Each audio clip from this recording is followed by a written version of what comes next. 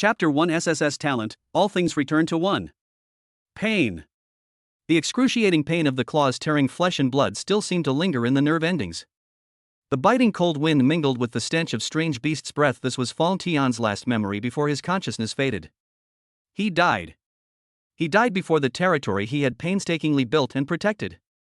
Used as bait to absorb alien beasts, they were pushed into the abyss of death by that despicable couple. However, the next second, Fong Tian suddenly opened his eyes.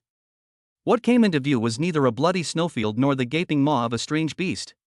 Instead, it was a familiar roof made of thatched roofs and simple wooden structures. He was lying on a hard straw bed. I'm not dead? Fong Tian was stunned for a moment and subconsciously touched his chest. It was smooth and intact, without any piercing wound. Immediately afterwards, a torrent of complex memories rushed into his mind, the violent impact causing him to groan and his temples to throb. A few seconds later, he understood completely. He was reborn. He returned to the third day of this era of universal lordship.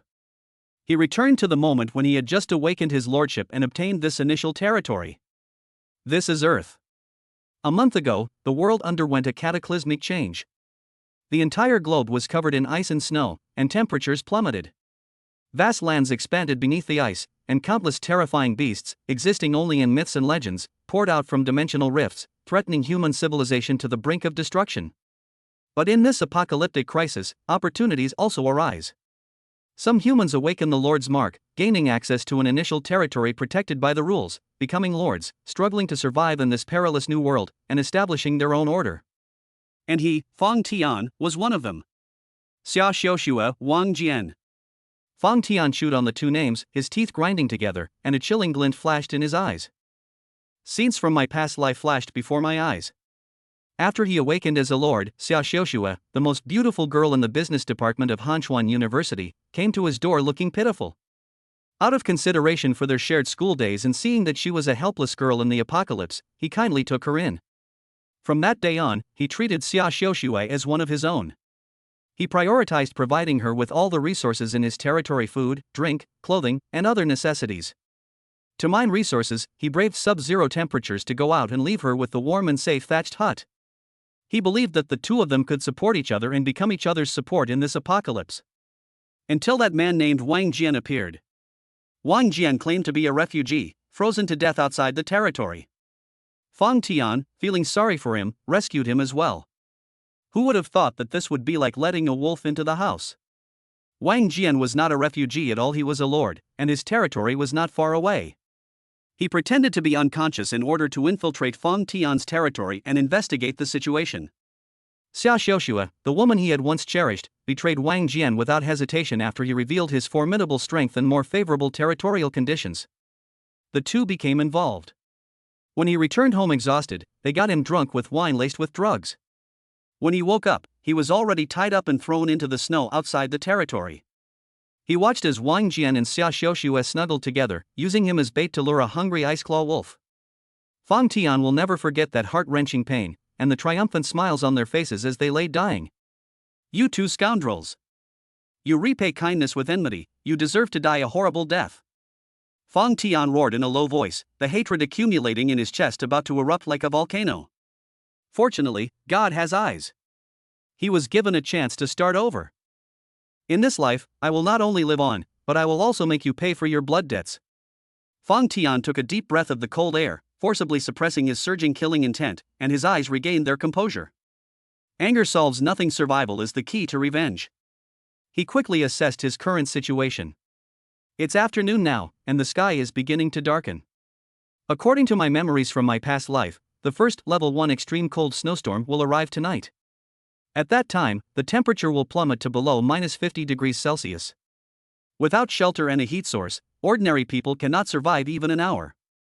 The only chance is to build a level 1 furnace before nightfall, using the Lord's core functionality. Level 1 furnace resists level 1 extreme cold, provides basic heat. Requires 50 wood, 20 stone. This is the data clearly displayed on the Lord's panel. In his previous life, the stones were brought by Xia Xiuxue, who had awakened a construction talent that allowed her to automatically obtain 20 stones every day. As for the 50 units of wood, Fang Tian himself had to brave the wind and snow, risking attacks from strange beasts, to painstakingly cut them down. He barely finished building the furnace just as darkness was falling, a near-death experience. Now, time is just as tight. We must gather timber immediately. Fang Tian made up his mind and was about to push open the simple wooden door of the thatched hut. Just then, a cold, mechanical voice rang in his mind. Ding!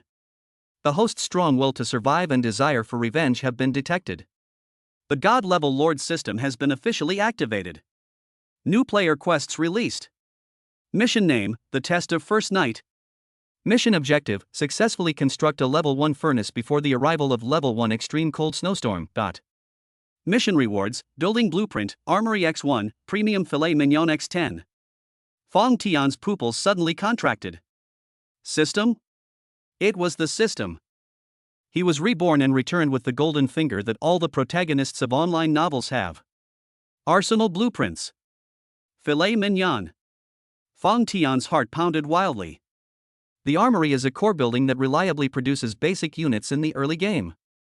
In his previous life, Wang Jian was able to snowball his power and far surpass his own by relying on his talent of summoning a level 1 soldier every day. And the armory means a continuous supply of troops. As for filet mignon, it was a life-saving luxury in the early days of the apocalypse when food was scarce. Ding! New player gift pack has been sent. Open it now? There's also a newbie gift pack? Activate. Activate immediately. Fang Tian silently chanted in his heart without hesitation. Ding! Congratulations, host, you have obtained the SSS level Super God talent, All Things Return to 1. Talent, Unity of All Things SSS rank, Unique. Effect, for each new resident with a system rating of 90 or higher added to the territory, the host will randomly awaken 1 talent. Boom! Fang Tian's mind was struck as if by a thunderbolt, and he was overwhelmed with joy in an instant. SSS level talent. And the effect is so incredible. A lord's talent is of paramount importance, determining the direction and potential for the territory's development. Talents are divided into many levels, from F to SSS. In his previous life, he only awakened an F-level physical enhancement, which had a negligible effect. And this unification of all things is simply a divine skill. It means that as long as he can recruit enough high-scoring citizens, he can possess a wealth of talents. Whether it's combat, production, construction, logistics. He will become an omnipotent being. Chapter 2, The School Beauty Becomes a Slave, Awakening an A-rank talent. The more high-quality citizens Fang Tian has within his territory, the more talents he will have. The faster the territory develops, the stronger Fang Tian becomes. Ha ha ha. Fang Tian couldn't help but chuckle softly as he imagined this wonderful scene, and the pent-up frustration in his chest vanished. The betrayal and death in the past life seemed to have been for the sake of achieving glory in this life. With this godlike talent, coupled with his precognitive memories, he will never again face such difficulties in the early stages of developing his territory in this life. Calm down, Fang Tian, calm down. He forced himself to calm down. Now was not the time to dream about the future. The most urgent task is to complete the mission, build a furnace, and survive the night. Collect wood and stones. He reached for the wooden door again, but just then, a faint but urgent knocking came from outside the territory. Thump, thump, thump. Along with the knocking, there was a very familiar female voice, trembling with sobs. Is anyone inside? Please open the door, I'm so cold. Fang Tian froze instantly. He slowly shifted his gaze, peering through the cracks in the thatched hut's wall towards the fence at the edge of the territory. A delicate figure was standing shivering in the wind and snow. The girl was wearing a JK short skirt that seemed completely out of place in this icy world. Her 2 long, fair legs were red and almost bluish-purple from the cold wind. Her pretty face, which would normally make countless boys dream of her, was now full of fear and a blush from the cold. She was rubbing her hands and stamping her feet anxiously. That's right, Xia Xiaoxue. She's here. The exact same time and the exact same scene as in my previous life. Fang Tian's eyes instantly turned cold and icy, without the slightest ripple. The foolish self from his past life, upon hearing that voice, excitedly rushed out to welcome her into the warm thatched hut, afraid that she might freeze even a little bit. But now. Is anyone inside? Please let me in. It's so cold outside, I'm freezing to death. Xia Xiaoxue's voice was pleading. As a reward, I I can give you all my supplies. I have 20 stones, which are building materials. Upon hearing this, Fong Tian's lips curled into a cold smile. Of course he knew. Xia Xiaoshue's awakened talent is the D-level, daily stone material. The effect is to automatically obtain 20 stones every day. This talent is indeed somewhat useful in the early stages when stone is scarce. However, as the territory upgrades and the demand for stone increases to hundreds or even thousands, her output becomes extremely insignificant. In his previous life, he used these 20 stones to gather the materials for the stove. But in this life, a murderous glint flashed through Fong Tian's mind. Perhaps, we should just let her freeze to death outside? This ends it all, and can be considered as a small revenge for my past self in advance. The idea lasted only a fraction of a second before he rejected it.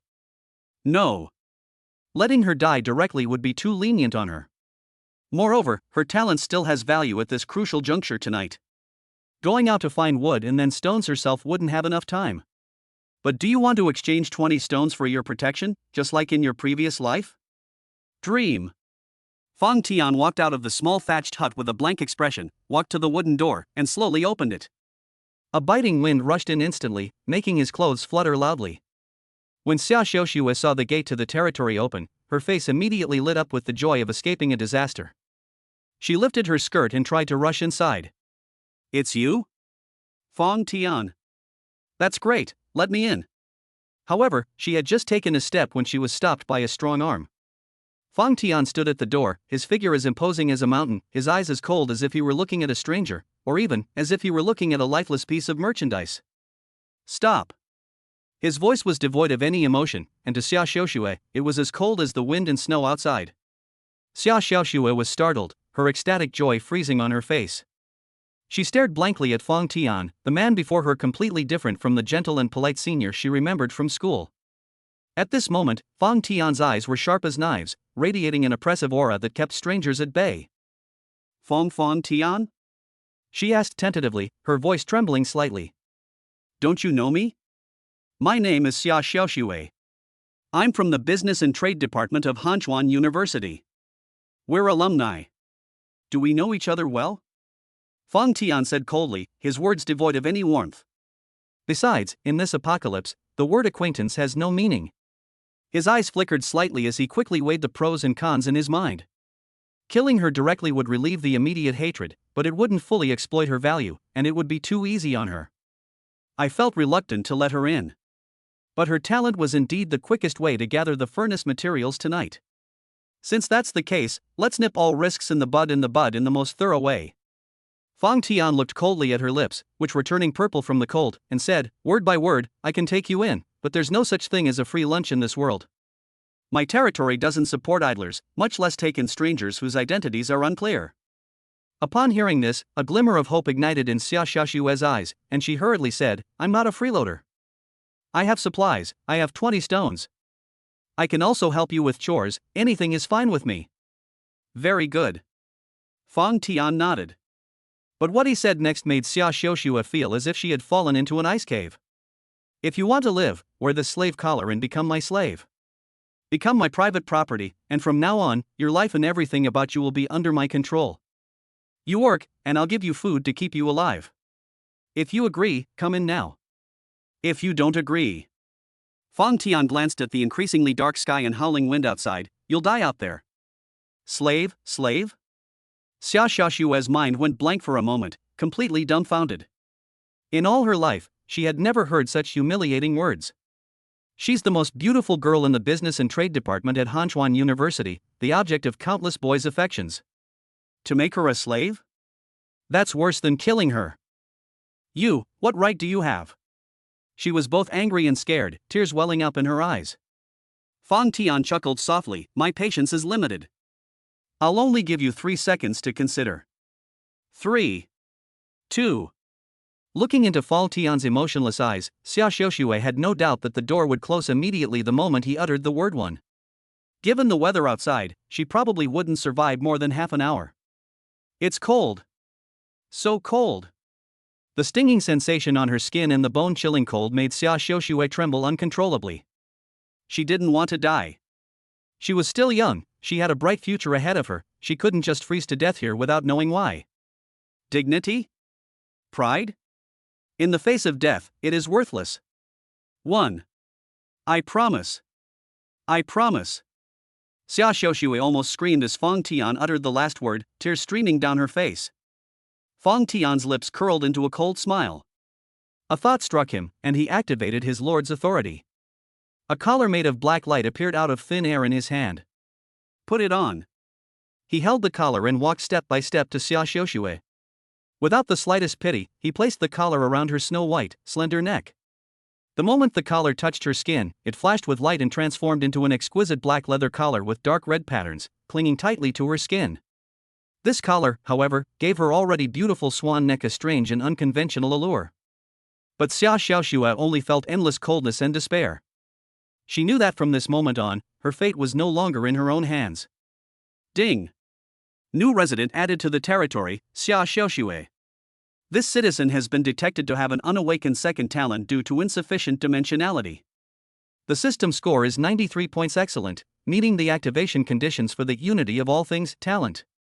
Congratulations, host. You have randomly awakened a new talent, King of Wood rank A. Talent, King of Wood grade A. Effect, the host's territory automatically gains 10 units of wood per second. Chapter 3 My Enemy from a Past Life, Wang Jian. Fang Tian's pupils suddenly contracted. It's an A-level talent. And the effect is so powerful. 10 units of wood per second? That's 600 per minute, 36,000 per hour, and a full 864,000 units per day. This is practically an endless supply of wood. With this talent, the need for wood in territory construction will no longer be a problem. He was overjoyed, but what surprised him even more was Xia Xiaoxue's rating. 93 points? A woman with a D-level talent, a selfish and vain personality, and a desire for power. The system score is a whopping 93? What exactly are the scoring criteria? Is it based on looks? Or does she possess some hidden value that I didn't know about in my past life? Due to insufficient dimensions, the second talent has not been awakened? What does that mean? Xia Xiaoxue actually has a second talent, but it hasn't been awakened because the conditions aren't met? Fang Tian glanced at her without showing any emotion, temporarily suppressing his doubts. Regardless, this result is a great thing for him. He released his grip and stepped aside to make way for him. Come in, my slave. Xia Xiaoxue froze, lowered her head in humiliation, and walked heavily into the haven she had traded her freedom for. As soon as she stepped into the territory, a warm feeling enveloped her, making her so comfortable that she almost groaned out loud.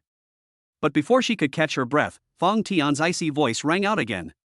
Don't just stand there, go and clean that thatched hut inside and out. I don't like living in a dusty place. Upon hearing this, Xia Xiaoxue felt a strong sense of resistance. She bit her lip and whispered, yes. Although she verbally agreed, Xia Xiaoxue dawdled over her actions. She went into the thatched hut, picked up a tattered cloth, and wiped it half-heartedly, plotting how to slack off.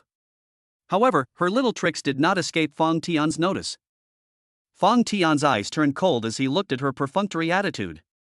With a flick of his wrist, the talent he had previously acquired was activated, and a piece of wood about a meter long and as thick as his wrist appeared out of thin air in his hand from within the lord's space, resembling a ruler. He stepped forward and, without any warning, swung his hand and slapped down. Smack! The crisp sound echoed through the thatched hut. Ah! Xia Xiaoxue cried out in pain, clutching her bruised buttocks, and jumped up. The burning pain brought tears to her eyes instantly. She looked back at Fang Tian with a mixture of shock, anger, and shame. A slave should act like a slave. Fang Tian weighed the wooden stick in his hand, his voice cold. If you dare to slack off again, it won't be 1 strike, it will be 10. Now, get back to work. Looking into his emotionless eyes, Xia Xiaoxue felt an even greater chill in her heart than when she was outside. She finally understood that this man was serious. He truly treated her like a slave who could be beaten and scolded at will. She dared not have any more ulterior motives. With tears in her eyes, she picked up a rag and began to clean meticulously. Fang Tian nodded in satisfaction. This was the awareness a slave should have. He ignored Xia Xiaoxue and focused his attention on the ground in his territory. A virtual territory unfolds in my mind. Fang Tian selected an area. Territory basic building, level 1 furnace. Crafting requirements, 50 wood, 20 stone. Daily maintenance requires 10 wood. Build now? Xia Xiaoxue, take out those 20 stones. Xia Xiaoxue, who was wiping the floor, trembled. Not daring to disobey, she could only hand over the 20 stones produced by her talent. Fang Tian looked at the stones on the ground and silently chanted in his mind, construct a level 1 furnace. Timber 50, stone 20. The first level furnace is under construction. Construction complete. As soon as the voice fell, a flash of light appeared on the open ground in the center of the territory. A furnace, half a person's height, constructed of rough stone, rose from the ground. Inside the furnace, roaring flames suddenly ignited, radiating intense heat. A visible warm current instantly swept across the entire territory. It completely shuts out the biting cold wind. The temperature within the territory, which had been somewhat chilly, rose rapidly, quickly reaching a warm, spring-like temperature of over 20 degrees Celsius. Ding! Congratulations, host, on completing the beginner's mission, the test of the first night. Mission rewards have been issued: Building Blueprints, Armory X1, Premium Filet Mignon X10. Fang Tian immediately checked the rewards. 10 beautifully presented filet mignon steaks appeared in his storage space. The arsenal blueprints then appeared as a construction option on his territory's surface. Level 1 Armory, consumes 10 iron ore to produce a level 1 melee unit, the Spearman Dut. Building requirements: 200 wood, 100 stone, 10 iron blocks.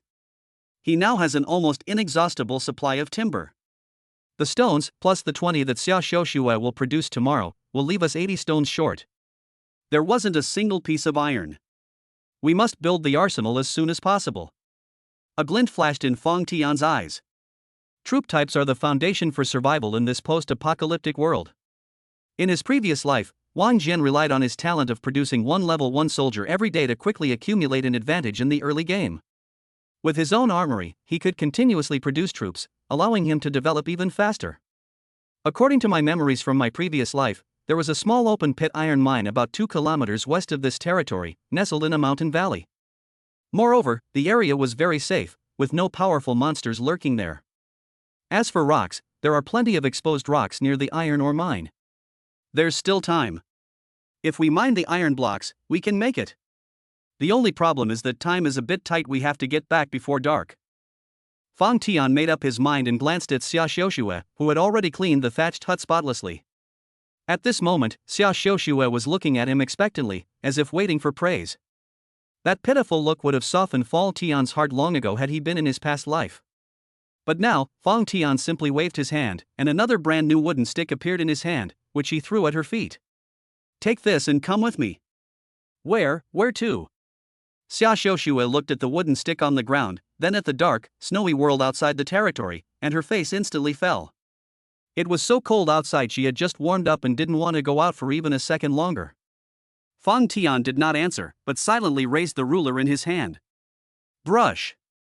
The sound of the stick whistling through the air sent a chill down Xia Xiaoxue's spine. She screamed almost reflexively, "Go! I'll go! I'll go right now!" After saying that, she quickly picked up the wooden stick from the ground, looking as if she was afraid of being beaten again if she was even half a second too slow. She felt extremely wronged. Xia Xiaoxue used to be the center of attention wherever she went. When had she ever suffered such humiliation? This Fang Tian is simply a devil.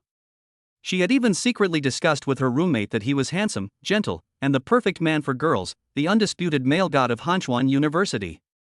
Now it seems, what a male god! This is clearly a stone that was dug out of a 10,000-year-old glacier and has come to life. It is cold and hard. Fang Tian was completely unaware of her inner thoughts and didn't care. He strode out of the territory, and Xia Xiaoxue could only follow behind, clutching the wooden stick and trembling. The two walked one after the other, braving the wind and snow, and soon passed through a sparse forest of dead trees. Based on his memory, Fang Tian accurately located the open-pit iron mine nestled in the mountain valley. It was a dark brown rock formation, still quite conspicuous despite being covered in snow. See those black stones? Fang Tian pointed to the rock formations. Use the wooden stick in your hand and smash them with all your might. Smash them 50 times in a row, and you can knock off a piece of iron. We must get back before dark. After saying that, he took the lead and swung the wooden stick, smashing it hard against the ore. Bang! A dull thud echoed through the valley. Having learned her lesson from the previous experience, Xia Xiuxue dared not be negligent in the slightest. Following Feng Tian's example, she used all her strength to smash the wooden stick against the black rock. Bang! Bang! Bang! The tapping sounds continued incessantly. Feng Tian's strength far surpassed hers. The frequency and force of his taps were terrifying. Xia Xiuxue, a pampered college student, was soon panting heavily, her hands numb. But the thought of Feng Tian's cold ruler kept her gritting her teeth, desperately trying to persevere. Time passed second by second, and the sky grew darker and darker. In the end, Feng Tian successfully mined 9 iron blocks, while Xia Xiuxue, despite her best efforts and extraordinary performance, only managed to knock down 3. 12 pieces, that's enough. Feng Tian glanced at the sky, then stored all the iron pieces in his storage space. Let's go back. He took Xia Xiuxue and quickly returned along the way they had come. Shortly after they disappeared into the depths of the forest, a man wearing a thick leather coat slowly stood up on a low hill not far from the iron mine. He stared menacingly in the direction Feng Tian and Xia Xiuxue had left. He licked his lips, looking thoughtful. If Feng Tian were here, he would recognize at a glance that this person was his enemy from his past life, the one who pushed him into the mouth of the strange beast Wang Jian. Chapter 4. Want some? Beg me. Wang Jian squinted, his pupils reflecting the silhouettes of Feng Tian and Xia Xiuxue disappearing into the snowstorm. Beside him stood a soldier with a vacant stare, holding a spear, but with a robust physique. This is his awakened talent C rank, daily recruit, which allows him to summon a spearman every day. A man and a woman, neither of them seem to have much fighting ability. Wang Jian stroked his chin, his eyes gleaming. That woman was stunningly beautiful. Her long, white legs were even more alluring in this apocalyptic, icy world, igniting a burning desire within him. And that man was probably no ordinary person. He was likely one of the lucky ones, like himself, who had awakened the Lord's mark. Should we take action now? The thought flashed through Wang Jian's mind for a moment, then he quickly dismissed it. No, that's too risky. Although he had a soldier by his side, creating a 2-on-2 situation, he didn't know the other's strength. If the enemy had awakened some powerful combat talent, rushing in recklessly could easily lead to his demise. In this apocalyptic world where human life was cheap, any mistake could be fatal. Humph, no rush. Wang Jian sneered and ordered the spearman beside him, let's go back first. He knew perfectly well that his advantage lay in accumulation. 1 soldier a day, 3 days for 3, 5 days for 5. Once he had amassed 5 or 6 soldiers, achieving overwhelming numerical superiority, wouldn't it be foolproof to deal with that man, seize his territory, and take his woman? By then, he, Wang Jian, will be in power. He is the only king in this region. Just as Wang Jian turned to leave with his soldiers, Feng Tian, who was hurrying through the snow with Xia Xiuxue, suddenly stopped in his tracks. A cold, impersonal system notification appeared in his mind without warning. Warning! Your territory has been detected as a potential attack target by the Lord of Cold Mountain Territory. Emergency mission triggered. How can I tolerate someone else snoring beside my bed? Mission objective: within 72 hours, completely eliminate the threat from the Cold Mountain Territory, the Lord's death or submission. Mission rewards: Hamburger Production Line X1, Territory Wall X1. Feng Tian's pupils suddenly contracted, and then a chilling killing intent rose from the depths of his heart. Cold Mountain Territory? Isn't that Wang Jian's territory? It seems Wang Jian was near the iron mine just now. Feng Tian understood. In his previous life, he didn't have time to explore this place on the first day, so he naturally didn't encounter Wang Jian. In this life, because I chose to come here to mine, I unexpectedly ran into this mortal enemy so early. What a small world. Feng Tian felt a tightness in his chest, and a strong sense of crisis surged into his heart. He knew Wang Jian's talent all too well, summoning a level 1 spearman every day. This talent was a huge advantage in terms of combat power in the early game. One a day, a steady stream given him some time, he could build a small army. By then, his territory, which hadn't even had a wall yet, would be gone. His soldiers were like a piece of thin paper, easily torn apart. We must speed things up. Feng Tian thought to himself, his eyes sharp. We must build the arsenal before he am assessing enough troops. Without further hesitation, he grabbed Xia Xiuxue's arm and quickened his pace back. The two rushed back to their territory before it got completely dark. Feng Tian slammed the gate to his territory shut, cutting off all contact with the outside world. Almost at the same time, a terrifying cold wave struck. Extreme cold and snowstorms, as expected, have arrived. Outside the territory, a fierce wind howled, its sound as shrill as the wailing of ghosts and wolves. Large snowflakes were whipped up by the gale, forming a white storm that lashed everything around it, relentlessly battering the fragile thatched huts and fences, as if trying to tear this small safe zone apart and devour it completely. However, no matter how fierce the wind and snow were outside, within the territory, however, it was as warm as spring. The central furnace burned quietly, the flames crackling within, the heat emanating from it forming an invisible barrier that firmly kept out all the cold and storms. The inside and outside of the territory are like two different worlds.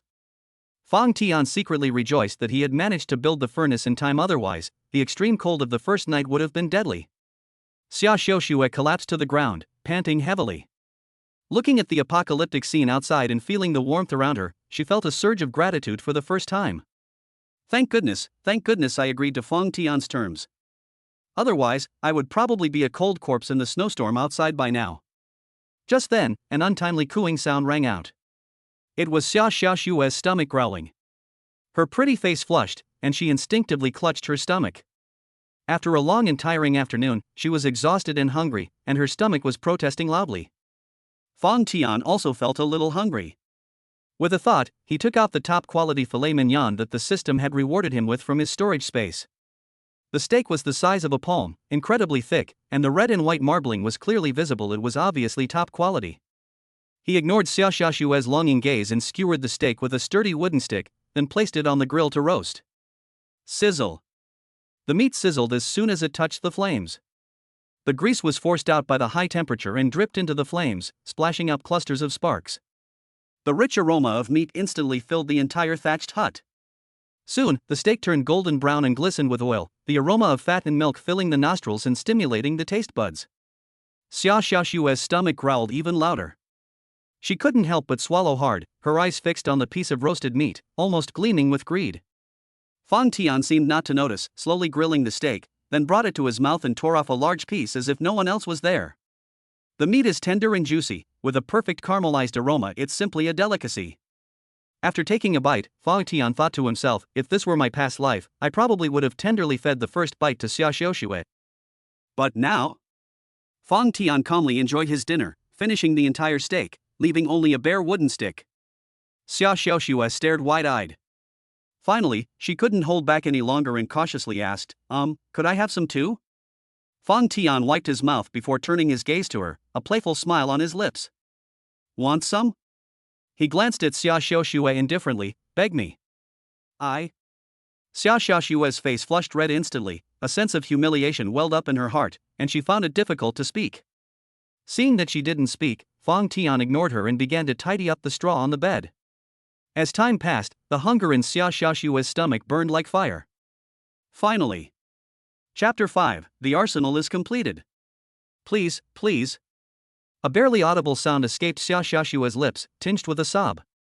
Fang Tian then turned around with satisfaction. He would torture this woman slowly, but naturally he wouldn't let her starve to death. So he casually took out a filet mignon and a wooden stick and threw them in front of her. Bake it yourself. His voice remained cold and devoid of any emotion. Xia Xiaoxue stared blankly at the raw meat and wooden stick on the ground. She had never lifted a finger since childhood, and had rarely even stepped into the kitchen, let alone grilled meat. But the hunger in her stomach and the saliva welling up in her mouth kept urging her on. So, she clumsily imitated Fang Tian's earlier actions, skewering the steaks and carefully placing them on the fire. However, Xia Xiaoxue clearly couldn't control the heat and distance well, and before long, a burnt smell wafted out. When she frantically retrieved it, the once top-quality filet mignon was now half raw and half burnt, with a completely blackened surface, a truly appalling sight. She looked at the culinary disaster with a wronged expression, but dared not say anything more. He blew off the black ash, closed his eyes, and gritted his teeth to take a bite. Although it was burnt and hard, and had a slightly bloody smell, the taste was really not good. But in extreme hunger, this failed roast meat seemed like a supreme delicacy. Xia Xiaoxue wolfed down her food, quickly swallowing the entire charred steak. The feeling of fullness and warmth from the food dispelled her fatigue. By the warm stove, listening to the howling wind and snow outside and the crackling of the flames inside, Xia Xiaoxue felt a strange and unprecedented sense of happiness and security. Before she knew it, she was extremely exhausted and curled up by the stove, falling into a deep sleep. Fang Tian looked at her peaceful sleeping face, shook his head, and had a complicated look in his eyes. In his past life, he had gone to great lengths to prepare food for her, but she was always picky. Now, she was actually enjoying a burnt steak. Humans are indeed complex. The next morning, just as dawn was breaking, Xia Xiaoxue was still fast asleep, with a satisfied smile on her lips. Suddenly, Fang Tian's icy voice rang in her ears. "Get up!" She groggily turned over, buried her face in the hay, and instinctively wanted to stay in bed a little longer. She used to sleep until she naturally woke up, sometimes not until the afternoon. Now it's only dawn, which is way too early. But smack! A crisp sound, followed by a sharp pain, came from behind. "Ah!" Xia Xiaoxue hissed, clutching her pert buttocks, and sprang up from the haystack. The burning pain almost brought tears to her eyes. She turned around in shock and anger, only to meet Fang Tian's cold, emotionless eyes. At this moment, she finally came to her full senses. "It turns out that I am already Fang Tian's slave." Seeing that Fang Tian was about to raise his hand again, she quickly scrambled to her feet. Fang Tian remained expressionless, just as he had yesterday. With a casual wave of his hand, a brand new wooden stick appeared in his hand, which he then tossed at her feet. "Take this and come with me to mine stones." Now that he knew Wang Jian was active near the iron mine in the west, Fang Tian naturally wouldn't risk going there. He chose a completely opposite direction from yesterday, leading Xia Xiaoxue to a small valley on the east side of the territory. The terrain here is similar to that to the west, with exposed rock strata, making it a good place for quarrying stone. Remember, a rock can be mined by striking it 20 times with all your might. Our goal today is to mine the rock, so don't be lazy, give it your all. After giving a brief explanation, Fang Tian took the lead and swung the wooden stick, smashing it hard against the rock. Bang! Xia Xiaoxue didn't dare to slack off, so she picked up a wooden stick and started smashing it with all her might. Bang! Bang! Bang! The valley echoed with monotonous and heavy tapping sounds. After a morning, Fang Tian, with his exceptional physical abilities, successfully mined 25 stones. Xia Xiaoxue was already drenched in sweat from exhaustion, her hands were cracked and blistered from the impact. She had tried her best but only managed to get 8 pieces. Fang Tian frowned slightly as he looked at the harvest on the ground. Seeing this, Xia Xiaoxue's heart skipped a beat.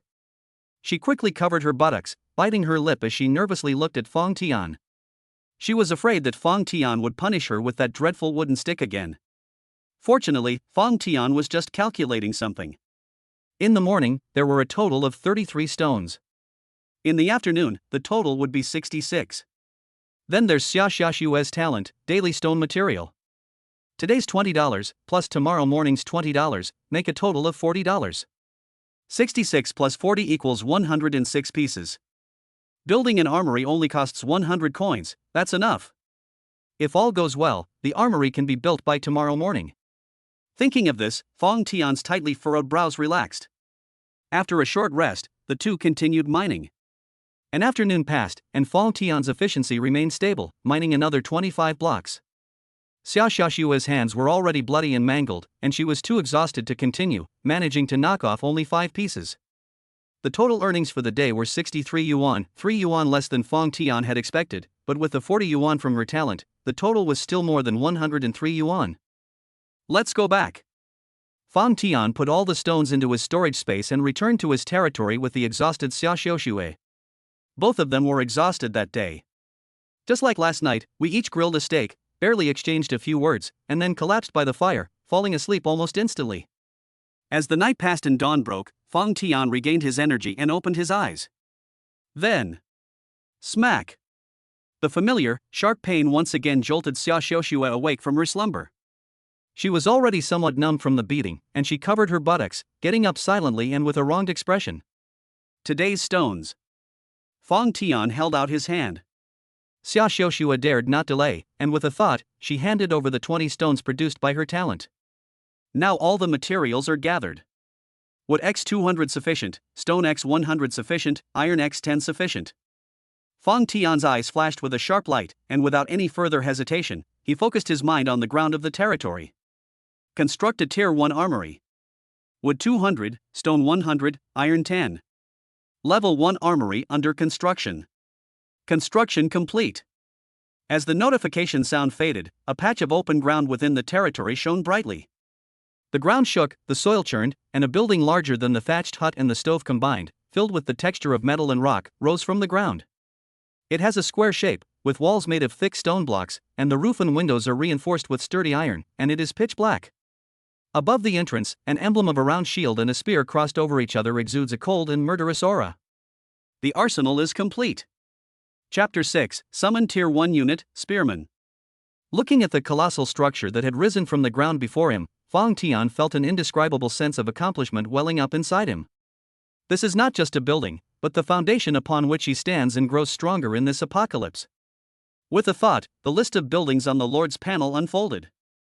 Level 1 Arsenal. Function. 1. Upon first construction, it comes with 5 spearmen. 2. For every 10 iron blocks consumed, 1 spearman can be summoned. 3. Resources required to upgrade a level 2 armory: 2,000 wood, 1,000 stone, and 100 iron. Alright. Fong Tian's eyes burned with fervor, and he chose to summon without hesitation. Summon the spearman. Summoning successful. 5 spearmen are ready. Unit type, Tier 1 spearman. Strength, Tier 1, Stage 5 maximum, Stage 9 per tier. As soon as he finished speaking, the heavy iron gate of the arsenal slowly opened, and a blinding light burst forth, illuminating the entire territory. As the light faded, 5 tall and imposing figures emerged from it. They wore simple leather armor, held sharp spears, and had resolute eyes and expressionless faces. Like the most elite warriors, they exude a fierce aura. This is the first army Fong Tian has built after his rebirth. Xia Xiuxue was startled by this sudden turn of events, and she rubbed her still sleepy eyes. When she saw the 5 spearmen standing in neat rows, her pretty face was filled with shock. Where did these 5 ancient warriors come from? This is amazing. She stared wide-eyed, looking the soldiers up and down, then glancing at Fong Tian beside her. He secretly marveled. This man may be a bit fierce, but he gives you a great sense of security. Shocked, Xia Xiuxue couldn't help but feel a secret joy. Luckily, I was quick-witted and decisively clung to Fong Tian's coattails. In addition, now that Fong Tian has his own soldiers, does that mean I no longer have to go out and smash rocks or iron? These past 2 days have left her with a sore back and aching waist, and her hands are covered in blood and gore. It's been a living hell for her. She secretly glanced at Fong Tian, a hint of anticipation in her eyes, thinking to herself, finally, I can be lazy and take a nap. Fong Tian had no interest in paying attention to Xia Xiuxue's little schemes. His gaze swept intently over the 5 spearmen, his heart filled with boundless pride. Now, we can finally start the mass production mode. Summoning spearmen requires iron blocks, so it seems I'll need to mine more iron ore next. By the way, the territory doesn't have a name yet. With a thought, Fong Tian typed a few words on the Lord's panel. Your territory has been named Apocalypse Territory. Territory, Apocalypse. Lord, Fong Tian. Territory level, Level 1. Lord Strength, Tier 1, Stage 4. Apocalypse. Fong Tian murmured, a cold smile curving his lips. In this apocalypse, he will build his own order from scratch and become the only apocalypse on this land. Naming done, time to get to work.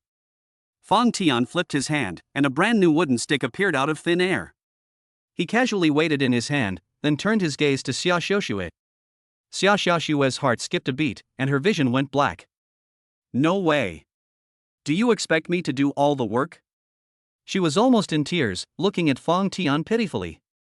But Fong Tian's eyes were cold, leaving no room for negotiation. Let's go, Fong Tian said calmly, his voice cold. Come mining with me. Xia Xiuxue wanted to cry but had no tears, yet dared not resist. She followed Fong Tian with a wronged expression, flanked by the 5 expressionless spearmen. Braving the wind and snow, the group left the territory. Outside the territory, the wind howled, and snowflakes scraped against the face like knives. Xia Xiuxue shivered from the cold, feeling both hatred and resentment towards Fong Tian. She had never suffered like this before. Fong Tian is cold and ruthless. Fong Tian is a straight-laced, iron-willed man. You stinking Fong Tian, you pig-headed Fong Tian. You don't know how to cherish a beautiful woman. He's a despicable capitalist. Fong Tian led the group to a new iron ore mining site. There was an exposed vein of ore, which gleamed with a deep metallic luster in the wind and snow. Without a word, he ordered the 5 spearmen to immediately disperse, swinging their spears and smashing them hard against the ore. Bang! Bang!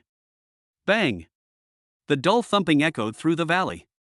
The spearmen were far stronger than ordinary people. Each strike was powerful and heavy, and their efficiency was astonishing. Fang Tian also personally took to the field. He became a first-level lord, his physique was strengthened to a certain extent, and he possessed the strength of the fourth stage of the first rank. His speed and power in wielding the wooden stick far exceeded that of ordinary people. Xia Xiaoxue was filled with complaints. But seeing Fang Tian and the soldiers working like machines, she dared not slack off. She picked up a wooden stick and frantically smashed it against the iron ore in front of her. Fang Tian would glance at Xia Xiaoxue every now and then to see if she was slacking off. Surprisingly, Xia Xiaoxue actually put in a lot of effort. In fact, every time Xia Xiaoxue smashed something, she would mentally imagine the iron ore in front of her as Fang Tian. Then, while smashing the object, he cursed inwardly, "Idiot! Dead idiot! Big idiot! I'll hit you, hit you, hit you, hit you." This peculiar spiritual victory method made her smash things with extraordinary enthusiasm. In fact, Xia Xiaoxue's mining efficiency today was much higher than yesterday. Fang Tian raised an eyebrow slightly, looked at Xia Xiaoxue, who was gritting her teeth, and didn't say anything more. Time flew by amidst the monotonous tapping sounds. A day has passed. 5 spearmen, each capable of mining 40 units of iron per day, totaling 200 units for all 5. With his exceptional physique and efficiency, Fang Tian also mined 20 units of iron blocks. Xia Xiaoxue, though exhausted and with aching hands, still managed to contribute 7 units of iron blocks today. Total harvest, 227 iron blocks. Fang Tian looked at the mountain of iron blocks piled up in the Lord's space, his eyes gleaming with excitement. Upon returning to his territory, he did not hesitate at all, immediately consuming 220 units of iron to summon 22 spearmen in one go. Summoning successful. 22 spearmen are ready. The arsenal shone brightly once again, and 22 new spearmen marched out in formation. At this point, Fang Tian now had a total of 27 spearmen under his command. This small army, although it is only the most basic type of troops, is definitely a force to be reckoned with in the early stages. Fang Tian was making plans in his mind. Upgrading a level 1 arsenal to level 2 requires 2,000 wood, 1,000 stone, and 100 iron. Currently, there is a significant difference between the iron blocks and the stone blocks. However, with 27 soldiers, it seems there is hope to upgrade the armory and unlock more powerful units. The next morning, Fang Tian led his team out again. He divided the 27 spearmen into 2 teams. You 15, go to Hontishan in the south and mine iron ore. Fang Tian pointed in a direction and gave the order in a deep voice. Without any hesitation, the spearmen obeyed the order and left, their figures quickly disappearing into the wind and snow. You 12, follow me and her to the eastern stone valley to mine stones. Fang Tian then pointed to another group of soldiers and Xia Xiaoxue beside him. When Xia Xiaoxue heard that she had to continue working, her pretty face fell, but when she saw Fang Tian's cold eyes, she still chuckled and revealed a sweet smile. Then he obediently followed. In his heart he thought, "Damn it, Fang Tian, you're trying to kill me. Just you wait, if I ever rise up, I'll stomp on you 10,000 times." Chapter 7. You've come to me willingly, but I can't beat you? Fang Tian, along with 12 spearmen and Xia Xiaoxue, returned to the valley to the east. The spearmen are equally efficient at mining stone, with each soldier able to mine 100 units of stone per day. 12 soldiers can make 1,200 units of stone a day. In addition, there was the mining done by Fang Tian himself and Xia Xiaoxue. In one day, a total of 1,262 units of stone were harvested. Meanwhile, at the Red Iron Mountain iron mine to the south, 15 spearmen contributed 600 units of iron blocks. Back in his territory, Fang Tian tallied up his day's harvest. Iron blocks, 600 units. Stones, 1,262 units. If it's wood. Fang Tian has an A-level talent, King of Wood, which automatically grants him 10 units of wood per second. That's 864,000 units of timber a day, a figure that's now astronomical. That's enough. Fang Tian's eyes flashed with a sharp light. With the addition of Xia Xiaoxue's talent, daily stone material, which automatically produced 20 stones today, the total number of stones has reached the target. There is more than enough timber. All upgrade materials have been collected. Without further hesitation, Fang Tian focused his mind on the territory's ground and located the building, Level 1 Armory. Upgrade to Level 2 Armory. Timber 2,000, stone 1,000, iron 100. The Level 1 Armory is undergoing upgrades. Promotion complete. Congratulations! Your territory building level 1 armory has been successfully promoted to level 2. As the system notification faded, the armory within the territory shone brightly once more. This time, the light was even more dazzling than before, almost enveloping the entire territory. The ground shook violently, and the walls of the arsenal began to rise and thicken at a visible rate. The originally black iron became more solid, and the stones became thicker. The entire arsenal has more than doubled in size, and its appearance has become more imposing, like an indestructible fortress. As the light faded, a brand new Tier 2 arsenal stood proudly before Fong Tian. Level 2 Armory. Function. 1. Upon first completion, it comes with 3 guards. 2. For every 100 iron blocks and 200 stones consumed, 1 guard can be summoned. 3. The guards are at the second tier, level 1, far surpassing the spearmen, and can take on 10 men at once. 4. Resources required to upgrade to a level 3 armory: 30,000 wood, 20,000 stone, and 10,000 iron. Looking at the attributes of the level 2 armory, Fong Tian couldn't help but smile with satisfaction. Tier 2 unit, guard. Strength equivalent to Tier 2, Stage 1. 1 can take on 10. Upgrading this troop type to level 2 guards brings a qualitative leap in combat power.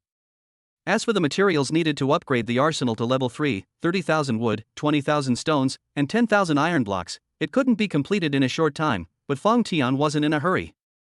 With our current strength, we are more than capable of dealing with Lord Wang Jian of Cold Mountain. It could even be said to be more than enough. Summon the guards. Summoning successful. 3 guards are ready. Fong Tian gave the order. The iron gates of the secondary arsenal opened again, and 3 figures, taller and more robust than the spearmen, emerged from them. They were clad in fine plate armor and wielded heavy swords, each step carrying a heavy sense of power.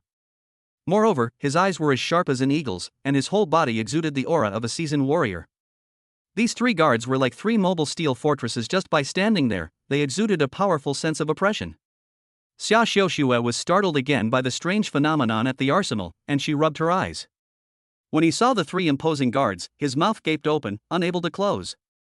Although she didn't understand combat strength, just by looking at their appearance, she knew that these 3 guards were definitely much stronger than the previous spearmen. Hiss. Her reverence for the heavens deepened once more. They upgraded Fong Tian's inner name from Fong Tian Pighead to Fong Tian Great Demon. And they were pondering when they would be able to overthrow the Great Demon's rule. After thinking about it, Xia Xiuxue felt somewhat desperate. It seemed there was no possibility of overturning the decision. But then she became happy again. It's good that they can't overthrow it. That way, all I have to do is cling to the powerful and obey them, and I can safely survive in this apocalypse. Fong Tian looked at the 3 guards and nodded in satisfaction. Now, there are only 24 hours left before the emergency mission issued by the system, completely eliminate the threat from Cold Mountain territory within 72 hours, is scheduled. It was already dark, and the extreme cold and blizzard outside the territory were still howling. Going out now would obviously be unwise. After eating the barbecue, Fong Tian turned and walked into the thatched hut, his heart filled with excitement, yet he had nowhere to vent it. So he casually called over Xia Xiuxue, whose mouth was covered in burnt food. Come over. Ah. Xia Xiuxue was taken aback, wiped her mouth, and looked puzzled, but still obediently moved over. Without saying a word, Fong Tian grabbed her and placed her on the straw bed in the thatched hut. I used her as a pillow, holding onto her high breasts and long white legs, and slept soundly all night. Xia Xiuxue was a little nervous and shy at first. She forced herself not to scream. But she was soon enveloped by the warmth and sense of security emanating from Fong Tian, and as she touched his firm abdominal muscles, she unknowingly fell into a deep sleep. The next day, just as dawn was breaking, Fong Tian woke up, rubbed the soft flesh on his hands, and listened to Xia Xiuxue's sleepy moans. His eyes were filled with murderous intent. With just over 10 hours left until the mission ends, it's about time to send Wang Jian on his way. He gathered his 27 spearmen and ordered in a deep voice, head westwards towards the west of the territory and find the exact location of the Cold Mountain territory. Once you find it, return immediately to report. The spearmen obeyed the order and charged into the snowstorm in perfect unison, speeding westward. As for the 3 powerful guards, Fong Tian ordered them to stay behind and guard the territory, hiding in the thatched hut to protect him. You 3, guard the territory. The 3 guards received their orders and went into the thatched hut to hide, their eyes scanning the surroundings warily. Not long after, the soldiers were sent out. Boom! A deafening roar seemed to shake the entire earth. The simple walls of the apocalypse territory, after a period of swaying and crumbling, finally gave way and collapsed with a crash. The raging, cold wind, like a wild horse, instantly swept into the territory, making the thatched hut and stove sway precariously. The flames in the first-class furnace flickered and were almost blown out. Fang Tian pushed open the door of the thatched hut with a stern face and walked out. Xia Xiuxue followed behind him, trembling with fear. She followed closely behind Fang Tian, looking at the raging wind and snow outside, her heart filled with fear. What happened? How did the wall collapse? Was it blown down by the wind? Will I freeze to death? Fang Tian glanced around and, after seeing the situation clearly, raised an eyebrow slightly. Because it was not the wind and snow that destroyed the wall. Instead, Wang Jian. He led 5 spearmen and braved the wind and snow to come to our door. When Wang Jian saw Fang Tian and then saw Xia Xiuxue beside Fang Tian, who was charming and had snow-white thighs, a greedy glint immediately appeared in his eyes. He laughed smugly. Are you the lord of this territory? Haha, as you can see, I have 5 spearmen, you can't beat me. Just surrender obediently. Hand over your territory and women, and maybe I can give you a quick death. Upon hearing this, Fang Tian smiled, his gaze towards Wang Jian quite amusing. This Wang Jian is quite interesting. You choose the path to heaven but refuse to take it, while you come knocking on the door of hell when there is no way out. Can't beat you? Hee, really? Chapter 8, Slaying Wang Jian and Advancing to the Second Rank. Yeah. The next moment, with a thought, 3 burly figures walked out of the thatched hut. It was those 3 fully armed guards. When Wang Jian saw that 3 more people had suddenly appeared on Fang Tian's side, his expression changed slightly. But he quickly regained his confidence. These 3 people, although they look imposing. However, he had himself, plus 5 spearmen, making a total of 6 people. On Fang Tian's side, including the 3 newly appeared guys and that delicate woman, there were only 5 people in total. If we don't count the women, there are only 4. In any case, our side has a significant numerical advantage. Humph. It's just a few more strange soldiers. So what? Wang Jian's expression turned slightly cold as he waved his hand. Arrogantly, he ordered his 5 spearmen, charge. Kill this ungrateful lord and seize his land and women. 5 spearmen immediately responded and stepped forward, their spears pointing straight at the sky. Fang Tian sneered and waved his hand casually. Immediately, a guard strode forward and stood in front of Fang Tian, like an insurmountable mountain. 1 man against 5 spearmen. Wang Jian almost burst out laughing when he saw this. He slapped his thigh and laughed heartily. He mocked. Haha, what are you trying to do? You actually expect him to take on 5 people at once? Stupid. Utterly foolish. You're just asking for death. He could almost see the strange soldier being brutally stabbed to death by his own spearmen. The more I thought about it, the more exhilarated I felt. However, the next moment, his smile froze on his face. The guard suddenly blurred into a shadow. Call. The sharp sword in his hand flashed through an arc like lightning. Put. The blade flashed and the 5 spearmen didn't even have time to react before the guards beheaded them with a single blow. Their figures turned into specks of light and vanished on the spot, leaving only a few broken pieces of iron. The whole process was incredibly fast, happening in the blink of an eye. Wang Jian's smile froze on his face. When he finally came to his senses, his expression changed drastically, and his eyes nearly popped out of their sockets. How is this possible? Wang Jian gasped in disbelief as he looked at the scene before him, his voice trembling. Surprisingly. Just one glance. His 5 spearmen were all dead? Xia Xiuxue's face flushed with excitement. She waved her little fists and shouted, Go! Go! Kill him! Kill this bastard! Then, she looked at Wang Jian triumphantly. Her pretty face was filled with pride. Ah, you shorty! Didn't expect that, did you? You dared to attack our territory? Humph. We're guards. Second-class soldiers. 1 against 5. That's quite a challenge for a guard. He can easily take on 10. Upon hearing Xia Xiuxue's words, Wang Jian's face turned deathly pale. I felt like I was dreaming, because everything before me seemed so unreal. Guards. It turns out those weren't strange soldiers at all, but rather a level 2 soldier, the guards. They could take on 10 at once. But At this moment, the lord of this apocalypse territory had actually summoned a level 2 soldier? So, all that confidence I showed up with, leading 5 spearmen, was actually just a clown? He was filled with endless fear and turned to run away. However, it was too late. Just as he turned around, dense and orderly footsteps came from outside the territory. All 27 spearmen that Fong Tian sent out have returned. They poured into the territory from outside the collapsed wall in perfect unison, wielding spears, and surrounded Wang Jiantuan. Looking at the dark mass of 27 spearmen before him, Wang Jian was completely shocked. He simply couldn't understand how Fong Tian had managed to do that. They must own an arms factory, right? But how could an armory be built so quickly, and even upgraded to a level 2 armory, summoning a level 2 unit, the Guardian? That's really difficult to do. Don't you need to kill alien beasts and get building blueprints? Even if you're lucky enough to have the blueprints, you still need to collect materials to build the structure, right? Then you'll have to collect materials and summon minions, right? But you already have a level 2 armory, did you cheat? You must be using cheats. Otherwise, if you want to do it, that's another option. Wang Jian thought it was simply a fantasy. At that moment, his mind was in turmoil, and he was filled with extreme fear. His legs went weak, and he collapsed to his knees with a thud. My lord, spare me. I was wrong. I'll never do it again. Please, spare my life. I am willing to submit. I am willing to offer you my territory and all my resources. Wang Jian wept uncontrollably, kowtowing and begging for mercy. He is now filled with nothing but endless regret. If he had known earlier that the lord of this apocalypse territory was so unfathomable, he would never have willingly offered himself up to die at this time. If he could turn back time and do it all over again, he would definitely work hard to develop and take things one step at a time. But Fong Tian didn't want to waste any more words. He looked coldly at Wang Jian, who was kneeling and begging for mercy, without a trace of emotion in his eyes. The betrayal and suffering of his past life would not allow him to show even the slightest mercy. Die.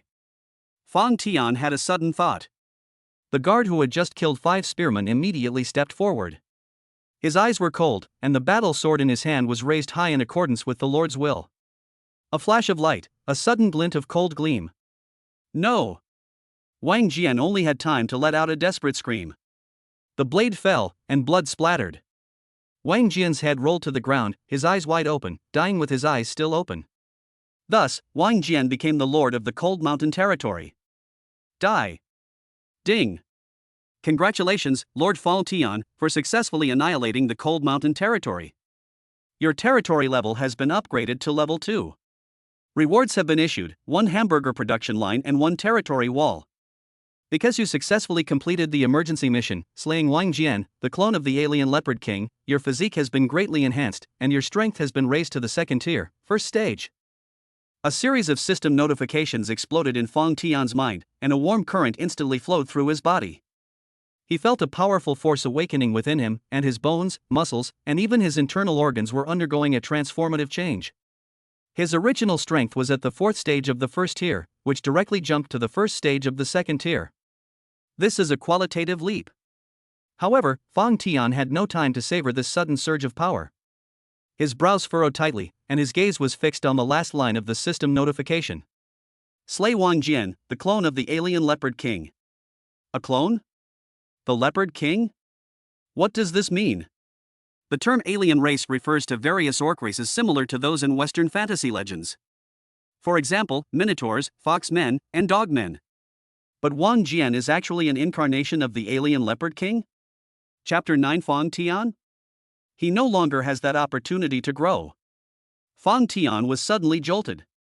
Is Wang Jian an incarnation of the alien leopard king? How is that possible? He knew Wang Jian in his past life. At that time, Wang Jian pretended to be just an ordinary refugee. Only later did he realize that he was also a lord, and that he was inherently vicious. But if he really was the incarnation of the Leopard King, then Wang Jian in his past life should have become incredibly powerful long ago. Why would he need to bewitch Xia Xiaoshui and use such cunning methods to kill him, just to seize his territory? Etc. A thought suddenly flashed through Fong Tian's mind, and his eyes narrowed sharply. Xia Xiaoshui. He suddenly remembered Xia Xiaoshui's second talent, which had not been awakened due to insufficient dimensionality. Could it be that in his past life, Wang Jian killing him was merely a side effect, and his true target was actually Xia Xiaoxue? Fang Tian thought about it more and more, and it made more sense. The system gave Xia Xiaoxue a score of 93, which is enough to show that Xia Xiaoxue's potential is far more than it appears on the surface. If Wang Jian really is the clone of that Leopard King, in that past life, you must have known a lot.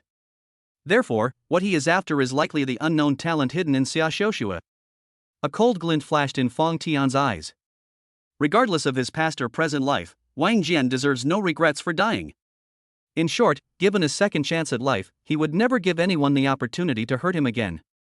Meanwhile, thousands of miles away, deep within a massive mountain range covered in ice and snow, inside a magnificent black fortress, on a massive throne, a burly figure suddenly opened his eyes.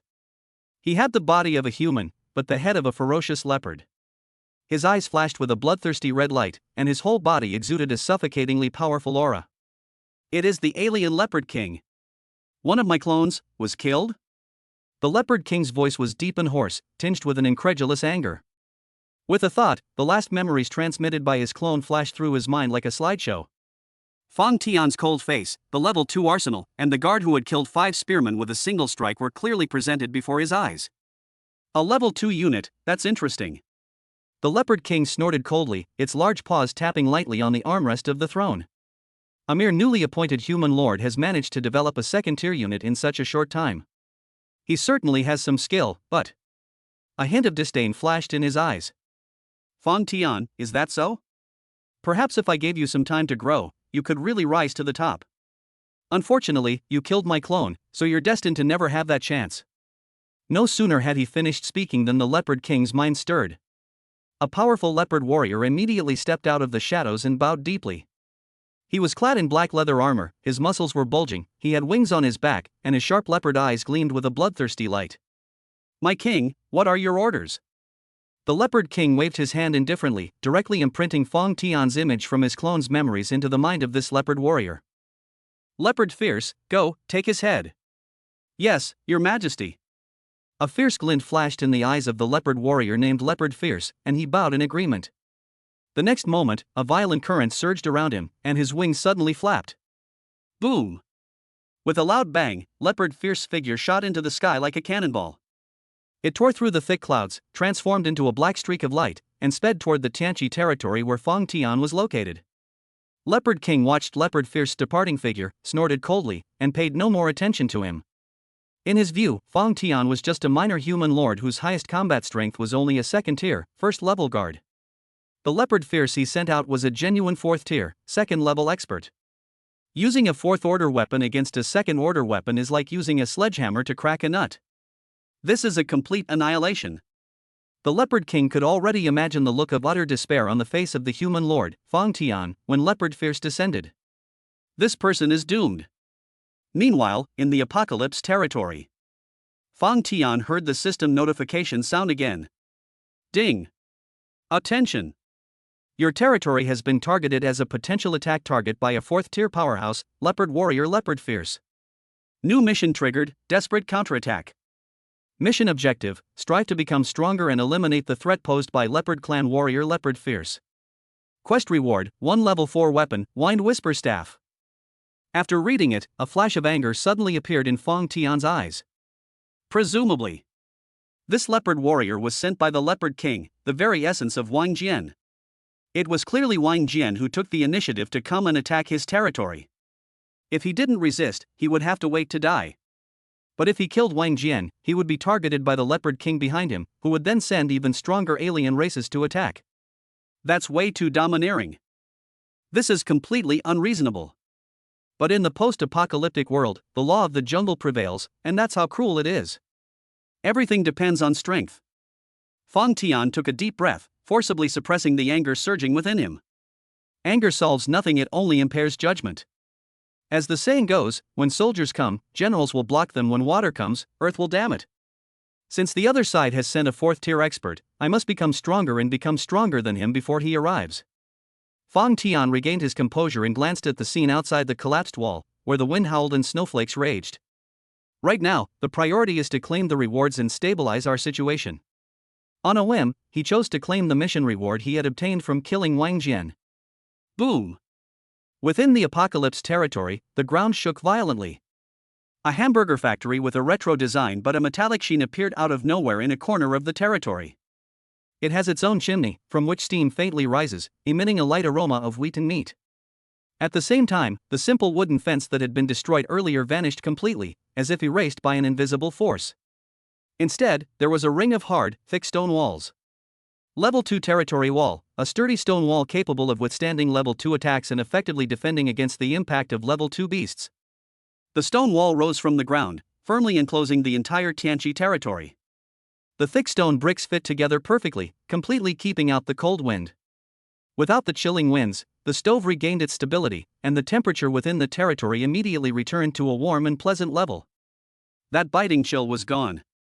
Xia Xiaoxue was pleasantly surprised to find that her body, which had been stiff from the cold, warmed up instantly, and she couldn't help but sigh comfortably.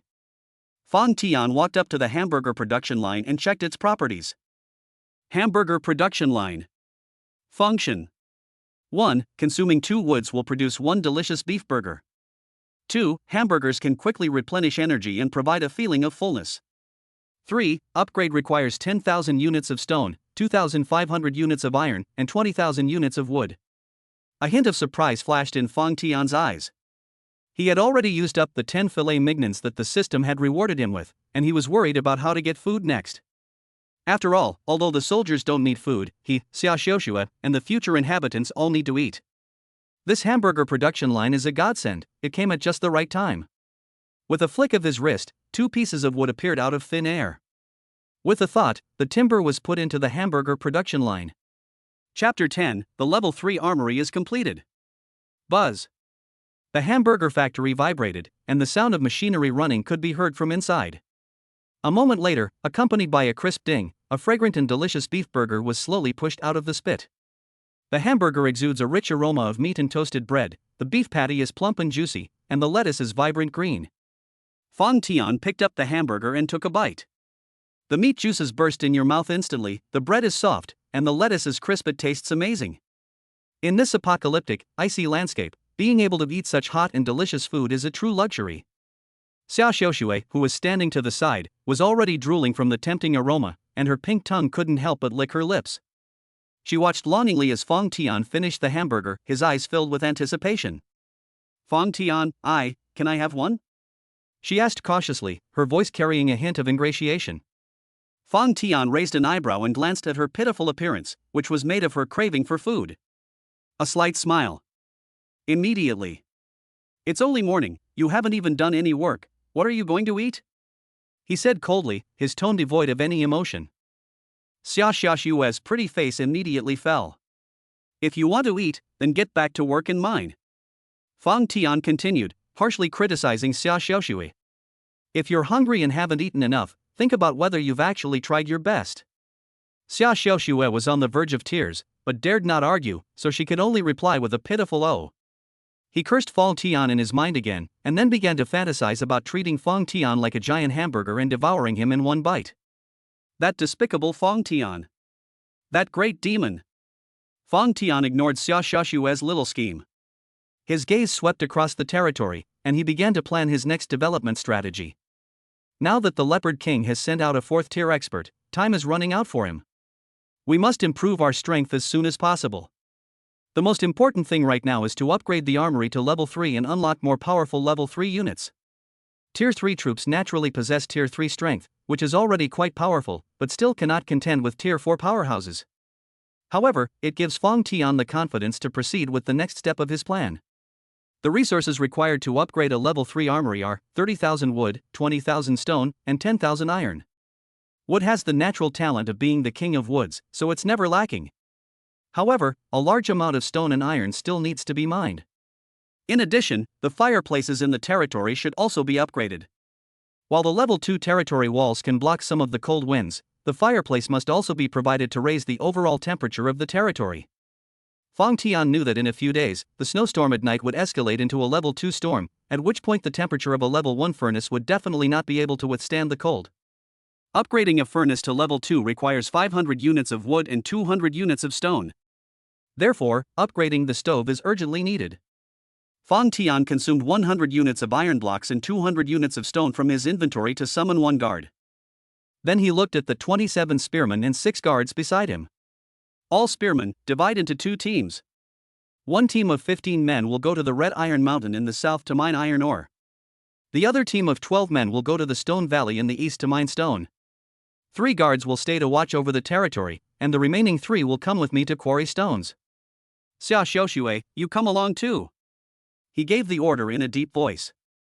Without any hesitation, the spearmen and guards immediately obeyed the order, rushed out of their territory in unison, and began their work despite the wind and snow. Xia Xiuxue was filled with complaints in her heart. But Fang Tian's eyes were cold, so she didn't dare to say anything and could only obediently follow him. Fang Tian personally took to the field. His current strength has reached the 2nd stage, and his power and speed in wielding the wooden stick far surpassed what he used to have. Every strike was powerful and heavy, and his efficiency was astonishing. Under the leadership of Fang Tian and 2 guards, the speed at which the stones were mined reached a terrifying level.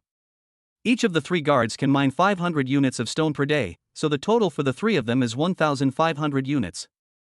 The other 12 spearmen can mine a total of 1,200 units.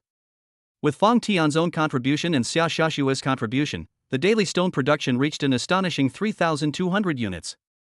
On the other hand, 15 spearmen can mine 600 units of iron ingots a day. With Xia Xiuxue's daily stone material talent, 20 stones are automatically produced every day. In just one day, Fang Tian had accumulated enough stones to upgrade the armory, but more than enough to upgrade the furnace. He chose to upgrade without hesitation. Timber 500, stone 200. The furnace is being upgraded to level 1. Promotion complete. Congratulations! Your territory building level 1 furnace has been successfully promoted to level 2. The furnace within the territory instantly expanded, the flames intensified, and the heat it emitted became even more intense. The temperature throughout the territory is more naturally comfortable. Level 2 furnace can withstand a level 2 extreme cold storm, providing ample heat to the territory. Routine maintenance requires 200 wood. Upgrade requires 30,000 wood and 30,000 stone. Fang Tian nodded in satisfaction. With the upgrade to a level 2 furnace complete, the territory is now even more secure. As for the 3rd level furnace, there's no rush. Save the materials for upgrading the armory first. Next, Fang Tian added the 600 iron blocks he had mined that day, the remaining 400 iron blocks, and 2,000 units of stone.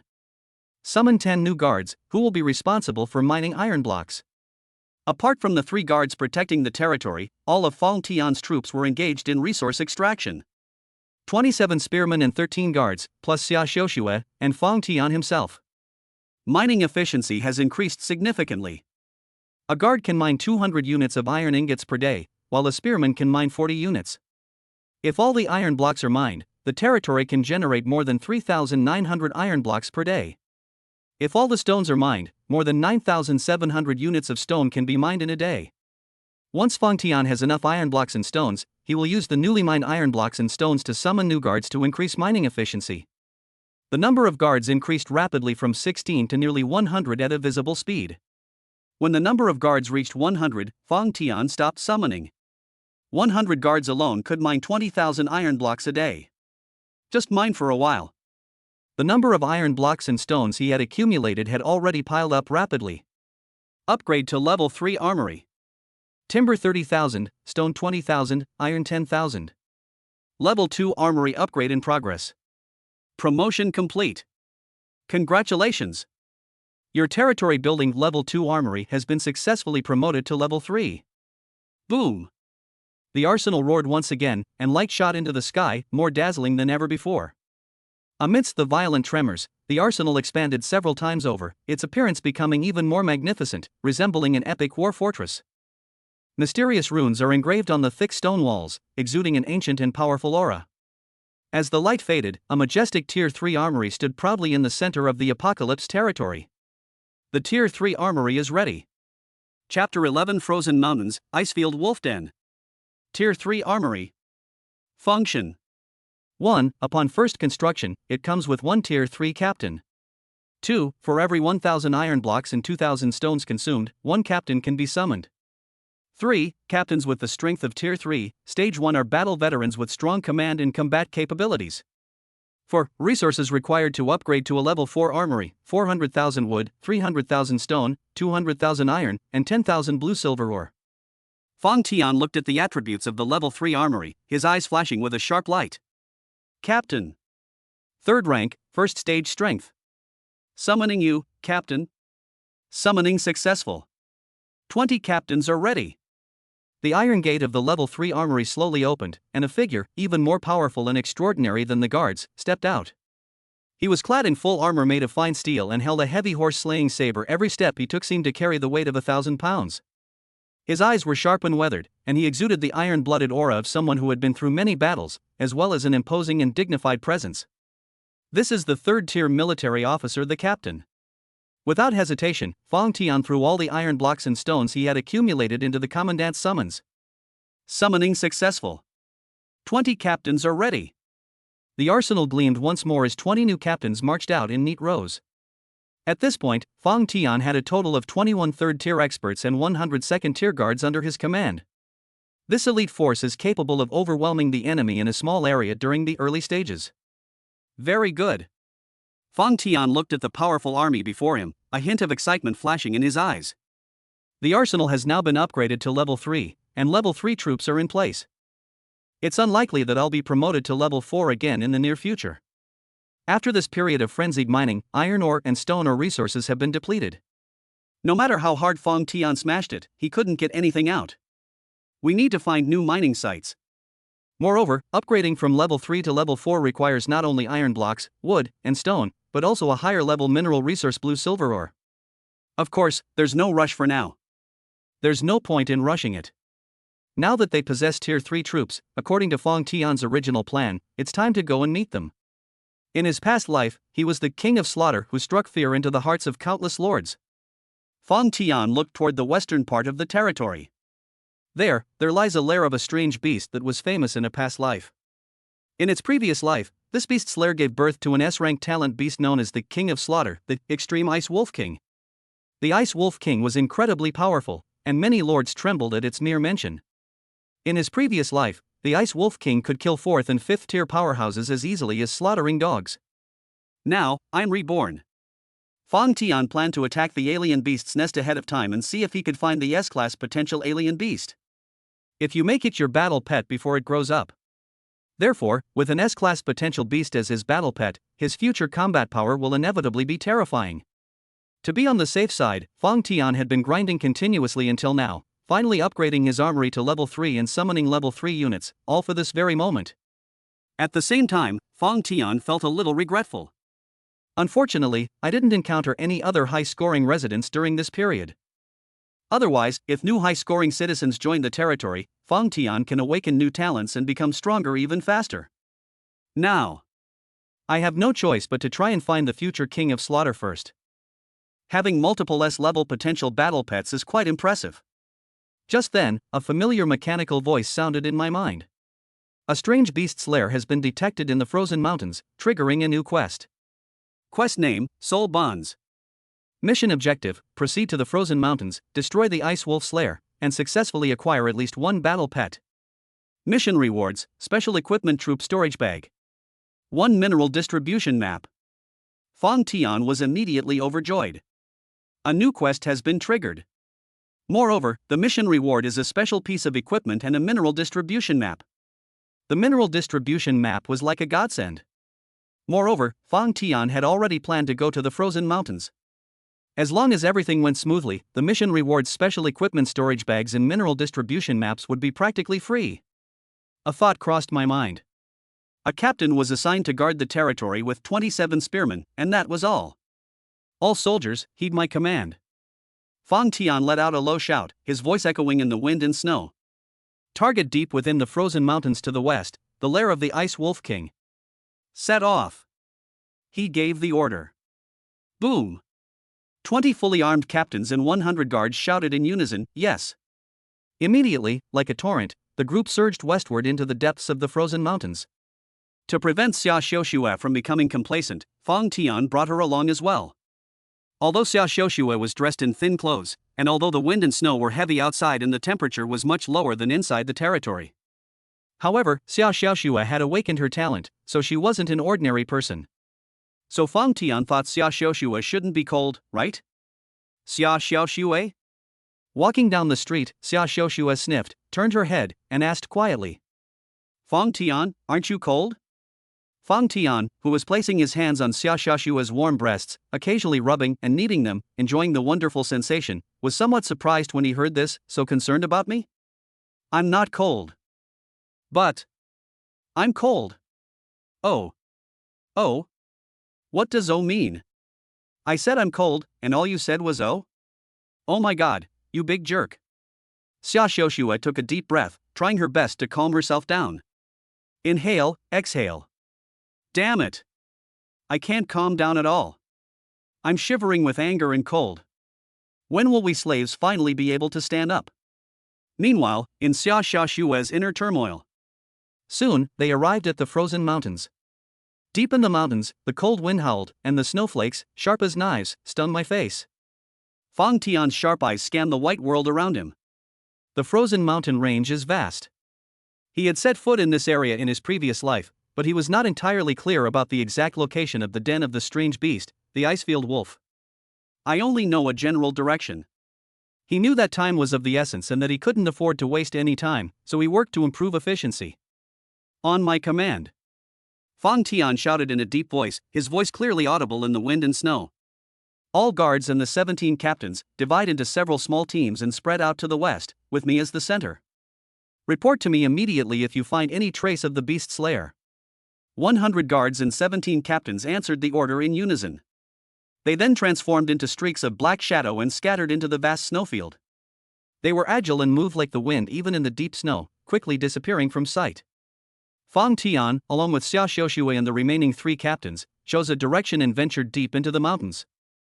Fang Tian, it's too cold here. What are we supposed to do here? Xia Xiaoxue shrank her neck. She didn't understand why Fang Tian had come here out of the blue.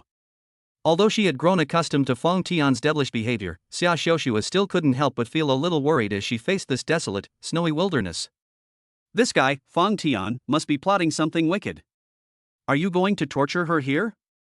No way, it'll get ruined. Fang Tian didn't turn around, but simply said, Little mouth. Xia Xiaoxue understood. He gestured with his hand as if pulling a zipper, and said sullenly, okay, I won't talk. I'm mute. Fang Tian didn't pay attention to Xia Xiaoxue. He knew that the frozen mountains were actually very dangerous, but at this point in time, having 3 captains by his side was enough to handle most emergencies. Moreover, the soldiers he had sent out were actually in the vicinity of Fang Tian, which could help Fang Tian scout the situation and eliminate dangers. With a thought, they can quickly arrive to provide support. In addition, in order to find and contract the S-Class potential Ice Wolf King as soon as possible. Taking a small risk is still worthwhile. Time passed second by second, but Fang Tian received no reports from the soldiers. However, just as he was leading Xia Xiaoxue through a patch of jagged rocks covered in ice and snow, the view suddenly opened up before them. A snow-covered valley with a narrow entrance but an extremely spacious interior appeared before them. Deep in the valley, at the innermost part, a dark cave entrance can be vaguely seen. An unusual chill emanated from the cave entrance. Fang Tian's eyes lit up with a hint of joy. He knew that this was the den of the strange beast, the Icefield Wolf, that he was looking for.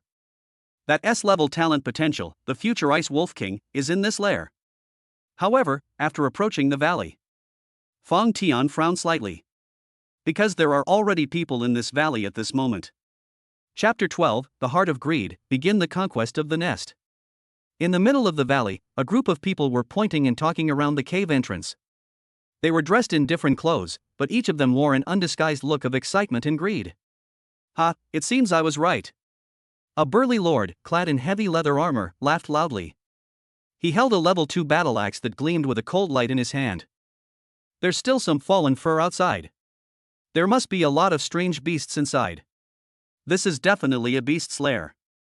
Once we go in and kill these beasts, we'll have their pelts, their meat, and we can even get beast crystals from them.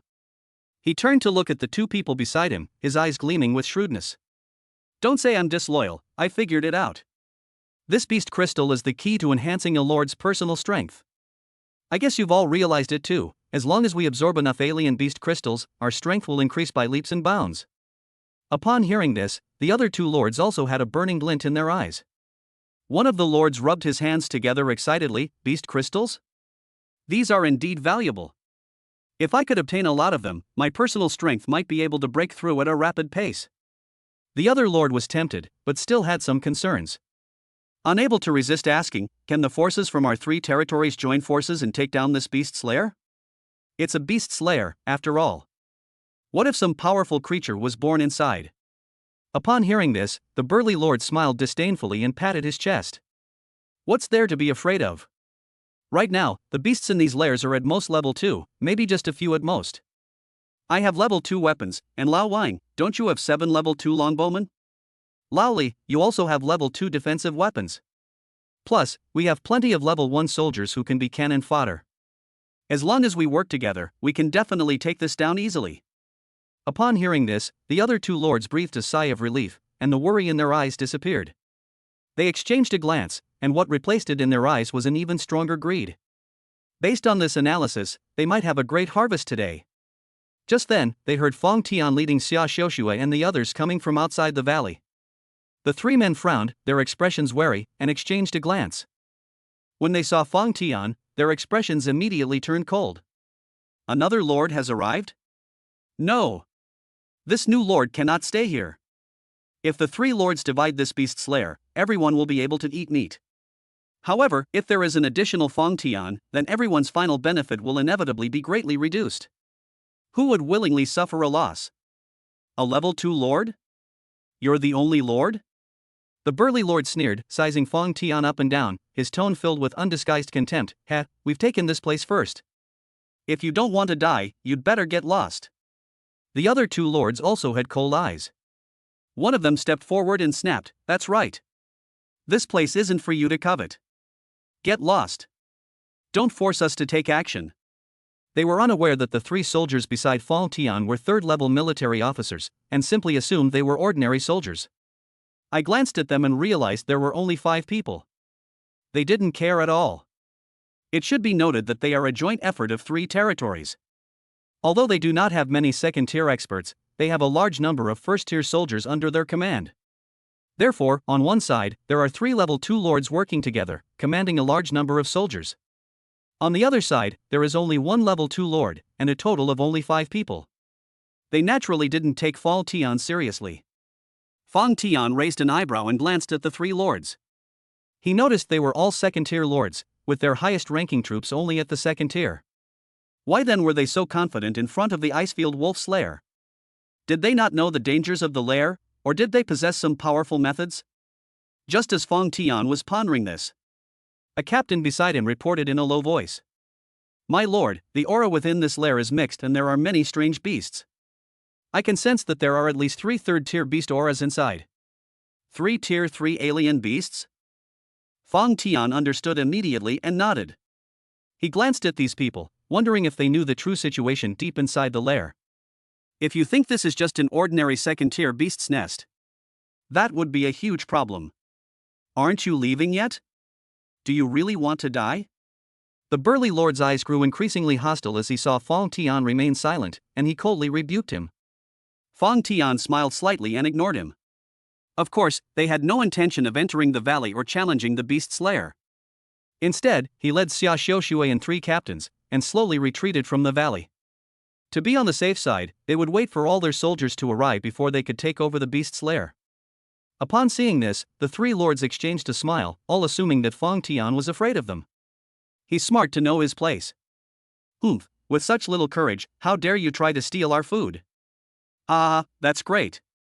After this, how about the 3 of us form an alliance? Great idea. They chatted easily, looking quite pleased with themselves. In fact, as Fong Tian withdrew, a thought suddenly occurred to him. He has already begun calling out to the scattered guards and captains, ordering them to quickly regroup in his direction. What happens to the beast's lair during the gathering period? Fong Tian chuckled coldly to himself. Since these 3 lords are so confident, let them explore first and test the waters. Since someone is eager to be my guide, this is such a good thing, such a rare and kind person. Why wouldn't Fong Tian be happy to do it? Fong Tian found a relatively clean snow slope near the valley, sat down, ate the hamburger he had brought, and quietly waited for his soldiers to arrive. Inside the valley, to avoid any unforeseen complications, the three lords chose to directly attack the beast's lair. Charge! Brothers, the alien beast crystal is waiting for us ahead, the burly lord commanded. His first-class axemen all burrowed into the dark entrance of the lair. The other two lords were also invigorated, as if they had been injected with chicken blood, and sent all their first-class troops, the rattan armor soldiers and the yellow mud soldiers, into the lair. However, strangely enough, after all the level 1 soldiers went in, there was absolutely no movement. It was as if a stone had sunk into the sea. There wasn't even a scream. The three lords were stunned for a moment, their expressions somewhat bewildered. What's going on? What's going on? Is there a trap inside? Lord Wang asked in confusion. A hint of seriousness flashed in the burly lord's eyes, and he frowned slightly. But it was soon replaced by greed. There are no traps in the beast's lair. The beast must have heard the noise, ambushed them, and eaten them all. Old Wang, here's what we'll do: release your longbowman and use rattan armored arrows to set it on fire. That way, even if something goes wrong, you can get away with it in time. Chapter 13: Shifting the blame eastward. Fong Tian is the scapegoat? Upon hearing this, the lord surnamed Wang nodded and took a deep breath. He then dispatched 7 of his Tier 2 units longbow archers. To be on the safe side, they naturally wouldn't let the longbowmen go in directly, but instead ordered them to fire flaming rattan arrows into the nest. These rattan beetles are soaked in tung oil, so they ignite easily and burn for a long time before shooting into their nests in a flash. Once it boils, it causes considerable damage. Whoosh! Whoosh! Whoosh! The flaming rattan arrows shot into the cave entrance like streaks of meteors. This time, sure enough, something happened. A whoa! A series of deep, threatening wolf howls echoed from the depths of the cave. Immediately following, a large group of agile, snow-white furred alien beasts, including many second-tier beings, appeared. Their eyes were bloodshot, and they surged forth like a tidal wave. Their eyes gleamed with a bloodthirsty light, their fangs were menacing, and they exuded a ferocious aura. Ha ha! They really are level 2 alien beasts. Brothers, kill them! Upon seeing this, the burly lord laughed heartily, excitedly brandishing his battle axe, and was about to lead his soldiers to charge forward. The other two lords were also invigorated, commanding their respective soldiers to prepare for a fierce battle with the Icefield wolf pack. However, the smiles on their faces froze the next moment. Roar! Suddenly, a terrifying roar echoed through the valley, as if it came from the deepest abyss. It descended with a terrifying pressure. A massive, cold shadow slowly emerged from the entrance of the lair. It was more than twice the size of an ordinary direwolf, its fur was as hard as steel, and its eyes burned with a ghostly blue flame. A terrifying aura belonging to a third-tier beast pressed down on everyone present as if it were a tangible force. Not good. The burly lord's expression changed drastically. He felt an immense pressure that made his legs go weak. At this moment, his heart was practically leaping out of his throat. This feeling, could this be a third-tier alien beast? Wait, there's more than one? He stared ahead, his voice trembling, his eyes filled with terror. Run! Run! Before he finished speaking, he immediately turned and ran, with no fighting spirit left. A den of strange beasts? Go to hell! It should be understood that the difference brought about by each level of strength improvement is like a complete upheaval. If he had known there were third-tier beasts inside, he would never have come.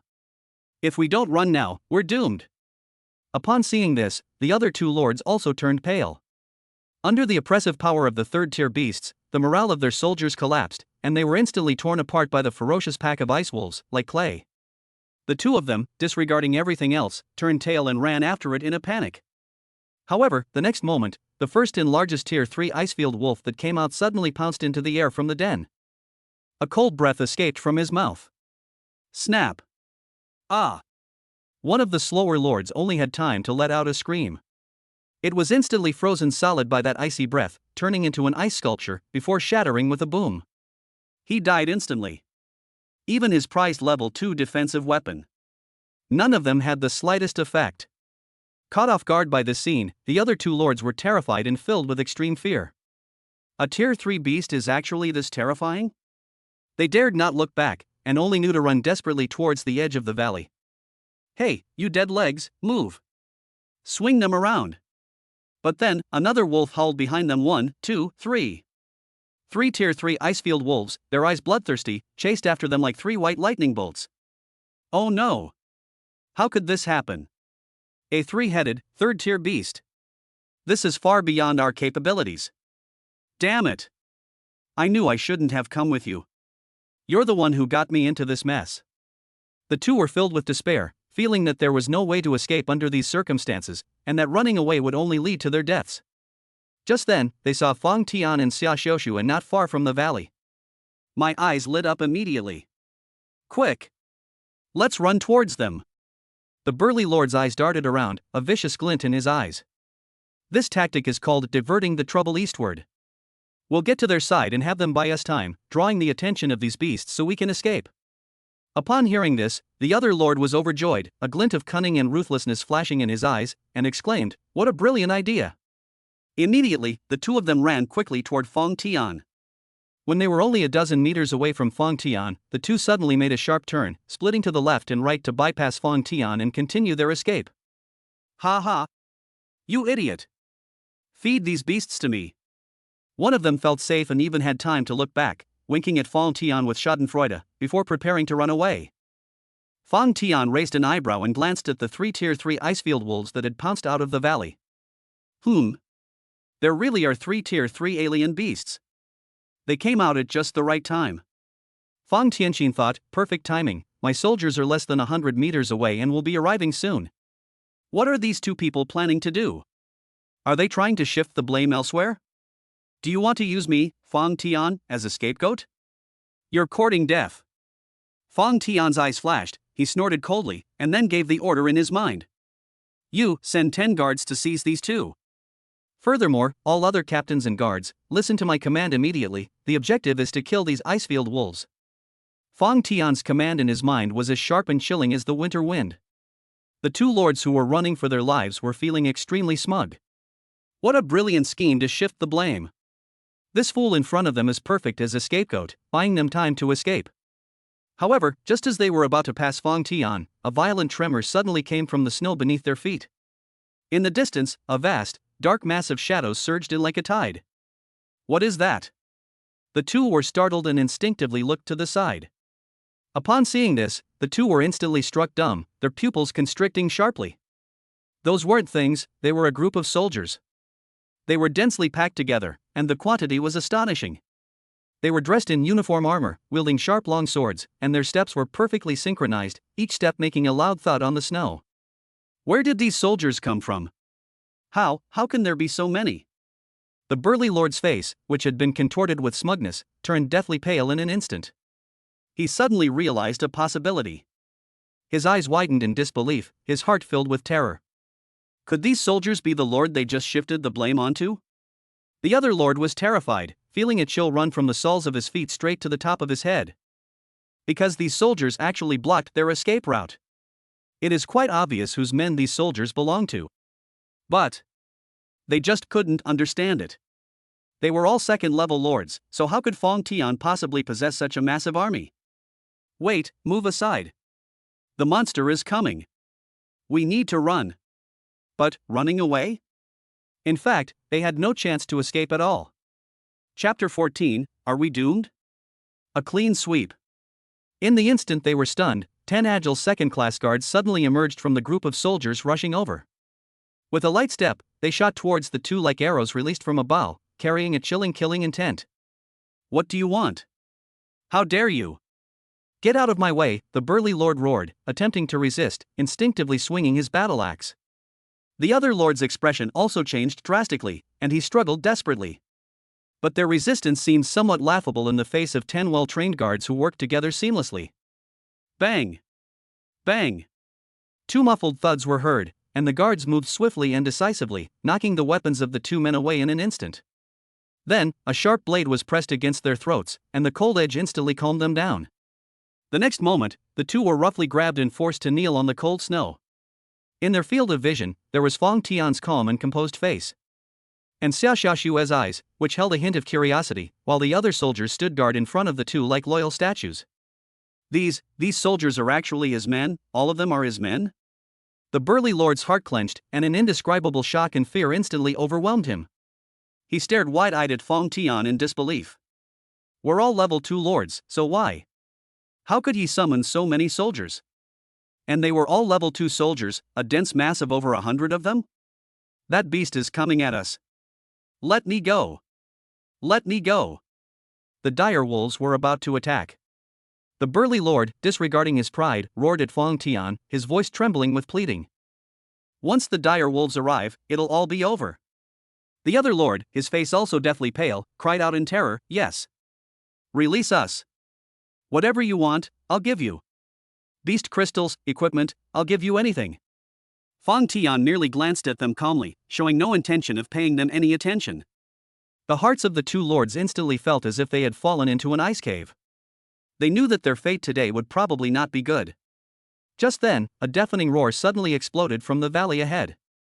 Roar!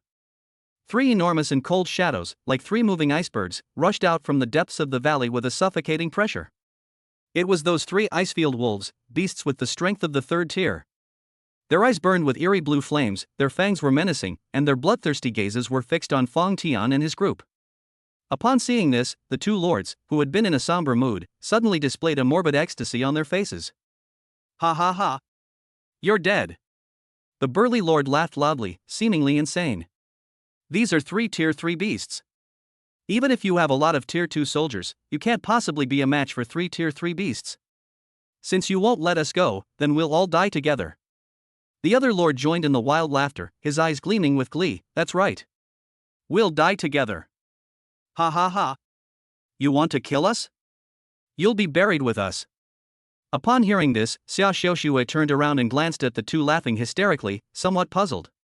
A strange look crossed her eyes as she muttered to herself, what are you babbling about? What do you mean, die together? Why should I die with you? 3 tier 3 beasts? They do sound powerful, but... I remember Fong Tian, the great demon lord, had over 20 tier 3 soldiers under his command? Just then, facing the overwhelming might of the 3rd tier beasts, Fong Tian remained calm. He just had a fleeting thought. Bring 10 captains and kill them. The thought settled. 10 burly figures flashed out from the ranks of soldiers behind Fong Tian in an instant. They were clad in fine heavy armor, wielded sharp swords, and exuded a powerful aura, their every step causing the earth to tremble. Swish! Swish! Swish! The 10 captains moved with lightning speed. In an instant, they surrounded the 3 third-tier ice wolves that pounced on them. Then, Fong Tian gave another order, the rest of the captains, lead the guards, charge into the valley, and wipe out all the icefield wolves. Yes, my lord. The remaining 10 captains responded in unison, their voices echoing through the valley. They took the lead, leading 92nd level guards, like an iron torrent, roaring as they charged into the depths of the valley. Seeing this, the 2 lords who were pinned to the ground thought that Fong Tian must have gone mad. Has he gone mad? Facing 3 third-tier beasts, he's actually scattering his forces? This is suicidal. Does he think these 3 tier 3 icefield wolves are just ordinary chickens, ducks, or dogs? They shook their heads repeatedly, as if they could already foresee the horrific scene of Fong Tian being torn apart by the icefield wolves. However, the next moment, the pupils of the 2 lords widened instantly, their eyeballs almost popping out of their sockets. The shock I felt then reached an unparalleled level. The 10 captains surrounding the 3 tier 3 icefield wolves had grim faces and exuded the aura of battle-hardened warriors. Kill! Kill! Kill! They charged towards the dire wolves. The 3-headed, tier 3 ice wolf roared, spewing out icy breath in an attempt to freeze the enemy before it. The breath of one of the dire wolves blocked a captain's frontal attack. But the next moment, everything went black before its eyes. A captain suddenly leaped up, appearing like a ghost in the air beside the ice wolf. His sword drew a chilling arc in the air, slashing down with a sharp whooshing sound. Put! Blood suddenly appeared. The head of that 3rd-tier ice wolf was severed instantly by the immense force. Gushing blood, it crashed to the ground. Its massive body twitched a few times on the snow before falling completely silent. Then... Awah! Bang! Bang! The other 2 tier 3 icefield wolves let out a miserable howl and also lost their life force. In just a few breaths, 3 tier 3 icefield wolves die. With 10 against 3, there's no reason for them to lose. In fact, this was a complete rout. However, contrary to what the two lords had imagined, Fang Tian, whose forces had been dispersed, was crushed. Instead, it was three Tier 3 Icefield wolves that were overwhelmingly crushed by Fang Tian's soldiers. Wow, that's amazing! Xia Xiaoxue, who witnessed the whole scene, had her eyes shining. She exclaimed again that she had made the right choice in clinging to this powerful figure. Despite being a slave, Fang Tian was very harsh on himself. But even slaves have different roles. She wasn't some weakling's slave, but Fang Tian's slave. How is this possible? The two lords were completely stunned. At the same time, those ice wolves that rushed out of the valley, whether they were first tier or second tier, were also present. Under the rampage of the guards led by the captain, they were as fragile as paper, slaughtered to pieces, with blood and flesh flying everywhere. Almost instantly, the entire valley was shrouded in a chilling atmosphere and a bloody stench. Gulp! The burly lord heard another lord swallow hard beside him. He could understand this, because he was almost completely stunned as well. Previously, even when the three lords joined forces, they were no match for each other. They were chased and slaughtered by the Icefield wolves, a pack of alien beasts. As it turned out, it happened in just a short time. These powerful dire wolves were simply swept aside by Fang Tian's soldiers? Chapter 15 Contract, 2S Rank Potential Battle Pets. At this moment, the burly lord seemed to realize something. His lips trembled as he murmured, Level 3, those 10 soldiers surrounding the Tier 3 Icefield wolves, they seem to be Tier 3 units. Upon hearing this, the lord standing nearby felt a chill run down his spine.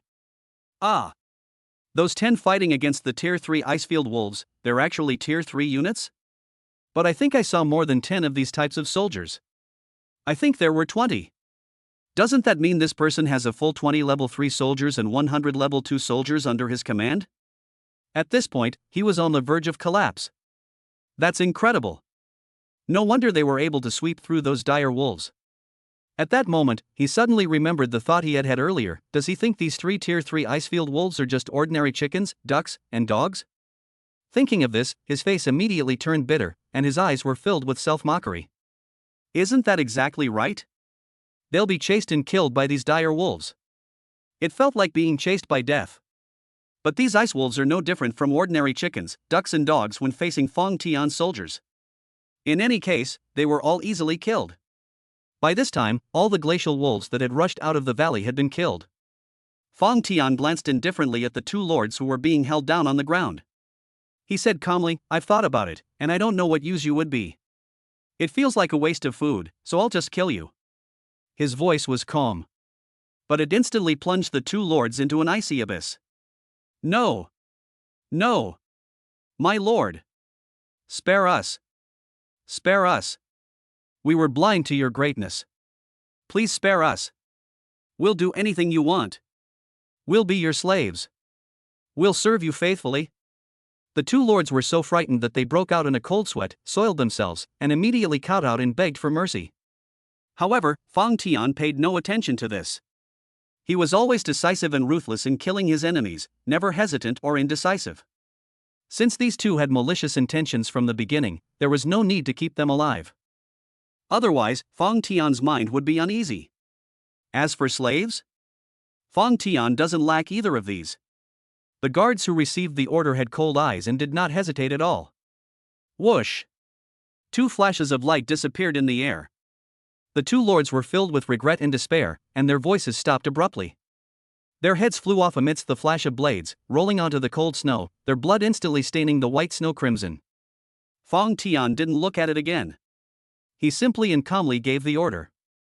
Send 20 guards to collect everything usable from the wolf carcasses scattered on the ground, including fur, wolf meat, and even exotic beast crystals. Fang Tian didn't think he had been particularly cruel to these strange beasts. After all, if they are not eliminated, and they grow up, it will be the human territories that suffer the consequences of their rampage. The law of the jungle prevails. This is the fundamental law of the apocalypse. Of course, in order to avoid being killed easily by other powerful beings like these ice wolves later on, Fang Tian felt that he needed to continue working hard to become stronger. Then, Fang Tian withdrew his thoughts, took Xia Xiaoxue, and had the captain lead the way as they entered the valley. Passing through the wolf carcasses scattered on the ground, they arrived at the entrance to the dark cave in the valley.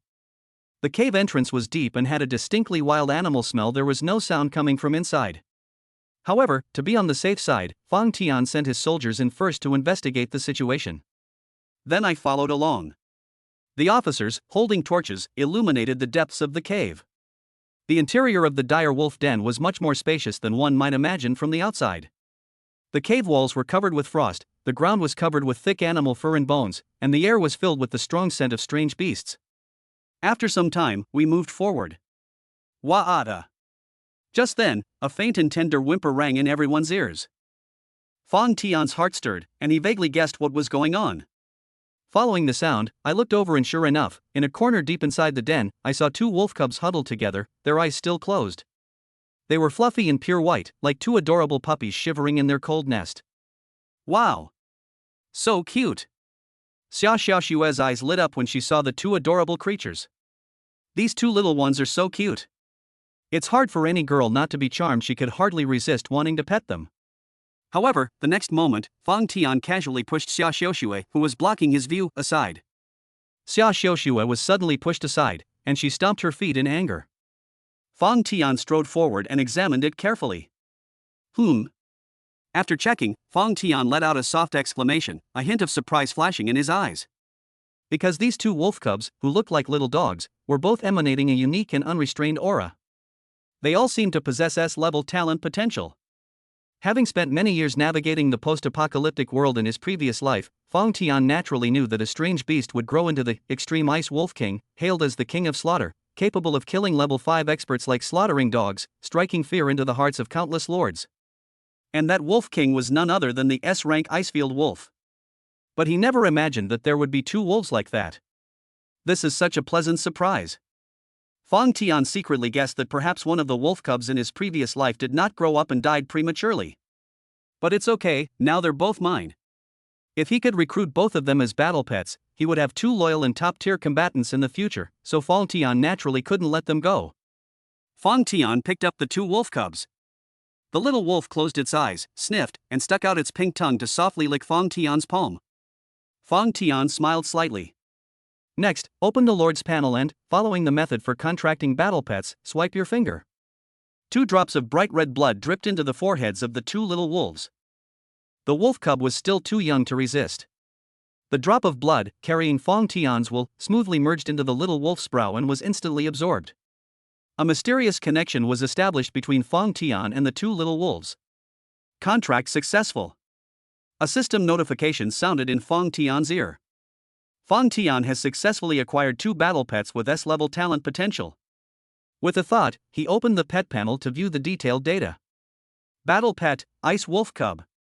Talent, Heart of Extreme Ice S rank. Effect, as it grows, it will automatically learn various ice attribute skills, becoming the supreme ruler of ice energy. It can actively transform into its element, and as long as its heart is not destroyed, it can absorb surrounding ice elements to reshape its body and unleash even greater damage. Potential, S rank. Current strength, Tier 1. Skill, 0 degree frost. Effect, freezes the opponent with extremely low temperatures. Skill, Frost Absorption. Effect, greatly increases growth speed by absorbing ice attribute beast crystals. Loyalty, 100 contracted. Battle pet, Ice Wolf Cub. Talent, Frosty Body S rank. Effect, as the character grows, they will automatically learn various ice attribute skills, becoming the absolute master of ice energy. In a near-death state, they can be converted into ice elemental life, possessing extremely high resistance or immunity to physical attacks, poisons, and life curses. Potential, S rank. Current strength, Tier 1.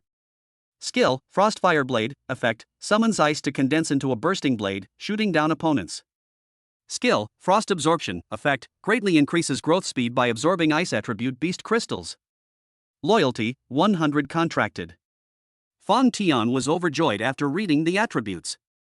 These 2 S-rank talents, Heart of Extreme Ice and Frosty Body, represent ultimate control and explosive power over ice-based abilities. They complement each other, and as he grows, they will undoubtedly become powerful assets to him. Based on the characteristics of the 2 wolf cubs, Fang Tian named them. You shall be called Frost Fang. Fang Tian pointed to the little wolf with the frosty body, then gently stroked the little wolf with the Heart of Extreme Ice. And you, then, will be called Ice Soul. Chapter 16 rewards you with a crazy power-up. Xia Xiaoxue watched Fang Tian longingly from the side. I'm so hungry for it.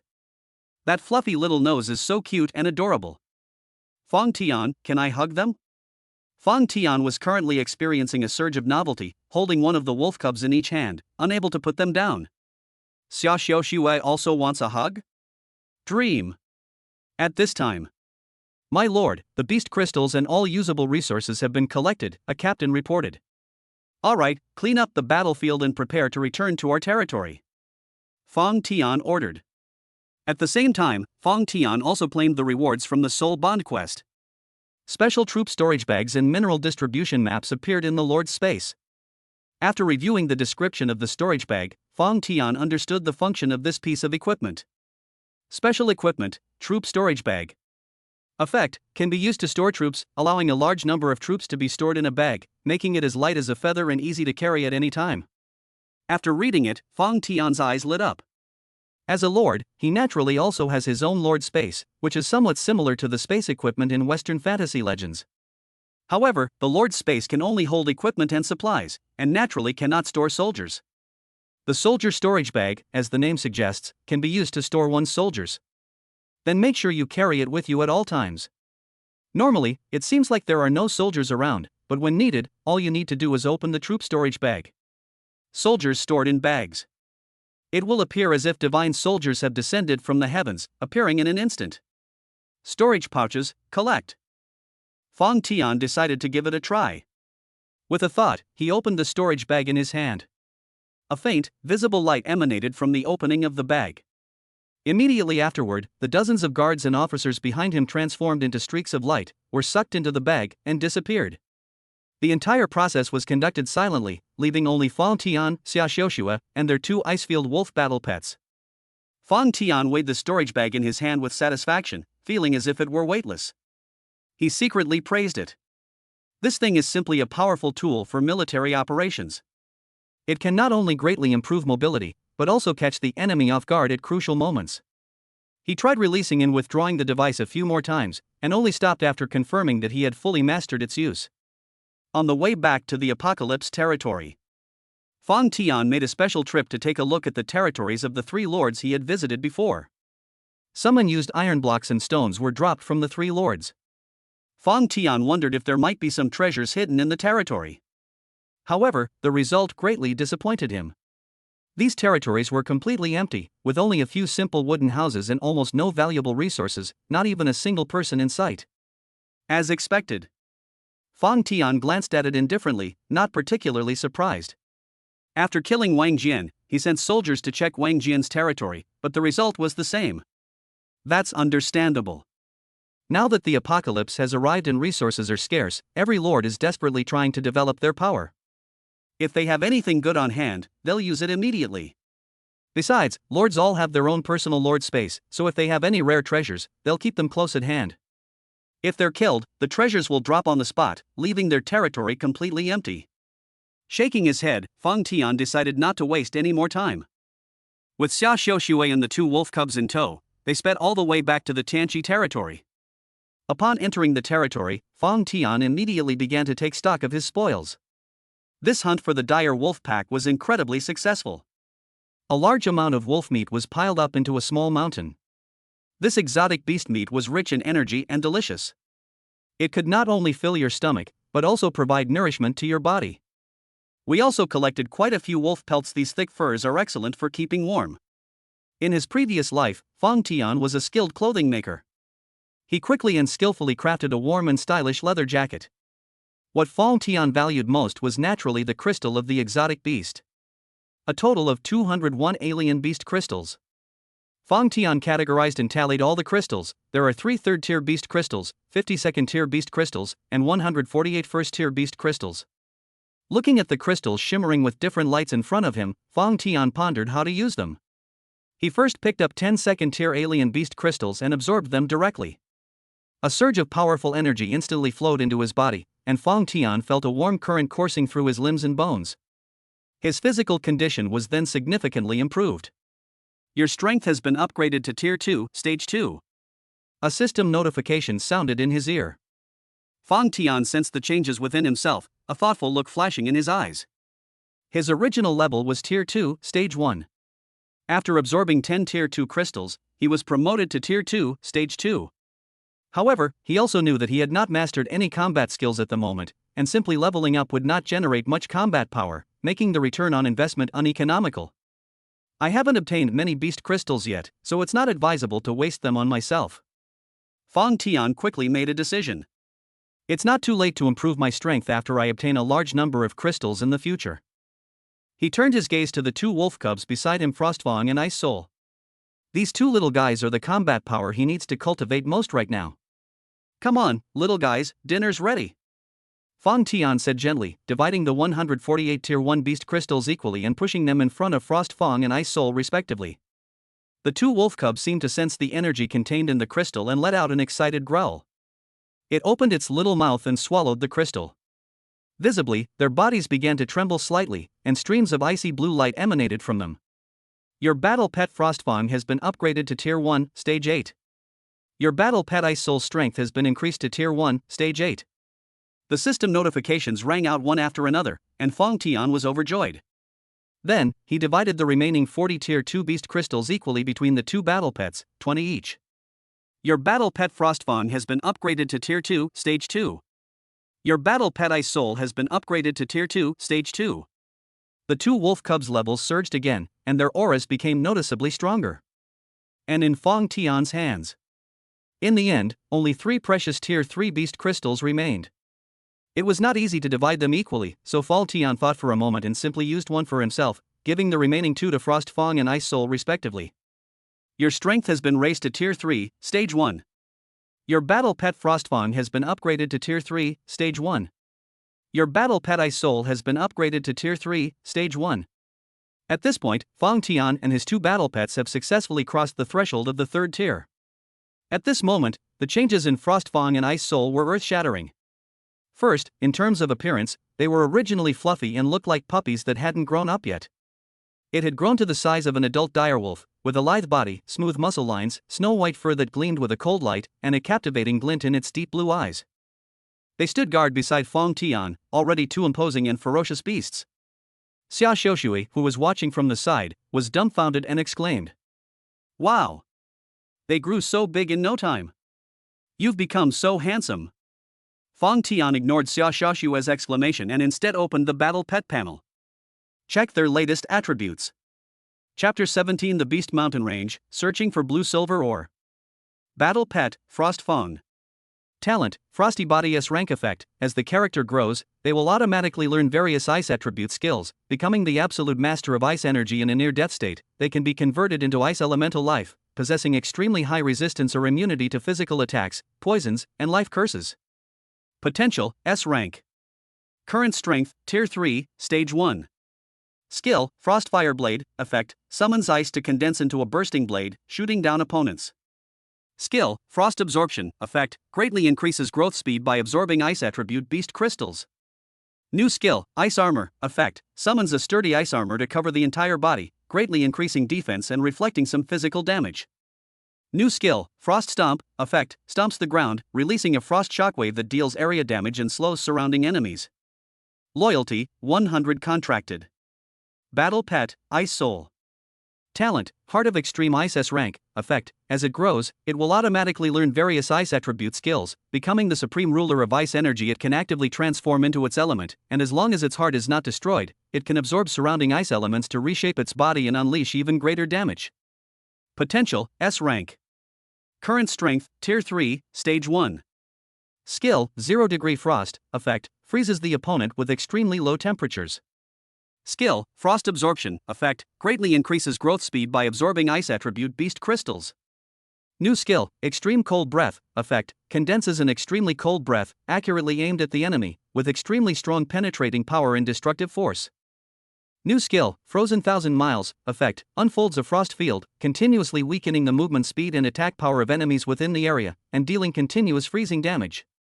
Loyalty, 100 contracted. After reading the attributes, a hint of joy flashed in Fang Tian's eyes.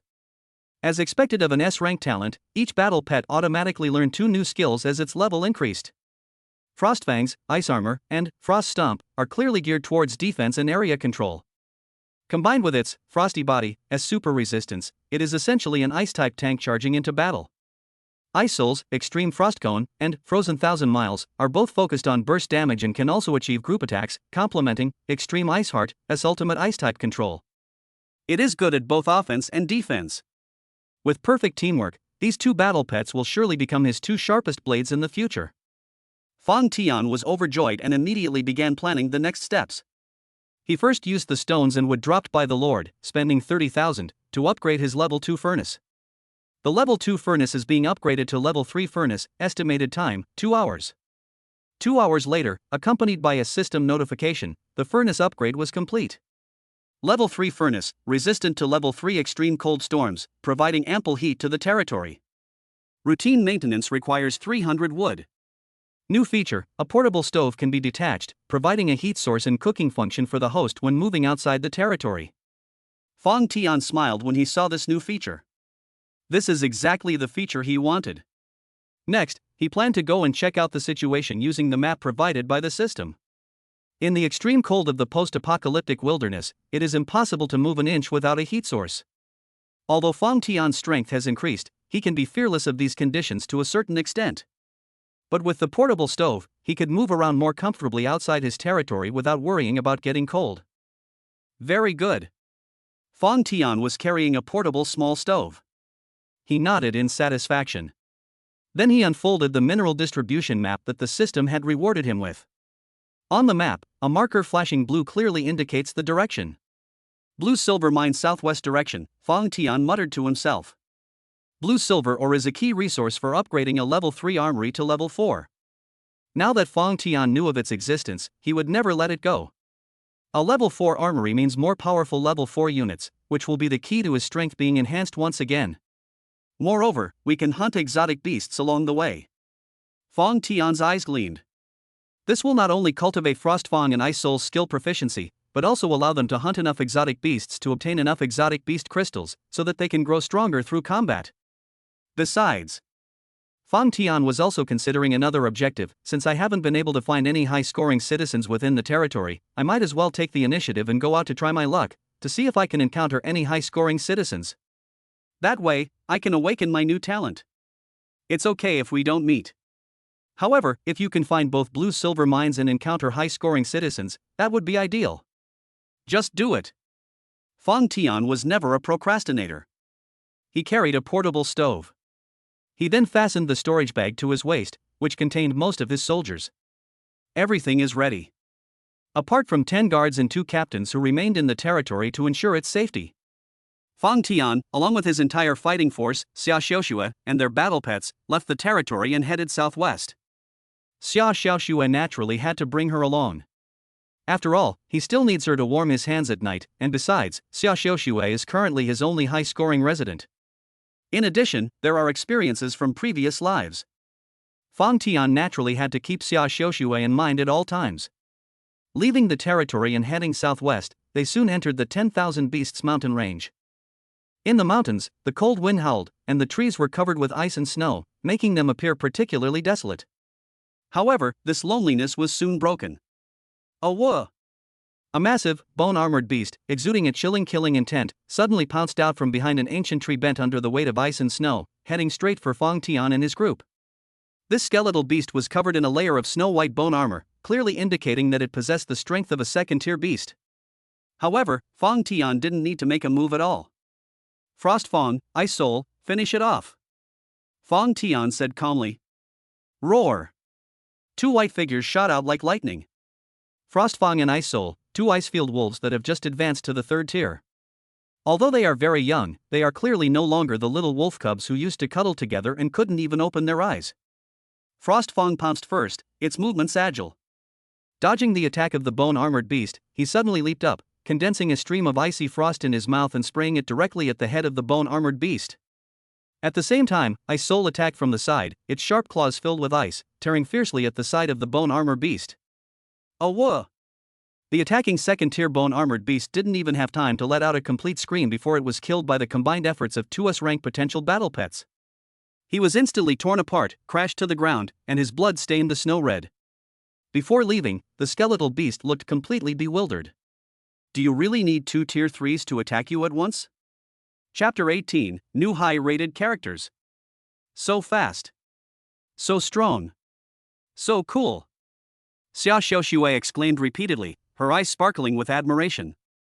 Fang Tian simply watched calmly, feeling quite satisfied. And this is just the beginning. Similar attacks continued throughout the rest of the journey. The 10,000 Beasts mountain range is home to many strange beasts. Along the way, as soon as they sensed the presence of Fang Tian and Xia Xiaoxue, these outsiders, they immediately rushed out to attack.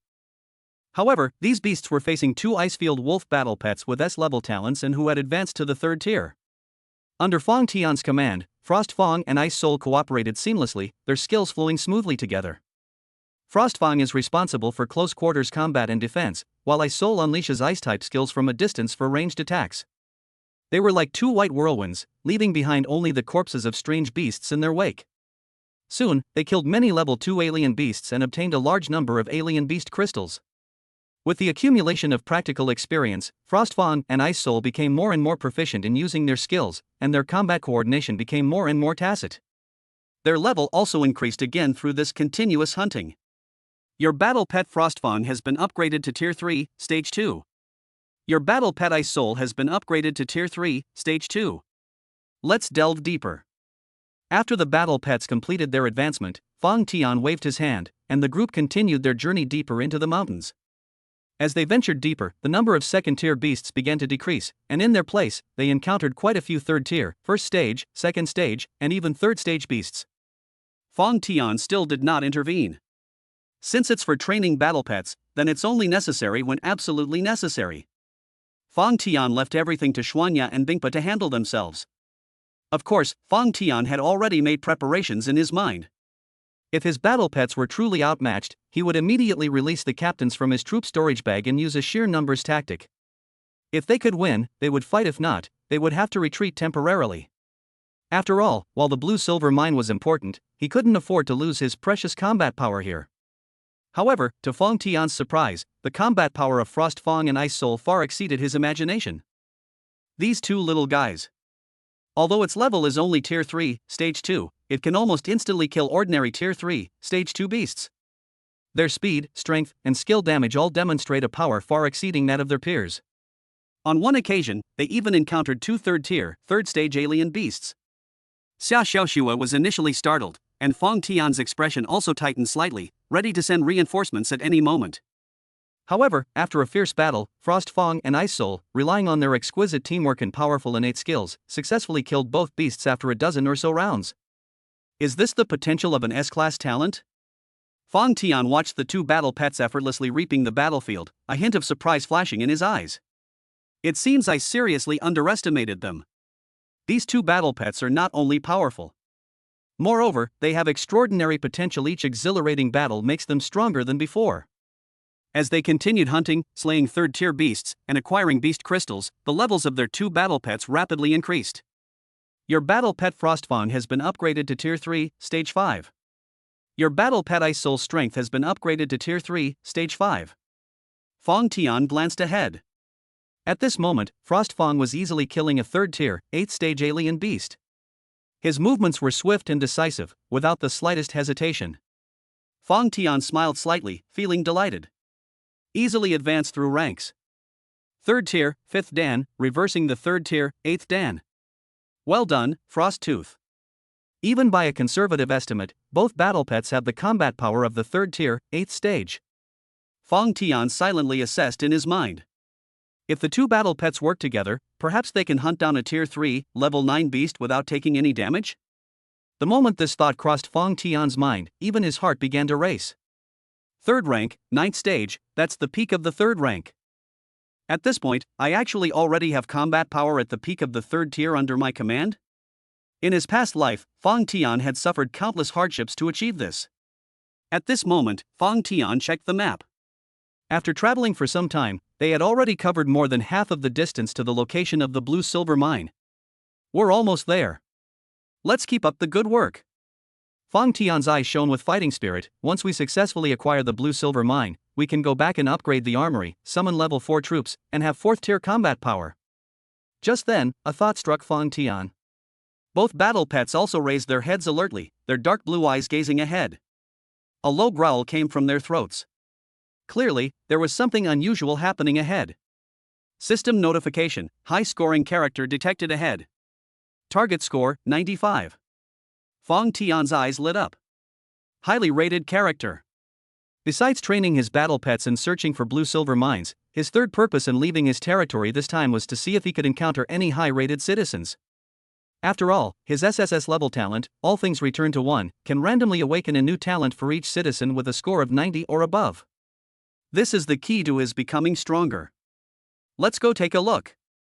Fong Tian made a decisive decision without the slightest hesitation.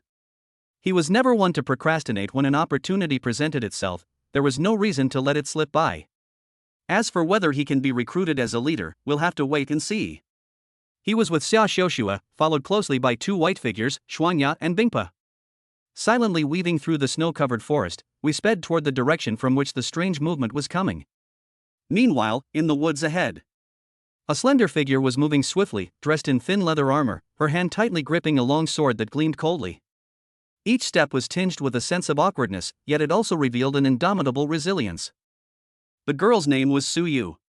She had a cold and aloof expression, but at this moment her lips were tightly pursed, and her eyes showed a hint of anxiety and exhaustion. Behind her, a group of more than 20 people were hot on her heels, their faces contorted with malice, sniffing the scent of their prey like hunting dogs. Run, little beauty. Let's see where you can run to. In the group, a burly man grinned and waved his hands suddenly. Release the arrows. An arrow whistled through the air and hurtled straight toward Su Yu's back. A sudden gust of wind rose in Su Yu's ears. But she reacted extremely quickly, lightly touching the ground with her toes and flipping sideways like a swallow, barely avoiding the deadly arrow. However, the crisis was not over. A trap has fallen from the sky. With a low shout, a large, pitch-black net descended from the sky, carrying a powerful binding force that instantly enveloped the small area above Su Yu's head. This was from one of the pursuers who had awakened the heavenly net talent. The net was exceptionally tough, and ordinary swords and blades could hardly damage it. Su Yu's expression changed, and the long sword in her hand instantly transformed into a silver streak, its light flashing. The sharp sword energy, accompanied by the sound of air being torn apart, sliced the black net covering the area into pieces with a series of swift movements. However, this brief delay was enough for the pursuers behind them to completely encircle them. Chapter 19 Su Yu, S-rank talent. Hee hee, little beauty, now let's see where you run. More than 20 pursuers quickly closed in, surrounding Su Yu and cutting off all her escape routes. Su Yu leaned against an ancient tree bent under the weight of ice and snow, gripping her long sword warily. Her cold gaze swept over the greedy and ugly faces around her. Her breathing became rapid, and the knuckles of her fingers gripping the long sword turned white. These people are quite strong, and there are quite a few third-tier beings among them. Alone and exhausted from the long chase, she was completely drained. Despair gradually welled up in Su Yu's heart. Was she really going to die here, at the hands of these bastards? At this critical moment. Rustle! A soft footstep came from the side, breaking the silence of the forest. Fong Tian, accompanied by Xia Xiuxua and two snow-white, agile ice wolf battle pets, slowly emerged from the depths of the forest. Fong Tian glanced around and was stunned by the scene before him. What's going on here? He soon spotted the girl surrounded by the crowd. She had a beautiful and refined face, held a long sword tightly in her hand, and exuded a stubborn and unyielding spirit. System notification, target person Su Yu. Talent, innate sword hard S-rank effect, possesses exceptional swordsmanship talent, achieving unparalleled understanding and control over the sword. Can automatically learn various sword techniques as they grow.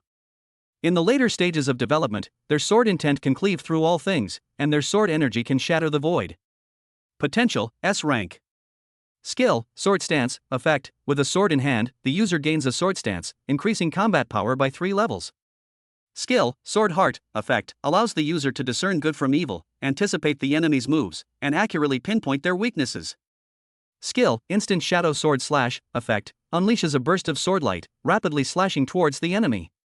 Current level, Tier 3, Stage 3. System score, 95 points.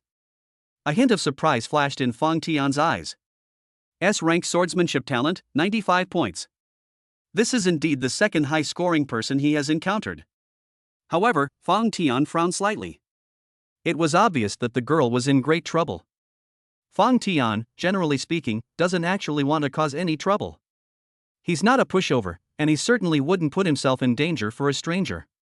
So, to save or not to save? Fang Tian weighed the pros and cons in his mind. Just then, the group of pursuers who were surrounding Suyu also noticed Fang Tian and his group who had suddenly appeared. Hey, I didn't expect to run into someone here. Hey! There's a little girl here, she's so fair and delicate.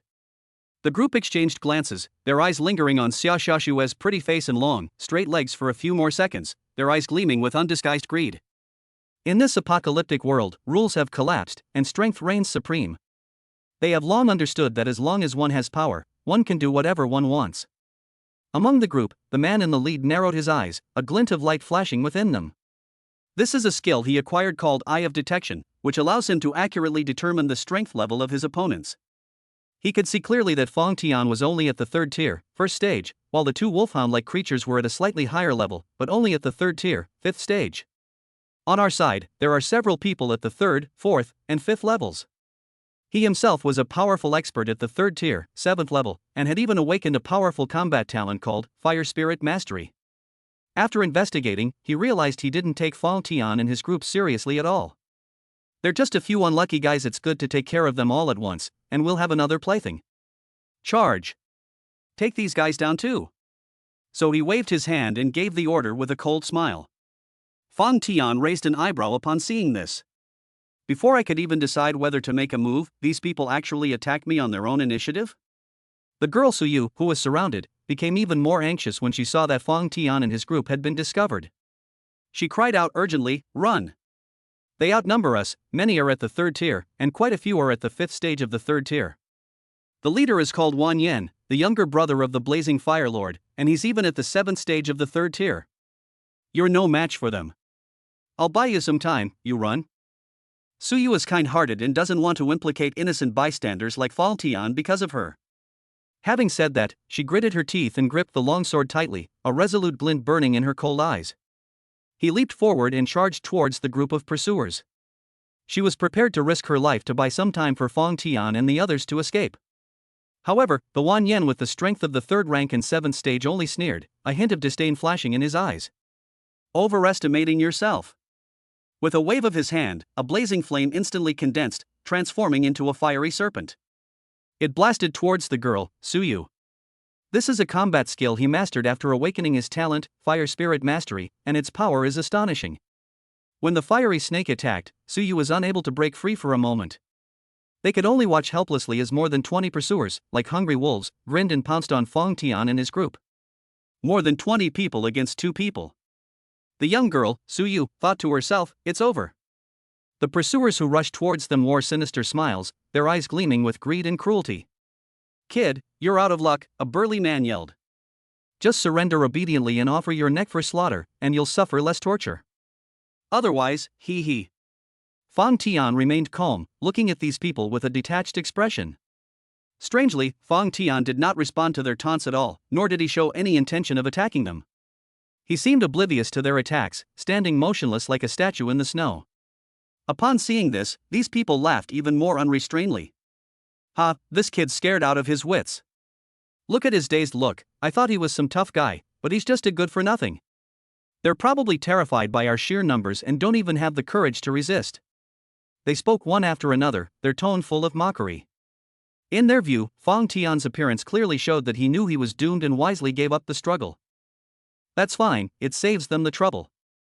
Since he's so sensible, let's give him a quick death. A third-tier, fifth-stage cultivator grinned maliciously as he raised his axe high, a ring of light shimmering on its tip. He used his talent to enhance the power of the axe, intending to split Fang Tian in two with a single blow. While dealing with the barrage of fire attribute spells unleashed by Wan Yen, the young girl Suyu glanced anxiously at Fang Tian. She could sense the levels of Fang Tian and his group. Fang Tian himself was only at the third tier, first stage, while the 2 ice-field wolves beside him, although they looked impressive, were only at the third tier, fifth stage. Among the group of more than 20 people surrounding Fang Tian, there were 3 pursuers who were at the 5th level of the 3rd rank. Not to mention the numerous second-tier minions and the 3rd-tier 1st, 2nd, and 3rd-tier talents. In Suyu's view, Fang Tian and the others were likely to be in grave danger this time.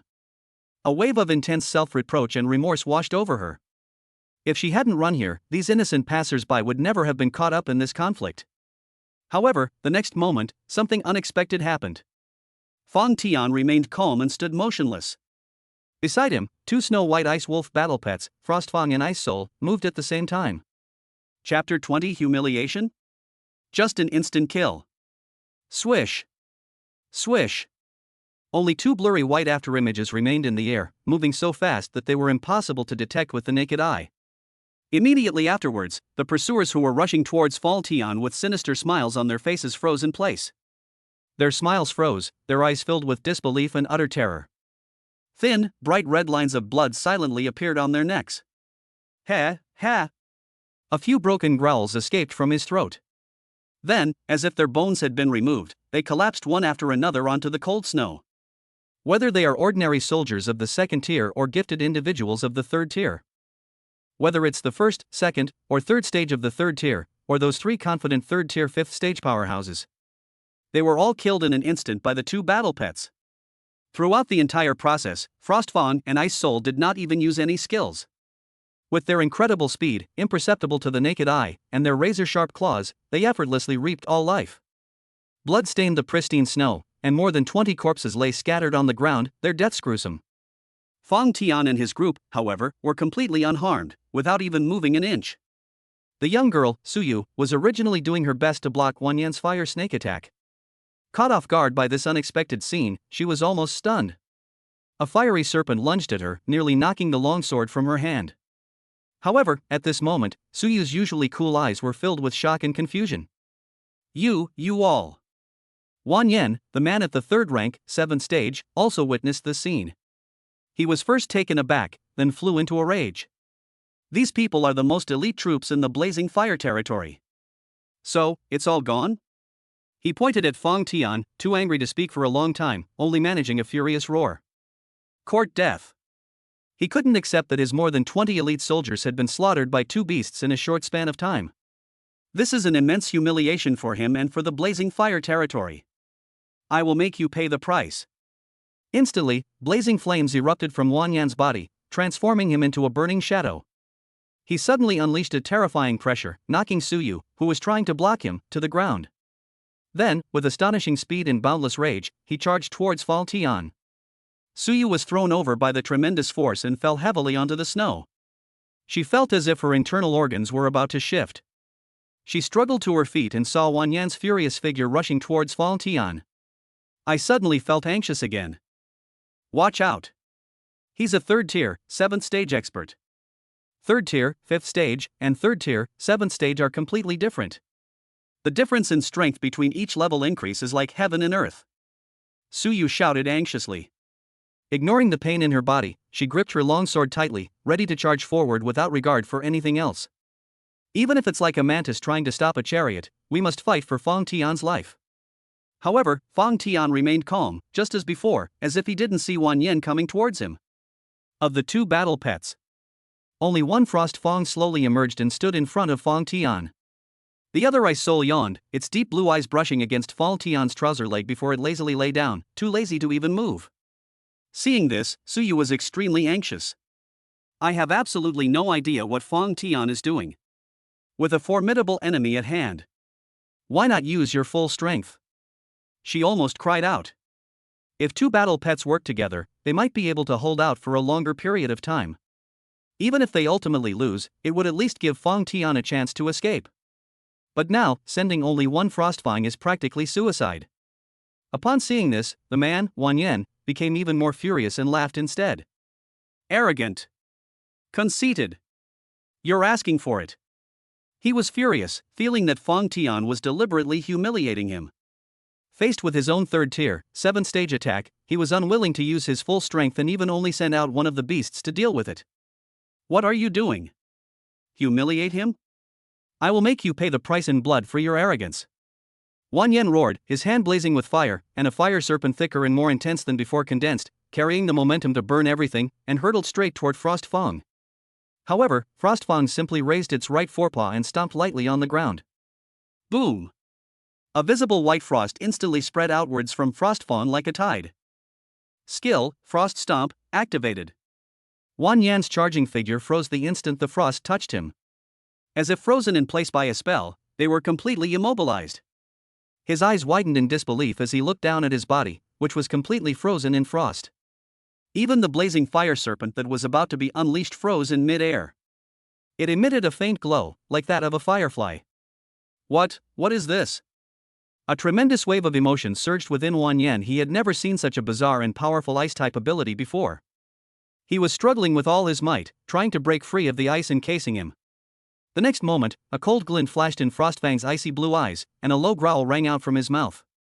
Skill, Frosty Blade, activated. Boom! A cold wind, even more biting and violent than before, swept out from the center of Frostfang, instantly turning into countless icy blades.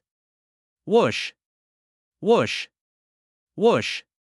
Countless sharp, knife-like ice blades, accompanied by a piercing whistling sound, poured down like a torrential rain upon the frozen Wang Yan.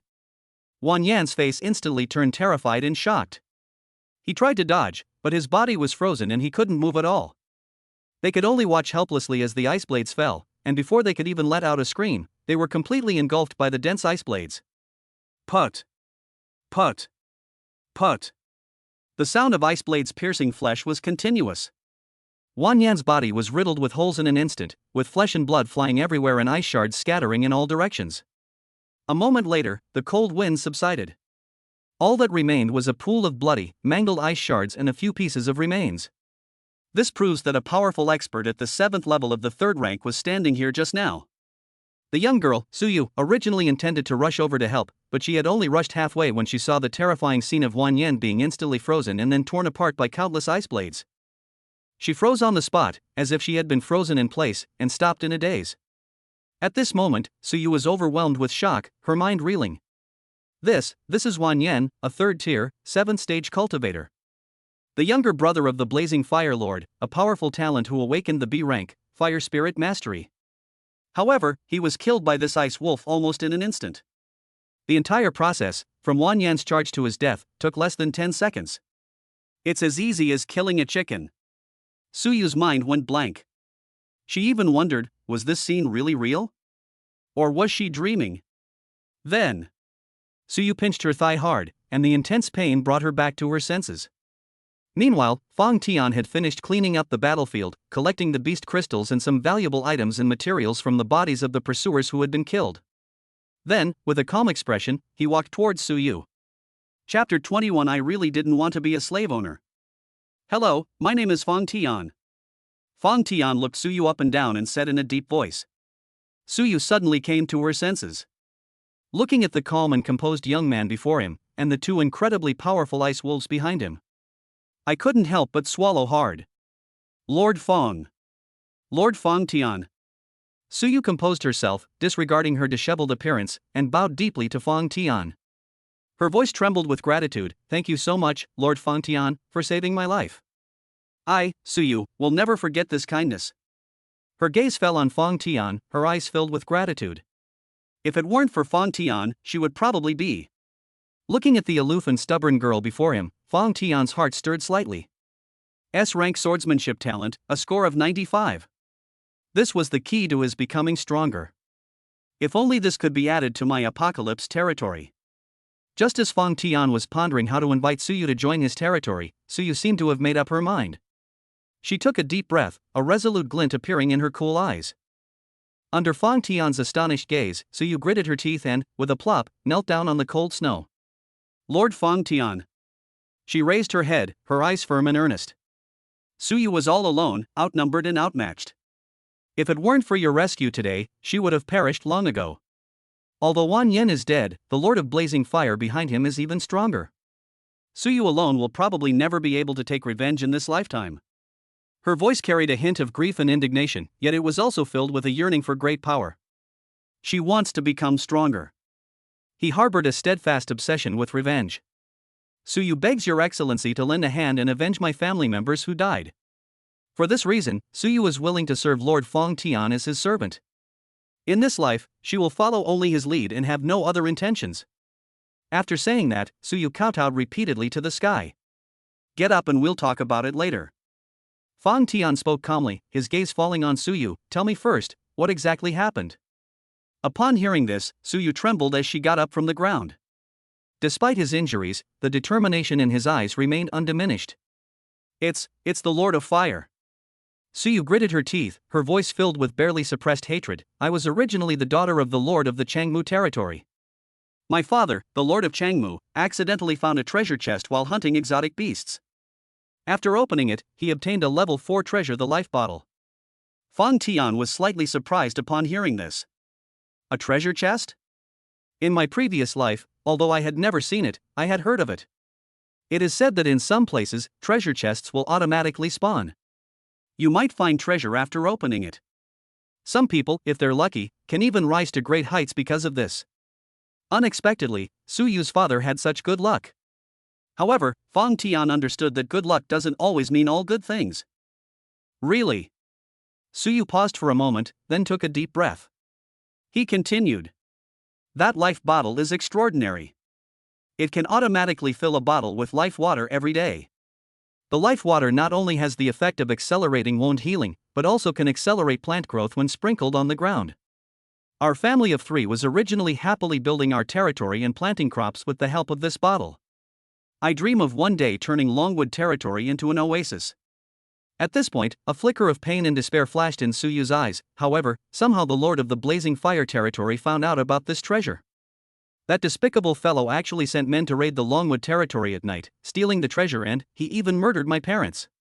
As Suyu spoke, an intense look of hatred and pain flashed in her eyes, and tears welled up in them. But she forced herself not to fall.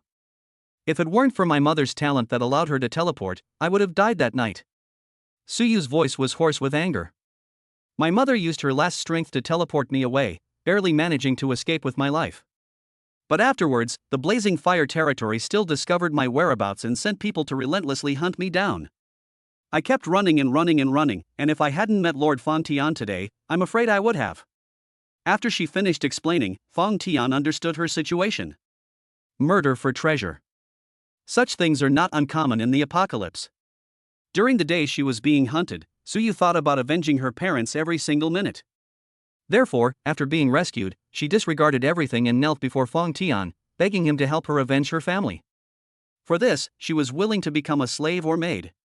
Fang Tian's eyes flickered slightly as he quickly weighed the options in his mind. Fang Tian already knew about Suyu's situation. The Fiery Lord, the level 4 treasure life bottle, these are all foreseeable and good gains. I just don't know how far it is. He looked at Suyu and asked, where is the direction of the Blazing Fire territory? Suyu pointed in a direction and told Fang Tian the way. After listening, Fang Tian pondered for a moment, a glint of shrewdness flashing in his eyes. This direction was remarkably close to the location of the blue-silver mine marked on his map. In this way, it achieves 2 goals at once. He could both conveniently resolve the fiery territory issue and avenge Suyu, and also acquire treasures. Moreover, if one wants to mine blue-silver. Based on the Fire Lord's style of doing things, Fang Tian felt that this person might be a potential threat, and would have to be dealt with sooner or later. Since that's the case. After thinking for a moment, Fang Tian nodded in agreement. Okay, I promise you. I'll flatten the Blazing Fire territory for you. Upon hearing this, Suyu's usually cool eyes instantly lit up with surprise.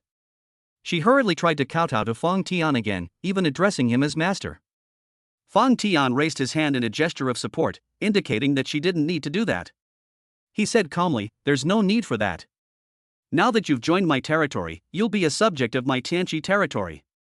Just call me Fang Tian. However, Suyu firmly shook her head. Her eyes were filled with gratitude and loyalty. I have no way to repay your life-saving grace and your kindness in giving me a second chance. It is my honor to serve you, my lord. I am willing to serve you and humbly request that you accept me as your slave. Since she insisted, Fang Tian hesitated for a moment and then said no more. However, before he could take out the slave collar, a thought crossed his mind. Fang Tian couldn't help but shake his head inwardly. He was clearly a lord, but now he was gradually showing signs of becoming a slave owner. I, Fang Tian, never wanted to be a slave owner. The next moment. Brush. With a flick of his wrist, Fang Tian activated his lordly power, and a slave collar emitting a ghostly glow appeared out of thin air in his hand. Without the slightest hesitation, Suyu took it from Fang Tian's hand. Then, without hesitation, he put it around his neck. The collar transformed into a streak of light, instantly merging into her skin, leaving only a faint, black mark on her fair neck, a mark unique to Fang Tian. Chapter 22, obtained SS level talent, Lord of 10,000 Swords. After putting on the slave collar, Suyu looked at Feng Tian, about to speak again, when Feng Tian waved his hand and said, "Just call me Feng Tian." Suyu hesitated for a moment, but finally insisted, "Yes, sir." At the same time, a system notification sounded in Feng Tian's ear. System notification, congratulations, host. A new resident with a rating of 95 has been added to your territory, Suyu. System notification, the host has randomly acquired the talent, Lord of 10,000 Swords. Talent, Lord of 10,000 Swords SS rank, effect, naturally possesses a powerful suppressive force against sword cultivators. Subsequently, as strength increases, automatically learns sword-related skills.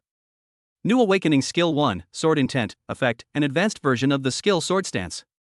Using Sword Intent increases combat power by 1 major tier. New Awakening Skill 2, Sword of the Great River, effect, summons a sword light that sweeps in like a mighty river, slashing towards the enemy with overwhelming power. After reading it, Feng Tian's eyes flashed with a sharp light, and an indescribable joy welled up in his heart. SS rank talent, Lord of 10,000 Swords. This far exceeded his expectations. Furthermore, he awakened 2 skills, among which Sword Intent boosted his combat power by a whole level. This means that he can now easily kill a 4th tier expert by himself and with only 1 sword. As for the Great River Sword, it is an even more powerful attack skill that needs no further explanation.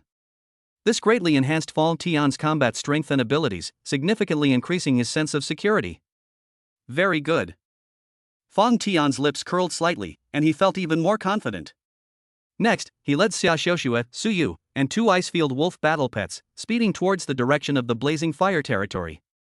Along the way, Xia Xiuxue would occasionally glance at Suyu, who was following Feng Tian, and a subtle sense of crisis would arise in her heart. Originally, Feng Tian only had 1 slave by his side, but now, he has another one. Feng Tian, my big brother, won't ignore me anymore, right? Previously, when Feng Tian only had her as his slave. Xia Xiuxue wondered, when will the slave finally be able to stand up? When he does, she'll definitely stomp on Feng Tian 10,000 times. But now Feng Tian has more than just her as a slave. Xia Xiuxue felt a little flustered. Feng Tian is a complete stinking pig. The great demon king. Could he be losing his will and being bewitched by other slaves? I worried for a long time. Finally, when they were resting during their journey, Xia Xiuxue actually took the initiative to approach Feng Tian. Looking up, her pretty face held a hint of ingratiation. Lord Feng Tian, are your hands cold? Shall I hold them to warm them up? Aren't you tired from grilling the meat? Let me grill it for you. Feng Tian was slightly surprised. Looking at her big, watery eyes, he frowned. What is this woman trying to do? However, the weather is indeed very cold. You can warm your hands inside a warm mountain peak. As for the barbecue, he declined. Xia Xiuxue's cooking skills hadn't improved that much, and Feng Tian didn't want to deprive himself of the meat. He gently raised his hand and hooked his fingers together. Come. Xia Xiuxue happily moved closer to Feng Tian, who gently rubbed her cheeks and patted them a few times. Then put your left hand into the warm mountain peaks, rub it, and knead it. It's so warm and thoughtful. Suyu was stunned for a moment when she saw this. She thought that Xia Xiuxue was demonstrating how to be a proper slave. So, blushing slightly, she hesitated and stepped forward. She sat down next to Feng Tian, crossed her long, straight, taut legs, and then used them as a pillow for him. She gently placed Feng Tian's head on her lap. At the same time, she extended her slender fingers and gently massaged Feng Tian's acupoints to relieve the day's fatigue. Xia Xiuxue? Seeing this, she was so angry she almost twisted her nose. As they continued forward, Suyu seemed to finally realize that Xia Xiuxue was wary of her. She was aloof but kind-hearted and didn't want to affect Feng Tian's mood. Therefore, when they occasionally encountered strange beasts, Suyu would give some of the beast crystals and materials to Xia Xiuxue after killing them. Xia Xiuxue admired strength. Seeing that Suyu wasn't the type to be jealous or possessive, and instead took the initiative to be friendly, the slight awkwardness in his heart quickly dissipated. With Suyu's help, Xia Xiuxue's level was thus raised to the 2nd tier, 1st stage, and the relationship between the 2 women became harmonious. Sometimes, when chatting, Xia Xiuxue would laugh uncontrollably. Feng Tian glanced at Suyu and the smug Xia Xiuxue, and shook his head slightly. Suyu smiled slightly at Feng Tian. These were all minor incidents. Along the way, if Fang Tian encountered any strange beasts, he would take action himself, easily slaying third-tier beasts with a flick of his sword. Both battle pets can hunt exotic beasts on their own and grow stronger. Fang Tian then collected the exotic beast crystals he had obtained. Then, he consumed 30 Tier 3 beast crystals to raise his level to Tier 3, Stage 5. His strength was significantly enhanced once again, and Fang Tian felt the power within his body like a surging tide, ready to erupt at any moment. His physical condition is far superior to before. At this moment, he was walking in the cold wind, and he didn't feel particularly cold even without a stove. After traveling through the mountains for some time, the group finally emerged from the mountains. A small town appeared before Fang Tian and his companions. The town is called Snow Rock Town. Although covered in ice and snow, many figures could be vaguely seen moving around inside. Fang Tian saw that many people also had battle pets, so he called over 2 battle pets and led Xia Xiuxue and Su Yu into the town. Then his ears twitched slightly, and he heard people talking on the street. You know what I mean? I heard that this town suddenly landed from another dimension and was picked up by a lucky lord who became the mayor. He later recruited several other lords to help build the town together. The group of people banded together for mutual support and gathered many wandering talented individuals. It really developed very quickly. Is that so? Oh, I'm really envious. There's no need to be envious. I should be envious of you, since you own a house in town. By the way, isn't the trade fair about to start? That's right, quite a few lords, or talented individuals who haven't joined a territory, are already heading towards Snowrock Town. Look, there are many unfamiliar faces on the road. Fang Tian's heart stirred. Do you find a town that fell from the sky and become its mayor? This guy is truly blessed with incredible luck. Moreover, it turns out that this small town is about to host a trade fair. Moreover, many lords in the surrounding area have already learned of the news and are gathering in this town to participate in this trade fair. Fang Tian thought for a moment and decided that since they had come across this opportunity, there was no reason for him to miss it. Anyway, the trade fair is about to begin. It won't take much time anyway. When the time comes, I can see if I can trade some things that I can use or need. If we can buy blue silver or directly, or if we have news about other mines. That would be ideal, of course. Chapter 23 Snowrock City, Auction. Fang Tian led Xia Xiuxue, Su Yu, and 2 ice wolves along the main road of Snowrock Town. The buildings on both sides of the street are rugged in style, mostly built with a mixture of thick rocks and ice and snow, yet they also exude a rare vitality in the post-apocalyptic world. The streets were bustling with pedestrians. Many of them carried weapons and were accompanied by battle pets of various shapes and sizes, clearly lords or gifted individuals who had come from all over. Their faces were mostly weathered, but their eyes shone with anticipation for the trade fair. This place is so big. Where is the trade fair? Xia Xiuxue looked around curiously, her little face flushed from the cold. It's just ahead, Fang Tian replied briefly, his gaze sweeping over a tall stone building in the distance. The building had 3 floors and stood out prominently in the town, with a constant stream of people at its entrance. This is clearly the location where the trade fair will be held. We've arrived. Fang Tian, with 2 men and 2 wolves, quickly arrived at the building. Above the building's entrance, a wooden plaque, white with cold from the frost, bears the inscription Jubaila Treasure Pavilion. Fang Tian stepped inside, followed closely by Xia Xiuxue and Su Yu, while the ice wolf quietly stayed at Fang Tian's feet. Upon entering Jubaila, a wave of warmth washes over you, a stark contrast to the harsh cold outside. The hall was spacious and bright, illuminated by huge ice crystals, making the entire space resemble a glass palace. Hundreds of stalls were densely packed throughout the hall, and each stall was surrounded by people. The cacophony of hawking and bargaining rose and fell, converging into a vibrant torrent. A dazzling array of rare treasures, exotic beast materials, energy crystals, and even some bizarre post-apocalyptic products were displayed on the stalls. In addition, there are also introductions hanging on the walls of the lobby. The entire trade fair was divided into 2 parts, the first half and the second half. The first half was free trade time, and the second half was an auction of fine goods hosted by the town. This is a trade fair. Xia Xiuxue exclaimed in amazement. It was the first time she had ever seen a market of this scale. A hint of curiosity flashed in Su Yu's cool eyes, but she quickly regained her composure and followed closely behind Fang Tian. Fang Tian led the 2 men and the wolf, slowly walking along the stall, his scrutinizing gaze sweeping over each item. His past life experiences gave him an extraordinary ability to identify these post-apocalyptic resources. This frost badger pelt, judging from the pattern, belongs to a third-tier beast, but the tanning process is rough, resulting in a loss of at least 30% of its defensive capabilities. That dagger, which is said to be made of second-grade refined steel, is actually mixed with inferior impurities, and its attack power is falsely high. Fong Tian shook his head inwardly. Then he blinked and looked to the other side. He saw a stall in front of him. A dark-skinned lord was praising a faintly glowing energy crystal to the skies. They even claimed that this was very likely a rare essence from the body of a fourth-tier alien beast. On the other side, a novice talent was so impressed that his eyes lit up, and he prepared to take out the beast crystals he had painstakingly accumulated to buy them. Fong Tian's eyes flickered slightly, but he didn't say anything to remind him. In the end times, what teaches these newcomers to distinguish between truth and falsehood is often not well-intentioned advice. Rather, it was a bloody lesson. He glanced at the energy crystal and immediately recognized that it was a low-grade crystal disguised with energy through special means such as applying juice. It's at most a mid-grade first-tier item, not worth much money at all. As Fong Tian strolled around, he found that most of the items on the stalls did not meet his standards. They are either of poor quality, overpriced, or even counterfeit goods made in a poorly made manner. As for blue-silver mines, not even a trace of them has been seen. Soon, the first half of the free trade session came to a close. On an auction stage in the center of the Jabala lobby, the light suddenly came on, attracting everyone's attention. Lords, talented individuals, welcome to the second half of the auction at the Snowrock Town Treasure Pavilion. A clear and melodious sound rang out. A beautiful young woman in a gorgeous long dress gracefully walked onto the auction stage. She had a sweet smile and seemed to have used some kind of innate skill, as her voice had a special charm.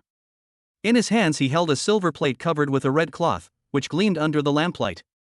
I am Jasmine, the host of this auction. I will now be hosting the auction for you. Little Jasmine paused, then with a wave of her slender hand, the red cloth was lifted, revealing the contents of the plate. It was a parchment scroll that emitted a faint magical aura. The first item up for auction is a C-grade random skill book. Little Jasmine announced loudly, her tone laced with temptation. Upon use, you will randomly gain a C-rank skill. For adults who want to take a chance and improve their strength, this is absolutely a rare treasure. These words immediately caused an uproar in the hall. C-rank skill. For many lords or ordinary talents who only possess F-level or E-level talent skills. This is a treasure that everyone dreams of.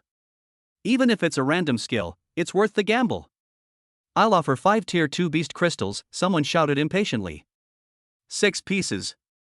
Plus 50 kilograms of 3rd Tier Exotic Beast Meat. 10 Tier 2 Beast Crystals. I'll add a citizen with an E-rank talent. On the auction stage, prices soared, and bids rose and fell. Fong Tian simply looked at it indifferently, showing no interest in the C-level skill book. He currently possesses 3 talents, all starting with A-level skills. Although he doesn't have many skills, they are all specialized skills he has mastered through SS-level talents. Therefore, at least an A-level skill book is acceptable. Of course, it's an A-grade skill book. It's highly unlikely that it will appear here. Finally, after a fierce bidding war, the C-grade random skill book was successfully purchased by a lord wearing leather armor and possessing strength at the 3rd tier, for 150 second-tier beast crystals, plus several hundred kilograms of beast meat. The lord's face glowed with satisfaction, clearly indicating he was very pleased with the deal.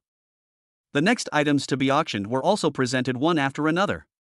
There are high-quality Tier 2 weapons and Tier 3 defensive equipment that is damaged but still quite valuable. There are also some precious foods that can quickly restore physical strength. But none of these piqued Fong Tian's interest. What he needed were strategic resources that could directly enhance his strength or lay the foundation for his future development. For example, blue-silver mines were his real target. Next item. Jasmine's voice rang out again, her tone slightly flat, as if she didn't expect this item to be very popular. The silver plate was brought out again, this time with a small, unremarkable pile of seeds on it. These seeds are dark brown, plump, but show no energy fluctuations or luster. It looks just like ordinary crop seeds. This is a batch of plant seeds from before the apocalypse. According to the analysis, they have extremely strong vitality and can grow in relatively cold environments, Xiao Moli explained. Anyone making an offer? Chapter 24 Leaving, is there an ambush? As soon as he finished speaking, a murmur arose from the audience. But no one made a bid. Because, these seeds have a long growth cycle and special requirements for soil and water, making them difficult to cultivate. For many lords, seed planting may not be the best option. After all, it's more worthwhile to hunt exotic beasts than to spend a lot of time and energy cultivating these unknown crops. Is nobody buying it? Little Jasmine paused, a hint of helplessness in her voice. If no one sells it, it will go unsold. You can buy it and try it out. Still no one made a bid. The planting cycle is long, the requirements are high, and the returns are slow. In the post-apocalyptic world where every second counts, few lords are willing to invest their precious resources and energy in such useless items. Fang Tian's heart suddenly stirred. He thought of the life-saving bottle that had been taken from Suyu's parents. In extremely cold environments, planting is a laborious and difficult task. However, there is a stove within the territory, which can regulate the temperature. Furthermore, using a life bottle to water plants will greatly increase their growth rate. These seeds might be a burden for other lords, but for him, once he obtains the bottle of life, the seeds he grows could become a huge fortune. Then, 1 Tier 2 Beast Crystal. Just when everyone thought the seeds were going to go unsold, a calm voice rang out in the hall. Everyone looked in the direction of the sound and saw Fang Tian with a calm expression, raising his hand. A 2nd tier alien beast crystal? That's practically free. Is anyone else bidding? Little Jasmine paused for a moment, then reacted and asked loudly. The hall was silent, no one responded. Originally, there were shills among the crowd. When only a few people bid. At this point, shills will step in to bid and try to drive up the final transaction price. But in the crowd, the shill looked up and asked, his gaze fixed on Little Jasmine. Little Jasmine paused slightly. Her gaze fell on Fang Tian, who was bidding, and her beautiful eyes lit up slightly. She thought to herself, what a handsome man. Selling the item to him would make me feel happy just thinking about it. Moreover, these seeds are indeed difficult to sell, so there's no need to raise the price. He then shook his head almost imperceptibly. Upon receiving the instructions, the shills in the crowd lowered their heads. Meanwhile, on the auction stage. All right. Congratulations, sir. After confirming that no one else was bidding against her, Little Jasmine's sweet smile returned. These seeds are yours. Little Jasmine winked at Fang Tian. Fang Tian responded with a slight smile. The auction in the second half of the trade fair was still ongoing, but Fang Tian had lost interest.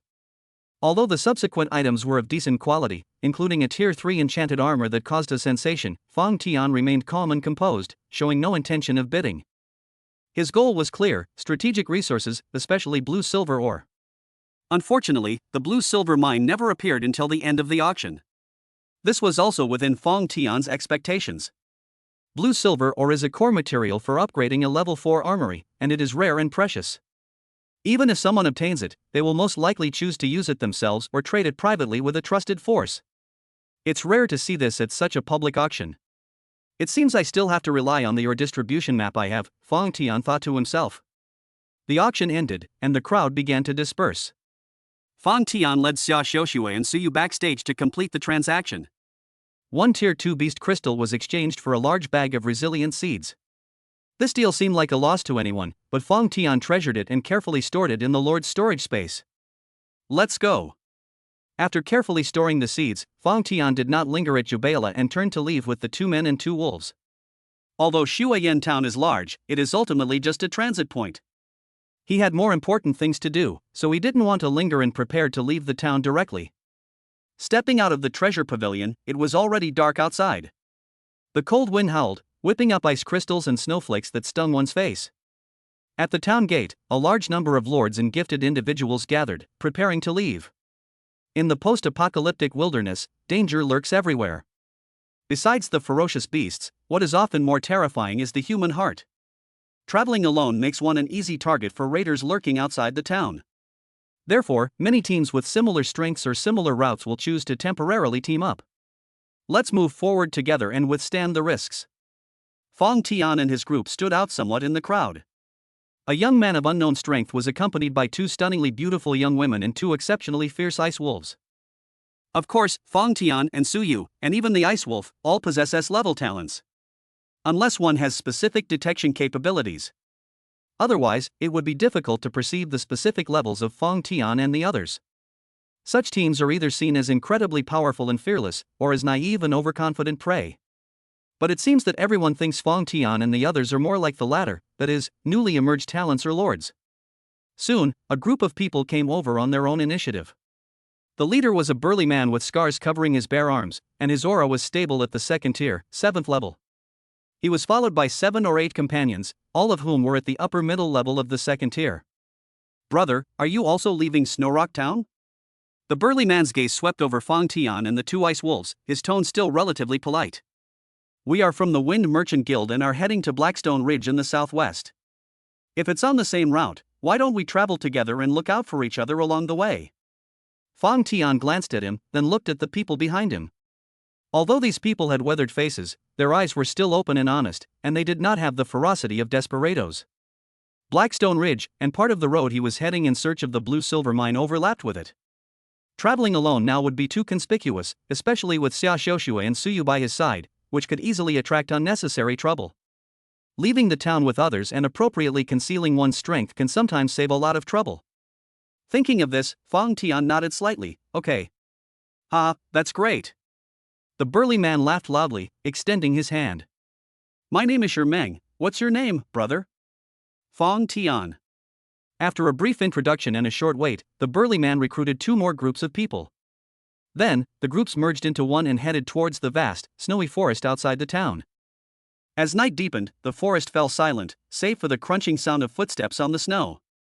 The cold moonlight filtered through the sparse branches, casting dappled shadows on the snow, adding a touch of eeriness. Throughout the journey, Meng and the others were quite curious about Fong Tian and would occasionally strike up a conversation with him.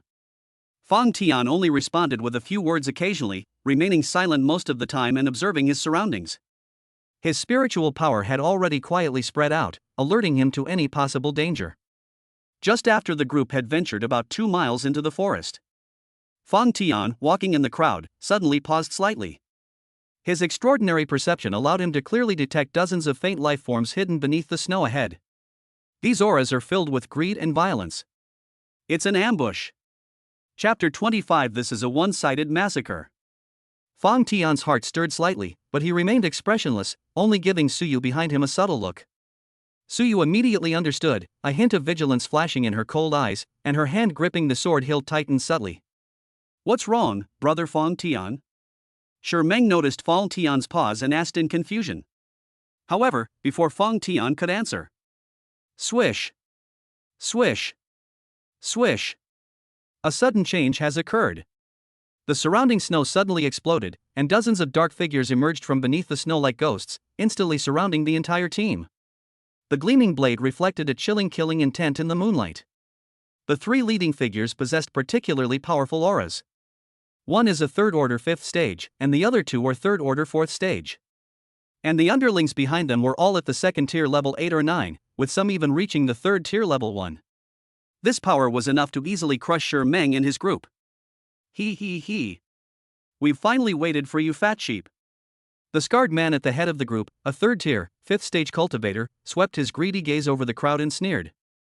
"If you know what's good for you, hand over everything you have, and we might consider leaving you a whole corpse." Meng, his men, and everyone else turned deathly pale instantly. They never expected this. What incredibly bad luck! We actually ran into robbers, and these were ruthless characters at that. Their opponents were far stronger than them. Clearly, this was premeditated, and an ambush was set up here in advance. It's estimated that they were already being watched by the people these raiders had sent to stake out the town while they were still in Snowrock Town. We are from the Gale Merchant Guild, fellow heroes, we're just trying to earn a little money, could you?" Meng still wanted to struggle a bit. "The Gale Merchant Guild? We're robbing a merchant guild." Scarface interrupted him impatiently. "Enough talk. Do it." Just then, a tall, thin man with shifty eyes next to Scarface was drawn to Xia Xiaoxue and Suyu behind Fong Tian. A lewd glint flashed in his eyes as he licked his slightly chapped lips. "Boss. Look at those 2 girls, they're absolutely gorgeous." Scarface followed his gaze and his eyes lit up. Xia Xiaoxue's youthful beauty and Suyu's aloofness were like rare treasures in the eyes of the people in this cruel apocalypse. "It is a rare and exquisite toy." "Ha, not bad, not bad." Scarface laughed loudly. "Brothers, kill the men, leave these 2 women alive, let's have some fun tonight." The tall, thin man with shifty eyes was even more impatient. He walked towards Xiaoxiuxue and Suyu with a drooling look on his face, even reaching out his dirty hand, wanting to touch Suyu's delicate face. Little beauty, hee, don't be afraid, brother will take good care of you. Xiaoxiuxue turned pale with fright and instinctively hid behind Fang Tian. Suyu's beautiful eyes were frosty, and her killing intent was chilling. At that very moment, a cold glint flashed in Fang Tian's eyes, who had been silent all along. I really didn't want to cause trouble, but these people are courting death. Fang Tian didn't even bother to glance at the reckless lackey, and simply uttered a sentence to Suyu beside him. Kill them all. The tone was calm, yet it contained an unquestionable command and a chilling, bloody undertone. Yes, sir. Suyu nodded, her eyes as cold and sharp as knives. Clang. With a crisp clang, the long sword was drawn instantly. Ha ha ha. Kill us? Just because of a woman? Is this kid scared out of his wits? Let me investigate. Oh? He actually let a third stage woman make a move? The robbers surrounding the crowd were stunned for a moment, then burst into laughter, as if they had heard the funniest joke in the world. The three scarred men at the head of the group watched the show with amusement, arms crossed.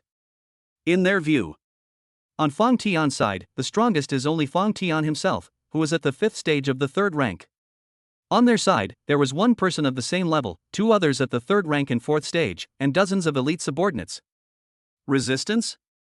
It's like a mantis trying to stop a chariot. As for the 2 ice wolf battle pets, the raiders didn't even glance at them. After all, could the strength of battle pets surpass that of their masters? Even Shi Meng and the other members of the Wild Wind Merchant Guild looked desperate, believing that Fang Tian's actions were tantamount to courting death. Among the crowd, a middle-aged man who had been following at the end of the line, wearing a straw hat and with a reserved demeanor, also sighed softly. He had intended to conceal his strength and return to his territory discreetly, but he never expected to encounter something like this. Forget it, let's save ourselves the trouble and get it over with sooner rather than later. He thought to himself, his right hand already quietly resting on the hilt of the knife at his waist, ready to strike. However, just as he was about to take a step, his body suddenly froze. Because a flash of sword light appeared on the field. A cold, sharp glint of light, incredibly fast, flashed through the night like a shooting star, instantly shattering the robbers' laughter. Put! The tall, thin man who was about to reach out and grope Suyu still had a lewd smile on his face, and a thin line of blood had appeared on his throat. He stared in disbelief, clutching his neck as blood gushed from between his fingers, before collapsing to the ground with a thud. One sword to the throat. The laughter of everyone abruptly stopped. Before anyone could react, Suyu had already moved. She seemed to transform into a wisp of intangible green smoke, wielding her sword and weaving through the bandits. Sword heart, talent unlocked. In an instant, all the enemy's movements, breathing, and even the flaws in their energy flow became clearly visible to her, leaving them nowhere to hide. Every strike was precise and deadly. Swords flashed, and blood splattered. Screams and wails rose and fell. Those second-tier and even third-tier bandits who seemed incredibly fierce to Shi Meng and the others were as fragile as paper under Suyu's sword. It's like harvested wheat, falling down in vast swathes. This is no longer a battle, but a one-sided massacre. Oh no! This is a tricky situation. The 3 scarred men at the head of the group had a drastic change in expression, finally realizing that they had kicked a hornet's nest. This woman's combat strength is far beyond the 3rd tier, 3rd stage. Attack her together. Kill her. Scarface roared, and the 3 of them formed a triangular formation, rushing towards Suyu from 3 directions at the same time, unleashing a burst of violent energy. However, even when surrounded by 3 third-tier powerhouses, Suyu's eyes remained calm and composed. She parted her red lips slightly and uttered 4 words. Instant shadow sword slash. Buzz. In an instant, countless dazzling sword lights erupted from her center, like blooming death lotuses, sweeping out in all directions. The sword light was so fast that it could not be captured by the naked eye. All that could be seen was a blinding curtain of light. The attacks from the 3 scarred men were pulverized by countless sharp sword energies the moment they touched the light barrier. The terror and horror on their faces will be forever etched in our memories. My heart was filled with endless horror. How is this possible? What level of talent skill is this? 3 stage, 3 level? What a load of rubbish. The sword light vanished in the next second. Suyu stood holding her sword, her clothes fluttering, spotless. Around her, the 3 men with scars remained frozen in place, still in their forward-charging posture. Immediately afterwards, fine lines of blood appeared on their necks, chests, and limbs. Puff! Puff! Puff! The three bodies, like building blocks that had been cut countless times, shattered instantly into a shower of blood that scattered all over the ground. The entire venue was deathly silent. Chapter 26, with me, it's not like a precious gem has been hidden in the dust. The thick stench of blood mixed with the icy chill seeped into everyone's nostrils, making the survivors feel as if they had fallen into an ice cave, their bodies turning cold. Shermeng and his Wild Wind Merchant Guild members stared blankly at the shattered corpses scattered on the ground, their Adam's apples bobbing up and down, but they couldn't utter a sound. Just moments before, they thought they were doomed and had fallen into an abyss of despair. The next moment, the aloof and fairy-like woman slaughtered the group of vicious robbers with overwhelming force. The whole process was so fast it was breathtaking. Those were 3 third-tier powerhouses and dozens of second-tier elites. It's gone just like that? Glug. Shermeng swallowed hard, finally recovering from the extreme shock. He looked at Fal Tian's calm profile, his eyes filled with relief at surviving the ordeal and heartfelt awe. Thankfully, Fang Tian and others were invited. This time, he won the gamble. No, he had incredible luck. If they hadn't invited Fal Tian and his group, the Quangfeng Merchant Guild would probably have been completely wiped out today. Thank you, brother Fang Tian. Thank you so much, Haro and Suyu, for saving my life. Shermeng stepped forward quickly, bowed deeply to Fang Tian and Suyu, and spoke with utmost sincerity. The members of the Merchant Guild behind him also realized what was happening and bowed in unison to express their gratitude. Thank you so much for saving our lives, sir. The other groups of independent individuals who had been invited by Shermeng to join him were also filled with lingering fear and stepped forward to express their gratitude. Fang Tian remained calm, merely nodding slightly in response. However, just as the atmosphere eased slightly, buzz! An aura several times stronger than the one from the scarred man suddenly rose from the back of the crowd without warning. Like an invisible mountain, it suddenly pressed down on everyone's hearts. Everyone held their breath and turned to look in horror at the source of the aura. At the same time, a soft voice rang out, carrying a hint of appreciation and praise. Brilliant, truly brilliant swordsmanship. Your skills are quite impressive. Everyone looked in the direction of the sound, and their pupils suddenly contracted. I noticed the one who was always at the back of the group. The middle-aged man, who was usually quiet and reserved, had taken off his straw hat at some point, revealing a face with sharp features and eagle-like eyes. The energy fluctuations he was unabashedly releasing at that moment had clearly reached the 4th level, stage 1. A 4th-tier powerhouse? A tremendous wave of shock surged through Shermeng and the others, almost causing them to cry out in alarm. Oh my god! What kind of monsters are hiding in this hastily assembled team? First, there was a cold and aloof girl with incredible combat power, and now a genuine 4th-tier powerhouse has appeared. Those raiders really have an eye for talent. They really know how to pick their targets. The man in the straw hat walked out slowly, ignoring the horrified looks of everyone around him, and went straight to Suyu. His bright eyes stared unabashedly at Suyu as he exclaimed in admiration. Your talent is quite remarkable. Moreover, at such a young age, to possess such swordsmanship and such a decisive and ruthless temperament is truly rare. Originally, I intended to deal with these scumbags myself, but I didn't expect you to beat me to it. The man smiled slightly and spoke casually. It was as if killing Scarface and his gang of robbers was nothing more than a piece of cake for him. Of course, that is indeed the case. He paused, his gaze hardening, and directly invited Suyu. I admire you. Join my territory. With a 4th-tier lord like me, your future will shine brightest. I promise to dedicate all the resources of the territory to nurturing you, allowing you to reach a higher realm in the shortest time. Upon hearing this, a collective gasp of astonishment rippled through the surrounding area. The gazes of Shermeng and the others toward Suyu were instantly filled with indescribable envy and jealousy. A 4th-tier powerhouse. In today's apocalyptic world, this would definitely be a prominent figure at the very top of the pyramid. To be personally recruited by such a powerful figure and promised to receive all the resources to nurture him is an incredible opportunity. If it were them. Let alone the benefits promised by the other party, even if they had to give up all their wealth to latch onto such a powerful and wealthy patron, they would absolutely not hesitate. This woman is incredibly lucky. Everyone believed that Suyu had no reason to refuse. However, to everyone's surprise, when faced with this olive branch that could change the fate of ordinary people, Suyu only slightly furrowed her delicate brows. Without the slightest hesitation, she uttered a few words in a detached tone. No need, I've already joined the territory. After saying that, she turned around and returned to Fong Tian's side, standing with her hands at her sides. Her demeanor suggested that the Valkyrie who had previously dominated the battlefield was merely an illusion. She was still the quiet maidservant following behind Fong Tian. And what about the man in the straw hat? Su Yu didn't even glance at him again. Upon seeing this, the smile on the man in the straw hat froze slightly, and he stood there stunned. He followed Su Yu's gaze with some disbelief and looked at Fong Tian in front of her. Detection skill activated, mental energy scan. 3 stage, 5 level? The man in the straw hat frowned deeply. He couldn't understand why a highly talented swordsman would refuse the offer of a 4th-tier expert. Why would you follow a mere 3rd-tier, 5th-level lord? Many of the onlookers sighed with regret. He wondered to himself if this woman had lost her mind. Why abandon the broad and promising road and insist on following a minor lord whose future is uncertain? This is so foolish, such a waste. Fong Tian, however, was too lazy to pay attention to what these people were thinking. He bent down and deftly collected the alien beast crystals and other miscellaneous items dropped by Scarface and the others into his storage space.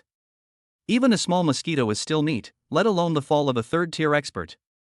After cleaning up the battlefield, he didn't want to linger any longer and called out to Su Yu and Xia Xiuxua, "Let's go." 2 dire wolves growled and followed. Who knew?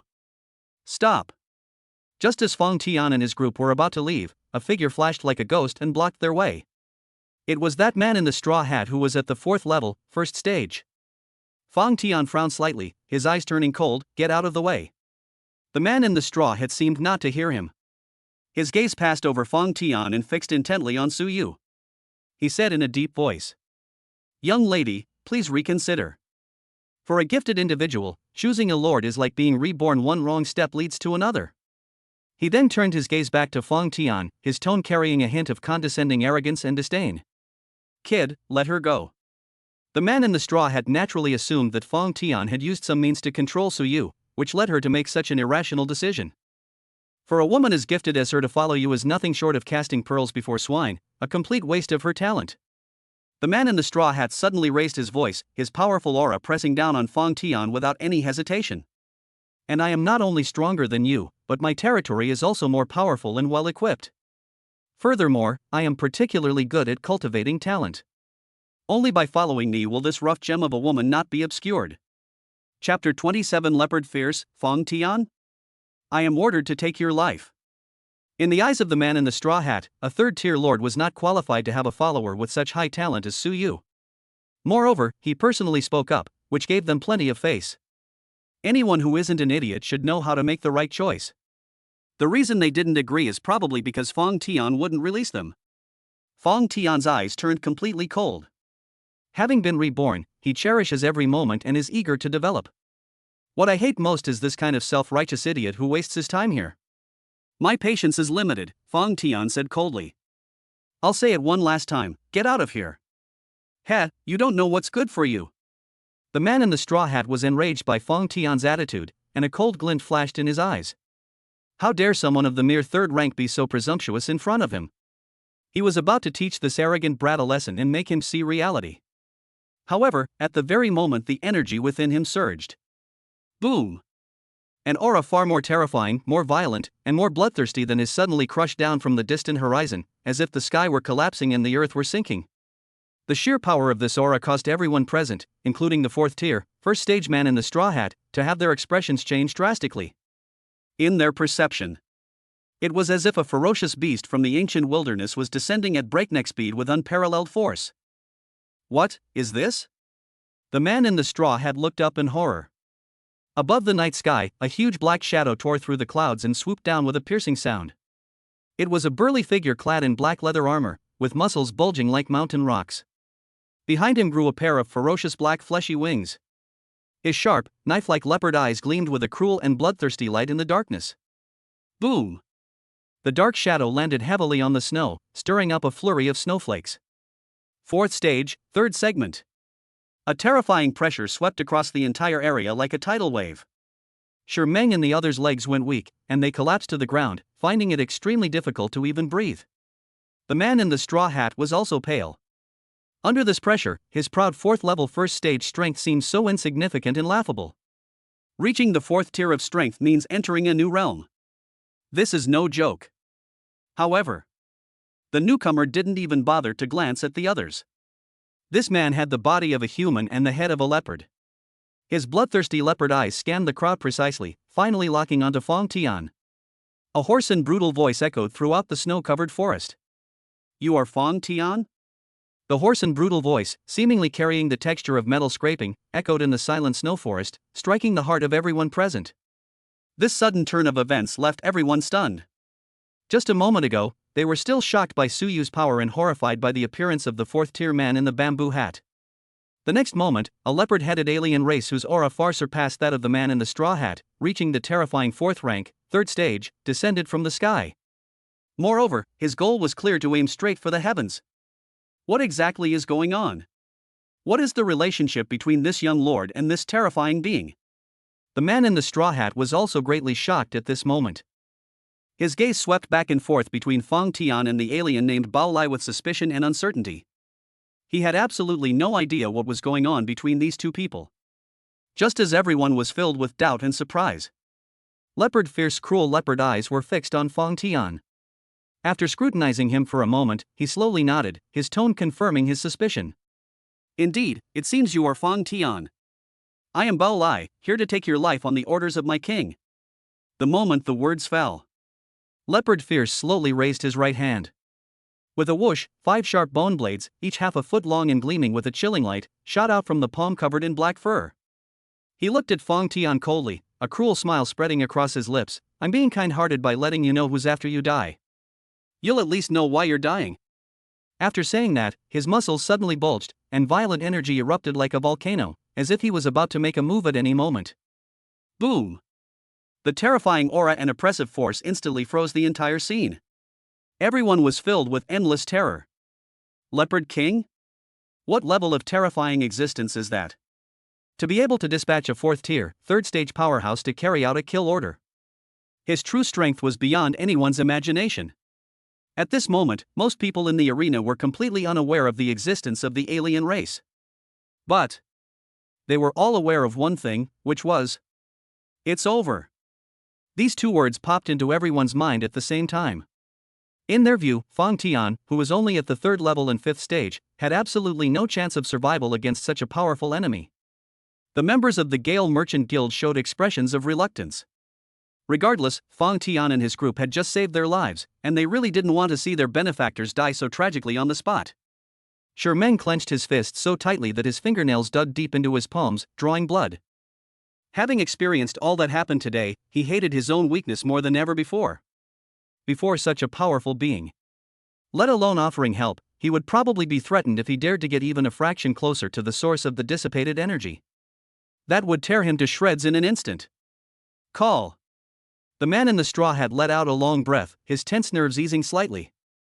He had thought this terrifying leopard-headed man was Fong Tian's friend, but today he was about to be proven wrong. Unexpectedly, they were not only not friends, but actually enemies. But then, his heart tightened again, and his eyes were filled with apprehension as he looked at Bao Lai. "Fourth level, third stage, 2 whole stages higher than me. If it really came down to a fight, I probably wouldn't last more than a few moves. For the other party to kill me would be no different from killing a chicken. However, now is a once-in-a-lifetime opportunity." He immediately turned around and anxiously called out to Su Yu. "Girl! Come here quickly. Your lord is dead. Come with me right now and sever all ties with him immediately, or you'll be implicated and won't be able to leave even if you want to." In his view, this was an extremely simple multiple-choice question. Leopard Fierce, at the 4th rank and 3rd stage, overwhelmed the entire field. Fong Tian is doomed. If Su Yu wasn't a fool, she should know that immediately abandoning this dying lord and joining the ranks of a 4th-tier expert like herself was the only way to survive. However, there was not the slightest wavering or fear in Su Yu's clear and cold eyes. She didn't even glance at the man in the straw hat. He simply held his sword in his hand. Clang!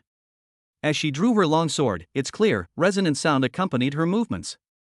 Instead of retreating a single step, she stepped forward, standing shoulder to shoulder with Fong Tian, demonstrating her resolve through her actions. "You!" The man in the straw hat was so angry that his face turned red.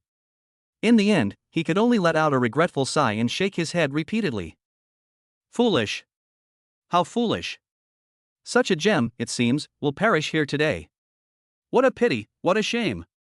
Chapter 28. The Sword of the Great River instantly kills the Fourth Order alien leopard fierce.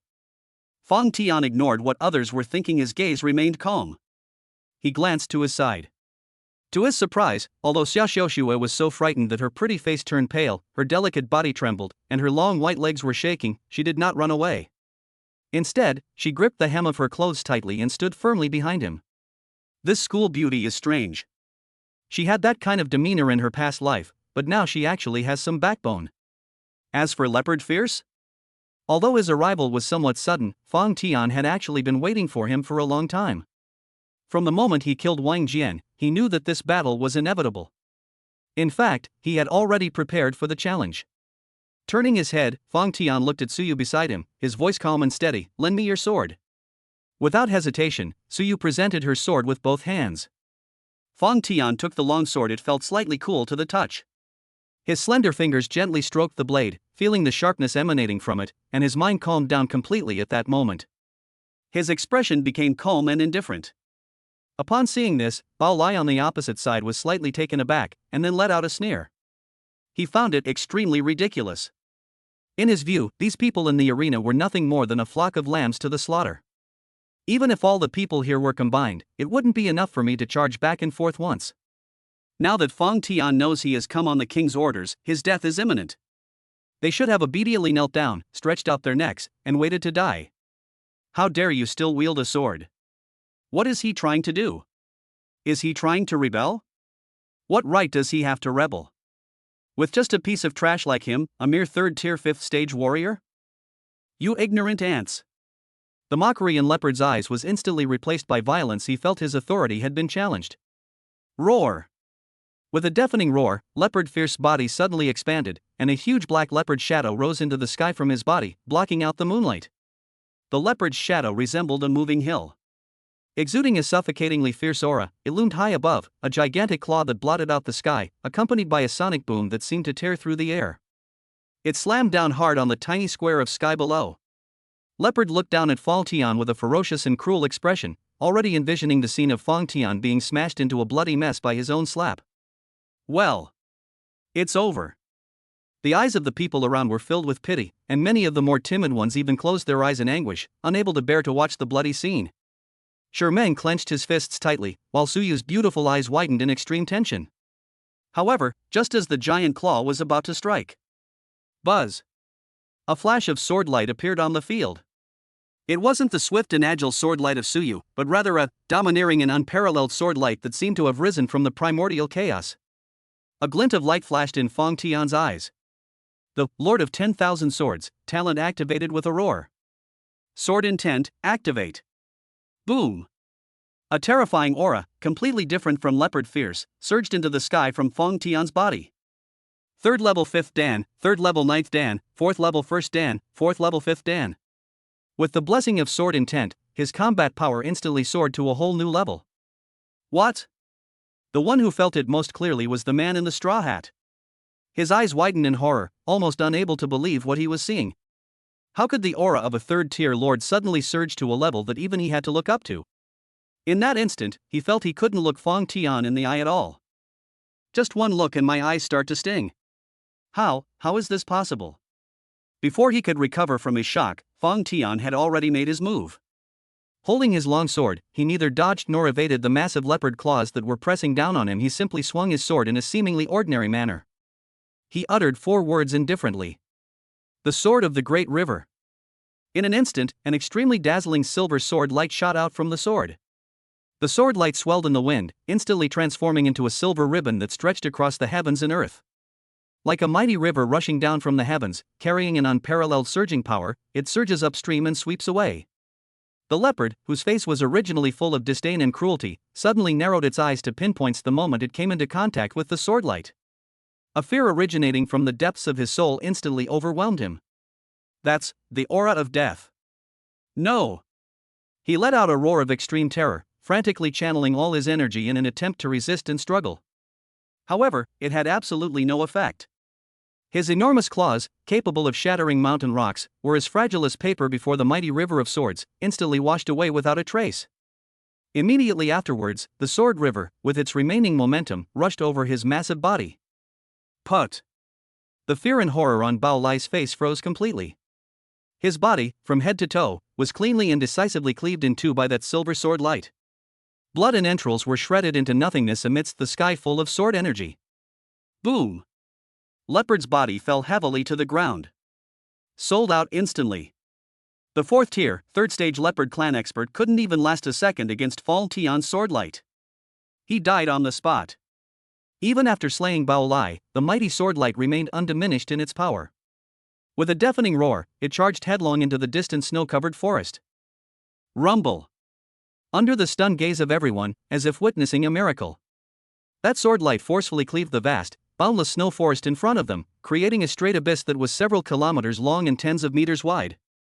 On both sides of the abyss, countless towering trees were neatly cut off, the cuts as smooth as mirrors. With a single sword strike, the vast snow-covered forest was cleaved in two. The entire venue was deathly silent. Suyu's beautiful eyes suddenly lit up, filled with shock and indescribable wonder. The man in the straw hat was struck dumb, his body frozen in place, his mouth agape, as if he could fit a fist in it, his heart filled with an endless turmoil. How is this possible? How is this possible? A storm raged in the man's heart. That curse was the most genuine roar from the depths of his soul.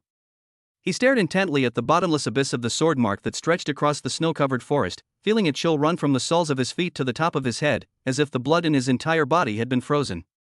One sword. Just one sword strike. A 4th tier, 3rd stage Leopard clan expert whose aura was so violent that even he felt despair. That's it, gone?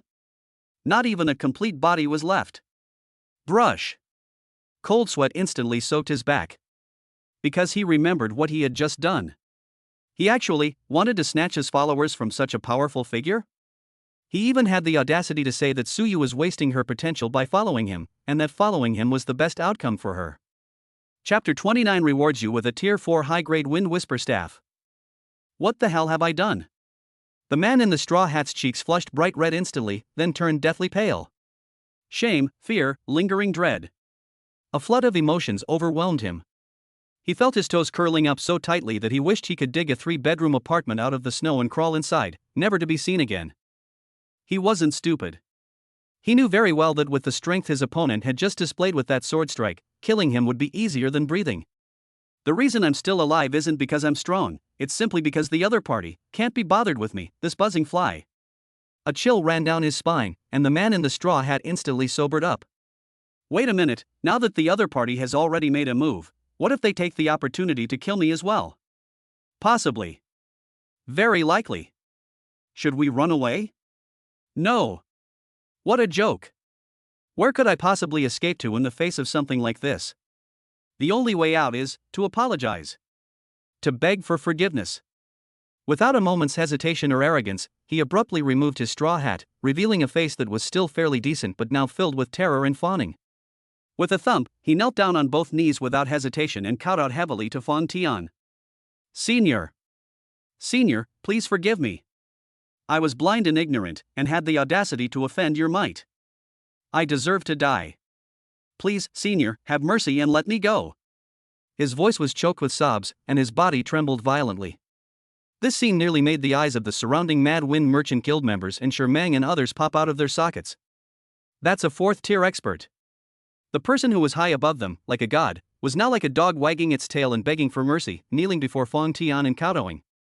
The impact of this scene was even more shocking than the instant kill of Bao Lai by that sword. Fong Tian sheathed his long sword, the brilliance on its blade fading, and it returned to being an ordinary, unremarkable long sword. After returning the sword to Suyu, he glanced indifferently at the man in the straw hat kneeling on the ground, without saying a word. But this silence made the man in the straw hat feel unprecedented pressure, as if an invisible mountain was pressing down on his heart, making him almost suffocate. He knew that the other party was thinking, and he should be sensible and respond accordingly. With gritted teeth and a determined heart, the man in the straw hat quickly took out a close-fitting soft armor that shimmered with a light blue halo from his storage equipment. With both hands raised high above his head, his posture was extremely humble. Senior, this is a high-grade 3rd-tier defensive armor, the Ice Silkworm soft armor, which I obtained by chance. It is impervious to water and fire, and difficult to damage from swords and blades. This humble gift is of little value and is hardly a token of my respect. I only beg you, Senior, to calm your anger and spare my worthless life. He went to great lengths to survive. This armor was one of his trump cards for survival, but now he had to reluctantly give it up. Fang Tian's gaze fell on the soft armor, and he remained silent for a moment. He was not a bloodthirsty person. Although the man in the straw hat was annoying, he had come to pay a visit, so he did not deserve to die. Moreover, a piece of Tier 3 high-grade defensive armor is indeed quite valuable, and can be considered a windfall. So, as the man in the straw hat grew increasingly uneasy, feeling as if his heart was about to leap out of his throat, Fang Tian finally spoke slowly. Leave the things behind. The 4 simple words were like heavenly music, making the man in the straw hat relax completely, almost collapsing to the ground. He knew that his life was saved. With a casual wave of his hand, Fang Tian sent the ice silkworm armor flying into his hand. He didn't even bother to look at the man in the straw hat again, and said in an icy voice, "Get lost. Don't let me see you again next time." Yes, yes, yes.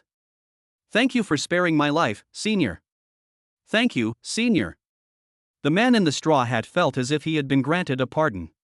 He scrambled to his feet, picked up his straw hat, and without looking back, transformed into a streak of light and fled frantically into the distance. That speed was as fast as if your backside were on fire.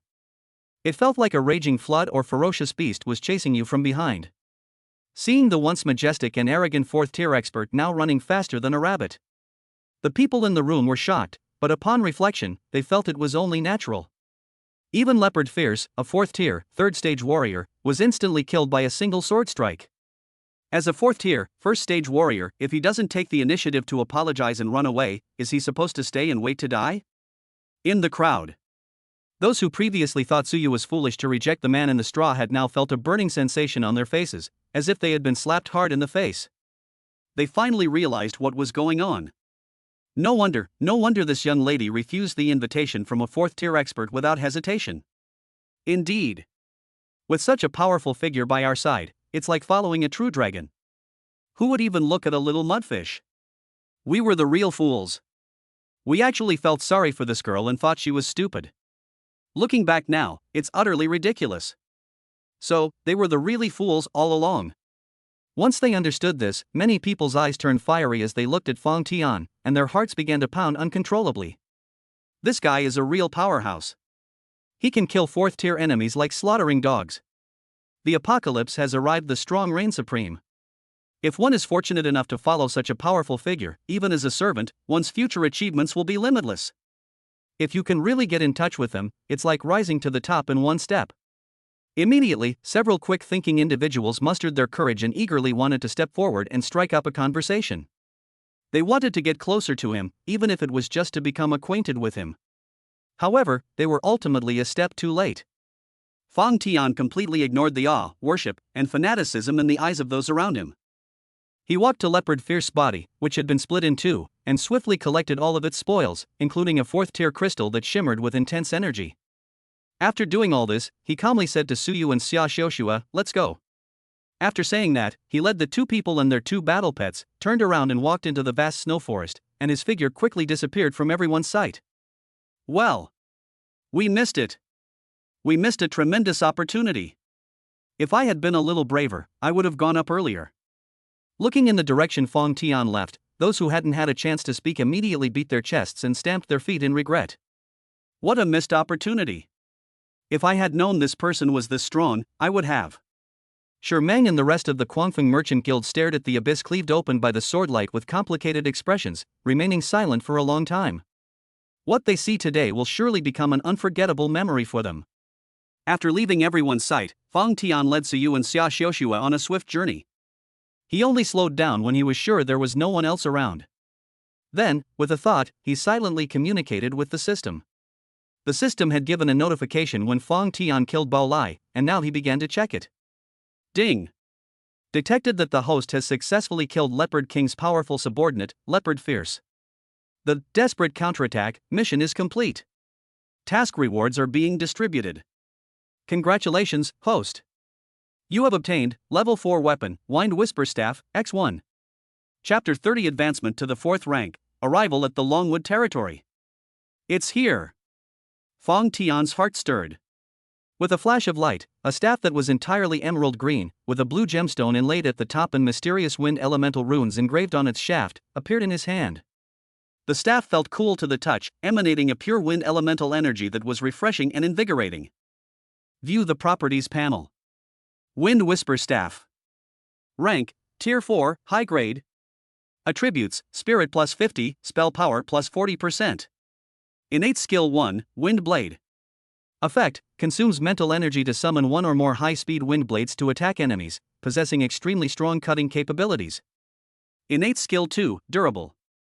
Effect, the staff is made of a special material, making it extremely difficult to destroy. Innate Skill 3, Wind Spirit Blessing. Effect, grants a blessing to self or an allied target, increasing their movement speed and attack speed by 20% for 30 seconds. Innate Skill 4, Hurricane Descends. Effect, summons a small hurricane in a designated area, forming a powerful vortex that deals continuous damage and applies a crowd control effect to enemies within the area. Nice one. After reading it, Fang Tian's eyes showed a hint of satisfaction. As expected of a level 4 weapon rewarded by the system, this staff has quite good attributes and skills. Especially the last skill, Hurricane Descends, which has both damage and control, can play a huge role in battle. Of course, my strongest ability right now is swordsmanship. If the system rewards you with a sword instead of a staff, that would be even better. Of course, the Wind Whisper Staff has a built-in sturdiness effect, so it might be acceptable to temporarily use it as a sword until a better one is obtained. Fang Tian waved his staff. In this way, one can cast spells from a distance and use a sword at close range. I don't know if I count as cultivating both physical and magical methods? Fang Tian chuckled, shook his head, and banished the strange thought from his mind. Whether it's a staff or a long sword, they are just tools. For him, the true core is always his own unparalleled strength. He put away the Wind Whisper Staff. His gaze fell on another piece of spoils of war, a 4th order crystal that had been taken from Leopard Lie's corpse and was shimmering with intense energy. This is one of the biggest takeaways from this trip. Without the slightest hesitation, Fang Tian grasped it in his palm and began to absorb it directly. Buzz! A surge of powerful and violent energy erupted from the crystal, like a rushing river, and flooded into Fang Tian's limbs and bones. This energy is far purer and more abundant than that of 3rd order crystals. Like a torrent of energy, it was like a timely rain after a long drought for Fang Tian. Fang Tian remained calm, guiding the energy within his body along a specific path, cleansing every corner of his body again and again. Click! Click! It was as if a crisp sound, as if some kind of shackle had been broken, came from within my body. A far more powerful aura than before erupted from Fang Tian's body. 3 levels, 5 stages. 3 levels, 6 stages. Peak of the 3rd tier, 9th stage. In just a few breaths, his level soared, reaching the peak of the 3rd tier with unstoppable momentum. But this is far from over. The energy contained within that 4th order crystal was still immense. Break for me! Fang Tian let out a low shout, guiding all the remaining energy to converge into an indestructible torrent, launching the most ferocious attack on the invisible 4th order barrier. Boom! An invisible roar exploded in his mental world. That seemingly indestructible bottleneck shattered instantly. A brand new, powerful force, representing a qualitative leap, instantly filled his entire body. Ding! Congratulations, host, your level has increased to Tier 4, Stage 1. It's done! Fang Tian suddenly opened his eyes, a sharp glint flashing across his face. He clenched his fist, feeling the new energy surging within him, and an unprecedented sense of security welled up inside him. 4th tier. Finally, I've reached the 4th tier. Although it's only a short period, it means he has truly entered the forefront of evolution for most people today. More importantly, with his basic strength at the 4th tier, 1st stage, if he were to activate the Sword Intent skill attached to the Lord of 10,000 Swords talent, his combat power will instantly soar to a terrifying 5th level. 5th rank. Even if the Leopard King himself were to arrive now, he would probably have the strength to fight him, and might even have the possibility of killing him. As for the Leopard King, he was like a thorn in Fang Tian's side, and Fang Tian would have to get rid of him sooner or later. No rush. The Leopard King has more than one subordinate, and he won't stand still. I need to continue to become stronger. Fang Tian took a deep breath and suppressed his emotions. However, the significant improvement in his strength has indeed boosted his confidence and given him the ability to handle anything. Standing up, Fang Tian patted the snow dust off his body and said to Suyu and Xia Xiuxue, who were protecting him, "Let's go, let's continue our journey towards the blue silver mine." Following the map, the group set off again, heading southwest at high speed. After advancing to the 4th rank, Fang Tian's speed increased even more. Fortunately, with the support of the Wind Whisper staff, Suyu and Xia Xiuxue were able to keep up with him. The icy wind howled in my ears, and the surrounding snowy scenery rushed past. I don't know how long we've been traveling. Suyu, who had been silently following behind Fang Tian, suddenly paused slightly, a complex and unfathomable emotion flashing in her clear and cold eyes. Grown-ups. She spoke softly, her voice trembling slightly. Further ahead, not far ahead is, the ruins of my former home, the Longwood territory. Fang Tian stopped and turned to look at her. The girl gripped the sword hilt tightly, her knuckles turning white from the force, her eyes filled with reminiscence, sorrow, and deep-seated hatred. I want to go and pay my respects to my parents. Suyu took a deep breath and pleaded with Fang Tian. Okay. Fang Tian didn't hesitate at all and readily agreed. Upon hearing this, a look of gratitude flashed in Suyu's eyes, and she immediately led the way. After passing through a withered forest covered in ice and snow, a ruined landscape of crumbling walls came into view. This is where the Longwood territory once stood. Looking at the familiar yet unfamiliar scenery around her, Suyu's eyes instantly reddened. The charred wooden house was built by her and her father. The toppled arrow tower was where she and her mother taught her archery. And that big cedar tree, that reclaimed field. All the beautiful memories of the past have now turned into gray ruins in her mind, like sharp thorns piercing her heart. She fought back tears and, with Fang Tian and Xia Xiuxue in tow, silently led them to the deepest part of the ruins. That was the former location of the Lord's Manor. However, when they arrived at their destination, the scene before them stunned all three of them. The dilapidated mansion that was expected did not appear. Instead, a brand new mansion that had been almost completely rebuilt appeared. The mansion's gates were tightly closed, but inside, it was bustling with activity, and dozens of workers could be heard carrying out the final decorations and arrangements. Above the vermilion gate, a brand new plaque hangs high. 2 characters were written in large, gold-embossed lettering in a flowing, elegant style. The Lu Residence. Chapter 31 Calling for Reinforcements? Perfect timing to wipe them all out. What's going on? Suyu was completely dumbfounded. How could the home she remembered have become someone else's mansion? Fang Tian frowned slightly. Just then, with a creak, the gate of the Lu residence was pushed open from the inside. A short, slightly overweight man, dressed in an exquisite fur coat, with a ruddy complexion, swaggered out, surrounded by a group of henchmen. As soon as he stepped out, his gaze met that of Fang Tian and the other 2 people standing at the door. When he saw Suyu's aloof and stunningly beautiful face, he was stunned for a moment, and then his face was instantly filled with joy. Ha ha ha ha. The man burst into a triumphant laugh. He slapped his thigh and exclaimed excitedly. No wonder I heard magpies chirping in the branches this morning. It turns out something incredibly good is about to happen. Suyu.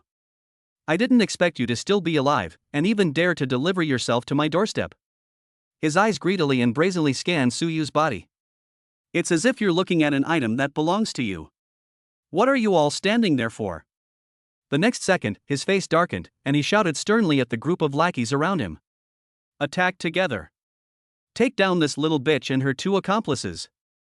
Remember, don't let any of them escape. Yes, Lord Lu. The group of henchmen responded with a roar, their faces contorted with malice as they rubbed their fists together and surrounded Fang Tian and his companions. Fang Tian frowned even more, while Suyu's eyes instantly turned as cold as ice on an iceberg. Bangs! She rebuked him sternly. His voice was filled with anger. What are you doing? This is the Lord's mansion of the Longwood territory.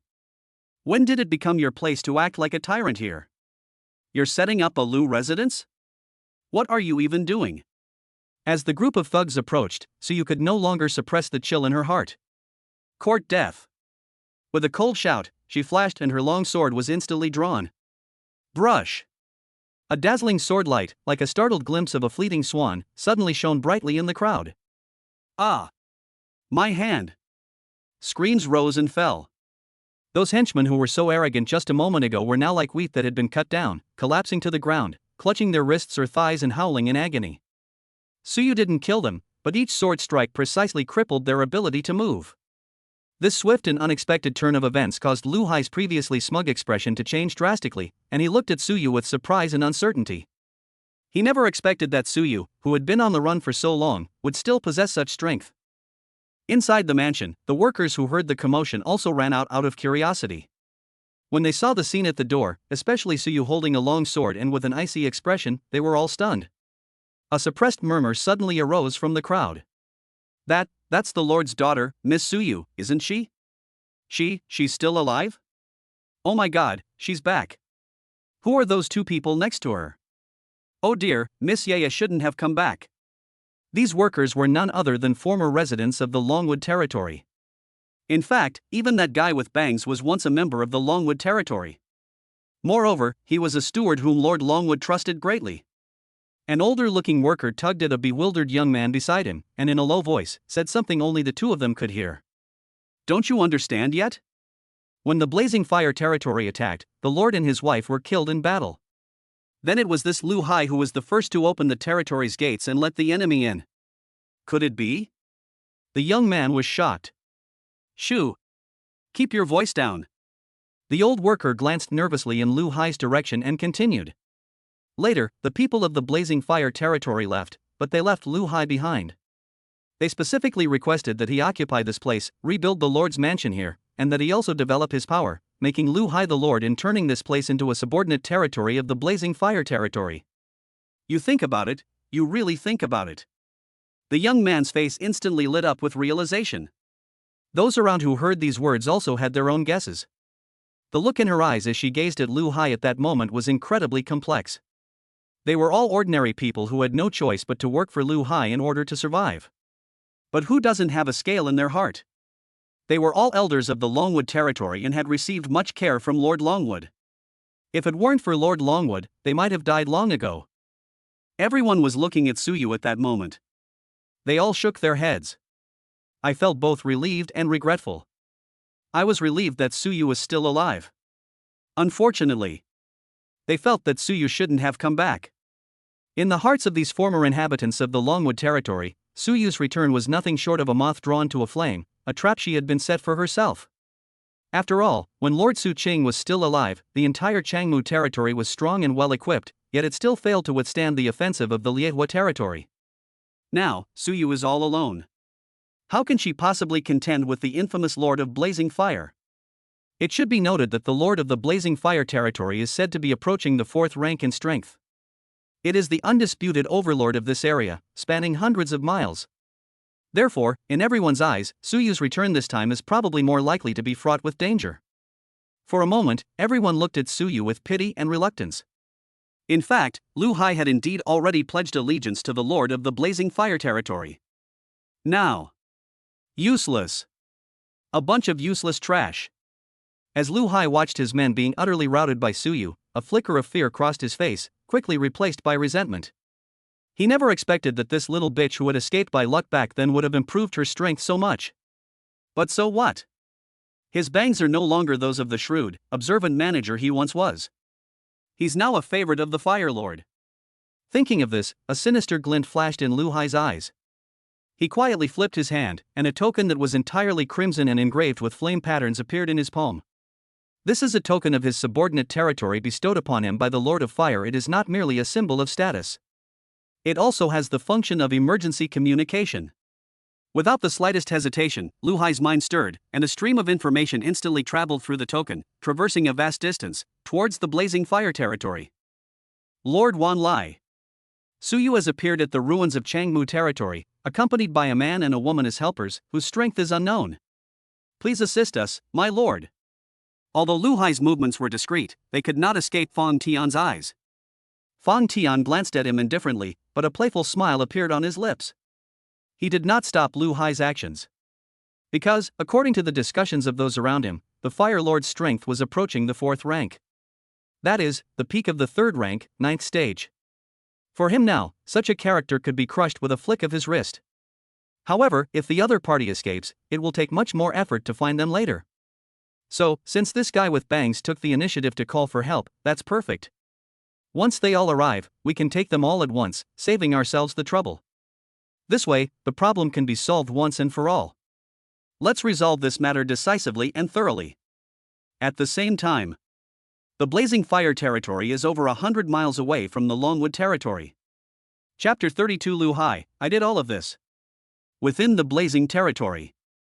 Inside a magnificent hall built of crimson stone, the atmosphere was terrifyingly oppressive. On the main seat, a burly man with a fierce face, wearing crimson armor, had a gloomy expression and his eyes were burning with rage. He is Wan Lai, the lord of the Blazing Fire territory. Bang! Wan Lai slammed his hand on the armrest, and the hard red rock armrest shattered instantly. Useless! All of you are useless! He roared angrily, his voice echoing like thunder throughout the hall. Just recently, his most beloved younger brother, Wan Yen, a third-tier 7th-level expert, completely lost contact while leading a group to hunt down Su Yu. Wan Lai immediately sent people to investigate, but the news he received made him furious. Wan Yen and his squad are all dead. Judging from the residual energy fluctuations at the scene, the killer's strength was around the 3rd tier, 8th stage. Furthermore, Su Yu's aura was still clearly visible at the scene. Without a doubt, the death of his younger brother was absolutely related to that little bitch Su Yu. Su Yu! Wan Lai gritted his teeth as he uttered the name, each word seemingly squeezed out from between his teeth, filled with endless killing intent and resentment. He vowed to find Su Yu and tear her to pieces. She used her blood to pay tribute to her brother's spirit in heaven.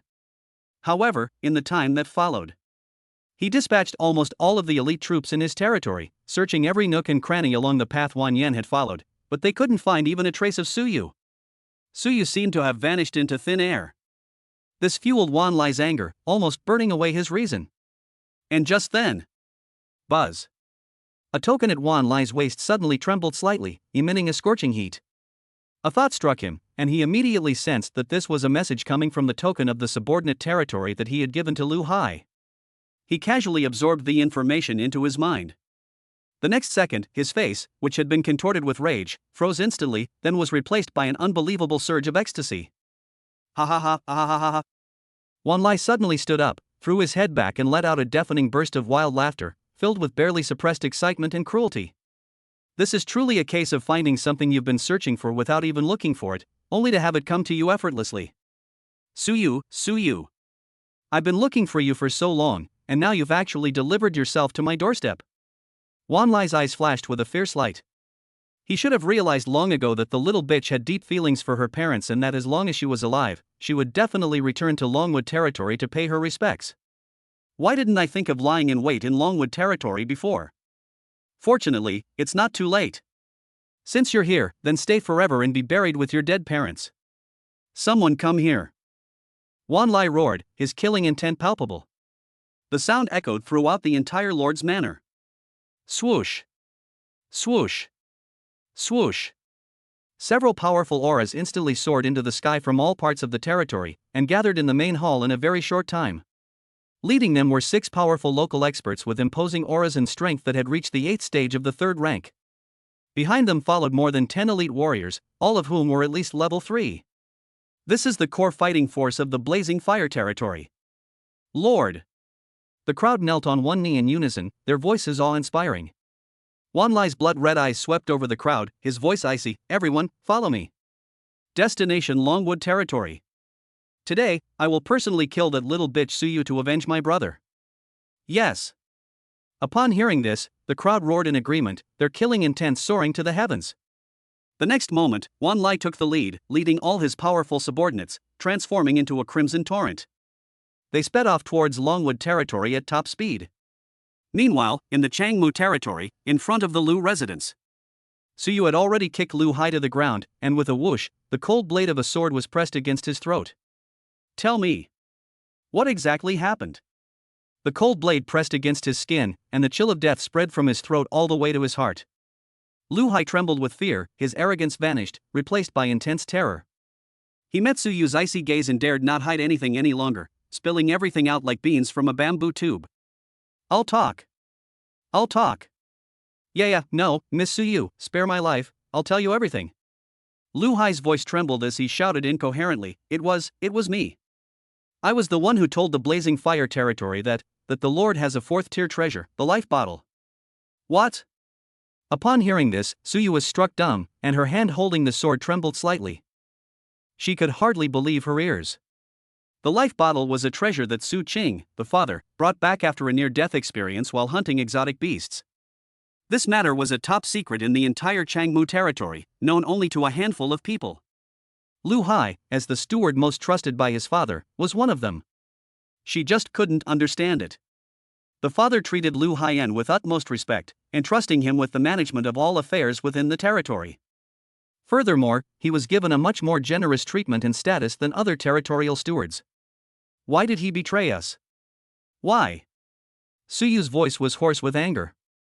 My father has treated you well. In the entire Longwood territory, apart from our family, who has a higher status than you. Why did you do this? Why? Upon hearing this question, a sickly flush and resentment appeared on Lu Hai's face, which was contorted with fear. He shrieked like a cat whose tail had been stepped on. You're still asking me why? Yeah. Don't you understand? I like you. I've liked you since the first moment I saw you. But what about you? Have you even looked at me properly? What's the difference between you and those lowly people in my territory? Do you think I'm too short and fat to be worthy of a high and mighty flower like you? You? Suyu was so angry at his utterly shameless remarks that she couldn't speak. She treats everyone equally, how could she look down on anyone? However, regarding Bangs, she viewed everyone else the same way, and never had any romantic feelings for them. However, Lu Hai saw this as looking down on him. At this moment, Lu Hai seemed to have opened a floodgate of words, his resentful gaze fixed on Suyu, and he hysterically roared, You look down on me. Don't you? You look down on me in your heart. Since I can't have you, then I will destroy you. Destroy everything you cherish. I will make your father die.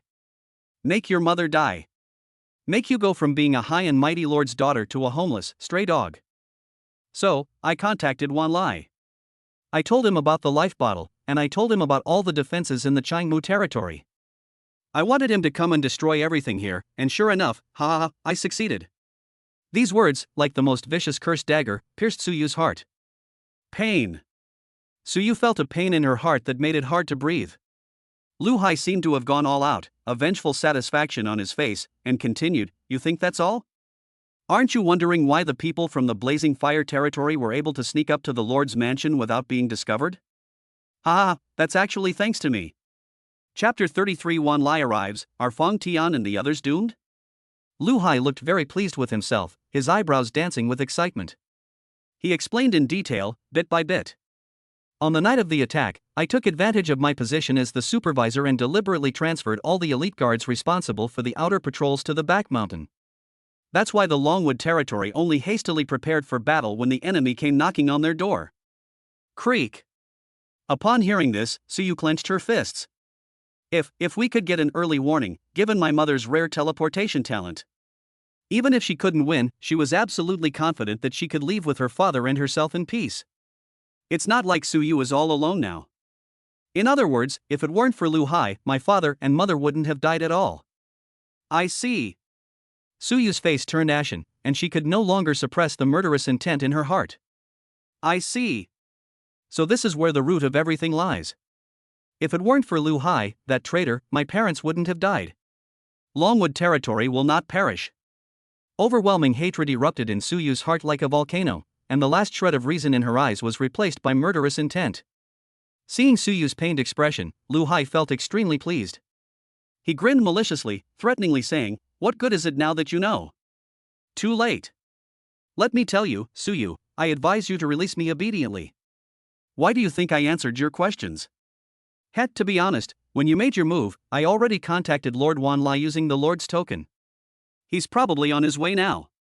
Once he arrives, you'll all be dead. Ha. Upon hearing this, the expressions of the original inhabitants of the Longwood territory around them changed drastically. What? Lord Wan Lai, the Lord of Blazing Fire, is coming? Miss run. Don't worry about this beast. Yes.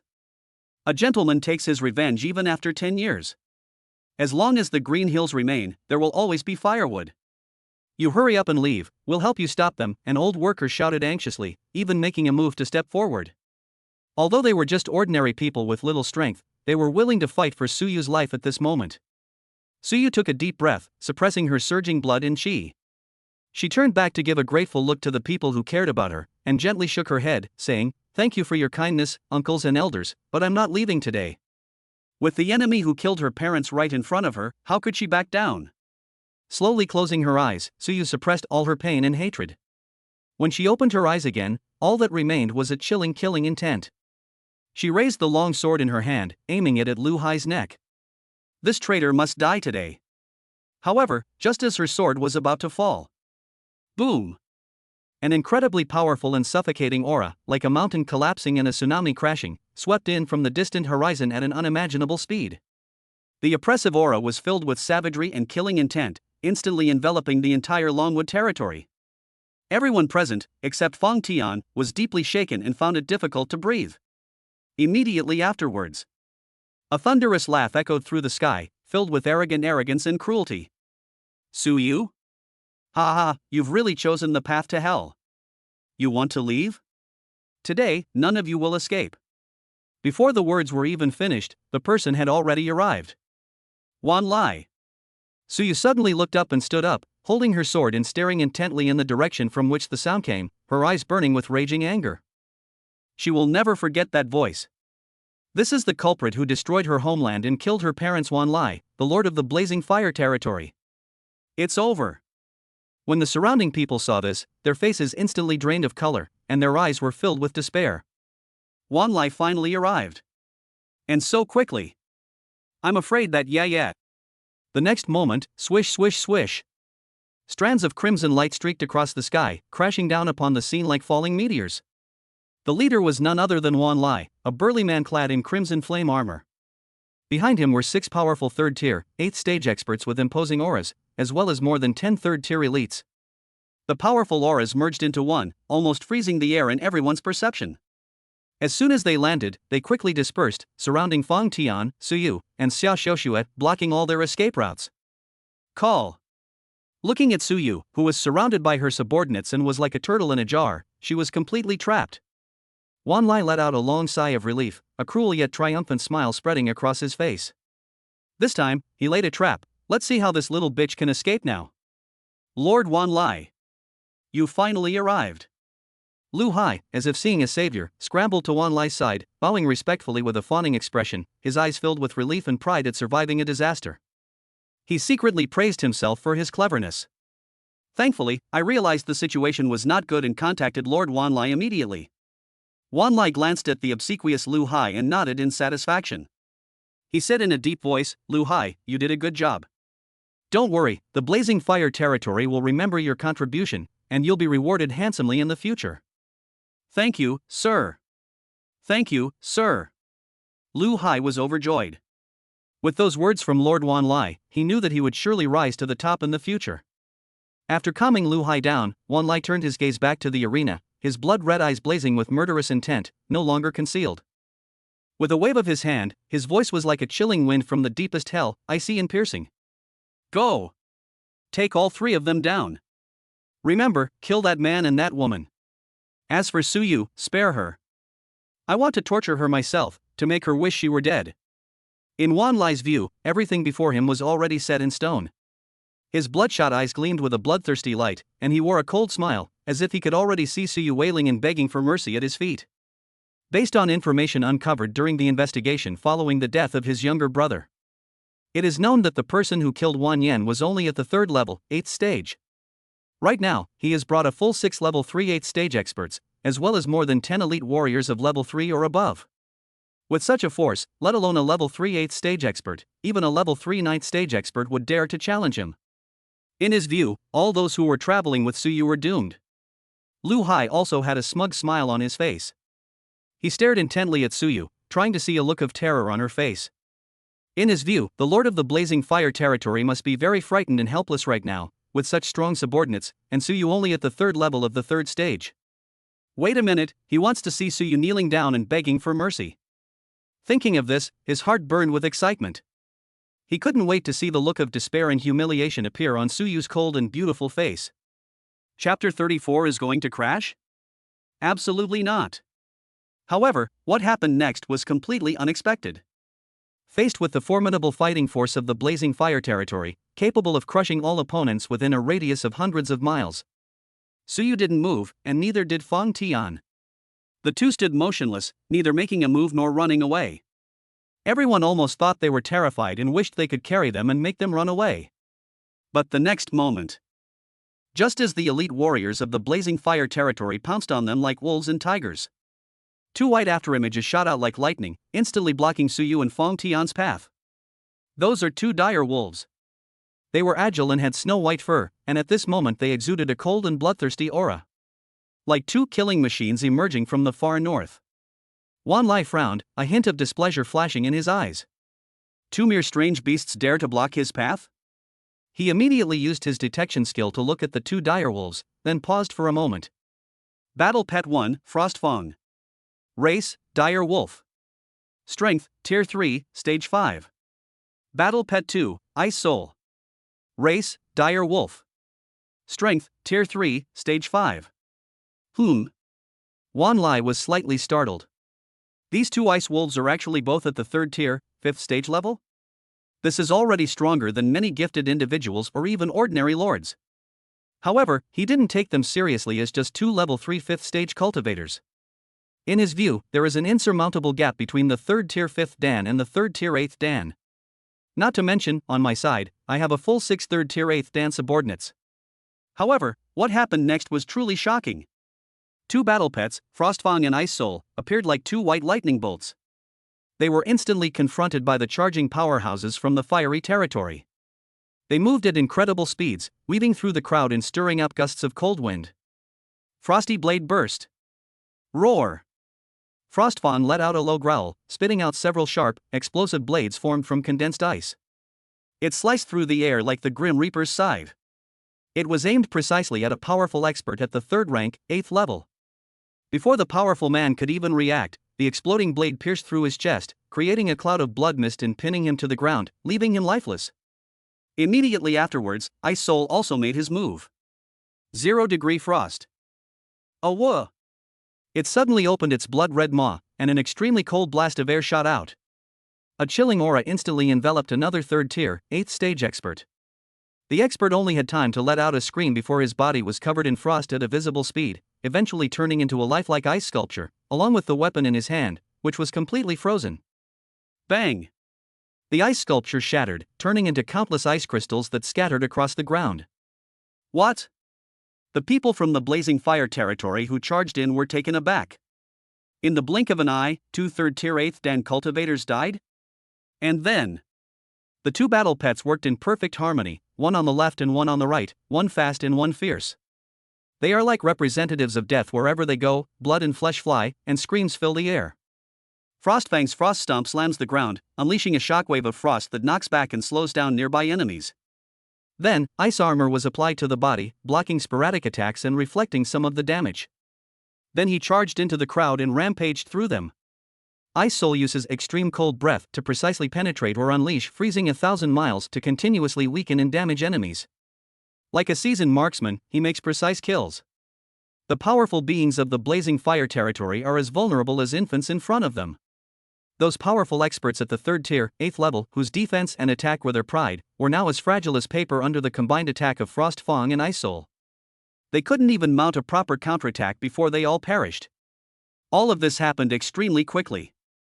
Frostfang and Ice Soul took turns using their skills, coordinating perfectly. With extremely fast speed and super high efficiency, it's like mowing grass. In the blink of an eye, they killed all 6 3rd tier 8th stage experts and more than 10 3rd tier or higher warriors who rushed over. The ground was soon littered with the corpses of the warriors of the blazing territory. Blood stained the earth red. The air was thick with the stench of blood and the chill of frost. What happened? Wan Lai's pupils shrank sharply, and an expression of disbelief and horror appeared on his face. He stared intently at the two dire wolves that had just finished reaping lives and were now licking the blood off their paws, a storm raging in his heart. He recognized the two ice wolves, even though they were only at the 3rd tier, 5th stage. However, when they made their move, they were able to instantly kill a 3rd tier, 8th level expert. These two strange beasts actually possess combat power far exceeding their level. Wan Lai's expression changed drastically. He suddenly realized that his younger brother, Wan Yan, might have died at the hands of these two ice wolves. No wonder the residual third order, 8th stage energy fluctuations at the scene had a distinctly chilling feel to them. Lu Hai was completely dumbfounded. The smugness and fawning on his face froze, replaced by bewilderment. What's going on? Lord Wanlai's subordinates are clearly so powerful, so why do they seem so vulnerable now? How did they all die so quickly? Is this going to backfire? Fortunately, in the next moment, Wanlai forcibly suppressed the shock in his heart, his expression turning extremely cold. He stepped forward and drew a battle blade burning with crimson flames from his lord's space. It was a high-grade third-tier weapon, with flames dancing on its blade, radiating a scorching and dangerous aura. Then, he held the knife in his hand, and his body was enveloped in a layer of raging flames. Boom! In an instant, his aura became unprecedentedly powerful, as if the god of fire had descended. Upon seeing this, Lu Hai was overjoyed. His face lit up with obvious excitement. Very good. Lord Wanlai is about to take action himself. In his view, Wanlai will be invincible from now on. As for a rollover? Shah. Absolutely not. After all, Lord Wanlai is a powerhouse who is almost at the 4th rank. No matter how strong those two ice wolves are, they could never be a match for Lord Wanlai. Wanlai looked at the two ice wolves with a serious expression. Even though his strength was approaching the 4th rank, he couldn't guarantee that he could take down these two powerful and well-coordinated icefield wolves without taking any damage. Of course, he had already made up his mind to go all out and not give those two beasts any chance. However, just a second before he was about to make a move, Fong Tian suddenly waved his hand. Come back, Fong Tian said calmly. Upon receiving the command, the two battle pets immediately stopped moving and obediently retreated. They nuzzled Fong Tian's leg affectionately, like two docile dogs, and stood behind him with their tongues hanging out. Fong Tian remained calm. A few minor enemies are fine, let the battle pets stretch their muscles and take them out quickly. Wanlai is considered to have some strength below the 4th rank. If the two battle pets were to clash, Fong Tian estimated it would take some time to defeat Wanlai. Fong Tian was not going to waste any time. Therefore, he plans to take action himself. Chapter 35 Clearly, my level is above yours. Upon seeing this, Wanlai frowned deeply. He narrowed his eyes, looked at Fong Tian, and asked in a deep voice. Are you the owner of these two dire wolves? These two dire wolves are different from others. Could it be that you have awakened a talent for controlling or raising exotic beasts? In his view, the reason why these two battle pets possess such superior combat power is because it is highly likely that Fong Tian awakened a professional beast taming talent, which is why he was trained. As he spoke, he cast a detection skill on Fong Tian.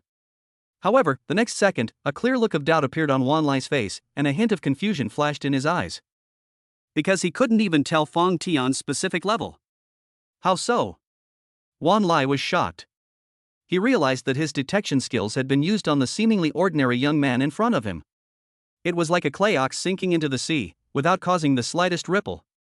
There's only one possibility. Just as Wanlai realized something and was filled with doubt and uncertainty, Fong Tian's lips curled up slightly. Can't you tell the level? His voice was calm and composed. It's very simple, just as you think. It's because my rank is above yours. The moment the words fell. Boom! A pressure far more terrifying and vast than the aura Wanlai had previously unleashed. Like an ancient dragon awakening from its slumber, it burst forth from Fong Tian's body. This momentum was boundless and profound, sweeping across the entire venue without reservation. Everyone was shocked by what they saw. If Wanlai's aura at the 3rd rank, 9th level had previously felt like a turbulent lake, it still had boundaries. The aura that Fong Tian is displaying at this moment is like a boundless ocean. The waves surged and rolled, their depths unfathomable. With everyone's strength, they couldn't even perceive the edge it seemed capable of devouring everything. Under this oppressive force, Wanlai's raging fiery aura was instantly shattered. His proud spirit, in the face of this boundless sea, was as insignificant as a laughable wave, and was crushed to pieces in an instant. What? Wanlai's expression changed drastically. He stared intently at Fong Tian, his eyes filled with a horror and terror he had never felt before. You? Wanlai's voice trembled at this moment. He never imagined things would develop this way. He originally thought that capturing Suyu to avenge his brother would be a piece of cake. The most opponents he had was a strangely powerful 3rd-tier 8th Dan. But who could have imagined that one accident after another would happen? First, there were those two dire wolves. Despite being only a third-tier 5th-stage cultivator, he possessed terrifying combat power capable of instantly killing a third-tier 8th-stage cultivator, and slaughtered all of his elite subordinates. Even if they joined forces, I would probably have to pay a heavy price to win. And now, this young man whom he had always ignored was actually the master of those two terrifying battle pets. Moreover, its strength was 100 times more terrifying than those two battle pets combined. 4th rank. Wanlai forced out these words through gritted teeth, his heart pounding wildly. He could now clearly sense that Fong Tian was emanating the aura of a genuine 4th-tier expert. Although it is only the 4th level, the difference between level and level is like heaven and earth. Although he claims to be infinitely close to the 4th rank. However, they are still only at the 3rd level, and there is an insurmountable gap between them and true 4th level powerhouses. What to do? Should we run away? No. In front of a 4th-tier expert, I have no chance of escaping at all. Countless thoughts flashed through Wanlai's mind, his survival instinct and bloodthirsty ferocity battling fiercely within him. A moment later, a look of resolute madness suddenly surged onto his face. Let's give it our all. Wanlai let out a roar that sounded inhuman, looking up at the sky. The next moment, the crimson armor on his body shone brightly, and the raging flames turned into an eerie dark red. It was as if his life and soul were burning. That is indeed the case. Boom! His aura surged again, and he actually broke through the shackles of the 3rd rank, briefly stepping into the 4th rank. This is his innate skill. Talent, Blood Frenzy rank B. Effect: by burning and depleting one's life force, this ability forcibly elevates one's strength by a major level for a short period. After the effect wears off, the user will fall into a state of extreme weakness. This is his trump card, his last resort, which he will never use unless it's a matter of life and death. But now, he has no other choice. He would use this brief glimpse of 4th-tier power to utterly kill the young man before him. To take away his battle pet, to take away everything he had. You, die. The surge in strength brought Wanlai immense confidence, causing him to instantly forget his fear. His face was ferocious, and his figure transformed into a dark red streak of light. The blazing sword in his hand trailed a long, fiery tail as it slashed down with the force of a thunderbolt toward Fong Tian's head. This strike, imbued with all his strength and hope, was enough to split mountains and open seas. However, Fong Tian remained completely unfazed by this earth-shattering attack. He didn't even lift his eyelids, but merely raised an eyebrow slightly and let out a soft "Hmm." Oh! Such power! Fong Tian gave a casual comment, his tone carrying a hint of insignificant surprise. He then shook his head. Unfortunately, that's where it ends. Before he finished speaking, he flipped his hand, and the Wind Whisper staff appeared. Fong Tian slowly raised his staff. There were no flashy skills, no dazzling lights. Fong Tian simply treated the staff, which exuded a gentle breeze, as just an ordinary wooden stick. He casually smashed the dark red streak of light that was rushing towards him. This strike, seemingly casual, actually contained some kind of swordsmanship truth, completely sealing off all of Wanlai's room to dodge. Wanlai didn't even try to dodge, he gritted his teeth and slashed fiercely. Boom! The staff and the battle sword clashed violently. A deafening roar, like a thunderclap from a clear sky, made everyone present's eardrums ring. The next moment, something that shocked everyone happened. Wanlai's incredibly ferocious figure froze abruptly the moment it came into contact with the staff, as if it had crashed into an invisible ancient divine mountain. Immediately afterwards, his forward momentum was reversed in an instant by an unparalleled force. Click! The fiery blade, a high-grade 3rd-tier weapon, in his hand let out a mournful cry as it could no longer bear the weight. The blade was covered with spiderweb-like cracks before it shattered with a crash, turning into countless metal fragments that flew everywhere. Puff! Wanlai was struck as if by lightning, his body trembling violently.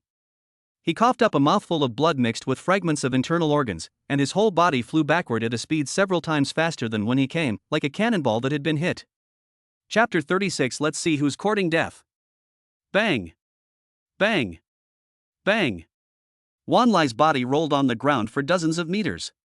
It smashed through countless rubble and bricks before finally crashing heavily into a broken wall, creating a huge, human-shaped hole in it, before finally stopping.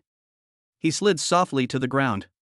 Countless bones in his body were broken, his crimson armor shattered inch by inch, and blood gushed from his mouth. His aura instantly weakened to the extreme. One strike, just one strike. Wan Lai, the Fire Lord who briefly stepped into the fourth tier by burning his life force, was defeated. Quiet. The entire venue fell into a deathly silence. The people of Longwood Territory stared wide-eyed and gaped, dumbfounded at the unimaginable scene before them. This was completely unexpected for them. Lu Hai, who had been standing next to Wan Lai with a face full of joy and anticipation for Wan Lai to display his divine power, was now standing beside him.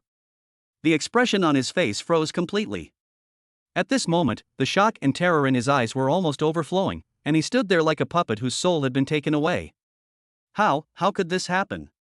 Am I seeing things? That's the Lord of the Blazing Fire Territory.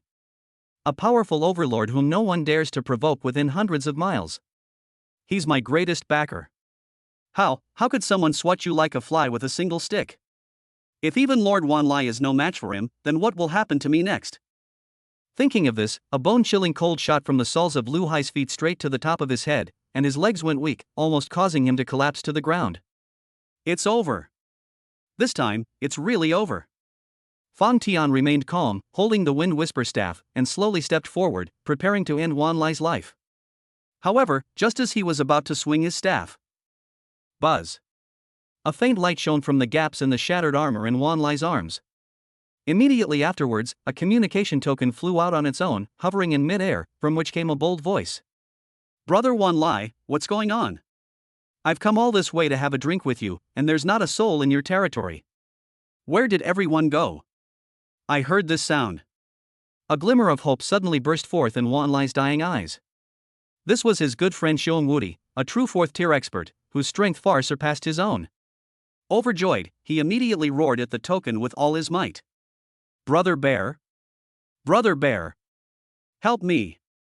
Come to Longwood Territory, help me! After shouting that, he burst into laughter. The voice on the other end of the token suddenly became serious because of his plea for help. Longwood Territory? Brother Wan Lai, wait for me, I'll be there soon. As soon as he finished speaking, the token lost its light and fell to the ground. At the same time, Wan Lai looked smug. He told Fang Tian to stop. And threatened Fang Tian Dao. That's my best friend, Xiong Wudi, a true fourth-tier expert. His strength is no weaker than yours. Brother Xiong and I are very close. If you dare to kill me, you will not have a good outcome. Upon hearing this, Fang Tian stopped what he was doing and raised an eyebrow slightly. Brother Bear? He sounds like a guy who's pretty strong. He glanced down at Wan Lai, then at the communication token, a thoughtful look flashing in his eyes. Originally, he planned to kill Wan Lai directly to resolve the matter. But now it seems there's someone behind Wan Lai. Is it a fourth order? That's fine too. To avoid killing one only to have another one appear, and it never ends. Since this invincible bear is coming, let him come. Perfect, by eliminating Wan Lai's connections and friends at the same time, we can truly prevent future troubles. As for Wan Lai's life, we can kill him later and let him live a little longer. Otherwise, if we kill him now, that guy called Invincible Bear will get the news and be too scared to come. If we can't find it later, that would be a problem. With this thought in mind, Fang Tian withdrew his Wind Whisper staff, which was about to fall, and stood in place with an indifferent expression, waiting quietly. To outsiders, this action had a different meaning. This is waiting for Xiong Wudi to arrive? Are you crazy? You could have killed Wan Lai first and then retreated calmly. Why did you stay and wait for their reinforcements? Too arrogant. Young people are still young people. Judging from his aura, he seems to have just broken through to the fourth rank. Does he think he is invincible? What if the Xiong Wudi who came is a veteran fourth rank expert? Wouldn't he be courting death? The people of Changmu Territory were buzzing with discussion, their eyes filled with incomprehension as they looked at Fang Tian. In their view, Fang Tian's move was far too presumptuous. Lu Hai, who felt like he had just escaped death, was all smiles. The fear in my heart was replaced by ecstasy. His gaze toward Fang Tian was once again filled with resentment and smugness. There's hope. I'm saved. Once Lord Xiong Wudi arrives, this arrogant brat will surely die. Soon, a fourth-order pressure, far more solid and ferocious than the aura Fang Tian had previously displayed, emerged. It rolls in from the horizon. That oppressive aura carried a distinct sense of rage, like a raging prehistoric bear ready to tear everything in its path to shreds.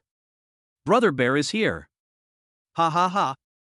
Kid, your time has come. Wan Lai felt this familiar aura and burst into wild laughter. He struggled to get up from the ground, and although half of his body was covered in blood and gore, he had a ferocious and gleeful smile on his face. With difficulty, he raised his still movable arm and waved it forcefully at the rapidly approaching black dot in the distance. Then he turned his head and stared at Fang Tian with a look that seemed to say I'm dead, and roared venomously, once Brother Xiong captures you, I won't let you die easily. I'll smash every bone in your body inch by inch, and then skin those two beastly battle pets alive, so you'll die screaming in endless pain. However, faced with his harsh words, a strange expression appeared on Fang Tian's face. He looked at the figure getting closer and closer on the horizon, a hint of amusement in his eyes. Fang Tian discovered that he had actually met the powerful and close friend Xiong Wudi mentioned by Wan Lai. This person. It was precisely when he left Snow Rock Town and was robbed that he was robbed. The one wearing a straw hat, displaying 4th tier strength, was trying to invite Suyu. So, the hooded man, a 4th tier, first stage cultivator, was terrified after being killed by Leopard Fierce with a single sword strike? The world is sometimes really small.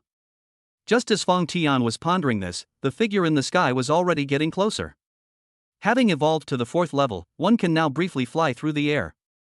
Xiong Wudi hovered above the Changmu territory, his expression grim, his eyes like lightning, scanning the chaotic ruins below.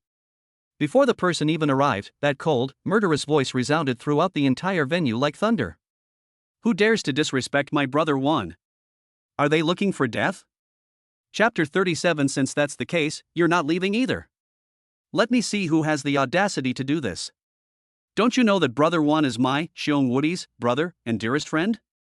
Boom.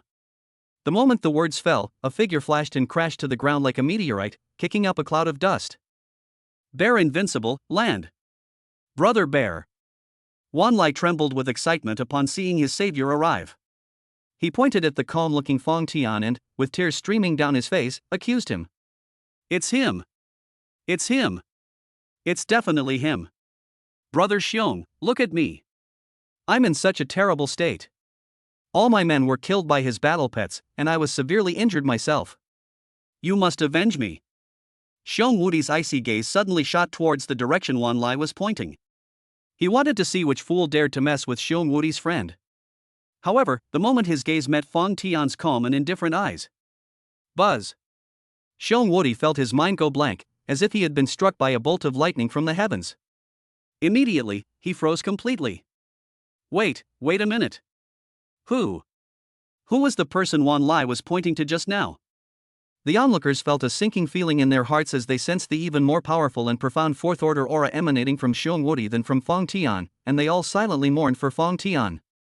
It's over, Xiong Wudi's aura is clearly much stronger than that young man's.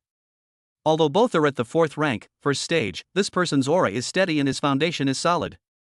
He is obviously a veteran expert who has been at the 4th rank for a long time, and is far superior to that young man who has just broken through to the 4th rank. Sigh, this young man is probably feeling extremely heavy-hearted right now, and it's too late for him to regret it. Just when everyone thought an earth-shattering battle was about to break out and was very worried about Fang Tian, Lu Hai, who was standing to the side, seized the opportunity. Taking a few steps forward, he arrogantly berated Fang Tian, saying, You audacious madman!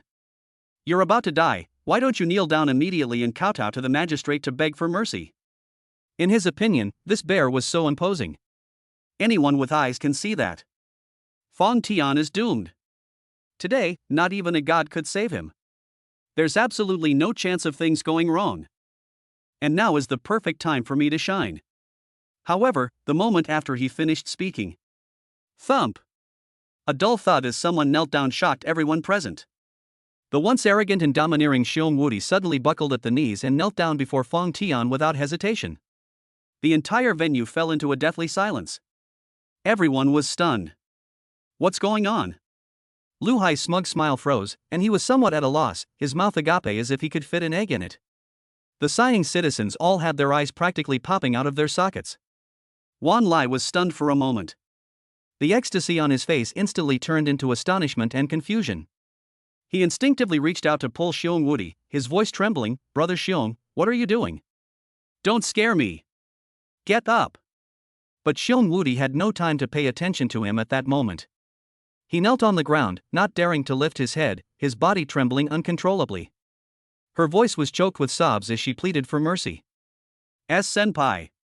I didn't know it was you. If I had known that this fool Wan Lai had offended you, I wouldn't have dared to offend you even if you gave me 100 lives. I didn't mean it, senior, spare my life. Spare my life. This scene completely overturned Wan Lai's understanding. He looked at his friend kneeling and begging for mercy with a puzzled expression, and then at Fong Tian, who remained calm. Finally, unable to hold back any longer, he cried out. Brother Xiong, what are you doing?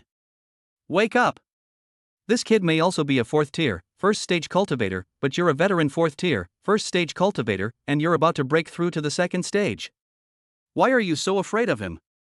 Shut up! Unexpectedly, upon hearing Wan Lai's words, Xiong Wudi gritted his teeth in hatred. He whirled around and roared, if you can't speak properly, then shut up.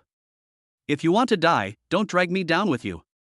Wan Lai was unaware, but Xiong Wudi knew it perfectly well. The one in front of us is a real monster. Back in the snow forest, he witnessed firsthand how this guy, at the 5th level of the 3rd tier, was able to instantly kill Leopard Lai, a 4th tier, 3rd level Leopard clan expert, with a single sword strike. The magnificence of that sword strike, the terrifying sword light that cleaved through the vast snow forest, remains a nightmare he can't shake off to this day. A level 3, 5th stage can instantly kill a level 4, 3rd stage. Now that his aura has broken through to the 4th level, how terrifying must his strength be? My meager skills are probably not even enough to fill a tooth gap in front of him. A person should have self-awareness. Senior, this has nothing to do with me. Xiong Wudi, tears streaming down his face, desperately tried to distance himself. I'm not familiar with that good-for-nothing Wan Lai, really not. I was just passing by, yes, just passing by. Fong Tian looked at his pathetic state without any change in expression, and simply said, I remember saying that I shouldn't see you again next time. Upon hearing this, Xiong Wudi's heart trembled violently, and a chilling sense of despair instantly enveloped his entire body. Senior, He was about to explain further, but Fong Tian continued. Besides, as the saying goes, birds of a feather flock together. The fact that you can call someone like Wan Lai your brother suggests that you're not exactly a good person yourself. Since that's the case. Fong Tian paused, his tone chilling. Let's stay together.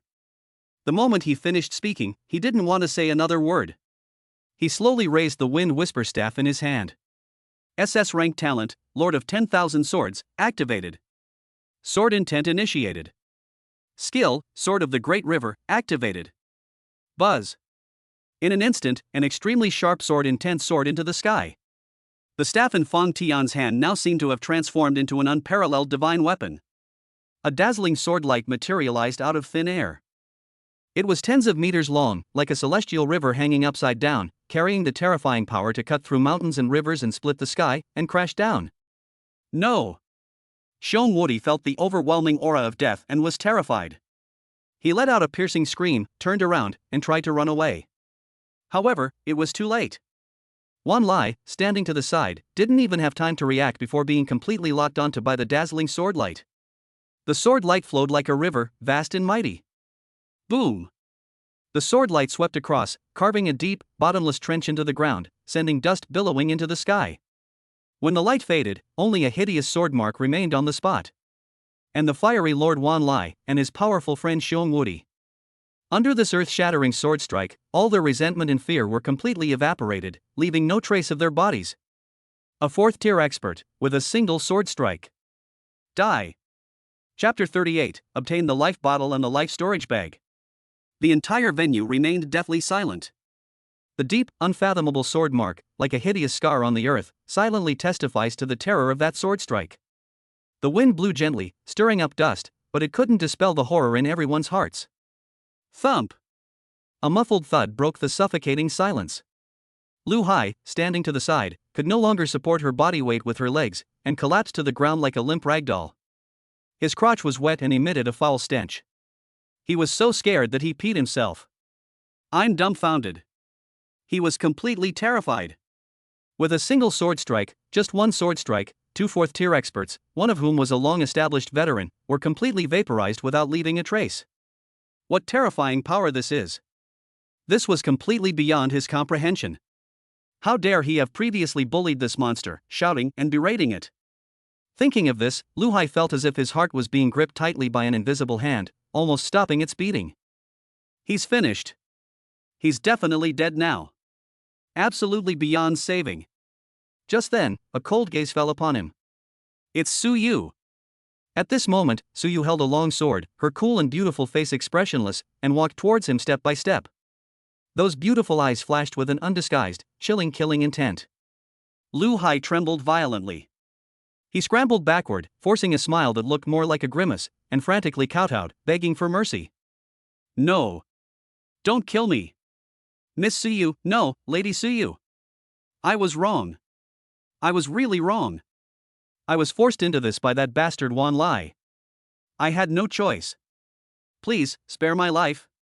He was crying and behaving utterly disgracefully, showing no trace of his previous arrogance and pride.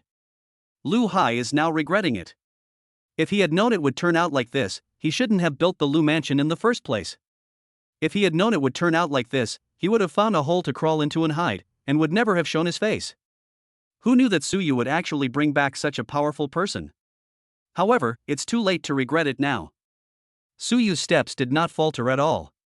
She felt no pity whatsoever for this culprit who had let the wolf into her home, causing her family's ruin and death. If it weren't for him, how could his parents have died so tragically? How could the Longwood territory have been destroyed? As a daughter, how could I not avenge this blood feud? Die. Su Yu uttered a cold word. The next moment, a flash of sword light. A sharp sword aura ripped through the sky, so fast that no one could react in time. Lu Hai's pleas for mercy abruptly stopped. His pupils dilated sharply, and his face remained frozen in a look of terror and regret. A magnificent head, soaring into the sky. Blood gushed out like a fountain, the headless corpse swayed, and then fell heavily to the ground. Lu Hai was killed. Su Yu's hand, which was tightly gripping the long sword, trembled slightly, and a tear finally slipped down her cheek. Father, mother. Daughter, I've avenged you. With her great revenge fulfilled, the huge weight that had been weighing on her heart finally fell to the ground. But what followed was not relief, but a faint emptiness and bewilderment. It's all over. Xia Xiaoxua appeared beside her at some point, reached out her fair little hand, and gently patted her shoulder, offering silent comfort. The surviving citizens of Longwood territory around them watched this scene with a sigh. Many of them had received kindness from Su Yu's parents, and now that they saw their enemy brought to justice, they felt a weight lifted from their hearts. After a moment, Su Yu took a deep breath and wiped away the tears from the corners of her eyes. A resolute light rekindled in those clear, cold eyes. It's over? No, not yet. This world is too dangerous. Without strength, you are like a fish on a chopping board, ready to be slaughtered at any moment. Before her parents died, they left her with their only chance of survival, and she could not let them down. From now on, she will live well. And she will strive to become stronger. Only by possessing sufficient power can one avoid feeling powerlessness and despair again when encountering danger. Thank you for helping me avenge myself, sir. Su Yu regained her fighting spirit and stepped forward to thank Fang Tian. Why are you being so polite with me? Fang Tian smiled slightly. Help Su Yu up.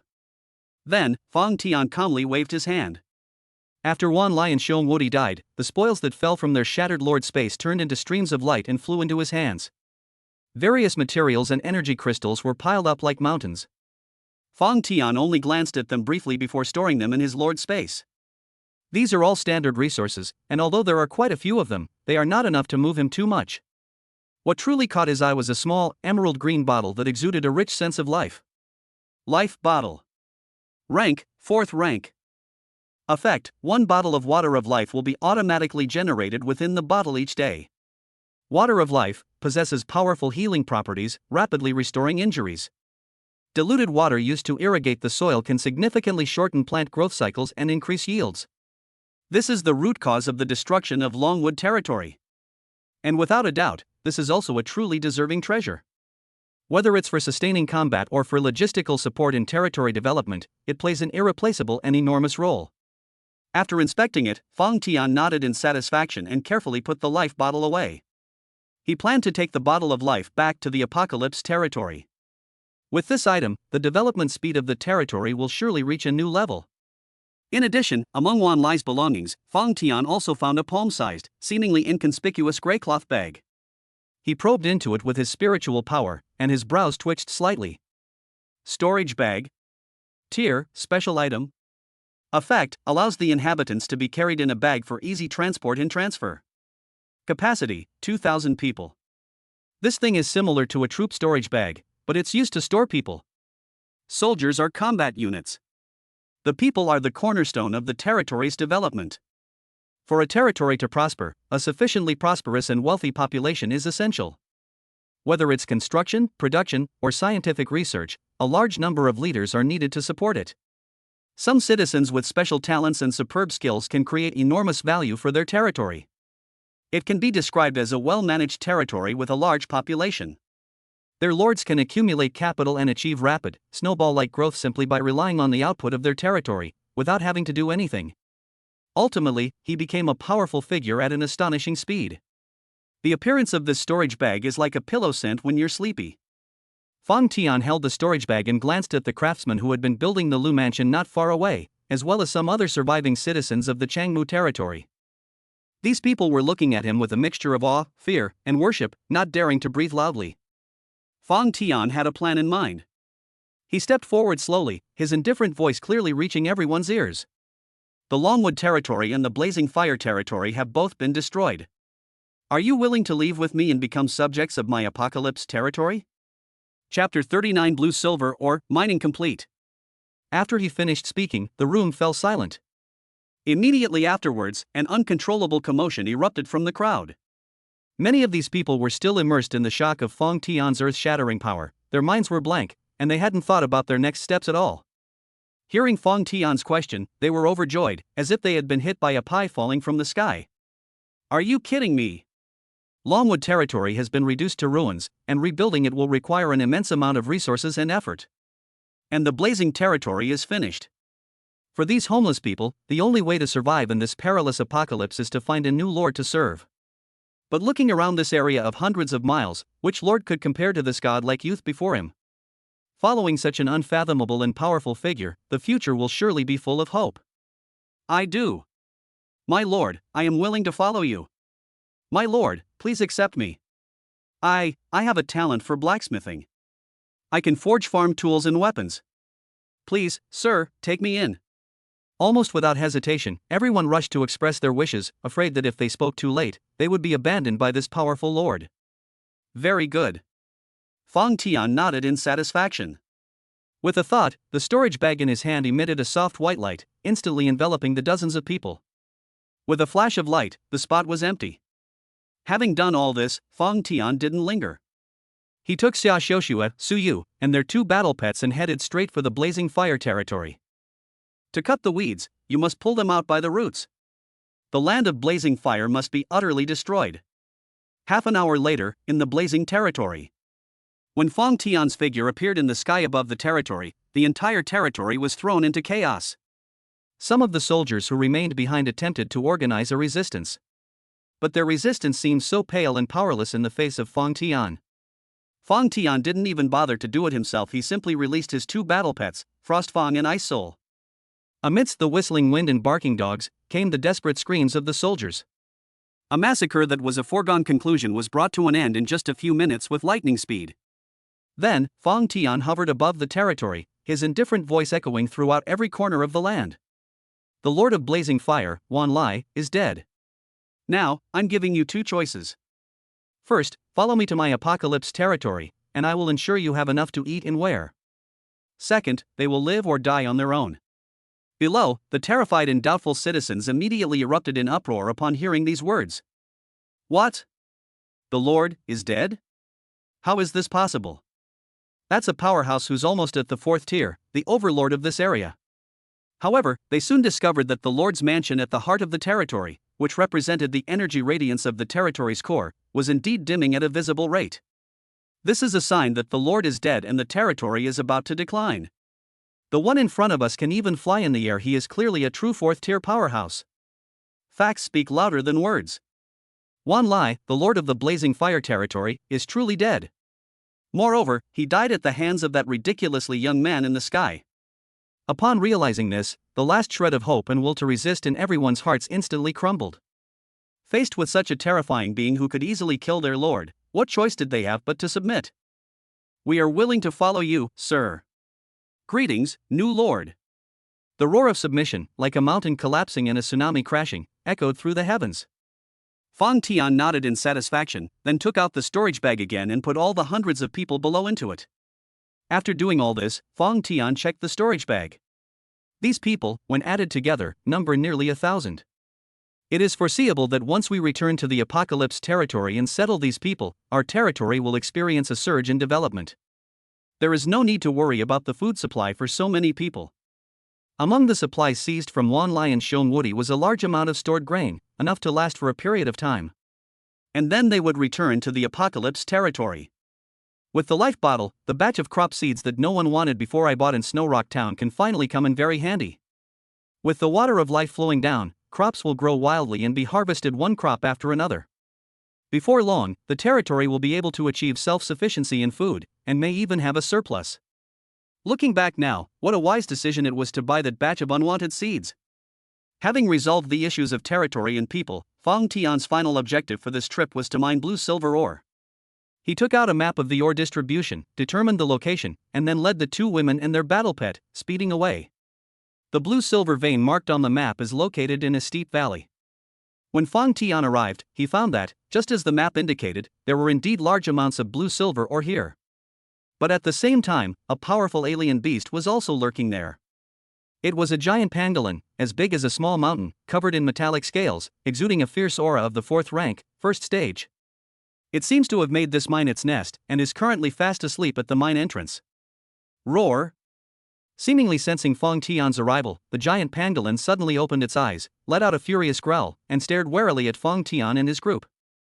Then, it prepared to pounce. However, its movement had only just begun, less than a second later. Fang Tian didn't even bother to waste any more words on it, and simply waved his hand casually. An invisible sword intent arrived in an instant. Put! That pangolin-like beast, at the 4th tier, stage 1, possessed astonishing defensive capabilities. Before it could even utter a scream, its massive head was instantly pierced, and its enormous body crashed to the ground, life extinguished. Sold out instantly. After dealing with this obstacle, Fang Tian collected all the crystals and usable materials from the strange beast. Then they released all the people from the storage bags and all the soldiers from the storage bags. This is a rich mine. Your task is to extract all the ore from here as quickly as possible. Yes, my lord. The people and soldiers responded in unison. Subsequently, the entire valley was filled with a bustling and busy atmosphere. The common people were responsible for mining, while the soldiers brought out by Fang Tian were responsible for mining, transporting, and guarding. With the concerted efforts of more than 1,000 people, the mining progress was astonishingly fast. After a while, soon, the entire blue-silver vein was completely hollowed out. Fang Tian tallied his spoils and a satisfied smile appeared on his face. This time, a total of 500,000 standard units of blue-silver ore were collected. In addition, there are 800,000 standard stone blocks and 400,000 standard iron blocks as associated minerals, which is also a huge fortune. After carefully storing all the supplies and personnel, Fang Tian looked at the mountain of resources piled up in his lord's space. My heart is filled with boundless pride. This trip was a huge success. Once we return to our territory, we'll use this batch of blue-silver ore to upgrade the level 4 armory, and then settle the people in our territory. The strength of the Apocalypse territory will surely experience a qualitative leap. Next time, if that alien leopard king dares to send people to invade again, I believe I will definitely give it a surprise that it will never forget. No. Defense alone is far from enough. Fang Tian felt a chill in his heart. After my strength has increased further and my territory has become even more powerful, he planned to take the initiative and find the leopard king's lair. Hunt them down completely. Chapter 40 Summoning a Level 4 Unit, Captain. Having made up his mind, Fang Tian no longer delayed. The generals and soldiers collected the money. Then, together with Xia Xiuxue, Su Yu, and their two battle pets, they embarked on their journey back to the Apocalypse territory. I traveled quickly on my way home. Finally, the familiar outline of the Apocalypse territory appeared on the horizon. The territory has changed dramatically since I left. Under the management of the soldiers who remained, everything was in good order, and new wooden houses even sprang up, filling the entire territory with vitality and life. Fang Tian's return immediately sparked cheers throughout the entire territory. Without saying much, he opened the storage bag. A soft white light flashed, and nearly 1,000 citizens, their eyes still filled with trepidation and confusion, appeared on the open ground. When they saw the simple-looking building in front of them. But in a clean, orderly, and safe territory, one can feel the warmth emanating from the enormous furnace, enough to dispel the bitter cold of ice and snow. Everyone was very excited. Is this our new home? Great! Can I choose an area to build my own house? Feng Tian looked at them, his voice calm. Welcome to the Apocalypse territory. From this day forward, you are its inhabitants. I only have one requirement, to work hard and live well. Let's work hard and contribute our share to the development of this territory.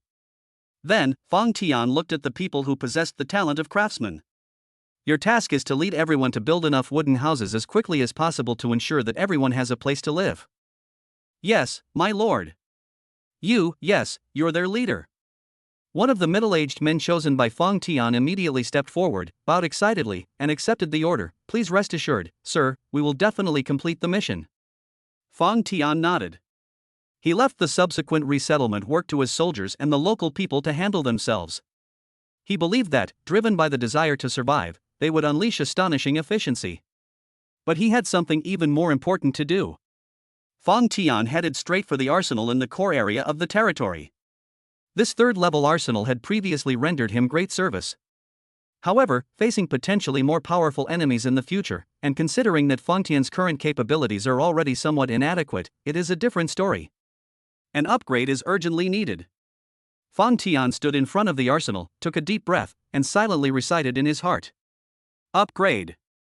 System notification: upgrading to a level 4 armory requires 400,000 wood, 300,000 stone, 200,000 iron, and 10,000 blue silver Oregon. Confirm? Confirm. The moment he finished speaking, the mountain of resources accumulated in his lord's space poured out like a floodgate being opened. Vast quantities of timber, stones, iron blocks, and blue silver ore shimmering with a deep blue luster. It transformed into torrents of energy visible to the naked eye. They all poured into the level 3 armory. Buzz! The entire arsenal emitted a loud hum and was completely enveloped in dazzling light. The original building structure rapidly decomposed and reassembled in the light, rising and widening at an unimaginable speed. The original somewhat rough structure was replaced by heavy armor that gleamed with a harder, cold metallic sheen. The walls are engraved with complex and mysterious runes. A chilling, iron-blooded aura swept over us, inspiring awe and fear. After a while, the light faded. A brand new, magnificent building, imbued with the spirit of war and minimalist aesthetics, stands proudly before Feng Tian. System notification: congratulations, host. Your level 3 armory has been successfully upgraded to level 4. Level 4 armory. Function 1: upon initial construction, it comes with 1 tier 4 kernel. Function 2: for every 10,000 iron blocks, 20,000 stones, and 10,000 blue silver ore consumed, 1 captain can be summoned. Unit introduction: Captain, Tier 4, Level 1, clad in blue silver heavy armor, wielding an armor-piercing spear, and proficient in combat tactics. Function 3: resources required to upgrade to a level 5 armory: 5 million wood, 4 million stone, 3 million iron, 200,000 blue silver ore, 10,000 purple gold Oregon. A Tier 4, Level 1 unit. Summoning: Captain. Brush. He looked at the captain who had just walked out of the arsenal. A glint of light flashed in Feng Tian's eyes. This means that his army finally possesses the power to directly confront a 4th-tier powerhouse. Without hesitation, Feng Tian opened the resource panel again. This time, a total of 500,000 units of blue silver ore were mined. After consuming 100,000 units, 400,000 units remained. The amount of iron blocks and stones is enormous, enough to support him in a large-scale troop buildup. System: summon 40 captains for me.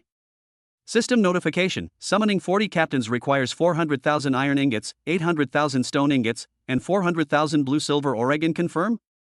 Confirm. Rumble. The gates of the level 4 armory slowly opened, and a dense white light burst forth from them.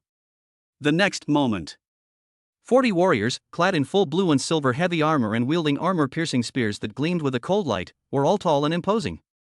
They stepped out of the light with perfectly synchronized steps. Each of them exuded a cold yet powerful 4th-tier aura, their eyes were sharp as eagles, and their bodies were filled with explosive power. Greetings, your lordship. Including the previous one, a total of 41 captains knelt on one knee, their voices in unison, their shouts echoing across the land. Very good. Fang Tian looked at the powerful force before him with satisfaction, his heart filled with pride. With these 41 fourth-rank captains, plus the previous captains and guards, the defenses of the Apocalypse territory, at least for now, are practically impregnable in most situations. Even if the Leopard King sends another fourth-tier subordinate to attack, they will definitely not return alive. Of course, as Fang Tian grows stronger, Leopard King may also be growing stronger. Therefore, Fang Tian was not satisfied with this and wanted to upgrade the armory to level 5 as soon as possible if possible. He glanced at the resources needed to upgrade the level 5 armory and raised an eyebrow slightly. Wood, stone, and iron are all manageable with his current resource acquisition capabilities, he can surely gather them with some effort. Blue silver ore is not something that can't be found in Fang Tian now. But the final 10,000 units of purple gold ore proved to be somewhat of a challenge for him. Purple gold ore is a rarer mineral, even more so than blue silver ore. It usually only forms under extremely special circumstances, in the absence of accurate information. Finding such a mineral vein easily is like finding a needle in a haystack. Indeed, while individual strength is important, the strength of the territory's troops is of paramount importance, Fang Tian thought to himself. There can only be one lord, and with limited energy, it is impossible for him to do everything personally. Only when you command an invincible army can you truly rest easy. With a single command, thousands of troops can sweep away all enemies. All kinds of information and resources can be quickly detected. Therefore, this level 5 arms factory must be put on the agenda as soon as possible. Just as Fang Tian was pondering where to look for clues about the purple gold mine, a familiar system notification sounded in his mind. Chapter 41 Winter is coming, map of the purple gold mine. Ding! Territory development has entered a new stage. You have a new system task. Mission name, Winter is coming.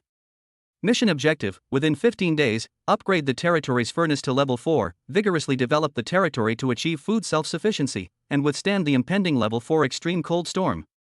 Task rewards, 1. Territory module expansion, living area, planting area, livestock area.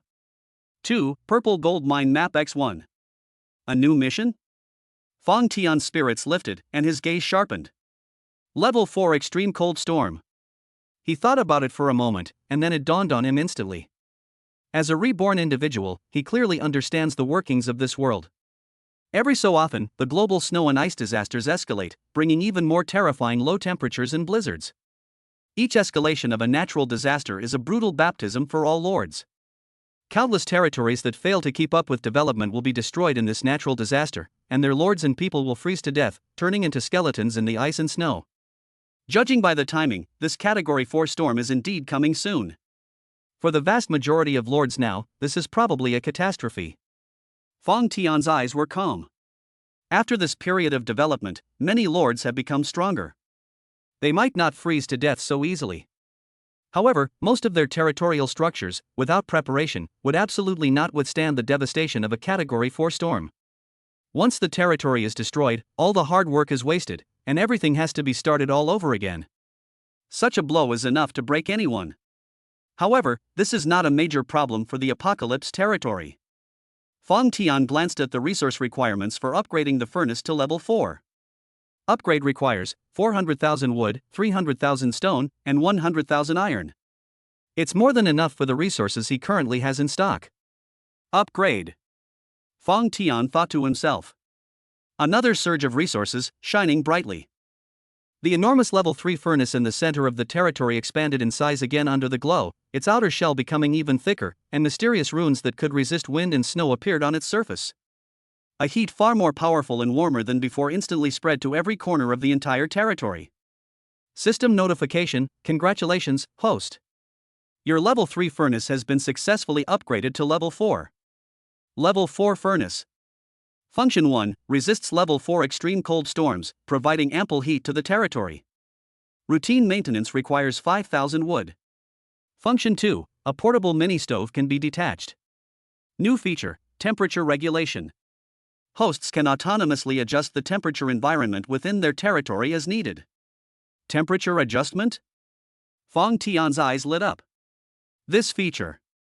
It's practically tailor-made for agricultural planting. In this icy, post-apocalyptic world, the biggest challenge in growing crops is the low temperature. Now, with this feature, he can create a warm, spring-like environment within his territory, suitable for crop growth. Someone come here. Fong Tian immediately ordered. A captain quickly approached him. "What are your orders, sir?" "Clear out a clearing on the east side of the territory, gather all the villagers who know how to farm, and plant all the seeds we bought in Snow Rock Town." "Yes." The order was quickly relayed. Those who had just settled down and were still confused about the future were all thrilled to hear the news. Being able to farm means having food. With food, we can survive. In an instant, the entire territory erupted in astonishing enthusiasm. Some people built wooden houses, while others, who were skilled in planting and had planting experience, were among the leaders. They then devoted all their energy to this vigorous land reclamation and planting campaign. Fong Tian took out the fourth-tier treasure, the life bottle. They dug out an underground spring, placed the life bottle there, and entrusted it to a captain for safekeeping. The people can come here every day to collect diluted water of life and then irrigate the newly planted land. A miracle happened. Nourished by the water of life, the crop seeds germinated, grew, blossomed, and bore fruit at a speed visible to the naked eye. Crops that normally take months to mature have their cycle shortened to an astonishing 3 or 4 days here. In just 7 days, the first batch of potatoes, corn, rice, and wheat that were planted have already been harvested twice. The people even built a huge warehouse specifically to store the harvested grain. When Fong Tian received this message, he went into the warehouse. Seeing the mountains of crops, emitting an enticing fragrance, even he, with his calm demeanor, couldn't help but smile with satisfaction. A stable food supply is the foundation for the development of a territory. With these, the Apocalypse territory was finally able to establish a firm foothold. Currently, there are 7 days left until the system's deadline of 15 days. With the territory's development on track, Fong Tian decided to refocus his energy on improving his personal strength. He left behind 20 captains and all the lieutenants to be responsible for the defense and administration of the territory. He then left the territory again with Xia Xiuxue, Siyu, 21 other captains, and 2 battle pets. Their goal is clear hunt down alien beasts, obtain crystals, and level up. An efficient cleaning operation. The story unfolds in the wilderness and mountains surrounding the Apocalypse territory. With Fong Tian, a powerhouse with combat strength comparable to a 5th-tier expert, in charge. With the addition of a battle formation of 24th-tier captains and 2 battle pets with combat power approaching 4th tier, their hunting efficiency was frighteningly high. Whether it's a group of low-level alien beasts or a powerful alien beast that dominates a region. Before them, they were all like clay chickens and earthen dogs, utterly vulnerable. In just 4 days, they wiped out almost all the strange beasts within a radius of hundreds of miles around the Apocalypse territory. A large amount of exotic beast crystals were acquired. In addition to the spoils Fong Tian had obtained from killing Wan Lai, Xiong Wudi, and others, this time. This quickly led to a leap in everyone's strength. Xia Xiaoxue's level soared from Tier 2, Stage 1 to Tier 3, Stage 1. Suyu was already exceptionally talented, and with the accumulation of massive resources, she was able to unleash her full potential. His level broke through directly from Tier 3, Stage 3 to Tier 3, Stage 9. Her S-rank innate sword heart even makes her current true combat strength comparable to a 4th tier, 2nd stage powerhouse. Both of their battle pets, Frostfang and Ice Soul, have broken through to new heights. He has been promoted from Tier 3, Level 5 to Tier 4, Level 1. Their S-rank talents give them combat power far exceeding that of their peers. At this moment, they are capable of fighting against a 4th rank, 4th stage powerhouse all by themselves. Fong Tian himself absorbed the exotic beast crystals he had obtained, and his level steadily increased from the 4th tier, Stage 1 to the 4th tier, Stage 2. The Lord of 10,000 Swords talent, combined with his sword intent, made his true combat power reach a terrifying 5th tier, 2nd stage level. After reaching the 4th tier, the energy required for upgrading increases exponentially, and simply hunting alien beasts feels a bit too inefficient. Fong Tian felt the surging power within him, but he was calmly analyzing the situation. He needs more efficient ways to acquire resources, or rather, he needs more and more stable ways to acquire resources. At that moment, he thought of the mountain of grain that was already piled up in the territory's warehouse. Chapter 42. A Level 4 Extreme Cold Storm descends. We have plenty of food, we are more than self-sufficient. Since that's the case, perhaps it can be traded. An idea popped into Fong Tian's mind. In this apocalyptic world, food is clearly a hard currency. Its value is actually quite high. It's just right to use it to exchange for exotic beast crystals. He immediately made a decision and set off for Snow Rock Town with a batch of carefully selected potatoes, corn, rice, and wheat. When Fong Tian arrived at Xueyan Town, Town Mayor Qian Dahai received the news immediately. Qian Dahai is a lord at the 4th tier, level 1. He has incredible luck, and at the start of the game, he directly obtained the position of town mayor. In addition, he recently mastered a new scouting skill, Territory Insight. The effect is that it can detect the specific information of all creatures within the Snow Rock Town area that are no more than 2 major levels higher than itself. At this moment, he was standing on the watchtower in the center of town, surveying his territory with a smile on his face. Not bad. The town is very orderly, and most people's strength has improved. He nodded in satisfaction, and his eye of insight swept across the entire town. Zhang San, level 1, stage 3. Li Si, level 1, 5th Dan. Wang Wu, level 2, stage 1. As streams of information flowed past his eyes, the feeling of having everything under control made him feel relaxed and happy. He felt that his current strength was still top-notch. Suddenly, his pupils contracted sharply when his gaze fell on the town gate. Fong Tian, rank 4, stage 2. This shocking information froze the smile on his face, replaced by a profound shock in his heart. A 4th tier, 2nd stage powerhouse? Qian Dahai gasped, his heart skipping a beat. Although he knew that other 4th tier experts must have come to Snow Rock Town before, this was the first time he had known for certain that. In his Snow Rock Town, the strongest person right now is himself, who has only recently advanced to the 4th rank, 1st stage. Facing the 4th order 2nd stage. He dared not delay in the slightest, and rushed down from the watchtower, leading his men to meet them at the town gate as quickly as possible. When he saw Fong Tian, he immediately put on a warm smile. I didn't know which esteemed person had graced us with their presence. I am so sorry for not greeting you properly. Fong Tian was taken aback for a moment when he saw the respectful middle-aged man in front of him, then smiled and said, I'm here to do some business. With that, he waved his hand, and a small pile of golden corn and plump rice appeared on the ground. The moment Qian Dahai saw the grain, his eyes lit up. So much grain? Although he was the town mayor, his family was not wealthy and did not have much surplus grain. We still need to be careful with our food. After all, in this icy and snowy land, if they can't hunt enough exotic beasts, they'll go hungry. Food is more precious than gold before the apocalypse. Name your price if you want it. I need exotic beast crystals, Fong Tian said succinctly. Yes. Yes. Sir, I want all of this grain. Qian Dahai rubbed his hands together, extremely excited. He made a detailed estimate. He immediately gave his offer.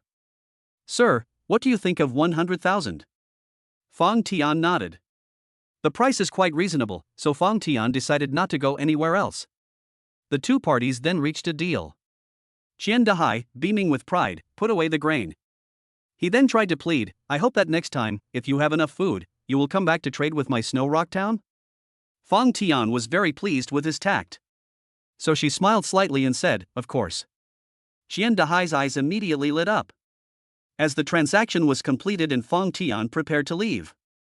After glancing at the town mayor, who had a friendly demeanor, Fong Tian casually reminded him, a level 4 extreme cold storm will arrive in 3 days. Be prepared. After saying that, he turned and left. Qian Dahai was left standing there, stunned and solemn. Is a Category 4 storm coming? A moment later, he realized what was happening and bowed deeply in the direction Fong Tian had left. Thank you for reminding me, sir. Fong Tian smiled slightly. Upon returning to the Apocalypse territory, he immediately absorbed all the exotic beast crystals he had acquired through the trade. 3 days passed in the blink of an eye. As the last crystal turned to ashes in his hand, an even more powerful aura rose from his body. System notification, congratulations, host. Your level has increased to Tier 4, Stage 3.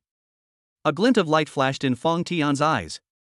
With the addition of Sword Intent, his combat power will steadily reach the 5th rank, 3rd stage.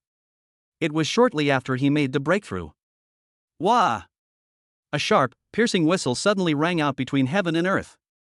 The once clear sky was shrouded in endless leaden gray clouds in just a few seconds. Temperature plummeted. The gale whipped up a sky full of ice and snow, which transformed into ferocious white beasts that preyed on people, and madly crashed into the protective barrier of the Apocalypse territory.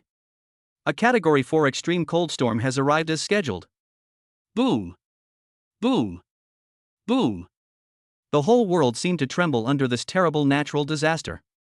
A blizzard poured down from the leaden sky. The howling wind was deafening, as if an ancient beast was roaring between heaven and earth, wanting to crush and devour everything in this world. Outside the territory of Apocalypse, it has been transformed into a desolate wasteland of death. Visibility was less than half a meter. The terrifyingly low temperatures are enough to freeze steel brittle in an instant. Any creature that is not strong enough will be able to step out of the Apocalypse territory at this moment. They would all be swept away by the raging blizzard in an instant, with no chance of survival. Because the moment the body was swept away, it was frozen into a stiff ice sculpture, and then cut into countless fragments by the ice shards carried by the wind. However, amidst this apocalyptic scene, within the territory of Apocalypse, however, lay a completely different peace and tranquility. A massive level 4 furnace stood in the center of the territory, radiating immense and warm heat, forming an invisible barrier that kept out all the cold and snow. The temperature within the territory was as warm as spring, a stark contrast to the icy wilderness outside. More than 1,000 people are now safely staying in their newly built wooden houses. These wooden houses may not be luxurious, but they are cozy and inviting. Moreover, after the previous vigorous land reclamation and planting, every household storage room was filled with golden corn, wheat, rice, and plump potatoes. That's enough for them to get through this disaster safely. Inside the warm house, I listened to the terrifying howling wind outside. The people felt no fear, but rather a strange sense of security. Just then, a series of loud shouts pierced through the howling wind and snow. It rang clearly in the ears of every citizen. "Attention everyone! Assemble in the square in front of the Lord's manor. Our benevolent and great Lord is going to hold a grand bonfire party for us. Everyone who is interested is welcome to join." Chapter 43. I was here first. The sound reached everyone's ears and instantly aroused the interest of many. What? A bonfire party? Oh my God! To have a bonfire party in this extreme weather. Even though the storm can't get in, it sounds so exciting. Hurry! Don't just stand there. The Lord has summoned us, let's go right now. The once silent territory instantly erupted into chaos. The residents, their faces beaming with barely suppressed excitement, eagerly opened their doors. They converged towards the direction of the Lord's manor. The Lord's mansion in the Apocalypse territory is no longer the simple thatched hut it once was. Thanks to the spontaneous construction by the people, it is now a magnificent mansion built of huge stones and sturdy wood. Outside the mansion was a vast, empty square. At this moment, in the square, dozens of huge bonfires had already been lit, each made of wood piled up to several meters high. The raging flames shot into the sky, crackling and popping. The orange-red flames illuminated the entire square as bright as day, dispelling all the gloom and chill brought by the storm. The warm firelight shone on the faces of every citizen who came to the scene. Seeing this, their eyes sparkled with joy and anticipation. Beside the campfire, rows of fully armed soldiers were busy at work. They distributed pieces of cleaned, fragrant exotic meat, along with mountains of potatoes, corn, and other crops, to everyone present. The villagers can bring their own food to the campfire to cook and enjoy the fun of cooking by themselves. You can also go to the other side of the square. There are some locals who are known for their excellent cooking skills. A huge grill has been set up right now, specially designed to grill delicious food for everyone. You can exchange a small amount of supplies for a fragrant grilled meat. Fong Tian stood on the steps of the Lord's mansion, his gaze sweeping over the vibrant, smiling faces below. With a slight smile, he spoke in a clear voice, which reached everyone's ears distinctly. "I won't waste any more words. In short, today, everyone eat and play to your heart's content. There's plenty of exotic beast meat." With a wave of his hand, the soldiers behind him immediately brought out several huge wooden barrels. In addition, the wine we brewed with the first batch of wheat we harvested is freshly made today. There's plenty of wine to go around today. Let's all drink to our heart's content. The words had barely left his lips. Oh! The atmosphere in the square was instantly ignited to its peak. Long live the Lord! Thank you, merciful Lord! Cheers and shouts of gratitude rose and fell. Then, people gathered around the campfire, eating meat and drinking wine heartily. The mellow, clear liquor slid down my throat, bringing a fiery warmth. The golden brown, juicy roasted meat bursts in your mouth, releasing its delicious juices and rich meaty aroma. It instantly filled my taste buds. Soon, people spontaneously began to sing, their loud voices echoing in the square along with the aromas of meat and wine. More people joined in, holding hands and dancing around the bonfire, freely expressing their joy and passion. The entire square was transformed into a sea of joy. Looking at the lively and harmonious scene before him, Fang Tian smiled faintly. He knew very well that this level 4 extreme cold storm would last for 3 whole days. For 3 days, the world would be shrouded in darkness, and coupled with the terrifying howling winds outside, ordinary people living in such a depressing environment for a long time would easily develop fear and even psychological problems. This bonfire party was a remedy he prepared for everyone. The food, wine, and lively atmosphere helped dispel their fear and anxiety. At the same time, this opportunity can also be used to deepen the bonds between these people from different places and enhance the cohesion of the entire apocalypse territory. Fang Tian's gaze swept over the vibrant young men and women in the crowd, and a thought flashed through his mind. Ideally, there would be men and women who hit it off, the atmosphere would be right, and they'd get together like drywood meeting a raging fire, and then give me lots of kids. Only when they have families and children will these people have a true sense of belonging. Only then will they regard the apocalypse territory as their true home and thus work even harder to contribute to its development. And these children, once they grow up, will become the fresh blood of the territory. By repeating this process, the apocalypse territory can grow stronger and stronger, like a snowball rolling downhill. Just as Fang Tian was pondering the future development of his territory. Near the campfire not far away, Xia Xiaoxue was caught in a dilemma. She held a skewer of freshly grilled third-grade mutton in her hand. The golden brown pieces of meat sizzled with oil, and the enticing aroma kept wafting into her nostrils. After a period of relentless practice, her grilling skills have improved by leaps and bounds. Unlike at the beginning, it's no longer either burnt or undercooked. Should we bake a piece for that big devil? Xia Xiaoxue bit her lip, torn between her thoughts. On the one hand, she felt that her skills were already quite good and should be able to impress him. That way he won't always feel like he can't bake well and look down on others. On the other hand, the thought of Fang Tian's previous misdeeds made her furious. I remember when I first came to him, I risked my life to seek refuge with him, and he actually tried to lock me out. After finally taking me in, he treated me like a slave, whipping my bottom with a wooden stick at the drop of a hat, forcing me to get up early to work, and not letting me get a good night's sleep. During that period, her butt got noticeably bigger. That's absolutely outrageous. That jerk. That devil. That utterly clueless straight man. Humph. I won't grill it for him. Let him starve to death. Xia Xiaoxue thought angrily, deciding to eat the grilled meat herself. However, just as she was about to speak, she caught a glimpse of something happening to her from the corner of her eye. Suyu, who appeared aloof and ethereal to outsiders, now wore a gentle smile as she handed Fang Tian a piece of meat from a strange beast that she had carefully roasted. The meat was roasted to perfection, crispy on the outside and tender on the inside, golden brown and juicy, fragrant and tempting to the eye. What's even more alarming is that Suyu's slender, fair fingers were holding the roasted meat like that. Jin lowered his head slightly, intending to feed Fang Tian himself. Fang Tian looked at her, a smile playing on his lips, and without any hesitation, opened his mouth and put the piece of roasted meat, along with Suyu's fingertips, into his mouth. This scene struck Xia Xiaoxue's heart like a thunderbolt. Xia Xiaoxue's breathing became rapid instantly, and her beautiful eyes widened in shock. She could hardly believe her eyes. That big idiot. He not only ate the meat Suyu grilled, but he even stuck out his tongue. He gently licked Suyu's slender, fair fingers. That's outrageous. Absolutely outrageous. An indescribable bitterness and grievance instantly welled up in Xia Xiaoxue's heart. I was here first. Chapter 44 Mission complete, reward in hand. In Xia Xiaoxue's view. Whether it's becoming Fang Tian's slave or living in his territory.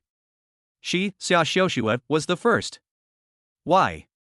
Why is Fang Tian so good to Suyu, but indifferent to her, and even hit with a stick if she does something slightly wrong? No. I absolutely cannot let Suyu outdo me. A strong competitive spirit instantly overwhelmed all restraint and resentment. This one's gotten cold, let's bake another one. Xia Xiaoxue gritted her teeth and immediately selected the best piece of exotic beast meat. She then used all her knowledge and skills to carefully roast it. A moment later, her pretty face flushed red. Holding the piece of meat, which she considered the most perfectly grilled meat she had ever made, she quickly walked up to Fang Tian and mustered up her courage to hand it over. Fang Tian looked at her, her expression a mixture of nervousness and a hint of defiance. He raised an eyebrow with a half smile. What? You poisoned me?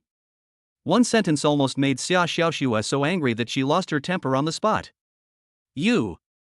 She was so angry that her chest heaved violently, her nose stung, and she almost burst into tears of grievance. Seeing this, Fang Tian chuckled and ate the roasted meat in her hand. Then there was a moment of silence. Under Xia Xiaoshua's tense gaze, he finally nodded slightly. It tastes good, you've improved. Receiving the praise, Xia Xiaoshua smiled and couldn't help but pat her chest. But then he met Fang Tian's gaze, which had become somewhat fiery.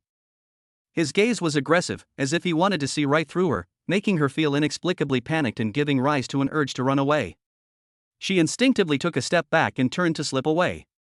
However, as soon as she turned around, a strong and powerful hand swiftly wrapped around her slender waist. Ah! Xia Xiaoxue exclaimed in surprise, instantly losing her balance as Fang Tian swept her up in his arms. Where are you going? Fang Tian's voice rang in her ear, tinged with mockery. As a slave, you should be aware of your role. It's so cold and windy outside, you'd better be my warm pillow from now on. You let me go. So many people are watching. Xia Xiaoxue was so ashamed that she struggled desperately in his arms. Looking? No one was watching, because Fang Tian carried her directly into the Lord's mansion. Xia Xiaoxue was still struggling. Fang Tian raised an eyebrow. Raise your hand. Snap. Snap. Two crisp sounds rang out, and his large hand landed unceremoniously on her pert buttocks. Xia Xiaoshua's delicate body trembled. She felt a strange electric current instantly spread throughout her body from the point of impact, making her weak and causing her two long, slender legs to uncontrollably intertwine. It's been so long since I've been beaten by Fang Tian. Suddenly being hit twice like that, she felt both shame and a strange sense of pleasure. This thought filled her with shame and indignation, but she suppressed it fiercely, daring not to reveal it in the slightest. Unexpectedly, Fang Tian carried her and strode towards the room. Just as they were about to enter, he suddenly gave her a light pat on the bottom. Then, he leaned close to her flushed ear and whispered. Was it good? Ah! Xia Xiaoxue felt a buzz in her head, as if something had exploded in her mind. She trembled violently, her heart raced, her body burned with an alarming heat, and her pretty face turned so red it looked like it was about to bleed. Before she could react, Fang Tian had already carried her into the bedroom and closed the door behind him. The next moment, the world spun around. The bed began to toss and turn violently. After a long while, the clouds dispersed and the rain stopped. For the next 3 days, the level 4 extreme cold storm continued to rage across the land. Fang Tian, on the other hand, did not step out of the Lord's mansion. He discovered that Xia Xiaoxue, this little girl, might have the kind of personality that admires strength at heart. The more forceful and domineering you are towards her, the more obedient she becomes. So, over the course of those 3 days, Fang Tian would occasionally give her a spanking. Then, the clouds gradually cleared and the rain stopped. Stopped again. Stop again. Still stopping. After 3 days, Xia Xiaoxue was practically turned into a lump of mud. From body to mind, from inside to outside. He was completely conquered by Fang Tianche. That's incredible.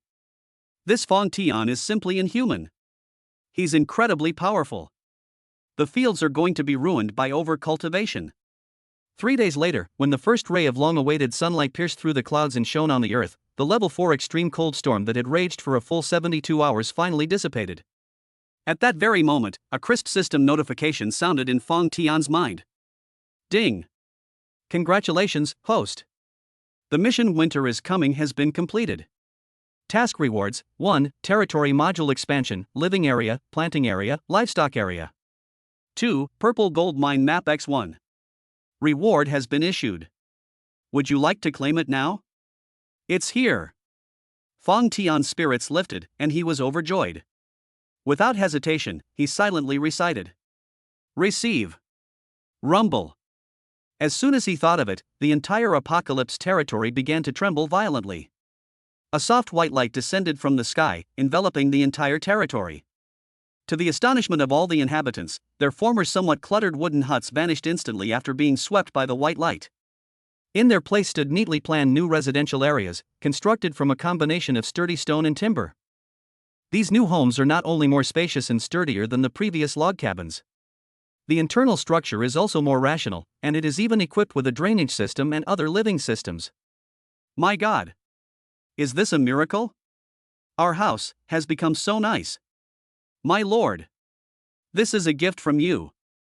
After a brief moment of shock, all the citizens erupted in a thunderous cheer. They knelt down and, facing the direction of the Lord's mansion, shouted in unison, "Thank you, kind and great Lord."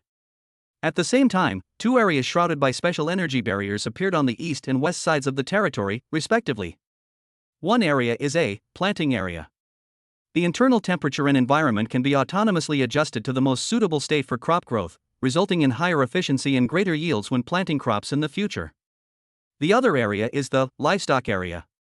The people can keep captured monster cubs or some docile herbivorous monsters in captivity. They tried raising and domesticating them.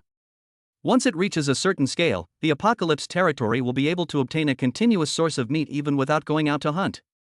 Looking at the newly transformed and thriving territory, Fong Tian nodded in satisfaction. Immediately afterwards, his gaze fell on the map in his system inventory that emitted a faint purple glow. Map of the Purple Gold Mine. This is the most important part of the reward for this mission. Fong Tian had a sudden thought and unfolded the map. The map clearly marks the exact location of the Purple Gold Mine, which is located in a huge valley directly north of the Apocalypse territory.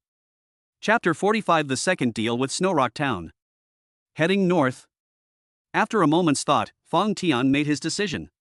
We need to secure this Zijin mine as soon as possible. The Level 5 armory is crucial for the rapid development of the Apocalypse territory in the next phase, and it must be upgraded as soon as possible. Once the armory is upgraded to Level 5, the Apocalypse territory will have its first batch of Tier 5 troops. At that time, both the efficiency of territory defense and the efficiency of exploration and hunting will experience a qualitative leap. The development speed of the entire territory will also soar once again. Moreover, Fong Tian was unsure of the Leopard King's exact strength, so just in case, he had to find a way to become as strong as possible. With that thought in mind, Fong Tian no longer hesitated. We immediately began preparations, planning to head to the location shown on the map to mine the purple gold ore. However, there is one more thing that needs to be arranged before we set off. That was the long-term deal with Shuayan Town. Now that the planting areas within the territory have been completed, the environment is stable, and crop growth efficiency is far greater than before. It is foreseeable that the Apocalypse territory will produce a continuous stream of large quantities of food crops in the future. Besides meeting the territory's own needs, the surplus of these crops can be traded with Snowrock Town to obtain exotic beast crystals and various resources needed for the territory's development. Such a stable and efficient resource acquisition channel must be maintained.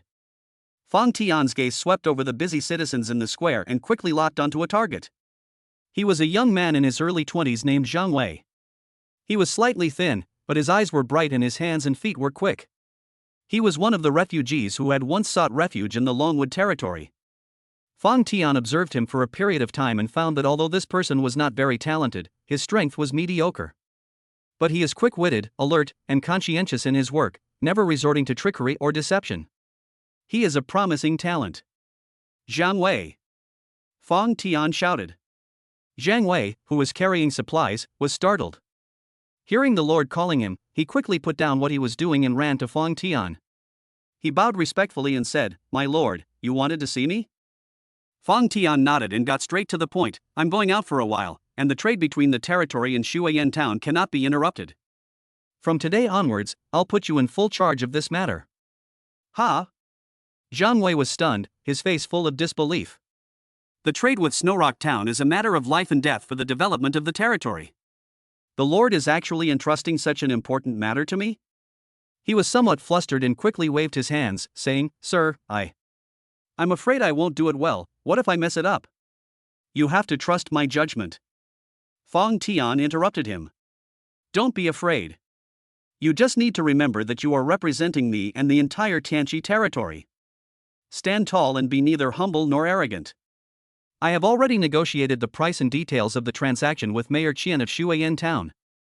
Just follow the rules."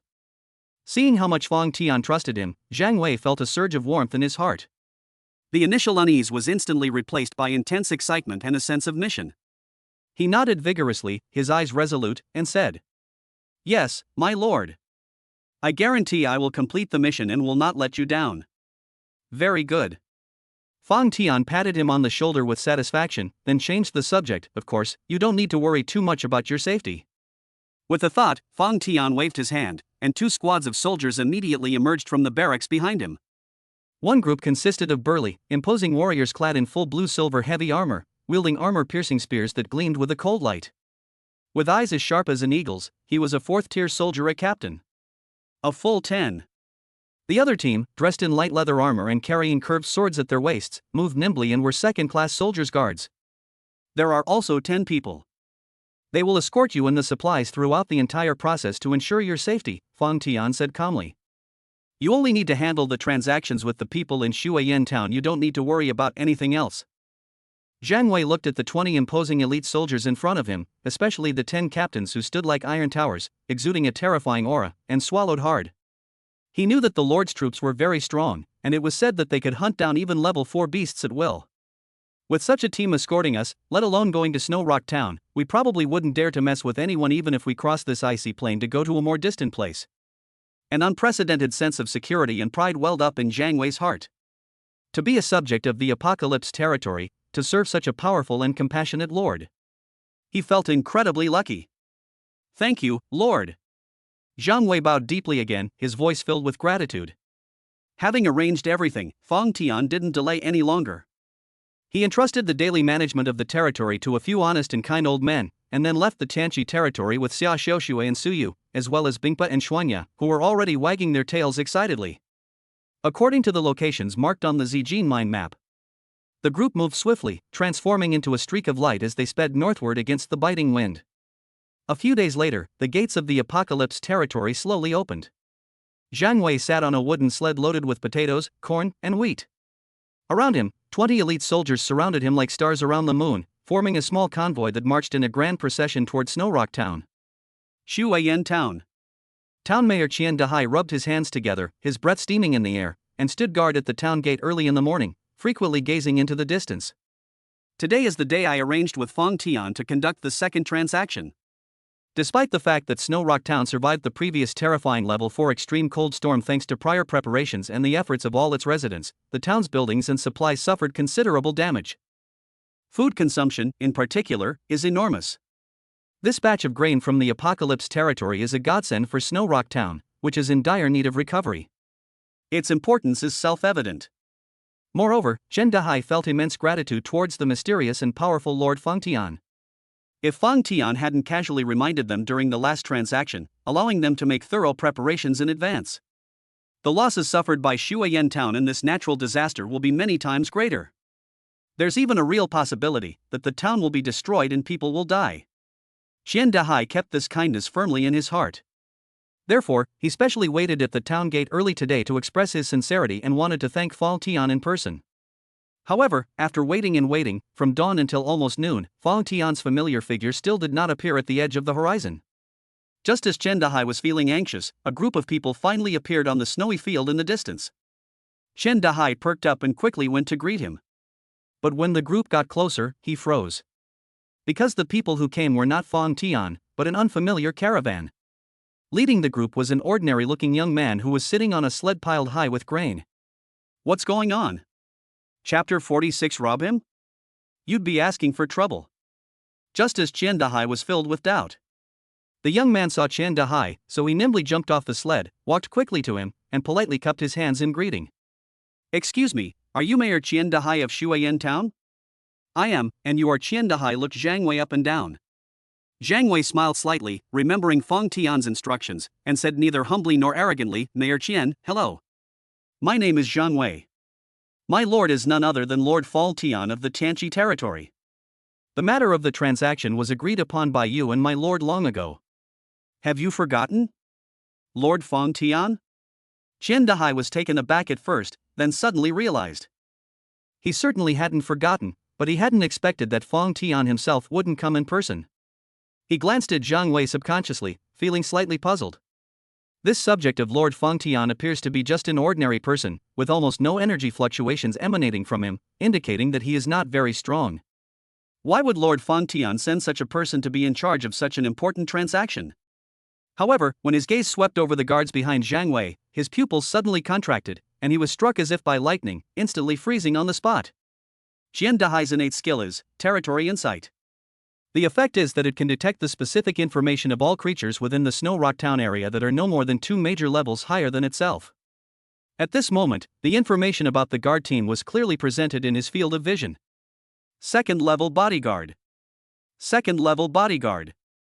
Fourth rank captain. Fourth rank captain. A series of messages flashed by, and among them, the information of the 10 heavily armored soldiers who stood like iron towers was clearly, 4th level captain.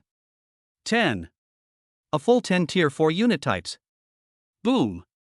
It was as if a thunderclap exploded in Qian Dahai's mind, stirring up a monstrous wave. He originally thought that Feng Tian himself possessed enough strength at the second stage of the 4th rank. But to everyone's surprise, the enemy's troops had also reached a terrifying level 4. Moreover, it wasn't just 1 or 2, but 10 were dispatched at once. What terrifying resources and strength this is. At this moment, Qian Dahai's evaluation and assessment of Feng Tian were once again elevated. He was even somewhat relieved that he had the opportunity to befriend Feng Tian instead of becoming enemies. Otherwise, this very group would have been enough to raise the entire Snow Rock town to the ground. After regaining his senses, Qian Dahai quickly suppressed his shock, forced a warm smile, and stepped forward to shake Zhang Wei's hand. Oh dear. So it's Lord Feng Tian's envoy. Please come in, please come in. It's freezing outside, I'm so sorry to have neglected our distinguished guest. His attitude had completely changed compared to before, becoming so enthusiastic that Zhang Wei was caught off guard. The subsequent transaction process also went exceptionally smoothly.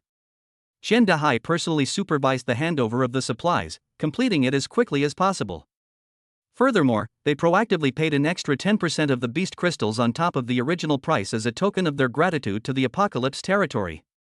After the transaction was completed, Qian Dahai personally escorted Zhang Wei and his group to the town gate, saying with a beaming smile, "Brother Zhang Wei, thank you so much for bringing this batch of life-saving grain. When you get back, please be sure to give my regards to Lord Feng Tian. Tell him that I, Qian Dahai, will forever remember his kindness. Mayor Qian, you're too kind. I will definitely pass on your message." Zhang Wei smiled and nodded. He also held his lord in high esteem. Therefore, it was astonishing that he, a mere ordinary person, could command such politeness and respect from a 4th-tier expert and the lord of a town simply by stating his name. This is the power of the Lord. Afterwards, Zhang Wei, carrying a sled filled with exotic beast crystals and various living supplies, and escorted by 20 soldiers, embarked on his journey back to the Apocalypse territory. In Xuayan town, this transaction also attracted the attention of many people. Seeing Zhang Wei's several truckloads of loot, many survivors' eyes revealed greed and envy. That kid looks like an ordinary person. Although he has quite a few guards, with so many of us attacking together, we can definitely snatch the item. A 3rd-tier talent with a scar on his face said in a low voice to his companion. That's right. The bold get rich, the timid starve. Let's do this. Someone immediately chimed in. However, just as they were getting restless and preparing to gather men to rob the town, a 3rd-tier talent user's expression changed drastically, and he grabbed Scarface. He muttered under his breath. Are you fucking crazy? Before you try to make a move, don't you use your pig brain first? Do you think you can just rob someone like that? The scarred man, who had been scolded, looked completely bewildered. Why not? That Zhang Wei is a complete weakling. Those soldiers may look intimidating, but I'm a 3rd-tier expert. Am I afraid of them? 3rd tier? Heh. The man who had spoken earlier let out a cold laugh, his eyes filled with pity and lingering fear. He slowly began to speak. My detection skill can clearly detect all beings of the same or lower level as me. That Zhang Wei is indeed an ordinary person, and the 10 people wearing leather armor around him are only level 2. But he abruptly changed the subject, his voice trembling slightly, but those 10 heavily armored guards around him, guess what level I detected they were? Scarface paused for a moment, then asked, what level? The man took a deep breath. He said, slowly and deliberately, to be honest, I couldn't detect any of those 10. What? Upon hearing this, everyone around was stunned for a moment, then gasped in shock, their faces showing horror. They could detect those of the same rank, but couldn't determine the level of those 10 heavily armored soldiers. Doesn't that mean those 10 people were all beings who had surpassed the 3rd rank? 10 4th-tier powerhouses? Upon realizing this, Scarface, who had previously been clamoring to rob someone, instantly broke out in a fine layer of cold sweat on his forehead, his legs went weak, and he almost knelt on the ground. Let alone 10 4th-tier beings, even just one would be enough to crush him like an ant. What's even more terrifying is that this is just the troops sent by the other side to escort the transaction. The Lord who has never shown his face, the powerful figure behind the other side. How terrifying must I be? In an instant, everyone who harbored ill intentions towards that batch of supplies abandoned their thoughts, and their eyes became clear. Robbery? Screw you. Get lost. They haven't lived enough yet. For a moment, everyone looked in the direction where the Tianchi territory caravan had left. All that remained in my heart was deep awe. Chapter 47, a new high-rated character appears. Meanwhile, on the other side, Fang Tian, along with Xia Xiuxue and Su Yu, had been traveling north across the vast snowfield for several days. Two ice wolf battle pets, Ice Soul and Frost Fong, led the way like two white lightning bolts, their agile figures drawing graceful arcs across the snow. Their group traveled at a very fast pace, and along the way they encountered some strange beasts that didn't know what was good for them. But these beasts, which are at most level 3, don't require Fang Tian to take action at all. They were either cleaved in two by Su Yu's sharp swordlight, or by Xia Xiuxue. Well, Xia Xiuxue was mainly responsible for cheering them on from behind and handling the spoils of war. More often than not, Ice Soul and Frost Fong would pounce directly, their sharp claws and teeth easily tearing through the beast's defenses and killing it on the spot. Gradually, they seemed to sense the terrifying aura emanating from Fang Tian and his group. The strange beasts along the way actually started to keep their distance from them. Fang Tian's main purpose for this trip was to mine purple gold, not to hunt exotic beasts. Therefore, although the number of exotic beast crystals delivered to our door has decreased, which is somewhat regrettable, we have not deliberately hunted down those that escaped. The team continued at high speed, getting closer and closer to the valley marked on the map. After traveling for most of the day, the outline of a majestic snow-capped mountain appeared on the horizon. After crossing that mountain, and continuing for a while, we'll be almost there, Fang Tian said, checking the map. However, just as they were about to reach the foot of the snow-capped mountain, Fang Tian suddenly stopped in his tracks and raised an eyebrow slightly. He keenly sensed that there seemed to be an unusual atmosphere permeating the air in the dense forest halfway up the mountain ahead. At the same time, a crisp system notification sound quietly rang in his mind. Ding! A high-scoring character has been detected in the area ahead. A highly rated character? Fang Tian's heart skipped a beat, and an indescribable joy welled up inside him. He knew very well how rare and precious it was to find a leader whose system score reached 90 or above. Since the establishment of his territory, he has only encountered Xia Xiuxue and Su Yu. I never expected that this trip to the Zijin mine would lead to such a pleasant surprise. As for whether we can bring the other party into our territory, we can talk about that later, but in any case, we must go and take a look first. Let's go take a look. Fang Tian made a quick decision, called out, and led Xia Xiuxue, Su Yu, and their two battle pets, Ice Soul and Frost Fong, towards the direction from which the aura was coming. The group of people cast long shadows on the snow, moving at an extremely fast pace. Before they could get close to the dense forest halfway up the mountain, Fang Tian raised his eyebrows again and locked his gaze on a petite figure staggering and running in the snow ahead. It was a young girl, dressed in somewhat tattered animal skin clothing. They were desperately trudging through knee-deep snow. Strangely enough, amidst the girl's long, silvery white hair stood a pair of fluffy, slightly trembling ears. Behind her, a long, fluffy white tail was taut with tension and fear. This is a different race? Judging from her physical characteristics, she should be a fox woman from the Fox People clan. Fox-eared girl. Just as Fang Tian saw the other party's appearance clearly, the system notification sounded again, confirming that this fox woman was the high-rated character he had sensed on this trip. Just then, the fox woman who was running away also saw Fang Tian and his group ahead. She was startled at first, her body shrinking back, but then, upon realizing that Fang Tian and the others were human, her despairing eyes instantly blazed with ecstatic joy. Help! Please help me! She used all her strength to shout loudly towards Fang Tian, and quickened her pace, stumbling and tumbling as she rushed towards him. Fang Tian signaled Su Yu and Xia Xiuxue to be on guard, while he went to meet them. Soon, the fox woman ran up to them. She was holding onto her knees, breathing heavily, her full chest heaving, her pretty face, which was covered in dust, was full of anxiety and pleading. Please save me. My name is Su Yu, and I have a terrifying beast. It sees me as prey and has been hunting me relentlessly. If possible, I hope you can. At this point, Hu Yu suddenly stopped speaking. In her haste, she hadn't had time to observe carefully. Now that she had caught her breath, she subconsciously took a look at the humans in front of her. Upon seeing this, she was completely stunned. She noticed that among the 3 people in front of her, the young man had the most profound aura and the highest level.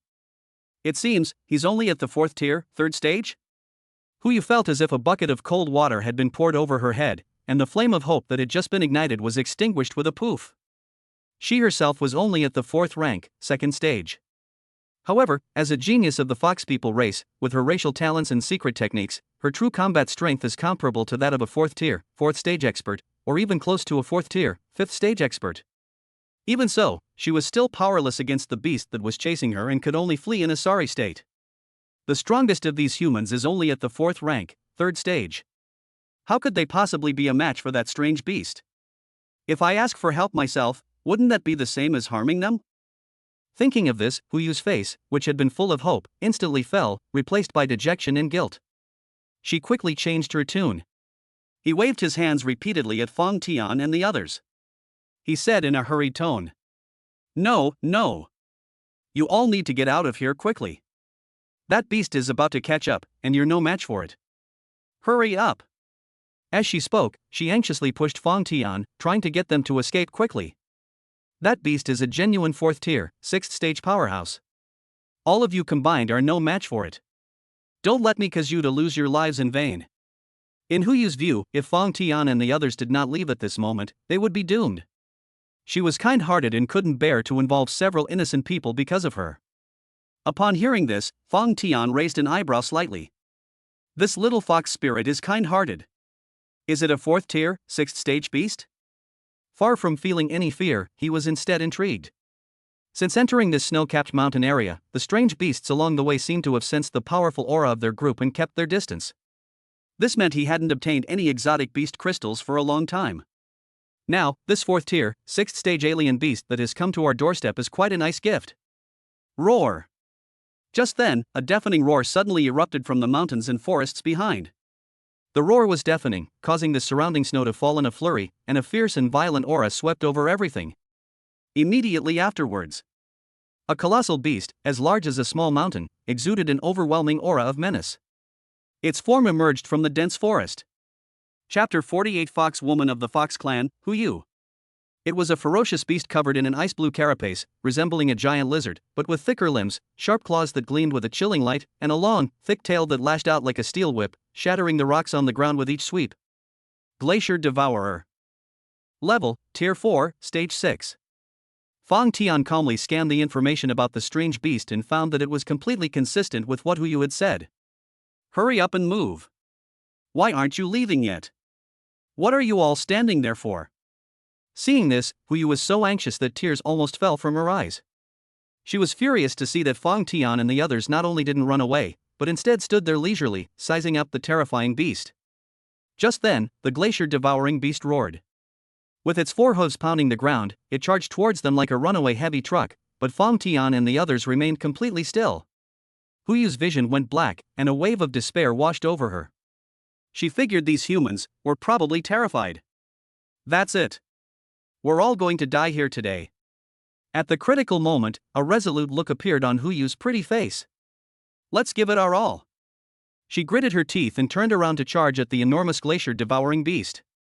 She wanted to use her own strength to buy these terrified humans a little time to escape. However, ideals are lofty, but reality is cruel. As soon as Huyu rushed forward, a hint of human-like mockery flashed in the eyes of the glacier-devouring beast. It didn't even bother to use its claws, but simply flicked its thick tail casually. Bang! With a muffled thud, Huyu's body was violently whipped away like a kite with a broken string. It traced an arc in the air before crashing heavily onto the snow, spitting out a mouthful of blood. She was already exhausted, so of course she was no match for this strange beast. The glacier devourer walked slowly with heavy steps to Huyu, who was lying on the ground with a look of despair in her eyes. It opened its blood-red maw full of fangs, and a stench wafted out. The shadow of death completely enveloped Huyu.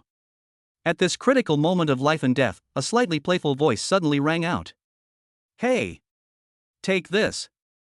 The one speaking was Fong Tian. He raised his wind whisper staff, assuming a stance as if he were wielding a sword with both hands, ready to split Mount Hua in two. Upon hearing the shout, Huyu, who had already closed her eyes and awaited death, subconsciously opened her eyes a crack. When she saw Fong Tian's actions, she couldn't help but reveal a bitter smile. Want me to take your sword? But what you're holding is clearly a mage's staff. A staff and a sword, this is simply, completely irrelevant. At this moment, she no longer held any hope for Fang Tian's next attack. Perhaps, today is destined to be my death day. The glacier-devouring beast also turned its head with interest to look at Fang Tian. In its perception, this human's cultivation level of only the 4th rank, 3rd stage was worlds apart from its own, making him seem like an ant. Now, this ant is actually holding a ridiculous wooden stick, threatening to chop itself up? That was the funniest joke it had ever heard in its life. Well then, since this ant has brought this upon itself, let's have an appetizer first, and then enjoy the main course. Thinking about this, the glacier devourer's eyes gleamed with ferocity.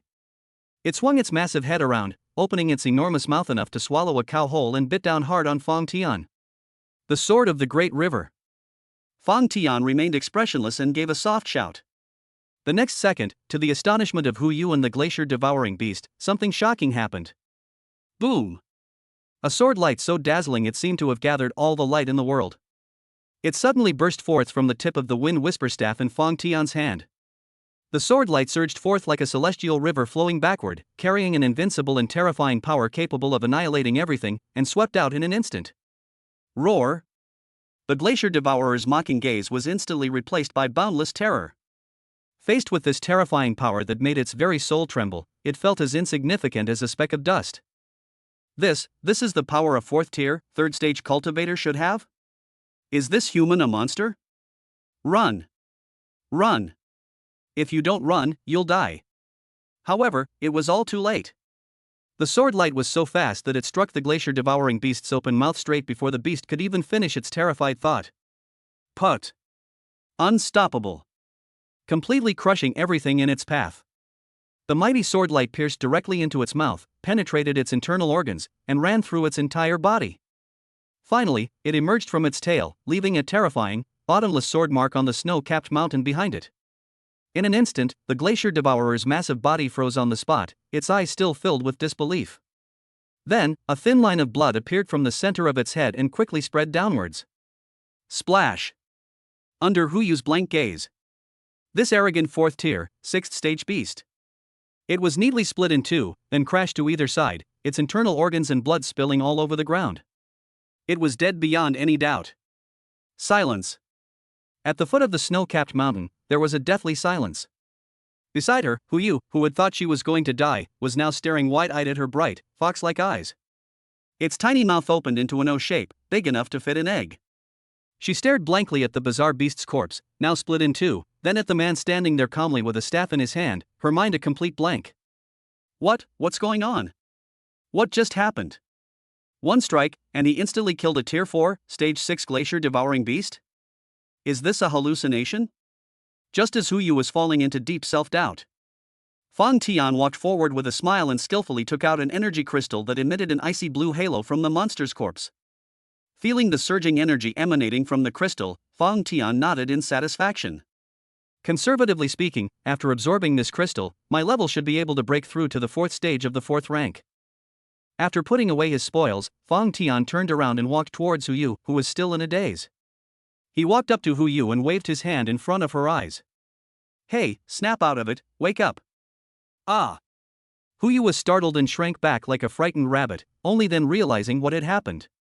Realizing her lapse in composure, her cheeks flushed red, and even her furry ears turned pink. She quickly got up from the snow. Without bothering to brush the snow off his body, he bowed deeply to Fang Tian, his voice trembling with deep gratitude. Thank you so much for saving my life. I, Hu Yu, will never forget this kindness. It's alright, it's just something I did. Fang Tian waved his hand, his tone indifferent. To him, killing that strange beast was no different from swatting a fly. It was just a casual thing. Hu Yu was shocked upon hearing this. In her eyes, the glacier devourer was so powerful that it filled her with despair. For this unfathomable human powerhouse, it was truly just a problem that he dealt with casually. Because this is something she just witnessed with her own eyes. Such strength, such magnanimity. If it were him. Have no idea. Chapter 49, Recruiting New Subjects, the Fox People Plan faces a crisis. In an instant, a thought, like a wildly growing vine, instantly filled Hu Yu's mind. Fang Tian looked at the fox woman in front of him, whose eyes were shifting as if she were deep in thought, and asked, "Is there something you need?" Hu Yu's body trembled slightly. After hesitating for a moment, she was about to speak. But as soon as she opened her mouth, before she could even utter a word, her eyes reddened, and large tears rolled down her cheeks uncontrollably. Thump! The next second, to Fang Tian's astonishment, the fox-eared woman's knees buckled, and she knelt upright before him, her snow-white forehead slamming heavily against the cold snow. "Please. Please, my benefactor, save my people." Hu Yu's voice was filled with heavy sobs and pleading. "If you agree to help me, Hu Yu is willing to be your slave for all eternity, without any complaints. Whatever you ask me to do, I will do it." "Ha? Not again?" Fang Tian's lips twitched slightly, and he was speechless. What happened?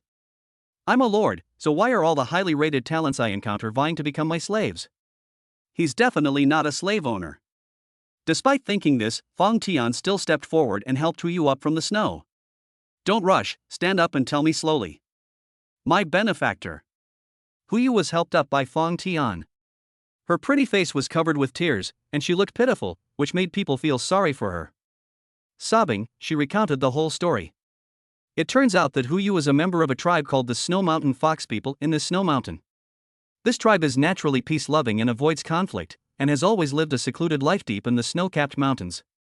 However, not long ago, the overlord of this area, the Leopard King, sent an envoy. The Leopard King, ambitious and seeking to expand his power, demanded that the Snow Mountain Fox clan send its elite troops to join his ranks and serve as cannon fodder in their conquest of other forces. Of course, I wouldn't say it directly, that would be too unpleasant. The Leopard King's reason was to recruit soldiers. Hu Yu's father, who was also the patriarch of the Snow Mountain Fox clan, naturally saw through the Leopard King's plan. He sternly rejected the Leopard King's request. As a result, this thoroughly enraged the tyrannical Leopard King. Enraged, the Leopard King immediately dispatched one of his Leopard clan's strongest warriors. A genuine 4th-tier, 8th Dan Master, leading a group of ferocious goblins, stormed towards the settlement of the Snow Mountain Fox clan. Right now my people are still fighting those goblins, but we can't hold out for much longer." Hu Yu's voice was filled with despair. "That powerful figure from the Leopard clan is too formidable. Even our elders working together couldn't defeat him, and our clan suffered heavy casualties." Upon hearing this, Fang Tian was taken aback for a moment, then narrowed his eyes. "The Leopard King, it's the Leopard King again. It seems that my feud with this guy is only getting deeper and deeper. Fang Tian has decided to take charge of this matter. Since the situation was critical, how did you get out?" Fang Tian asked cautiously. This is one of the suspicious points. If it cannot be explained, then this matter may also be a trap. "Fortunately," Hu Yu quickly explained, "my father used a precious, one-time-use spatial teleportation item to forcibly send me out. He hopes I can ask the Tiger King for help. The Tiger King commands all the alien races, and even the Leopard King must obey his orders. Moreover, the Tiger King is known for his kindness and might be willing to send troops to help. But I never expected that all the roads leading to the Tiger King's territory would be blocked by the Leopard King's men. I couldn't get through at all, and on my escape, I was targeted by that glacier-devouring beast. If it weren't for meeting you, my benefactor, I'm afraid." At this point, Hu Yu could no longer continue. Her once bright eyes now appeared somewhat dull and lifeless. She was truly desperate. The mysterious and powerful human before her was her last and only lifeline. After listening, Fang Tian tapped the staff of Wind Whisper lightly with his fingers, falling into a brief moment of thought. A 4th-tier, 8th-stage Leopard clan expert, plus a group of goblins. This power is indeed enough to crush everything for ordinary lords. But for him, they were not formidable enemies. He thought for a moment, glanced at Hu Yu, and asked, "In which direction is the settlement of your Snow Mountain Fox clan?" Hu Yu quickly extended her slender finger and pointed to a location deep within the snow-capped mountains. Fang Tian looked in the direction she pointed, and a thought flickered in his mind. That location. Surprisingly, it was very close to the area where his destination, the Zijin mine, was located. What a coincidence! Since it's on the way, there's no harm in lending a hand. Moreover, this is related to a future leader whose system score is over 90 points. Both emotionally and rationally, this trip is absolutely necessary. Thinking of this, Fang Tian nodded and said calmly, "All right, since it's on the way, I'll go with you." "Really?" Hu Yu could hardly believe her ears. Her once dim eyes instantly regained their dazzling brilliance. She was so excited that her whole body was trembling, and the next second, she was about to kneel down again. Thank you so much, my benefactor. Thank you so much, my benefactor. Who you? All right. Fong Tian pulled her back in time. Don't kneel down all the time, and don't call me your benefactor. My name is Fong Tian. Yes, Lord Fong Tian. Hu Yu readily complied, but the gratitude on her face grew even stronger. She looked at Fong Tian, her eyes filled with unwavering determination, and said, Lord Fong Tian, please, no matter what, you must accept me.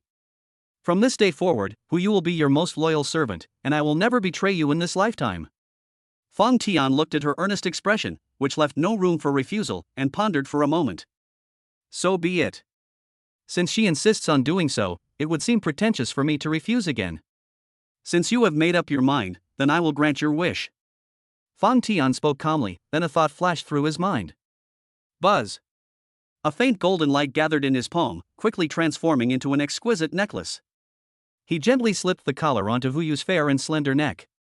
With a flash of light, the metallic collar vanished instantly, replaced by a soft, fluffy white fur strap that perfectly clung to her skin, complementing her silvery white hair and fox ears.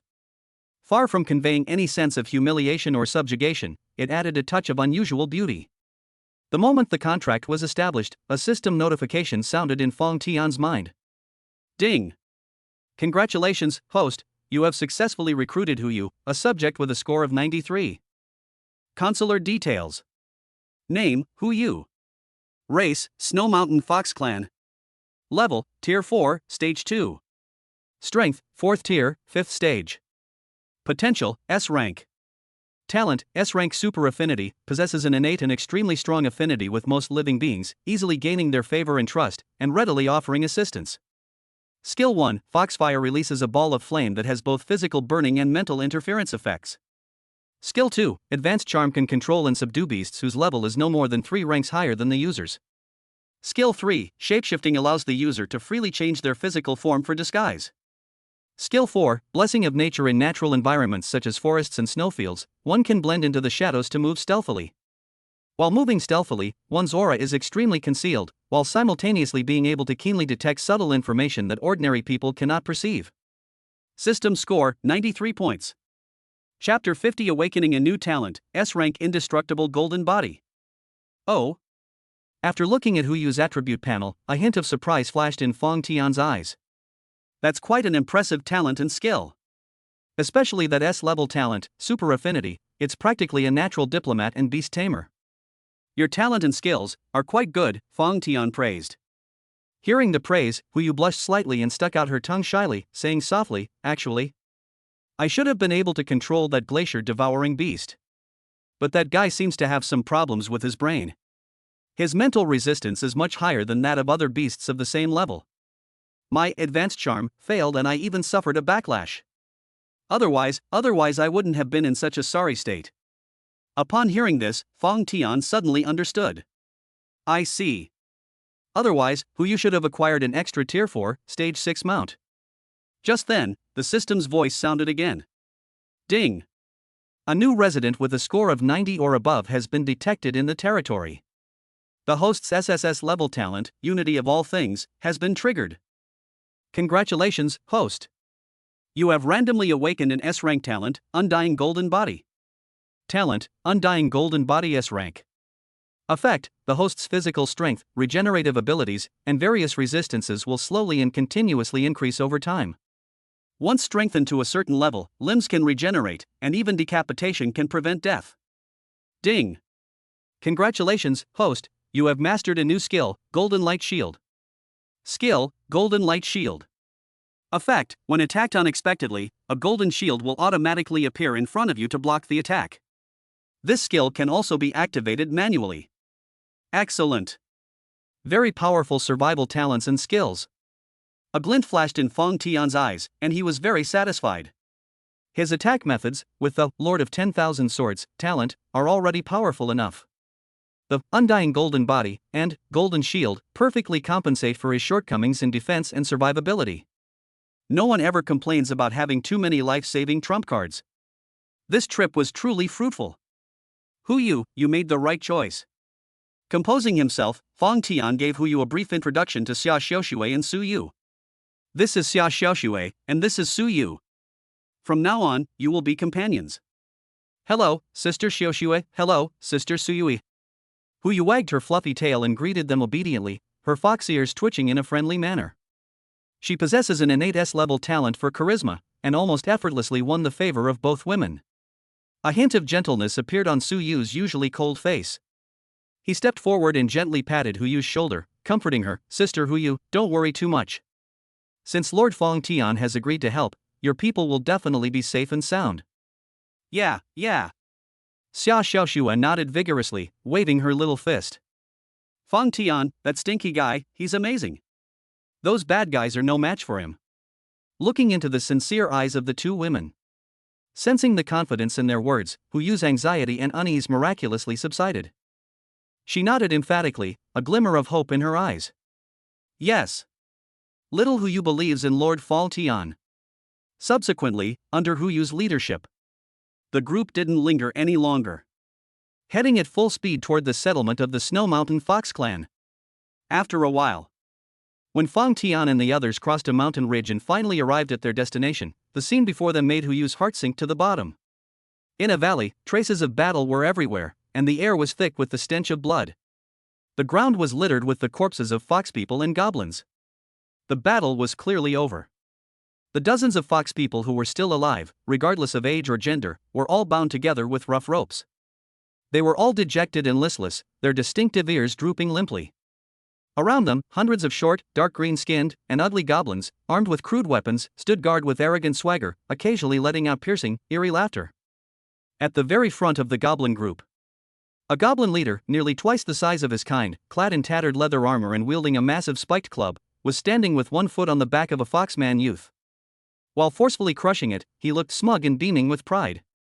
Just then, it seemed to sense something, and suddenly raised its head, seeing Fang Tian and his group appearing on the mountain ridge. When its gaze fell on Hu Yu, its turbid eyes suddenly lit up, and then it grinned and let out an extremely unpleasant laugh. He. It's like finding a needle in a haystack, only to have it come to me effortlessly. I never expected that the fox princess who ran away would actually dare to come looking for her own death. Its shout immediately attracted everyone's attention. The goblins all turned to look, then erupted in excited commotion. Upon hearing this, the captured foxes all raised their heads. When they realized that the person who came was indeed Hu Yu, their faces showed no joy, but instead were filled with anxiety and fear. Moon. Why are you back? Come on. Run. Little you error. Don't worry about us. What are you doing back here? Get out of here. Don't come here to die. The fox people cried out, their voices filled with despair. In their eyes, Hu Yu bringing these humans back at this moment was tantamount to moths flying into a flame, walking into a trap. There is absolutely no way we can deal with these brutal invaders. The goblin leader grinned maliciously, removed his foot from the foxman's back, and strode towards Fang Tian and the others with an air of utter indifference. Its greedy and primal gaze swept unabashedly over the curvaceous bodies of Hu Yu, Xia Xiaoxue, and Su Yu. As he walked, he stuck out his long tongue and licked his chapped lips. He. Not bad. My luck is really good today. I've gained 2 more human girls, and both of them are top-notch. Goblins are creatures that are inherently extremely lewd, much like the poodles of the dog world. At this moment, naked desire had completely filled the goblin leader's mind, and a terrifying red light emanated from its small eyes.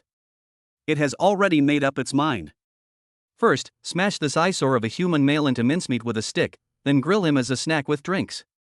As for these 3 exceptional beauties, of course we should play around with it first, and then grill and eat it together when we're tired of playing with it.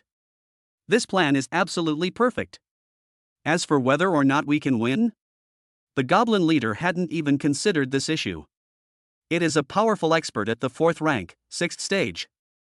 The human boy in front of them had a weak aura at most, he was only at the 3rd stage of the 4th rank. Dealing with this kind of person is a piece of cake, isn't it? Chapter 51. What? It actually blocked it? Kid, next time you're reincarnated, open your eyes wider. Don't meddle in things that aren't your business. The goblin leader grinned maliciously, raised his spiked club high, and brought it down hard on Fang Tian's head with a howling wind. The powerful blow was about to land. Fang Tian remained standing there, seemingly stunned and motionless. He. You're doomed. Is this human an idiot? Our leader is mighty. Seeing this, the goblins in the distance burst into gloating laughter. They could almost see the bloody scene of Fang Tian's brains splattering. However, the next moment, all the goblins' laughter came to an abrupt halt. Because. Laugh. A dazzling sword light, so fast that it was almost invisible, flashed by in an instant. The goblin leader, who had leaped high into the air with a ferocious expression, suddenly froze in mid-air.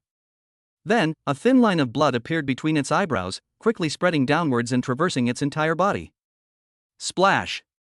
Under the horrified gazes of all the goblins and fox men, this arrogant goblin leader was neatly cleaved in two, crashing to either side with its entrails and blood spilling all over the ground. Chief, leader? All the goblins were stunned, their smiles still frozen on their lips. At that moment, his eyes were filled with utter disbelief. The leader is dead? He was instantly killed in one move by that seemingly dim-witted human? After a brief silence, a huge uproar and panic erupted from the goblin horde. Amidst this chaos, a roar filled with majesty and fury suddenly erupted from the fox people's buildings deep in the valley. What's all the noise about? Before the words had even faded, a terrifying aura, several times stronger than that of the goblin leader just now, swept across the entire area like a storm. Immediately afterwards, boom! A lithe and explosive figure. It soared into the sky from the center of the fox people's territory, leaving a trail of afterimages in the air, before crashing heavily onto the field. It smashed a deep crater into the ground. That's right. The powerful leopard clan member sent by the Leopard King. This powerful leopard was agile, with bulging muscles and sharp eyes. He exuded an explosive sense of power from head to toe. He wore leather armor and had a hideous scar on his face that stretched from his forehead to his chin, making his already fierce eyes look even more brutal. His appearance was like a bucket of ice water poured over the hearts of the fox people, who had just begun to feel a glimmer of hope. It's Leopard Tang. It's over, it's completely over. Moon, you didn't leave just now. Now it's probably too late. The captured fox people's faces instantly lost the slight color that had just appeared, turning deathly pale. They were filled with despair. Because they were all too aware of the terror of this powerful leopard clan member before them. At the 4th tier, 8th stage level, his combat power is approaching the peak of the 4th tier, 9th stage. Even their most powerful patriarch, the fox people, couldn't last 10 moves against him before being severely injured and captured, his fate unknown. The human youth before them, who had instantly killed the 4th tier, 6th stage goblin leader with a single sword strike, was indeed shocking and unexpected. However, compared to Lord Leopard Tang, whose combat power is comparable to that of a 4th tier 6th stage cultivator, it is simply like comparing clouds and mud. Once your strength reaches the 4th tier, each level becomes an insurmountable chasm, separated by 3 levels. This is not even in the same league. Bringing him back will not only fail to save anyone, but will also put herself and these kind-hearted humans in danger. Well, the fox people sighed in their hearts. Leopard Tang clearly didn't care about the prisoner's cries of pain at that moment. His fierce gaze first swept over the goblin leader's corpse, which had been split in two on the ground, and his eyebrows twitched slightly before landing on Fang Tian, a sneer curling at the corner of his mouth. Oh? That's quite interesting. A mere human brat dares to run wild here. He looked Fang Tian up and down, his gaze as if he were looking at a dying man who was ignorant of his own limitations.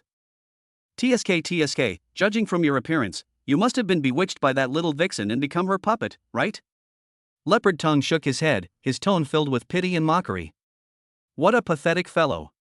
He thinks that killing a 4th tier, 6th level trash goblin gives him the right to stand before me, and he even dares to stand up for these useless people?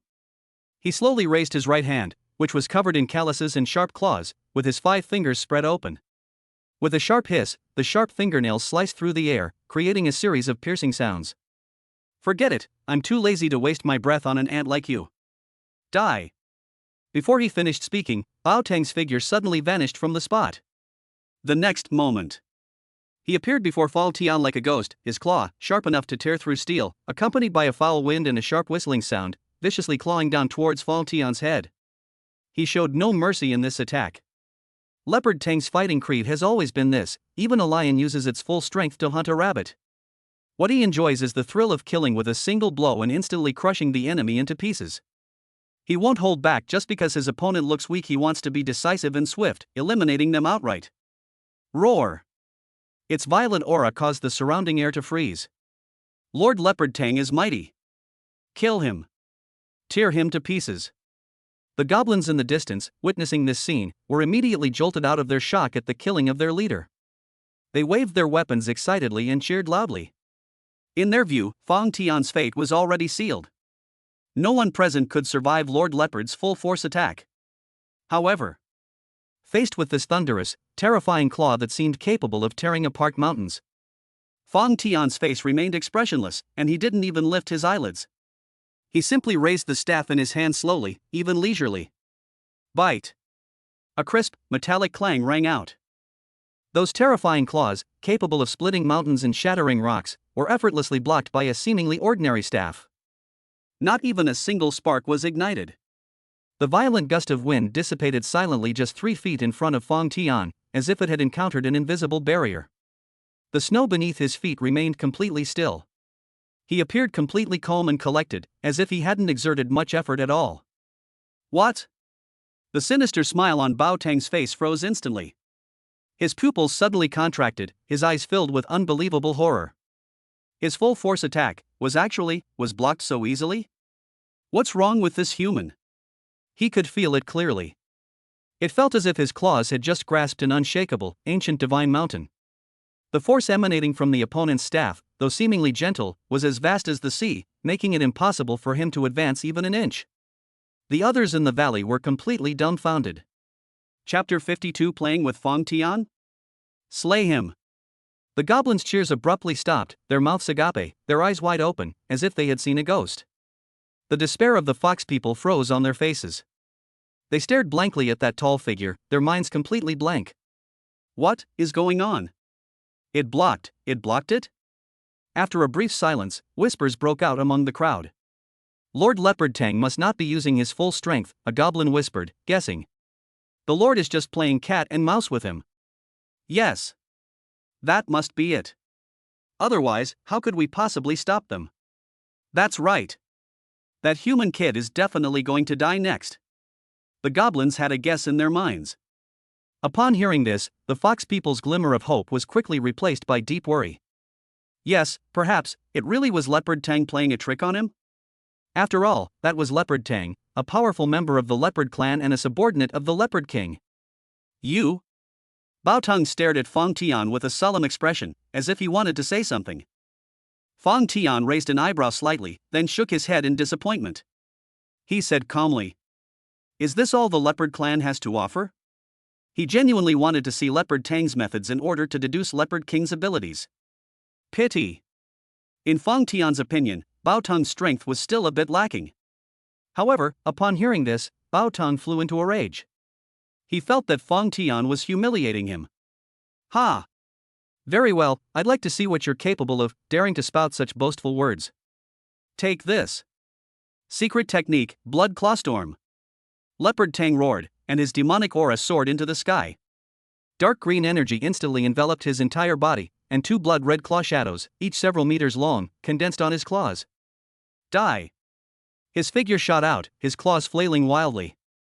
In an instant, hundreds and thousands of blood-red claw shadows appeared out of thin air, weaving together into an impenetrable net of death, which swept over Fang Tian like a tidal wave. Each claw strike contained terrifying power capable of tearing apart gold and shattering rocks. In an instant, the air was cut apart, emitting a series of ear-piercing screams, and the ground was plowed with deep, bottomless ravines. However, Fang Tian remained calm in the face of this powerful offensive, and simply raised the staff in his hand slowly. Then, his entire demeanor suddenly changed. If he was a bottomless ancient well just now, then he is now a sharp and ready to be drawn divine sword. SS level talent, Lord of 10,000 Swords. Skill 1, Sword Intent. Buzz. An invisible yet terrifying sword intent erupted from Fang Tian's center. His aura of power surged at that moment.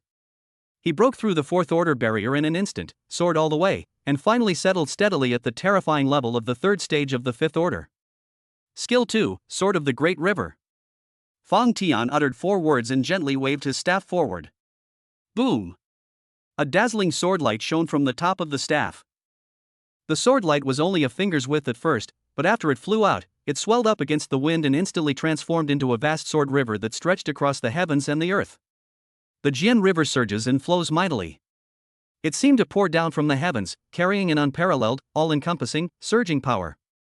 They bravely met the sky full of blood-red claw shadows. Rumble.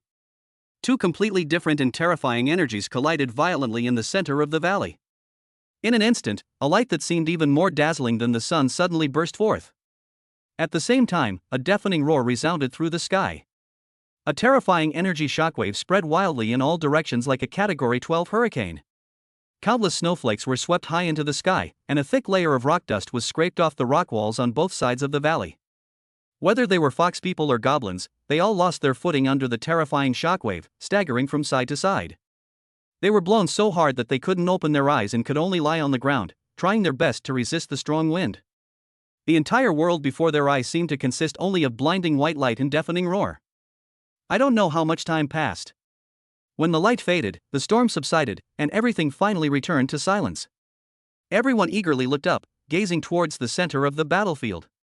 The fox people and goblins thought that the human should be dead and torn to pieces by now. Then, wait until you see it clearly. Everyone was stunned. In the center of the battlefield, which had been razed to the ground, a tall figure still stood quietly. His clothes fluttered in the breeze, spotless. It was as if the terrifying, earth-shattering attack he had just suffered had nothing to do with him. Not far in front of him, a figure fell straight to the ground, cleanly split in two from head to toe by a perfectly smooth cut. Blood and entrails flowed all over the ground, turning the pristine white snow a glaring crimson. On that face, the last traces of ferocity and deep horror and resentment remained. The one who fell to the ground was not Fong Tian, as they had assumed.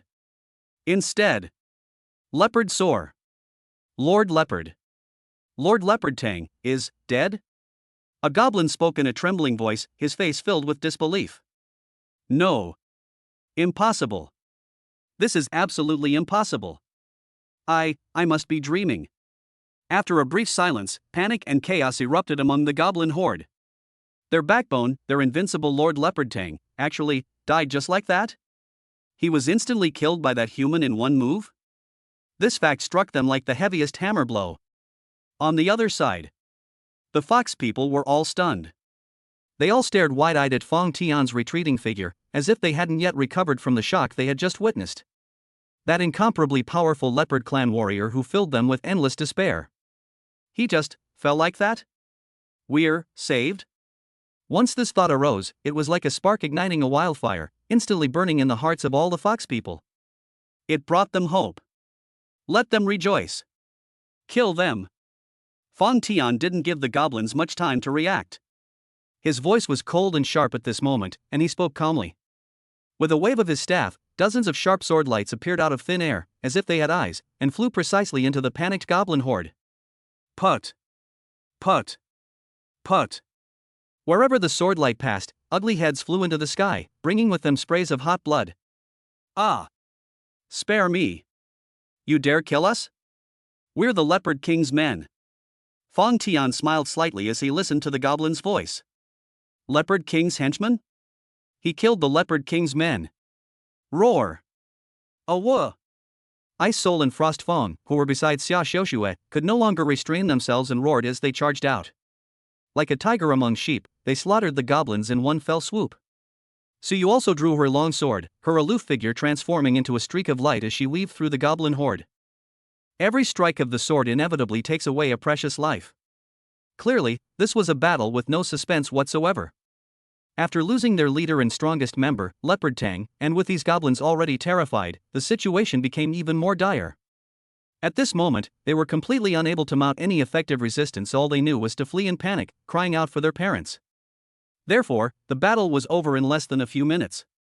Apart from Fong Tian and his group and the rescued fox people, there were no other goblins standing in the valley. The strong, pungent smell of blood permeated the air.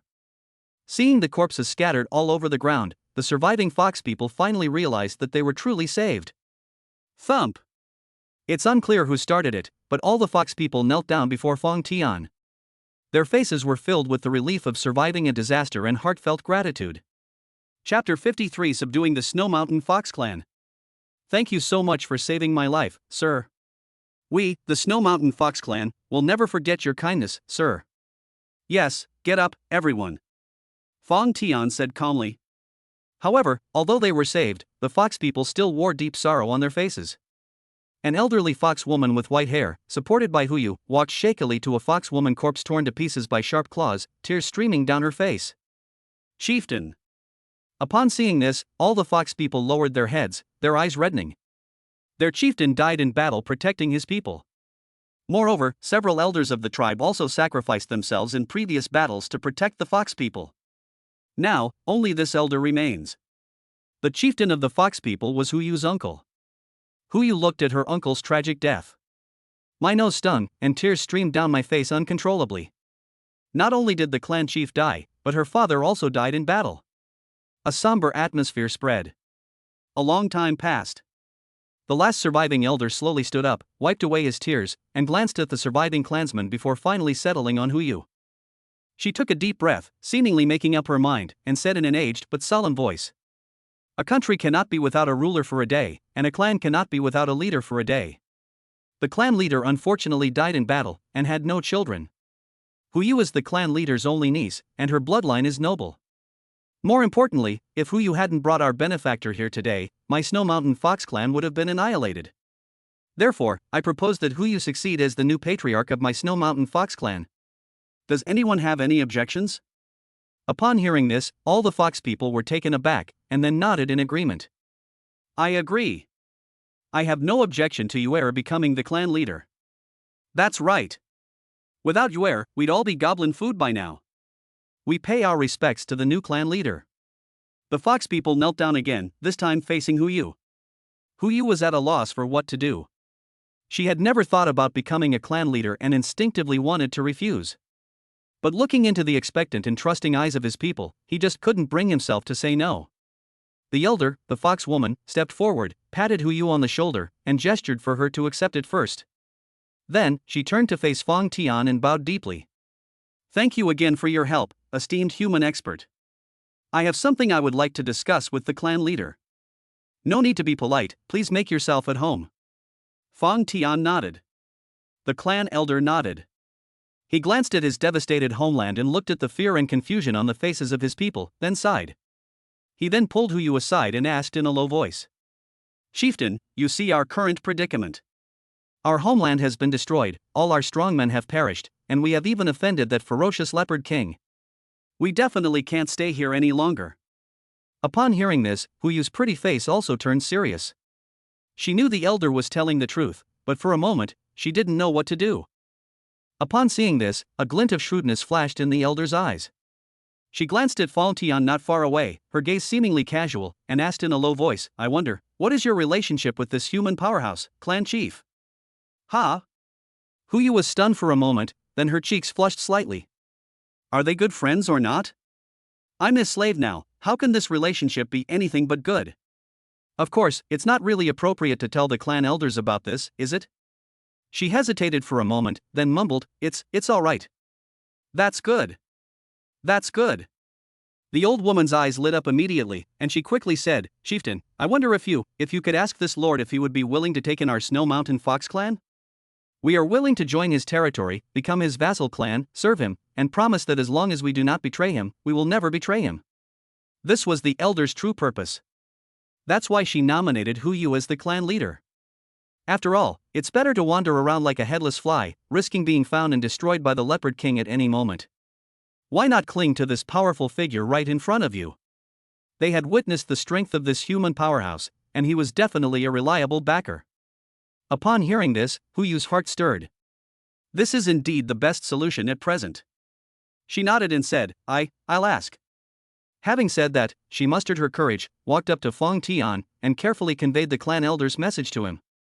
Fong Tian was slightly taken aback after hearing this, and then a smile appeared on his face.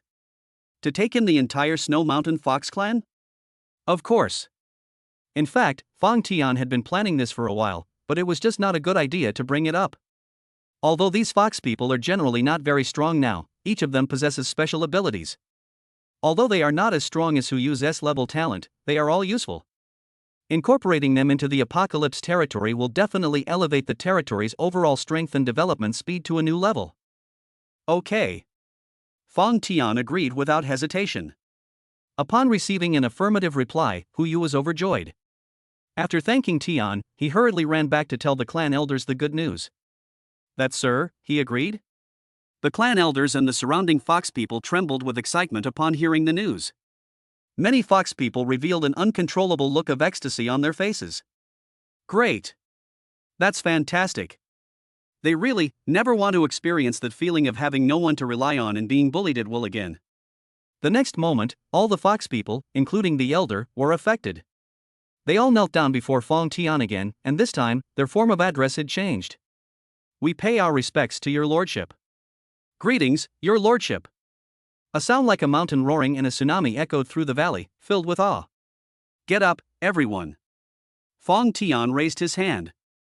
Now that you've joined my apocalypse territory, you're all family. Go pack your things and get ready to move. Yes, my lord. The fox people dispersed happily and began to gather the remaining supplies of their tribe.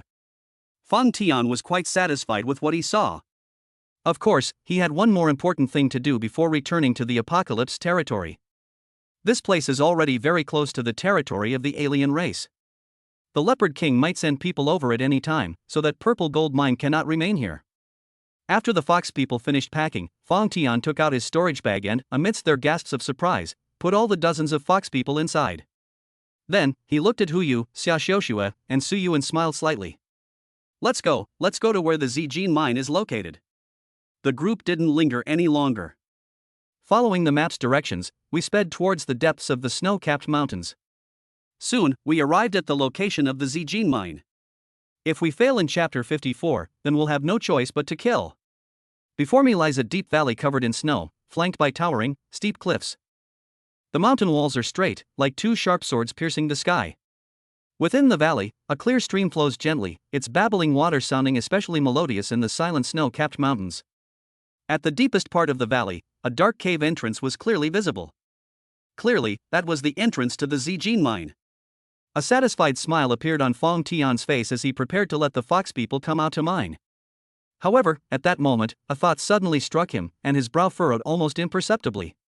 His gaze instantly locked onto the seemingly ordinary, cheerfully flowing stream. Just a moment ago, his keen senses detected a very subtle yet unusual fluctuation of energy emanating from this stream. Fong Tian, are we not going to mine? Seeing Fong Tian stop, Xia Xiuxue asked in confusion. Su Yu, who was standing to the side, did not speak, but a solemn expression appeared on her fair and delicate face. She vaguely sensed that something was wrong, a faint sense of crisis lingering in her heart, but she couldn't quite put her finger on what it was. Instinctively, her right hand was already pressed tightly against the hilt of the sword at her waist. He concealed his aura and warily scanned his surroundings. Strangeness. A hint of surprise rose in Fong Tian's heart. He has already discovered it. This stream isn't a real stream at all. It was actually a strange beast. This beast's ability to disguise itself is terrifying, whether it's its shape, its voice, or even the fine water vapor it creates as it flows.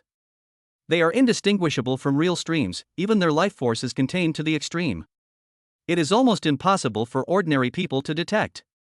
If Fong Tian didn't possess the talent of Master of 10,000 Swords, with his sword intent clearly revealed and his perception far exceeding that of ordinary people, its sensitivity to killing intent and anomalies has reached an unbelievable level. It's probably impossible to detect its existence. If it were anyone else, even a 5th-tier expert, if you approach without precautions, you will likely be instantly attacked by this disguised beast. Of course, whether they can defeat a 5th-tier opponent is another matter. But this is indeed a cunning hunter. Fong Tian smiled slightly, a faint curve appearing at the corner of his mouth, his gaze calmly fixed on the still-flowing stream. He spoke softly. Are you going to come out on your own, or do you want me to invite you out? The sound wasn't loud, but it echoed clearly in the silent valley. Xia Xiuxue and Hu Yu were both stunned, looking at Fong Tian with confusion, and then at the stream. The stream continued to flow, seemingly oblivious to Fong Tian's words, serene and undisturbed. Oh. Seeing this, Fong Tian gave a cold smile. If you refuse a toast, you'll have to drink the penalty cup. He stopped talking and gently tapped his wind whisper staff. Buzz. A powerful and vast aura suddenly erupted from his body. The terrifying pressure of the 5th order, 3rd stage power swept through the entire valley like a materialized storm. At the same time, a destructive sword aura, condensed to its extreme, seemed capable of severing all things in the world. It transformed into an invisible sword, locking onto the stream. Under this terrifying aura that could change the very fabric of the world, the tranquil stream could no longer contain itself. Whoosh! The stream suddenly stopped, as if an invisible hand had choked it. Then, suddenly, a pair of blue eyes filled with horror and disbelief appeared in the clear stream. It couldn't understand how its perfect disguise could be seen through at a glance. What terrified it even more was the aura emanating from the human before it, an aura that it simply could not contend with. That was like the gaze of death himself. If it doesn't show itself soon, it has no doubt that it will be torn to shreds by that terrifying sword energy in the next second. Splash! With a loud splash, the entire stream seemed to lose its gravity and suddenly leaped out of the riverbed. Countless streams converged and compressed rapidly in mid-air. It eventually transformed into a round, blue beast with a diameter of about 3 meters, composed entirely of pure water elements, shimmering in constantly changing shape. After revealing its true form, the beast did not exhibit the slightest aggression. Instead, it twisted its body wildly in mid-air, bowing and scraping to Fong Tian, making a ridiculous gesture of begging for mercy. Those blue eyes were filled with flattery and pleading, as if they were begging Fong Tian. The adults are magnanimous, let it live. This scene left Xia Xiaoxue and Suyu somewhat bewildered. Fong Tian was also slightly taken aback. He originally thought there would be a battle. After all, the aura of this strange beast had reached the 4th level, 6th stage. Their strength is quite remarkable. Unexpectedly, this guy was defeated before the fight even started? In fact, this strange beast named Water Spirit Beast was also suffering greatly. It has been entrenched in this place, relying on its powerful camouflage ability to successfully ambush and devour countless passing beasts and alien races. When Fong Tian and his group appeared just now, it treated them as a delicious meal delivered to its doorstep. In its view, the strongest of these humans was only slightly above the 4th rank. As a dignified 4th tier, 6th stage water spirit beast, and having launched a sneak attack, taking them down would be a piece of cake. But the result was... It never expected that such a terrifying existence was hidden among this seemingly insignificant group of people. When Fong Tian's 5th tier, 3rd stage pressure and the sword intent that made its soul tremble locked onto it, the water spirit beast was instantly terrified. This isn't prey, it's clearly a top predator. It is a terrifying existence that it cannot afford to provoke. As the saying goes, water has no fixed form, it can be both firm and gentle. The water spirit beast's survival philosophy is the same compared to losing face, its own life is obviously more important. Therefore, it chose to follow its heart without hesitation. Wait a minute, please let me go. Looking at the shameless water ball in front of him, constantly bowing and begging for mercy, Fong Tian was truly at a loss for words. How should I deal with it? Kill them outright? It's a bit of a pity that it possesses such an amazing ability. Release them? That's impossible. After thinking for a moment, Fong Tian's gaze suddenly fell on Huyu beside him, and an idea immediately came to him. He smiled slightly and said to Huyu, come forward and try your skills to see if you can subdue it. Huh? Me? Huyu pointed to herself, somewhat uncertain. Okay, go ahead, Fong Tian encouraged. Then, he shifted his gaze, glancing at the water spirit beast still trembling in mid-air, and added in a calm tone. If we fail to subdue it, then we'll have no choice but to kill it to get the crystal core. Chapter 55. The Leopard King was shocked and enraged. Had Fong Tian ruined my plans? Upon hearing this, the water spirit beast's enormous body trembled violently, and the entire water mass shook like a leaf. It understood. The terrifying human in front of it had given it a chance to live. If you know what's good for you, you can survive. If they don't know what's good for them. When Huyu mustered her courage and cautiously stepped forward, she used the advanced charm skill on it. The water spirit beast showed an incredible level of cooperation. It not only offered no resistance, but even actively opened its mind, allowing the gentle spiritual power to flow into its core. Thus, Huyu felt an unbreakable spiritual link being established between herself and the strange beast before her, almost without expending any effort. Successfully subdued. I did it. Lord Fong Tian. Huyu turned around in surprise, her pretty face full of excitement. As the taming was successful, the enormous water spirit beast began to shrink rapidly. It eventually transformed into a small blue water ball, no bigger than a fist, which hovered affectionately on Huyu's shoulder, occasionally rubbing its soft, bouncy body against Huyu's cheek. Wow! So cute! Xia Xiaoshue's eyes lit up when she saw this. Even the usually aloof Su Yu's eyes softened considerably, clearly showing her fondness for the adorable water spirit beast after its shrinking. Putting everything else aside, this thing is still quite cute after it's been tamed and shrunk. Not bad. Fang Tian nodded in satisfaction. This water spirit beast is quite powerful, possessing strong camouflage and water control abilities. Subduing it would be a huge boost to Hu Yu's combat strength. But Fang Tian looked at the obedient water spirit beast and couldn't help but shake his head, a hint of regret on his face. Sigh, this guy is quite pragmatic. Otherwise, I would have gained another tier 4, stage 6 beast crystal. It seemed that she had sensed Fang Tian's regretful gaze. The water spirit beast that had just landed on Hu Yu's shoulder suddenly stiffened and instinctively shrank back towards Hu Yu's neck. That's terrifying. That human's gaze was terrifying. He was practically a devil. He was actually regretting that he hadn't been able to kill himself. I will definitely not give you that chance. I will definitely cling tightly to my new owner's leg from now on. I will be very good and obedient. Having resolved the minor incident involving the water spirit beast, Fang Tian no longer delayed. He took out his storage bag and released dozens of fox people. This is the Zijin mine. Your task is to extract all the ore from it, Fang Tian said, pointing to the cave entrance deep in the valley. Yes, my lord. The fox people's eyes lit up when they saw the rich mineral vein. After receiving the order, they rushed into the mine with great enthusiasm. Time flies. With the full force of dozens of fox people mining, the rich purple gold vein was quickly and completely emptied. Ding! Congratulations, host, you have obtained 5 million stones. Ding! Congratulations, host, you have obtained 4,500,000 iron blocks. Ding! Congratulations, host, you have obtained 600,000 units of associated blue-silver ore. Ding! Congratulations, host, you have obtained 30,000 amethyst stones. Ding! Congratulations, host, you have obtained 150,000 purple gold ore. Hearing the continuous system notifications, Fang Tian smiled with satisfaction. The harvest this time was enormous. 150,000 units of purple gold ore are enough for him to upgrade the Tier 4 armory to Tier 5 armory. Once the armory is upgraded, he will be able to produce more powerful Tier 5 units, and the overall strength of the territory will surely experience a qualitative leap.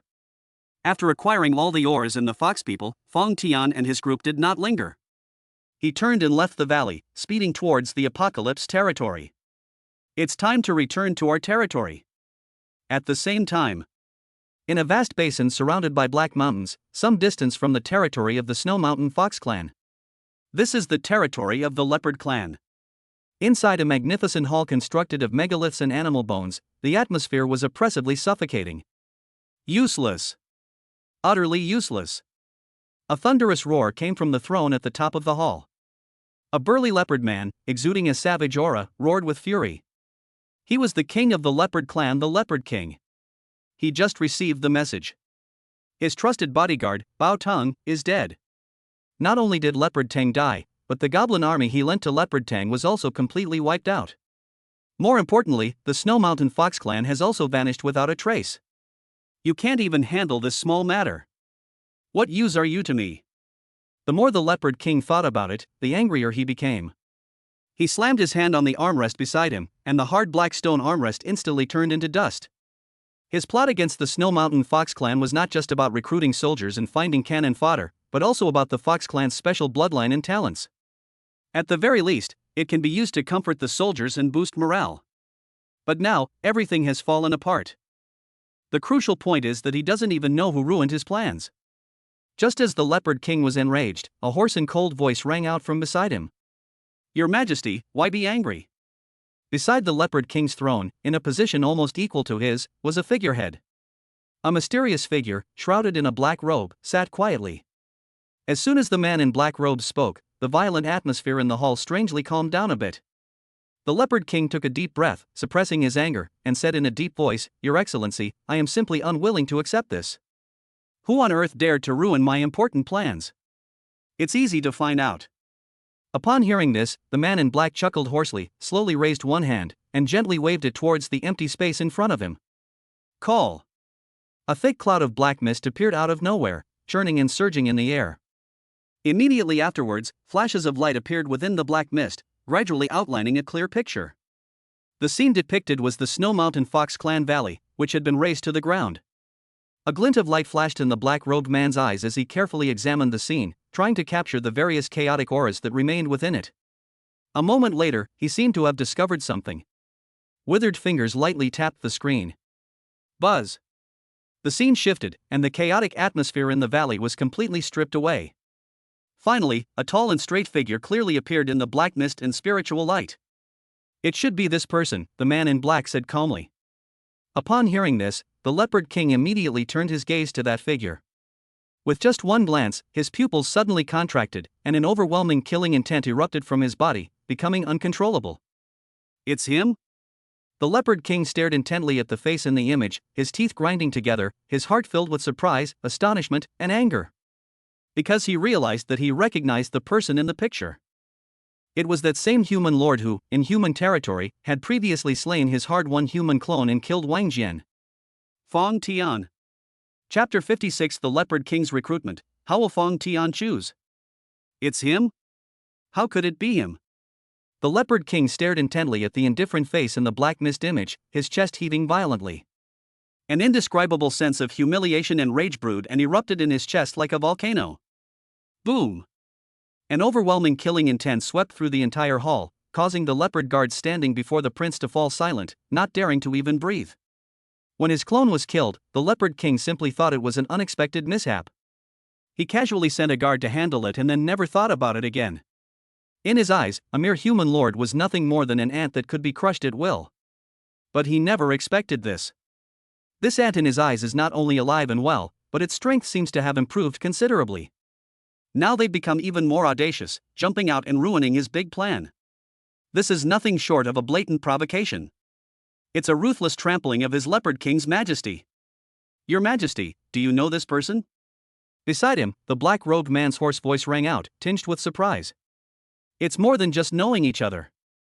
The Leopard King gritted his teeth, each word sounding as if it were being squeezed out from between his teeth.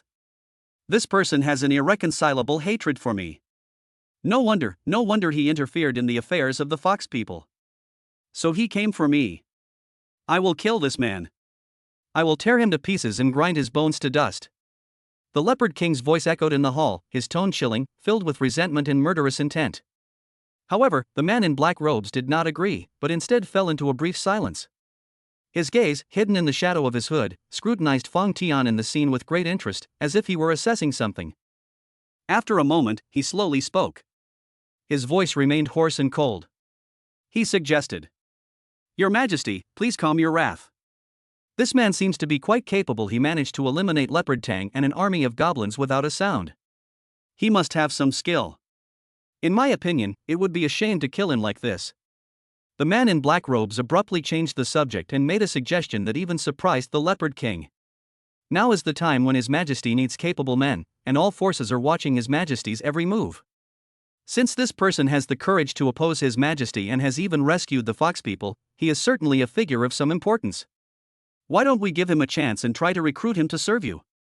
Once the great cause is accomplished and this person is no longer of any use. Whether to kill or dismember is entirely up to your Majesty's whim. The black-robed man's voice seemed to possess a strange magic, gradually calming the enraged Leopard King down. He narrowed his beastly eyes, which gleamed with ferocity, a thoughtful look flashing across them. What the envoy said makes sense.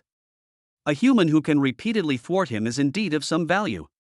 If they could be subdued, they would not only be able to strengthen their own power. It would also demonstrate his magnanimity as the Leopard King, showing other observing alien races that as long as they submit to him, he can forgive and forget even former enemies. This will greatly benefit his subsequent series of plans. What the envoy says makes sense. The Leopard King pondered for a moment before speaking, his murderous intent lessening considerably. But this person killed my clone and ruined my grand plan. I'm afraid he's unruly and the chances of subduing him are slim. How will you know if you don't try? The man in black robes laughed hoarsely, his voice like the cry of a night owl. His eyes flickered slightly. Before, we didn't know his background, so we had no way to start. But now that your Majesty knows him and knows that he is the lord of the Tianqi territory, things will be much easier. As he spoke, the man in black robes slowly raised a withered hand that resembled a chicken claw. He took out a crystal ball from his wide black robe. It was completely black and seemed to have nebulae flowing inside. Hold the crystal ball in your palm, gently stroke its surface with your other hand, and close your eyes slightly. Call. Thick wisps of black mist emanated from his body, like venomous snakes with life, and quickly coiled around the crystal ball. In an instant, the nebula inside the crystal ball began to spin rapidly and emitted an eerie purple light. Buzz. With a soft hum, the man in black robes suddenly opened his eyes, and two eerie lights flashed briefly in his eyes beneath the hood. Then, he smiled slightly and pushed the crystal ball, which emitted an eerie light, toward the Leopard King. Your Majesty, please. Let this arrogant human witness your Majesty and give him a choice. The man in the black robe had a hoarse voice. Upon hearing this, the Leopard King let out a heavy snort, but still walked up to the strange crystal ball as instructed. He pressed a clawed beast paw onto the crystal ball, and a surge of immense energy instantly flowed into it. At the same time, Fang Tian, who was speeding across the vast snowfield with 3 women and a group of fox people, suddenly had a thought. A cold system notification sounded in his mind without warning. Ding! The king of the Leopard clan has been detected, initiating a remote communication request. Do you wish to accept? Fang Tian paused, his eyebrows slightly raised. Leopard King? This guy actually has this kind of remote communication method? It seems he's discovered the fox people's affair. This isn't surprising, after all, the Leopard King's power is considerable, and with his strange methods, locking onto him wouldn't be difficult.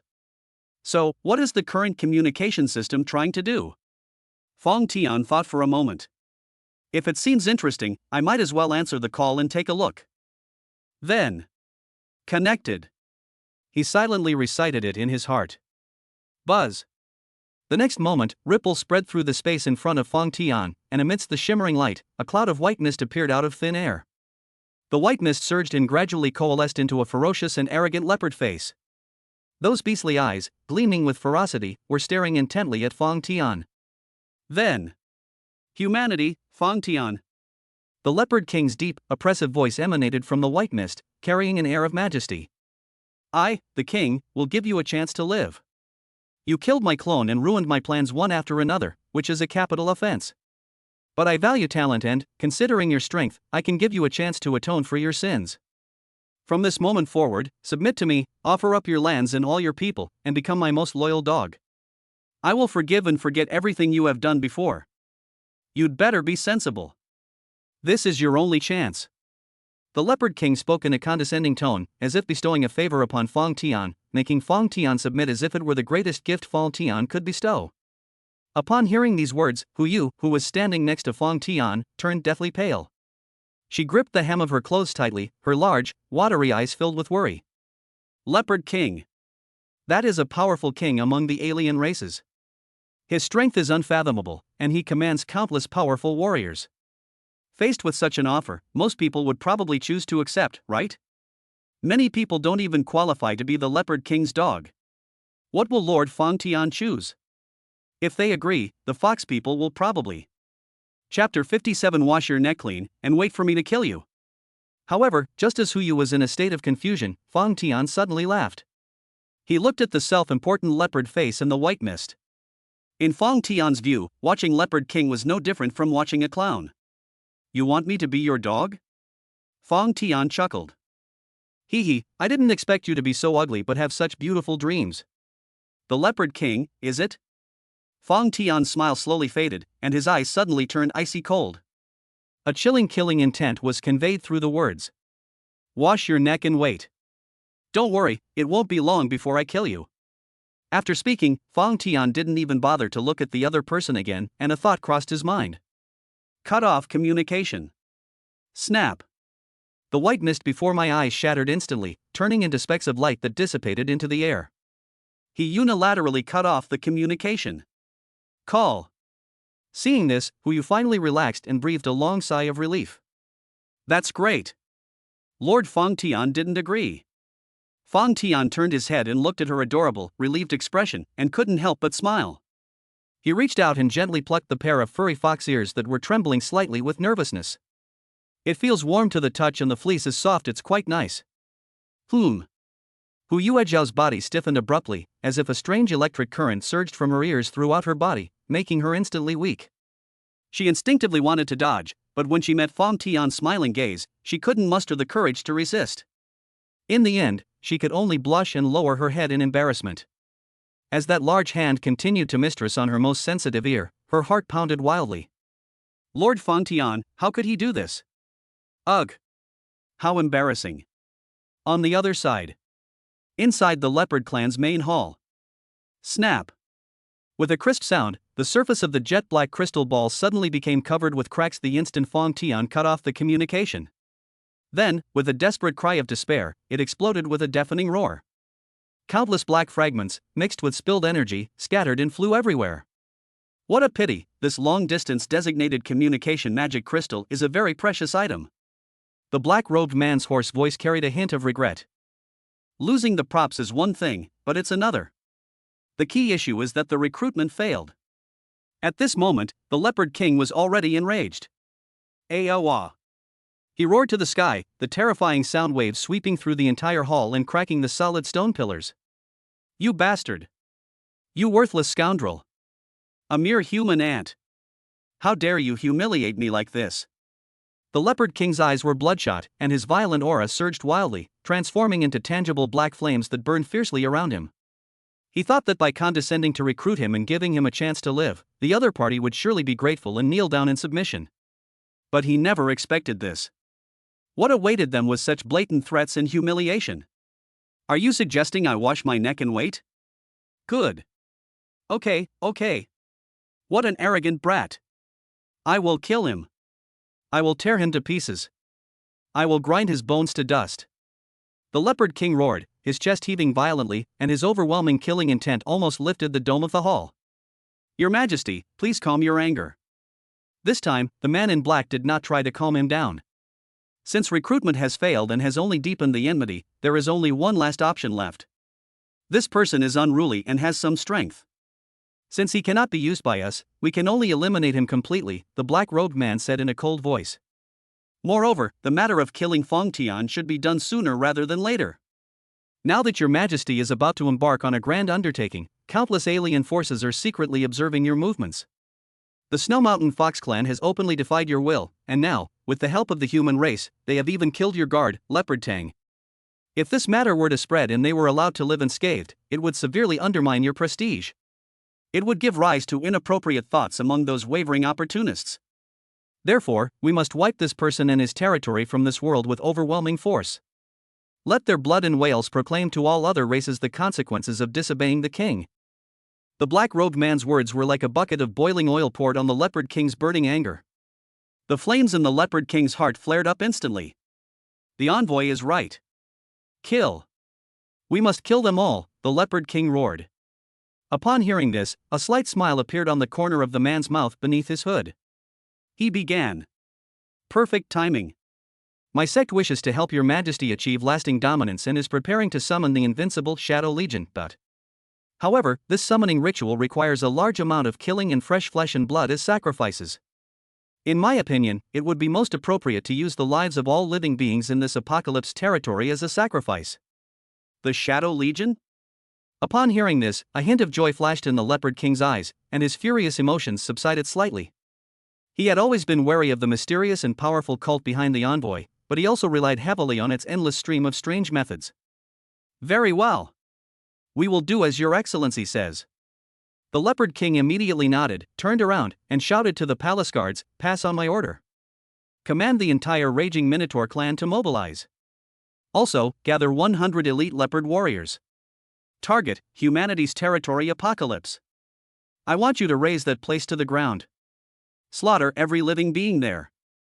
Bring back the head of that human named Fong Tian to me as a wine cup. Yes, your Majesty. Your Highness, several powerful leopard guards responded with a resounding roar. At the same time, after a rapid journey, Fong Tian and his group finally returned to the Tanchi territory. The familiar outline of the territory came into view, and a smile appeared on Fong Tian's lips as he looked at the thriving scene within. Upon entering the Lord's mansion, before Fong Tian could even arrange accommodations for the fox people, another thought struck him. A new system message quietly appeared. Ding! Detected that the rampaging Minotaur clan under the Leopard King's command has targeted the Apocalypse territory. Ding. Territory protection quest triggered, repel external enemies. Mission requirements, eliminate the invading enemy. You can choose to completely annihilate them or subdue them. Mission reward, Blind Box Treasure Chest X1. Blind Box Treasure Chest, open to randomly receive one reward of any level and type. Oh? A mission has arrived? Fong Tian raised an eyebrow, his face showing no sign of tension, but rather a hint of interest. A Berserk Minotaur. Just in time. Even without the system mission, he would still settle this score with the Leopard King. Since the other party attacked the Apocalypse territory, Fong Tian would definitely retaliate and respond. Now that the problem is solved, I can even get an extra blind box treasure chest? That's not bad. Then, you can see how lucky you are and what treasures you can get. As for the large army sent by the Leopard King? In short, it's all about dealing with whatever comes your way. Before the opponent arrives, there is enough time to do a lot. Fong Tian suppressed these thoughts for the time being right now, he had something more important to do. That is, upgrade the armory. Chapter 58 Upgrading to Level 5 Lieutenant General, seeking new trading channels. Once Fong Tian made up his mind, he immediately opened the Lord's panel without hesitation. Arsenal Level 4. Upgrade requirements, 5 million wood, 4 million stone, 3 million iron, 200,000 blue silver ore, 10,000 purple gold ore. Looking at the long string of resource numbers, Fong Tian felt no heartache whatsoever. Resources are meant to be transformed into power. Upgrade. Ding. Consume 5 million wood, 4 million stone, 3 million iron, 200,000 blue silver ore, and 10,000 purple gold ore. The arsenal is currently undergoing upgrades. As the system notification sounded, the already sizable arsenal behind the Lord's mansion was suddenly enveloped in a dazzling golden light. In the light, the building's outline began to change rapidly. First elevate it, then broaden it. The original structure was replaced by a strange material that shimmered with a metallic luster, making the overall shape more magnificent, austere, and full of power. A few seconds later, the golden light dissipated. A brand new building, exuding an aura of steely resolve, stands in the same spot. Ding! Congratulations! The armory has been successfully upgraded to level 5. The first level 5 armory has been completed, and it comes with one level 5 troop type, Lieutenant General. Lieutenant General, Tier 5 troop type, strength level, Tier 5, Stage 1. Wielding a heavy black iron halberd and clad in refined purple gold armor, he is a fierce general who charges into battle. Summoning requirements, 200,000 iron blocks, 400,000 stone blocks, 200,000 blue silver ore, 10,000 purple gold ore. Tier 5, Stage 1 unit. Upon seeing the attribute description, Fong Tian's eyes flashed with a sharp light, and he nodded in satisfaction. The captain summoned by the level 4 armory initially had a strength of Tier 4, level 1. Now, the lieutenant summoned by the level 5 armory is directly at Tier 5, level 1. A leap to a higher level. This represents a qualitative leap in enhancing the overall strength of the territory. Call. With a thought, Fong Tian used the quota that came with the arsenal. Buzz. The gates of the arsenal slowly opened, and a burly figure walked out with steady steps. This person was over 2 meters tall and wore a heavy, menacing full suit of armor interwoven with purple, gold, and black, revealing only a pair of sharp, hawk-like eyes. He carried a heavy halberd made of black iron, taller than a man, its blade gleaming with a chilling light in the sunlight. A powerful and solid aura emanated from him, creating an oppressive atmosphere. Commander ZE greets your lordship. He knelt on one knee, his voice deep and thunderous. Very good. Fong Tian nodded slightly, his gaze sweeping over the other person, and he could clearly feel the powerful force surging within him. This is the aura of a 5th-tier powerhouse. Then, Fong Tian looked at the armory's upgrade panel again. Arsenal level 5. Upgrade requirements, 60 million wood, 50 million stone, 40 million iron, 3 million blue silver ore, 200,000 purple gold ore, 10,000 star ore. Hiss. Even Fong Tian couldn't help but gasp when he saw the astronomical figure required to upgrade the armory to level 6.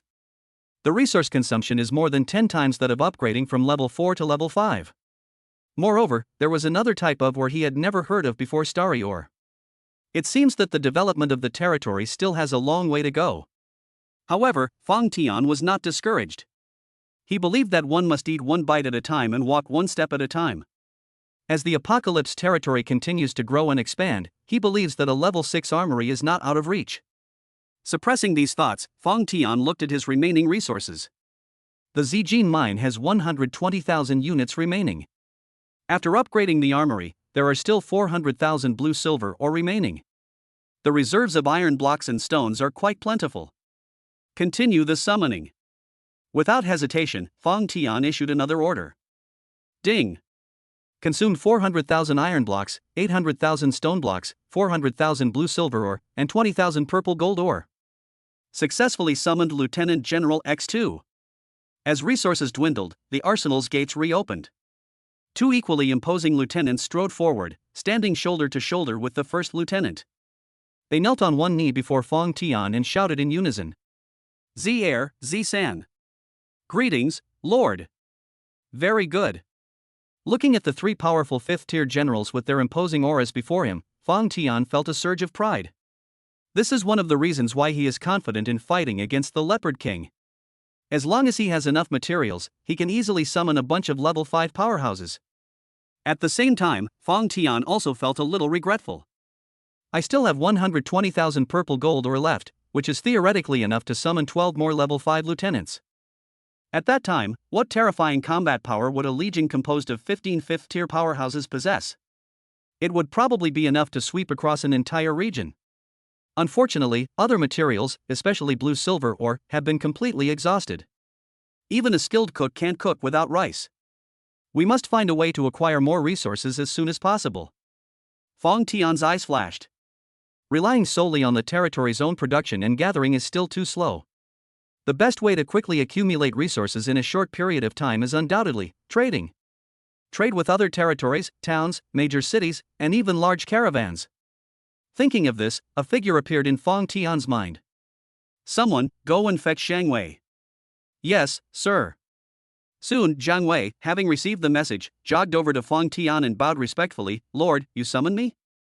Fong Tian nodded and asked, how's the matter of putting you in charge of the trade with Shuayan town going? Upon hearing this, Zhang Wei's face immediately lit up with joy, and he quickly reported. Reporting to you, sir, everything went smoothly. Mayor Qian Dahai of Shuayan town was very satisfied with the food we provided. He specifically instructed me to convey his sincerest gratitude to you. He said that if it weren't for your timely warning before the storm, their Snow Rock town would have suffered heavy losses. To show his sincerity, Mayor Qian also agreed that for the next transaction, he would personally lead a team to our Tianqi territory to pick up the goods, as a sign of respect. Oh? Fong Tian raised an eyebrow, seemingly lost in thought. This Qian Dahai is indeed a sensible and intelligent man. But Snow Rock town alone is far from enough, Fong Tian said slowly. The Apocalypse territory is developing at an increasingly rapid pace, and its demand for various resources is growing ever larger. The trading volume of Shuayan town is gradually becoming insufficient. Moreover, Shuayan town itself is of limited size and may not be able to produce rare resources such as blue silver ore and purple gold ore. What they have to trade is not abundant enough for the current Apocalypse territory. Therefore, we must explore more channels. Zhang Wei, I'm giving you a new task now, Fong Tian said in a deep voice, looking at him. Zhang Wei's expression turned solemn. Please give your orders, sir. I will send a lieutenant general and 4 captains to accompany you on your journey. Fong Tian said, your mission is to go to other cities or towns in the surrounding area and do your best to bring more trading partners to the Tianqi territory. Tell them that the Apocalypse territory has the food and supplies they need most, as well as unexpected surprises. Chapter 59 Sunde, manager of the Giant Stone Caravan. 1 5th-tier expert and 4 4th-tier experts escorted them. Upon hearing this configuration, Zhang Wei felt a chill run down his spine.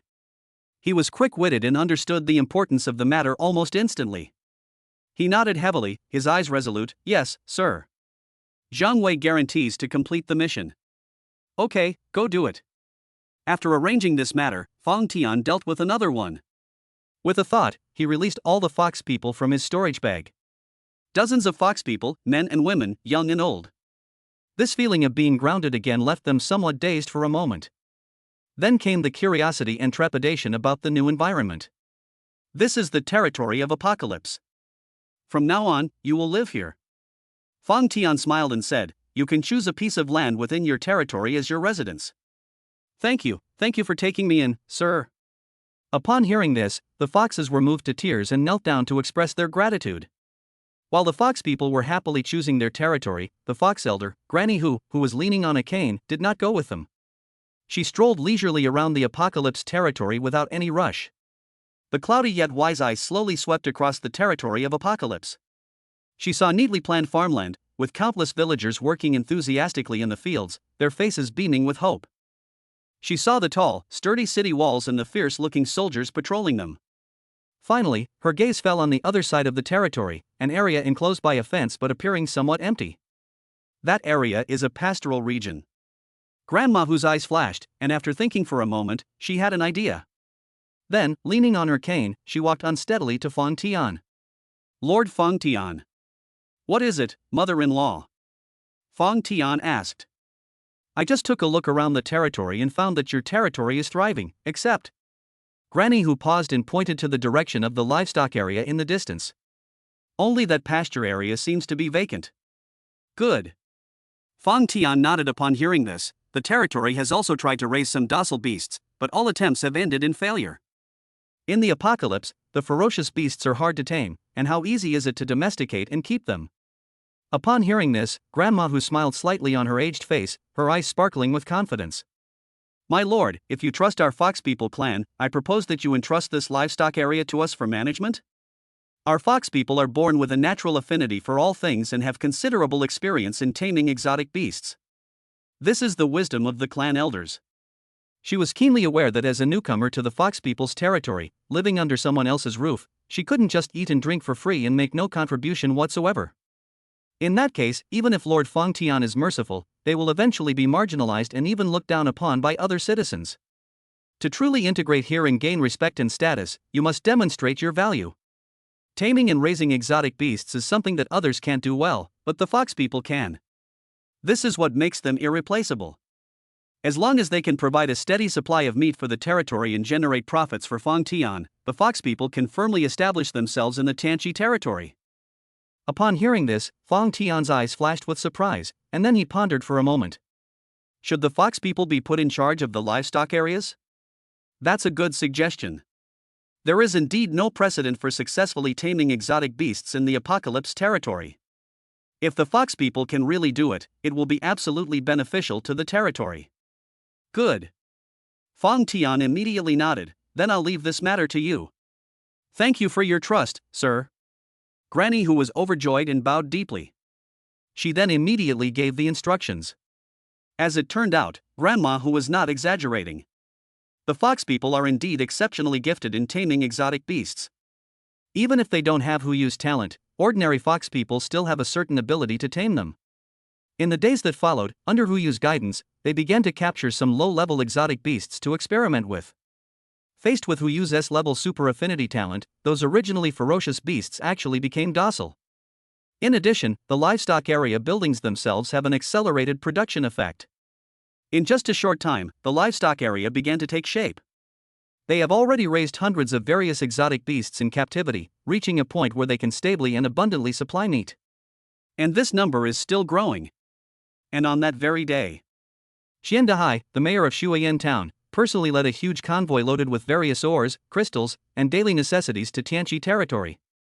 Meanwhile, another, larger caravan, whose flags were embroidered with the word The Great Stone, was also present. They arrived at the city gates of the Apocalypse territory at almost the same time.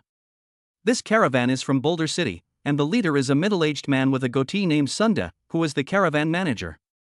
The reason they came here was because Zhang Wei had passed through Jushishing a few days ago. They lobbied the caravan. At this moment, Steward Sun looked at the territory city wall, which was not particularly magnificent but was exceptionally sturdy and clean, with a hint of scrutiny and disdain in his eyes.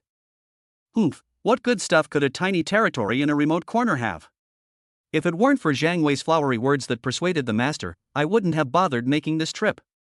He muttered to himself. As one of the managers of the Great Stone City Merchant Guild, he had seen countless large cities and powerful towns.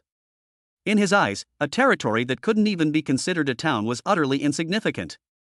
Perhaps he simply wouldn't be able to establish a large number of stable trade relationships, and therefore wouldn't be able to achieve a sufficiently outstanding performance among the many managers. He came here simply because he was instructed to, so he figured it wouldn't hurt to take a look. However, when he saw the convoy from Shuayan town next door, his mind started to race even faster.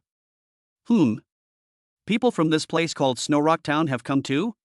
Steward's son stroked his goatee and thought. Very well, if this apocalypse territory disappoints me, I can take this opportunity to talk to Snowrock Town and establish long-term trade relations, which will make the trip worthwhile.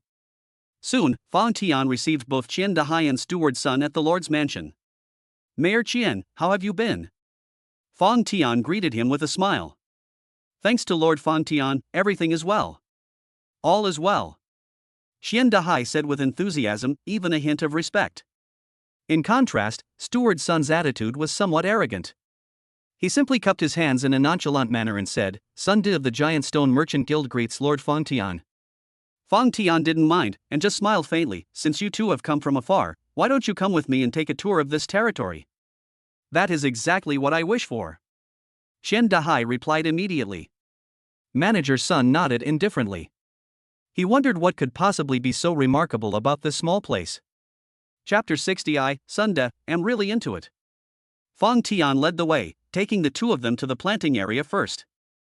When Qian Dahai saw the vast, boundless fields, neatly laid out like a chessboard and teeming with various bountiful crops, his face was filled with admiration. My goodness, our Shuayan town can't even come close to such a large-scale planting area. Meanwhile, a hint of surprise flashed in Steward's son's eyes. That's interesting, he thought to himself. Many towns may not have such a well-organized system and such a large agricultural scale. It seems that this apocalypse territory is not entirely without merit. It does have some redeeming qualities. Of course, that alone is not enough to make him truly value it. All I can say is that it might allow him to achieve some decent results.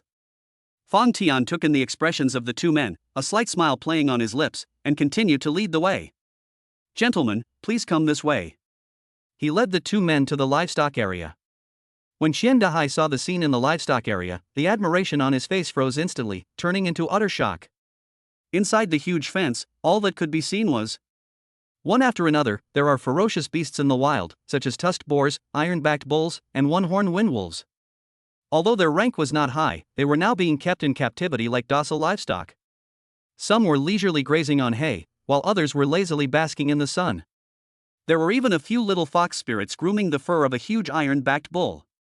The bull, far from getting angry, actually squinted its eyes comfortably. After receiving a massage, the cow felt relaxed and happy. Therefore, the meat produced is extremely tender and delicious, making it the best of the best. This. Qian Dahai pointed his finger inside the fence, his mouth agape wide enough to fit an egg, so shocked he couldn't even finish a sentence. And the manager next to him, who had been arrogant, was now behaving even worse than him. Manager's son's eyes were wide open, like copper bells. He stared intently at the tamed beasts, his expression shifting from surprise to astonishment, and finally to utter horror. He instinctively reached out to stroke his goatee, but in his shock, he stroked it too hard. Hiss! A gasp of shock rang out. He actually plucked out several of his own beard hairs. But he no longer cared about his beard. At that moment, he had only one thought in his mind. That is, trading. Moreover, it has to be done quickly. We must establish long-term, stable, and large-scale transactions with the apocalypse territory before other caravans even know about this place. Sunde thought to himself. This trip to the apocalypse territory was the right decision. A huge wave of excitement surged through Sunde's heart. The unexpected joy thrilled him. His whole body was even trembling slightly. He recalled the fellow managers at the Giant Stone Merchant Guild before his departure. At the time, many people mocked him and waited to see him make a fool of himself. In their view, being sent to such a remote and desolate territory was practically a form of exile, and they would be lucky if their performance didn't come in last place. Sunde felt the same way at the time, and his heart was filled with frustration and helplessness. But the chairman's orders cannot be disobeyed. But now? All he wants to do right now is laugh out loud. He could almost imagine it. Imagine yourself carrying truckloads of top-quality exotic animal meat and leather. And when those top-quality agricultural products return to the Giant Stone Merchant Guild, what a sight to behold the expressions on the faces of those managers who once mocked him. Shocked? Astonished? Or is he driven mad by jealousy? Ha ha ha ha. The more Sunde thought about it, the more excited he became. His heart pounded wildly, as if he could already see his status within the Chamber of Commerce soaring thanks to this exclusive trade agreement. The glorious scene of crushing all competitors underfoot. Of course, as an experienced manager, while I was excited, I couldn't be too cautious. Before finalizing this deal that could change his life, he had to taste it and touch it himself. To confirm whether the quality of these products was truly as amazing as what he saw before him. Fang Tian took in the changes in Sun De's expression, from arrogance to shock, and then to fervor. He understood what was going on, and his smile deepened. He extended his hand, making a pleased gesture. Manager Sun, Mayor Qian, you two have come from afar, you must be hungry. Perfect timing. I've had some light drinks and snacks prepared. Let us eat and chat. As he spoke, he ordered the guards beside him to slaughter the fattest ironback bull in the pastoral area and to pick the freshest vegetables and fruits from the planting area. Sun De's eyes lit up. This was exactly what he had been hoping for. And there's alcohol too? Soon, wisps of smoke rose from the courtyard of the Lord's manor. On the barbecue grill, large chunks of beef sizzled as they roasted, golden fat dripping onto the charcoal fire and releasing an incredibly enticing aroma.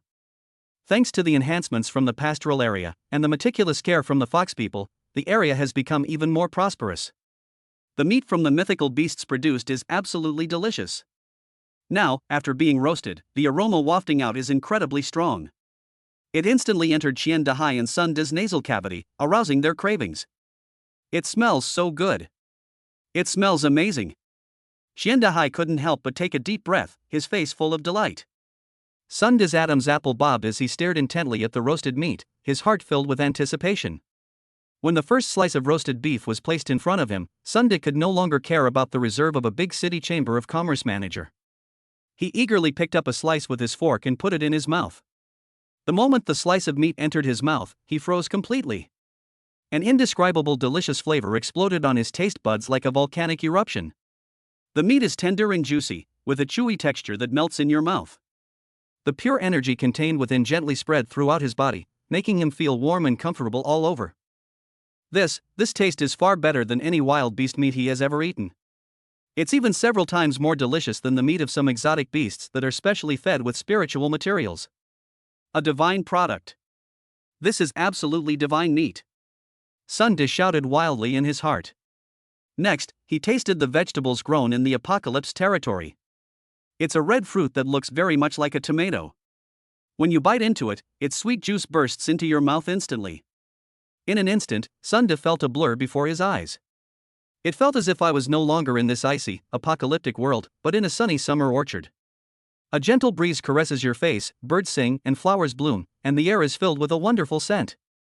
When he came to his senses from that wonderful feeling, all that remained in his eyes was unparalleled excitement and fervor. He suddenly stood up, bowed deeply to Fang Tian, and spoke in an urgent yet solemn tone. Lord Fang Tian. I, Sun De, representing the Giant Stone Merchant Guild, hope to establish a long-term, stable, and high-priority trade partnership with your territory. Chapter 61 Great Yen City, Chiming Chamber of Commerce. Price is negotiable. As long as you are willing to supply these products to our Giant Stone Chamber of Commerce, we are willing to pay you a satisfactory price. Sun De's tone was urgent. At this moment, he was no longer arrogant at all, and his posture became extremely humble. Because he knew perfectly well what a tremendous treasure he had discovered. This is no longer a simple business deal, it is a path to the heavens that can propel the Giant Stone Chamber of Commerce, and even Sun De himself, to unprecedented heights. Fang Tian smiled calmly, having anticipated this. Cooperation is naturally welcome. Then it's settled. Fearing that Fang Tian might change his mind, Sun De immediately made the decision. From now on, I will personally lead a team to trade here on the 18th of every month. This is the supplies we brought this time. Please take a look, Lord Fang Tian. After saying that, he waved his hand and had several heavy boxes brought over. The box was opened, revealing it filled with exotic beast crystals shimmering with various colors, as well as a variety of rare mineral materials. Good. After examining it, Fang Tian nodded with a smile. A deal that pleased everyone was thus reached. Sun De was satisfied and used all the supplies he brought to exchange for a whole caravan full of crops, exotic beast meat, exotic beast fur, dairy products, wine and so on. The caravan was almost overflowing with food before he reluctantly embarked on his journey back to the Giant Stone Merchant Guild. Qian Dehai, who was standing nearby, also traded a batch of supplies with Fang Tian. Although he wasn't as wealthy as Sunda, he did his best to acquire enough grain, meat, and other products to last Shui in town for a while. As he left the Tianqi territory, Chen Dahai looked back at the tall and sturdy city walls, his heart filled with emotion. He was incredibly grateful for his decision to make the deal with Fang Tian. I'm also glad that Snow Rock Town is so close to the Apocalypse territory. Having such a powerful, wealthy neighbor, and with such a friendly lord, is truly a blessing that Snow Rock Town has accumulated over generations. After seeing off the two groups of people, the Apocalypse territory returned to peace once again. Fang Tian counted the gains from this transaction, a satisfied smile appearing on his face. With this large quantity of exotic beast crystals and ores, the development of the territory can be accelerated significantly. And his own strength should also be improved. He entered the cultivation room and took out all the exotic beast crystals he had obtained from this transaction, as well as the 4th tier crystals he had obtained after killing the 4th tier, glacier devouring beast. A surge of energy coursed through the meditation room. Fang Tian sat cross-legged, took a deep breath, and began to refine the energy with all his might. Time flies, and several days have passed in the blink of an eye. When Fang Tian opened his eyes again, a glint of light flashed in his eyes, and an aura several times stronger than before erupted from his body. Ding! Congratulations, host, your level has increased to Tier 4, Stage 6. Current overall combat strength assessment, Tier 5, Stage 6. Feeling the powerful energy surging within him, Fang Tian nodded in satisfaction. This upgrade has elevated his abilities to a new level, giving him more confidence in the face of future crises. Meanwhile, the other people in the territory also made considerable progress during this period. With ample resources, Xia Xiuxua successfully broke through and advanced to the 3rd tier, 1st stage. Furthermore, at the moment she advanced to the 3rd rank, she awakened a new skill, Earth Escape. This skill allows the user to burrow into the ground for rapid relocation. Although it is not very offensive, it is an extremely useful life-saving skill. Suyu's progress, however, was even more astonishing. She was already at the bottleneck of the 3rd tier, 9th stage, but with Fang Tian's help, she accumulated strength and broke through the barrier in one fell swoop, and her level soared directly to the 4th tier, 3rd stage. The terrifying potential of an S-level talent was fully revealed at this moment. Her overall combat strength also surged to the 4th rank, 6th stage.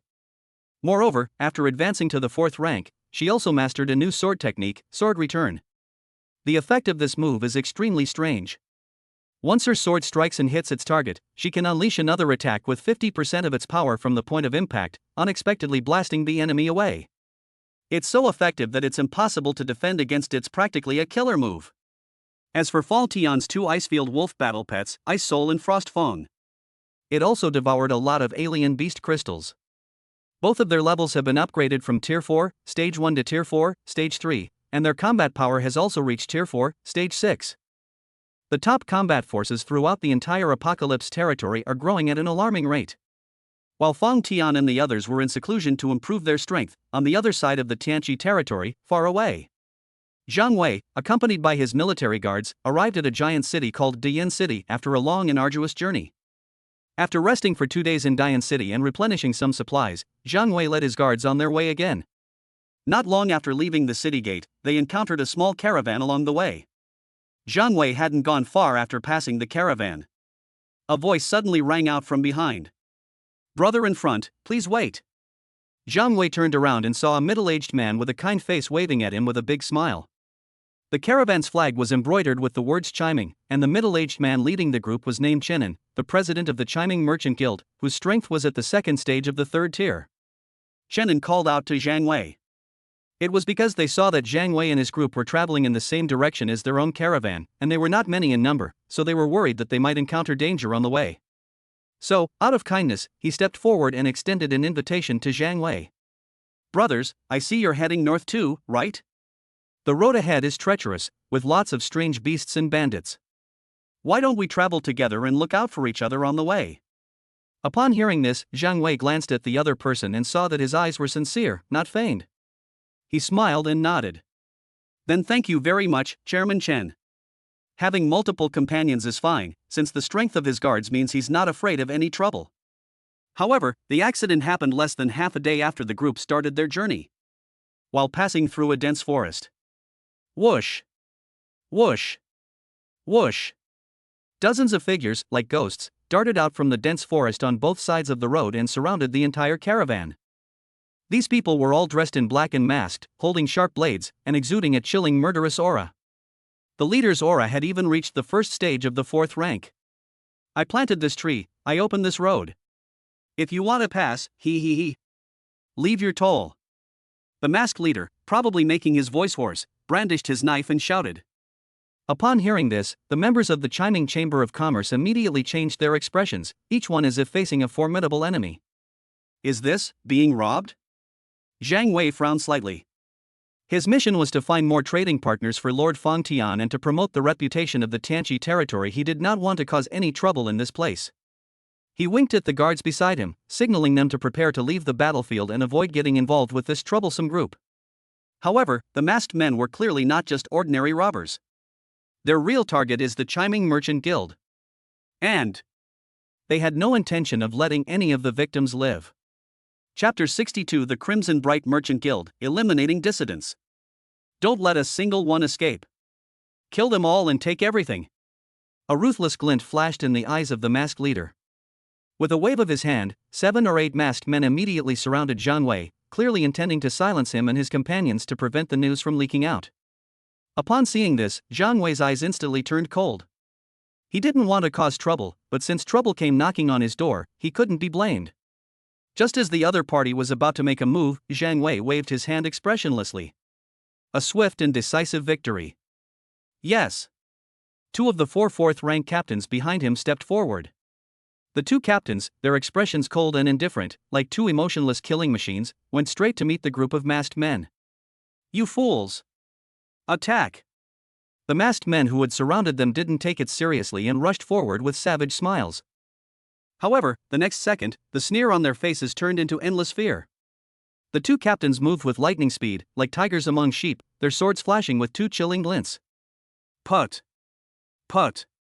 In an instant, blood splattered, and severed limbs flew everywhere.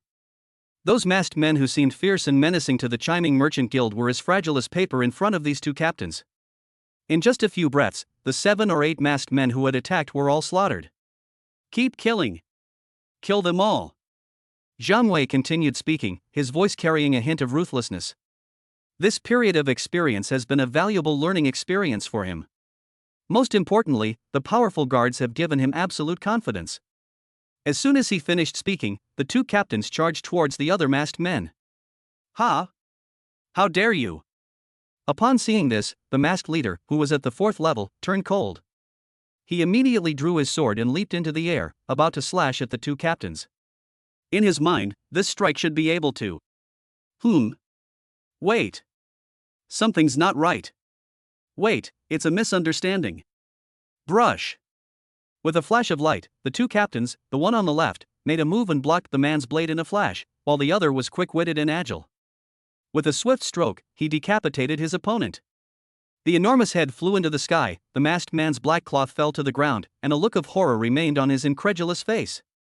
Then, the 2 captains charged at the other masked men who were stunned. Ah! Spare me! Wait, it's a misunderstanding, a misunderstanding. I'm sorry, I want to go home. In an instant, wails and howls filled the air. The remaining masked men, witnessing this scene that resembled a battlefield, were terrified and filled with endless regret. We've hit a brick wall. They never imagined that such a terrifyingly powerful individual was hidden within this seemingly unremarkable small team. Those people were just about to leave. I should have known better than to get involved and ignore them. Now look what's happened, everything's over. Soon, the battle turned into a one-sided massacre, with all the masked men being killed. Upon seeing this, the members of the Chiming Chamber of Commerce were stunned. They stared in disbelief at Zhang Wei and his 2 godlike guards, unable to recover for a long time. Are the guards around this random passerby really that strong? After a long while, Chairman Chenin finally reacted, and hurriedly stepped forward, bowing deeply to Zhang Wei, his eyes filled with gratitude. Thank you so much, my benefactor. Thank you so much for saving our lives. If it weren't for you, our Chiming Merchant Guild would have been wiped out today. The other members of the Chamber of Commerce also realized what was happening and gathered around, expressing their gratitude to Zhang Wei. At the same time, they were all very angry. People were talking about it. Who are these damned robbers? What else could they be? An elder of the Merchant Guild sneered, gritting his teeth as he said, they're here to kill. And in this territory, who else would dare to so openly rob and kill our caravan, besides those few merchant guilds that have a grudge against us? This must have been a joint effort by them, with people sent to do it. Upon hearing this, a hint of surprise flashed in Jiang Wei's eyes. Is this related to the Great Yin City Chamber of Commerce? I'd better find out about it. After thinking for a moment, he asked, "Why are you so sure? What does grudge mean?" Upon hearing this, Chenin, the president of the Chiming Chamber of Commerce, revealed an extremely bitter smile. He let out a long sigh, his voice filled with helplessness and resentment. My benefactor may not know this, but although our Chiming Merchant Guild is just a small caravan in Dian City and not considered top tier, we have always been known for the superior quality of our goods and our reliable reputation. That's precisely why. At this point, Shenan's eyes turned cold. Our business has gradually begun to seize a lot of market share, taking away the profits of several chambers of commerce. Those chambers of commerce have been openly and covertly competing with us, resorting to all sorts of dirty tricks. He paused, his tone growing increasingly heavy. Just recently, these companies actually joined forces and used all sorts of unfair competitive methods, including coercion and bribery, to poach all of our Chiming Chamber of Commerce's stable supply channels. Our Chamber of Commerce recently received a large order, and the agreed delivery date with the buyer is fast approaching. But now, the supply has dried up. If we can't deliver the goods, we will not only face a huge penalty that could bankrupt the chamber instantly, but more importantly, the reputation that our Chiming Chamber of Commerce has worked so hard to build will be destroyed. Chenin clenched his fists tightly, his knuckles turning white from the force, and his eyes were bloodshot. Originally, I was at my wit's end. But just then, I received a message that there was a town in the northern region where people produced high-quality goods and were seeking to cooperate with caravans for trade. I felt like I had grasped at the last straw and immediately led the most elite brothers in the merchant guild over there. I was thinking that even if the quality of the goods there was slightly worse, as long as I could get the orders together, I could get through this crisis. To that end, I was even prepared to lower the price for the buyers, even if it meant losing all my money on this order. As long as I could preserve the reputation of the Chamber of Commerce. At this point, a hint of self-deprecation and lingering fear appeared on Chen An's face. But now it seems that this news was probably a complete trap from beginning to end. A bait specifically tailored for the Chiming Chamber of Commerce. Their goal was to lure me and my men out of the city. The route we chose this time was extremely secretive, no one but our own people could possibly know it. Yet these bandits were able to set up an ambush here so precisely. What else could it be but premeditated planning? Moreover, as you saw, they went straight for the kill, all of them masked, seemingly unwilling to reveal their identities, and afterwards they even tried to silence us all. This isn't some ordinary robber seeking money, these are clearly assassins sent by our competitors to eliminate dissidents. Chapter 63: The Steward's Plot. Are they going to get rich? Upon hearing this, Jiang Wei slowly nodded, understanding in his heart. He felt that Chen An's speculation was not without merit. As Jiang Wei's gaze swept over the corpses on the ground, he couldn't help but sigh at how incredibly cruel the business competition was in this apocalyptic world. Simple business battles are nothing compared to what can easily escalate into a bloody, life-or-death struggle. Looking at Chen An's sorrowful face, Jiang Wei asked, "So, what are Chairman Chen's plans next?" Chen An's expression instantly turned ashen. He shook his head dejectedly, his voice hoarse. "What other plans could we have? That so-called trading partner in the north is definitely a fake. There's no need for us to make a wasted trip. There might be even more dangerous ambushes waiting for us ahead. We can only go back to Dian City first, and think of other solutions in the meantime." Despite this, Chen An's eyes were filled with despair. He knew it better than anyone else. Finding a new supply channel in such a short time that can provide a large, stable supply with decent quality is simply a pipe dream. In other words, even if they survive today's attacks by the masked assassins, death still awaits them in the future. Back in Dian City, they couldn't deliver the goods, facing huge penalties for breach of contract and mountains of debt. It could also crush the entire Chiming Merchant Guild to pieces. Chenin is not afraid of death, what he fears is destroying the reputation of Chiming with his own hands.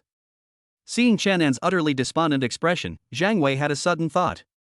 The Lord sent me out precisely to promote the reputation of the Apocalypse territory and to find more and more reliable trading partners, isn't that? Although the Chiming Chamber of Commerce in front of us is in a state of decline, we can still judge it by its words and actions. President Chenin is a man of integrity and responsibility. If such a Chamber of Commerce could establish cooperation with the Apocalypse territory, it would undoubtedly be an excellent choice. Thinking of this, a meaningful smile appeared on Jiang Wei's face. He said to Chen, President Chen, since the road ahead is a trap and turning back is a dead end, why not find another way? I'll point you in the right direction. You can try heading this way to a place called Apocalypse Territory. Perhaps you'll find some unexpected surprises. Having said that, Jiang Wei said no more. He cupped his hands in greeting to Chenin, then turned and left with his guards. The figure quickly disappeared at the edge of the dense forest. My benefactor. Chenin looked in the direction Jiang Wei had left, opened his mouth, but in the end he just bowed deeply. President, what should we do now? Do we really have to go back to Dian City? Or? A guard from the merchant guild stepped forward and asked worriedly. Shannon fell silent. He watched Jiang Wei's disappearing figure, the phrase perhaps there will be an unexpected surprise echoing in his mind. Yes, we're already in a desperate situation, what could be worse than this? Although that benefactor seemed ordinary, he was probably unfathomable, and the guards around him were like gods of war descended to earth. Such a person wouldn't make baseless accusations or just amuse himself. Finally, a resolute glint flashed in Chen An's eyes. He gritted his teeth and shouted in a deep voice. Let's go. We're heading to the Apocalypse Territory. Let's just consider it a last resort. Meanwhile, on the other side. After several days of arduous travel, Sunda's convoy finally slowly entered the city gates of Giant Stone City. Returning to a familiar place, the tension that had been building up for days finally eased, and an indescribable sense of exhaustion washed over me instantly. Sunday did not make a fuss. He quietly directed his trusted men to secretly transport the entire convoy of precious supplies to his private warehouse. He issued a strict order that no one was allowed to approach. After doing all this, he did not go to the Chamber of Commerce headquarters to report back, but went directly back to his residence. He closed the door, lay down and fell asleep, sleeping soundly until the world turned dark. I was completely focused and on edge the whole way. Sunda felt extremely tired. Within the giant stone chamber of commerce, Sunda's return caused a minor but significant stir. Several managers who had always been at odds with Sunda immediately sent people to inquire about his return after learning of his return. So, how did that old fellow Sunda fare on this trip?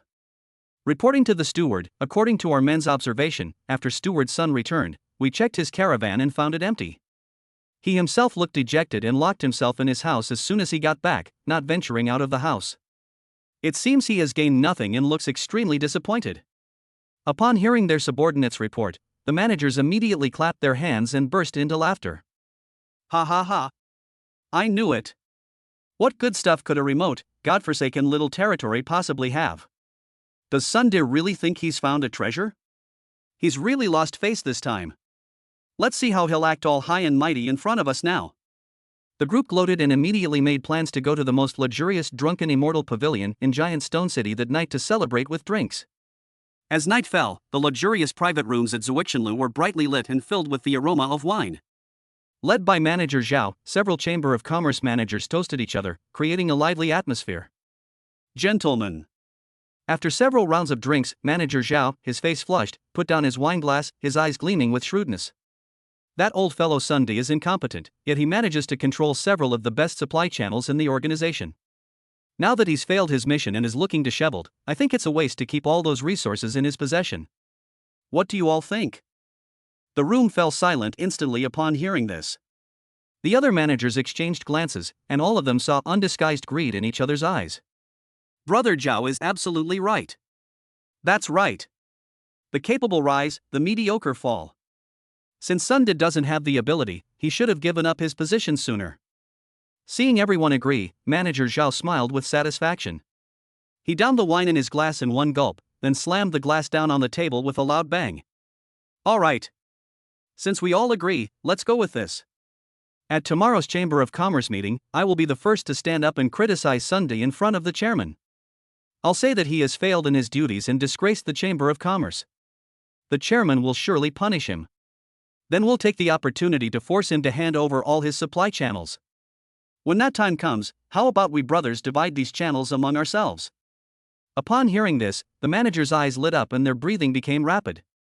Just imagine it for a moment. They could almost see countless riches beckoning to them. Chapter 64, you guys? We still need to keep working hard. All right. I'll do whatever Brother Zhao says. We are willing to follow Brother Zhao's lead. Several managers immediately expressed their opinions. Upon hearing this, Manager Zhao nodded, a satisfied smile spreading across his face.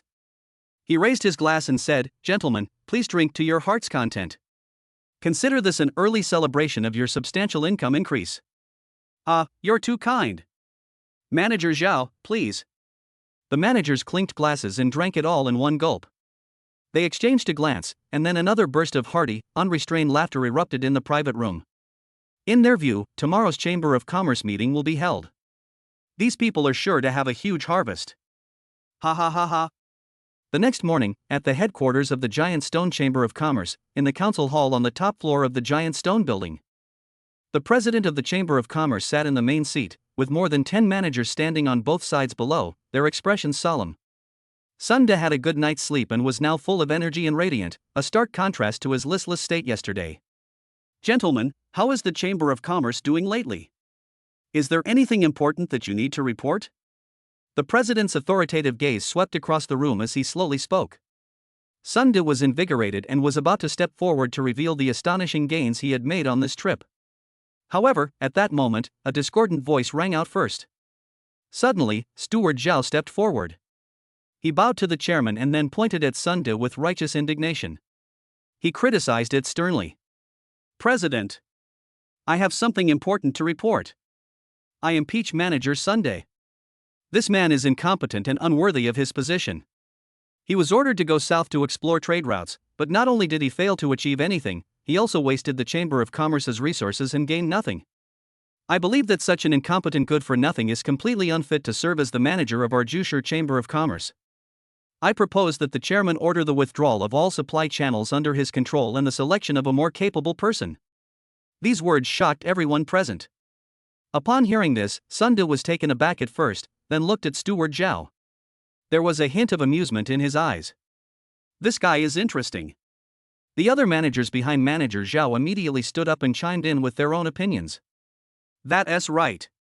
Manager Zhao is absolutely right. We saw it with our own eyes. When Sun De returned yesterday, he was completely dejected, utterly disheartened, and utterly lacking in fighting spirit. He has utterly disgraced our Giant Stone Chamber of Commerce. Entrusting important channels to such people is irresponsible to the Chamber of Commerce.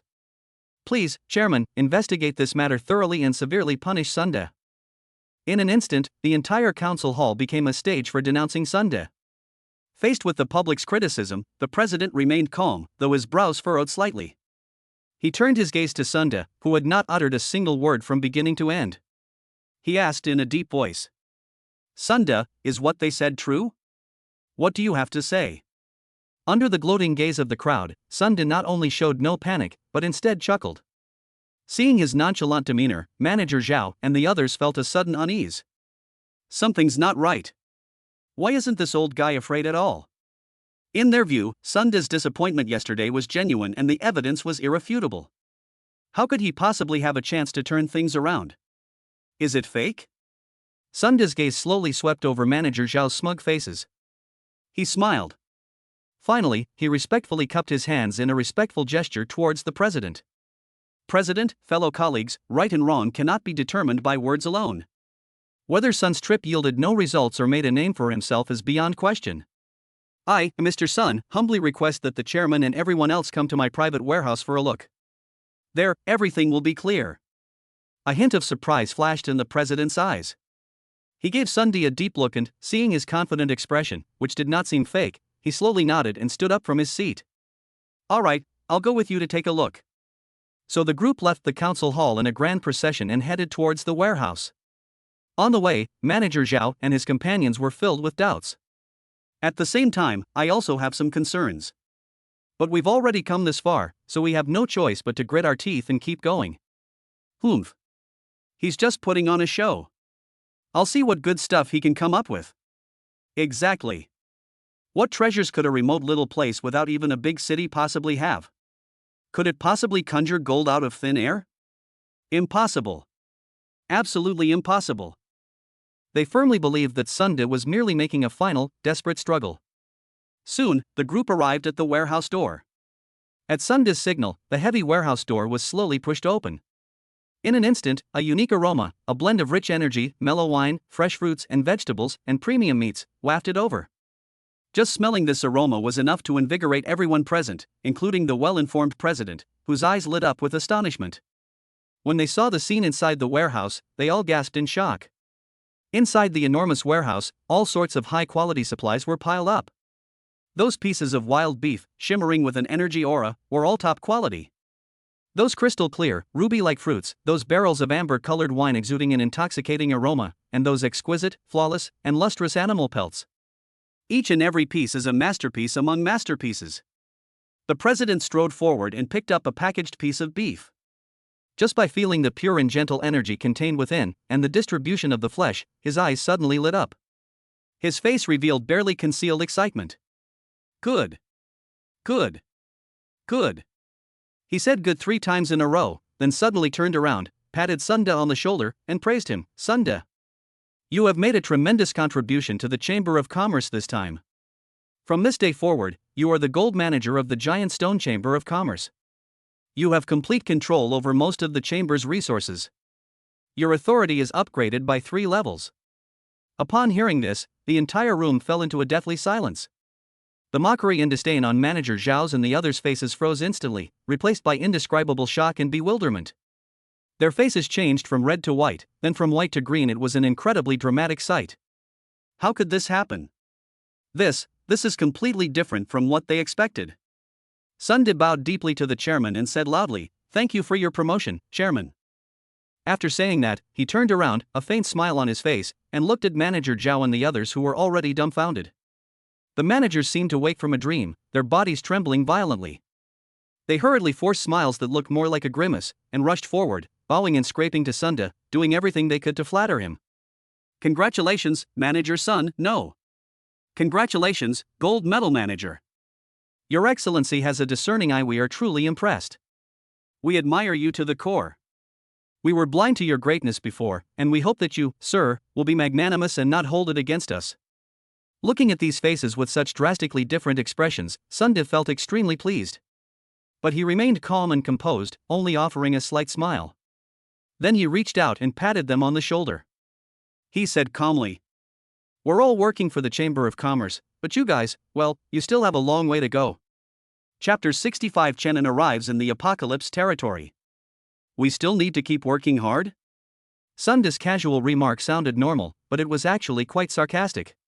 It was like an invisible slap that landed hard on the faces of Manager Zhao and the others. However, they can only endure it.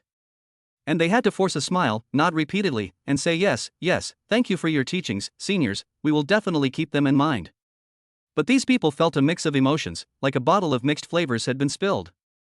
A mix of emotions, bitterness, regret, and fear was swirling within him. They knew they had really messed up this time. Not only had they lost face, but their future would likely be bleak. Sunda, meanwhile, stood tall and proud amidst the envious and jealous gazes of his colleagues. His smile was extremely spirited. Meanwhile, on the other side, Chenin led the members of the Chiming Chamber of Commerce southwards, following the directions given by Zhang Wei. Crossing through snow-covered fields. Finally, a few days later, in the distance, a territory stood out conspicuously against the vast expanse of snow, the Apocalypse territory. On the outer perimeter of that territory, on the towering city walls, stood squads of soldiers clad in fine armor. Their aura was deep and powerful. It inspires awe even from a distance. Chenin's heart skipped a beat. He could clearly sense that these soldiers were no ordinary troops. "President, we should have arrived," one of his subordinates shouted excitedly. Chenin took a deep breath to calm his excited emotions. He arrived at the gate of the territory and handed over his request to the guards to pay his respects to Lord Feng Tian. The guards glanced at the visiting card Chenin handed over, then gestured for them to wait a moment. He then went to relay the message, and soon a captain in standard armor came out, nodded slightly to Chenin, indicating that they could enter. "Please come with me, the Lord is waiting at the Lord's manor." Chenin felt a chill run down his spine, and at the same time, he was very nervous. He was thrilled that the Lord of the Apocalypse territory had agreed to meet him so quickly. He quickly thanked them, and then, with the caravan led by the soldiers, slowly entered the territory of Apocalypse. Along the way, Chenin's gaze constantly swept across the landscape of the territory. He saw the neat and uniform buildings, and the rosy-cheeked, smiling people coming and going. They also saw soldiers patrolling the road. The more he looked, the more shocked he became. Many of the patrolling soldiers were actually high-ranking officers. At least, it must be level 3 or above. Even level 4. They were agile, powerful, and had sharp eyes, exuding a fierce aura. What alarmed Chenin even more was that, deep within the territory, he could vaguely see soldiers wearing more ornate armor and exuding a more powerful aura. That could very well be a level 5 unit, above level 4. Not only tier 4 units, but even tier 5 units. This is an extremely rare and powerful force in the Great Yen City. It's simply unbelievable that such a remote territory could possess such a powerful military force and develop so rapidly. It's important to understand that the Apocalypse territory isn't just about those lucky individuals who merged with the identity of a city lord and directly obtained a city.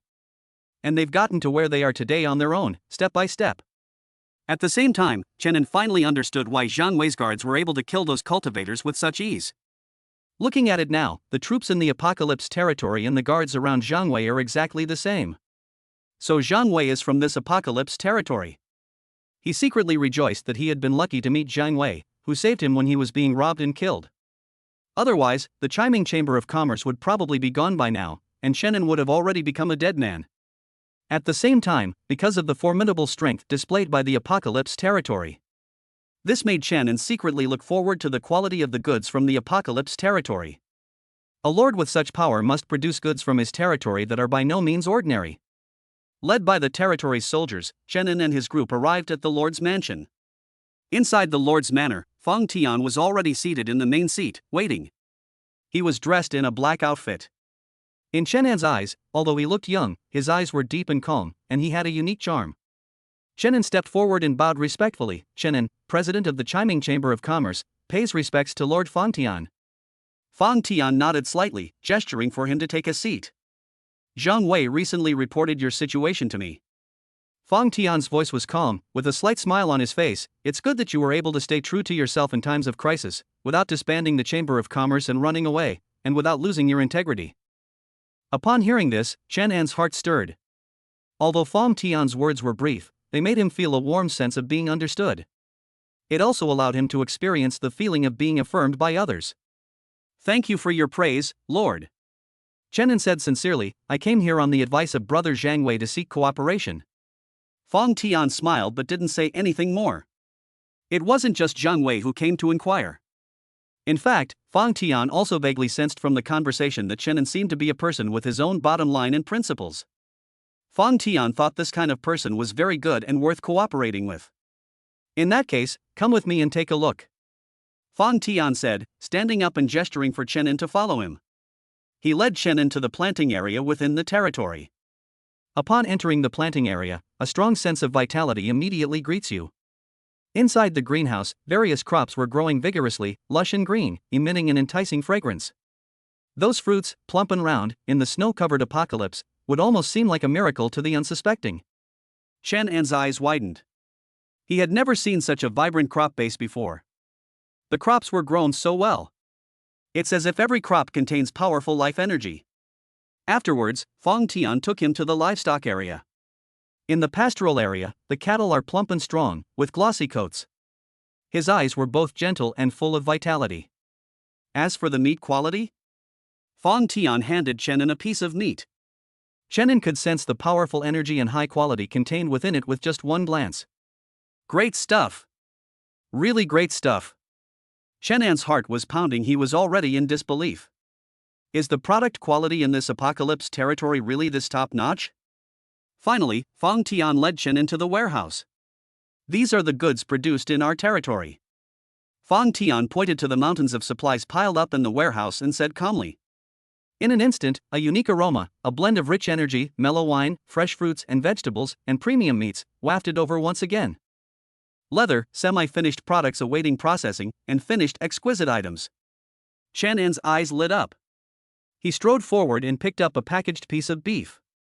I only felt the pure and gentle energy contained within it, as well as the distribution of the flesh. Based on his experience, he knew that this was absolutely the best of the best.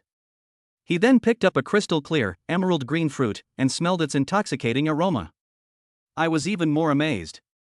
There was also the amber-colored wine, the smooth, flawless, top-quality exotic animal fur, and even the woven clothing. Chapter 66 Delivery? The Great Yin City Chamber of Commerce's scheme. Great! Excellent! That's wonderful! Chenin cried out in his heart. Every single item here looked better than he had imagined, better than anything else. In fact, it's even better than the sources he had carefully selected before. Although Chenin had already vaguely anticipated that the goods within the Apocalypse territory might be of very good quality. But I never expected it to be this good. These are all top quality items. Choosing to go to the Apocalypse territory was definitely the right decision.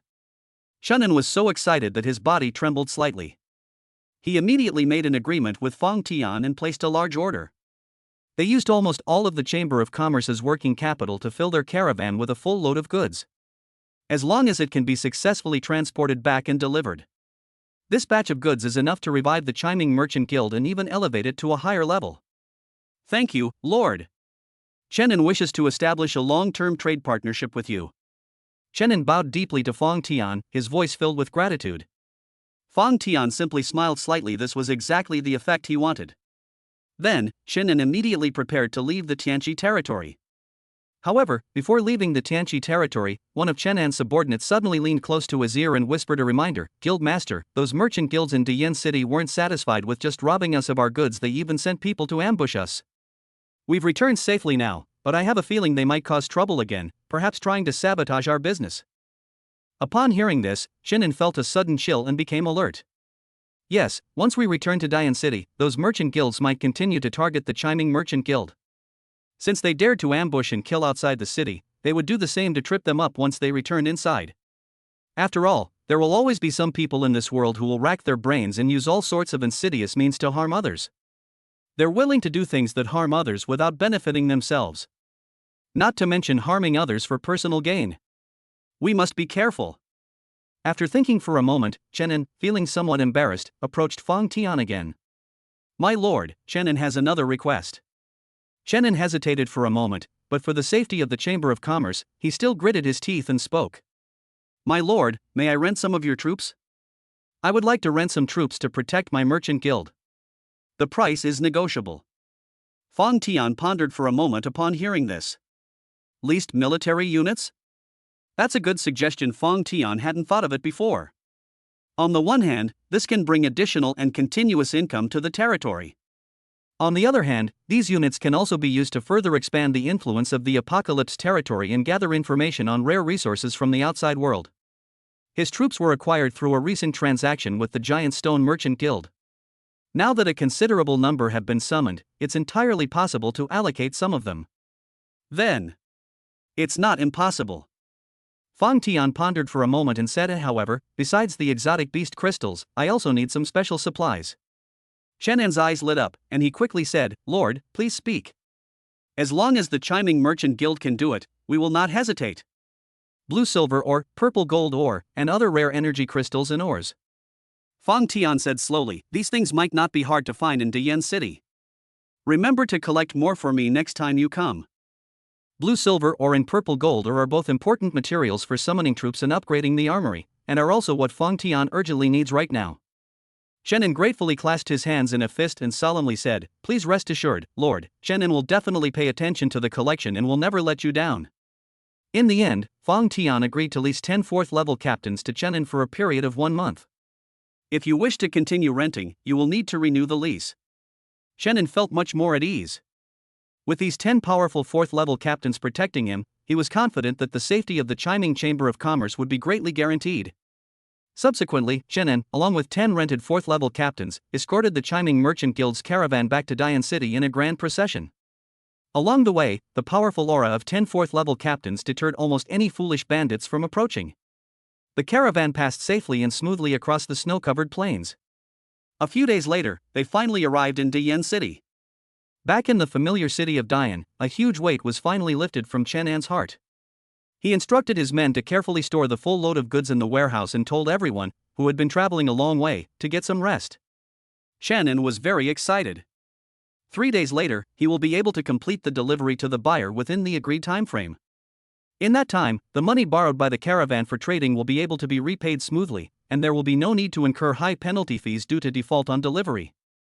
With the completion of this transaction, Chiming Chamber of Commerce will not only make a small profit.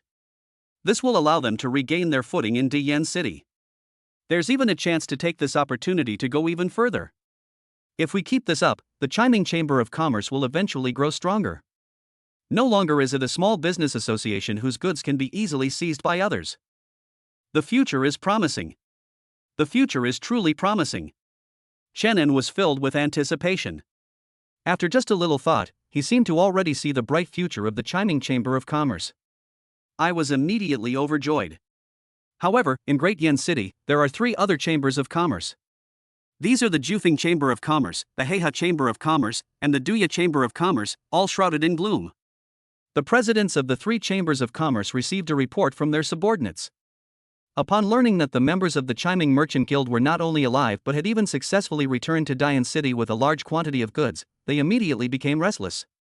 That evening, the presidents of the 3 chambers of commerce couldn't help but gather together to discuss what to do. The president of the Jufeng Chamber of Commerce, a burly middle-aged man, had his brows furrowed and his face so gloomy it could drip water. Shannon is really lucky. He slammed his hand on the table with a loud thud. Not only did they survive, but they actually came back with the goods. Their delivery deadline is in 3 days. Are we just going to stand by and watch the Chiming Merchant Guild deliver the goods smoothly and make a comeback? The president of the Heiha Chamber of Commerce, a thin and sinister-looking man, had an even more gloomy face and let out a cold snort. No. We absolutely cannot let the Chiming Merchant Guild deliver the goods smoothly. His eyes flashed with ruthlessness as he said in a sinister voice, "You should know that the 3 of us spent a lot of money to seize the Chiming Merchant Guild's goods. In addition, we spent a lot of money to hire people to ambush the Chiming Merchant Guild outside the city. In the end, the Chiming Merchant Guild was unharmed. This is simply an outrageous disgrace. I just can't stand it." At this point, he slammed his hand on the table. The voice carried a hint of ruthlessness. "In my opinion, we should send someone tonight to steal the goods from the Chiming Merchant Guild's warehouse under cover of darkness." Chapter 67 Divine Assistance? Exposed. If we can't steal it, then we'll burn it down. Even if they don't die, they'll be completely destroyed. The president of the Heiha Chamber of Commerce chuckled coldly as he finished speaking. Meanwhile, the president of the Poison Fong Merchant Guild, a lean man with a scar on his face, who was drinking and eating nearby, lit up when he heard this. He put down his chopsticks, a hint of excitement flashing in his eyes. He nodded repeatedly. Great idea.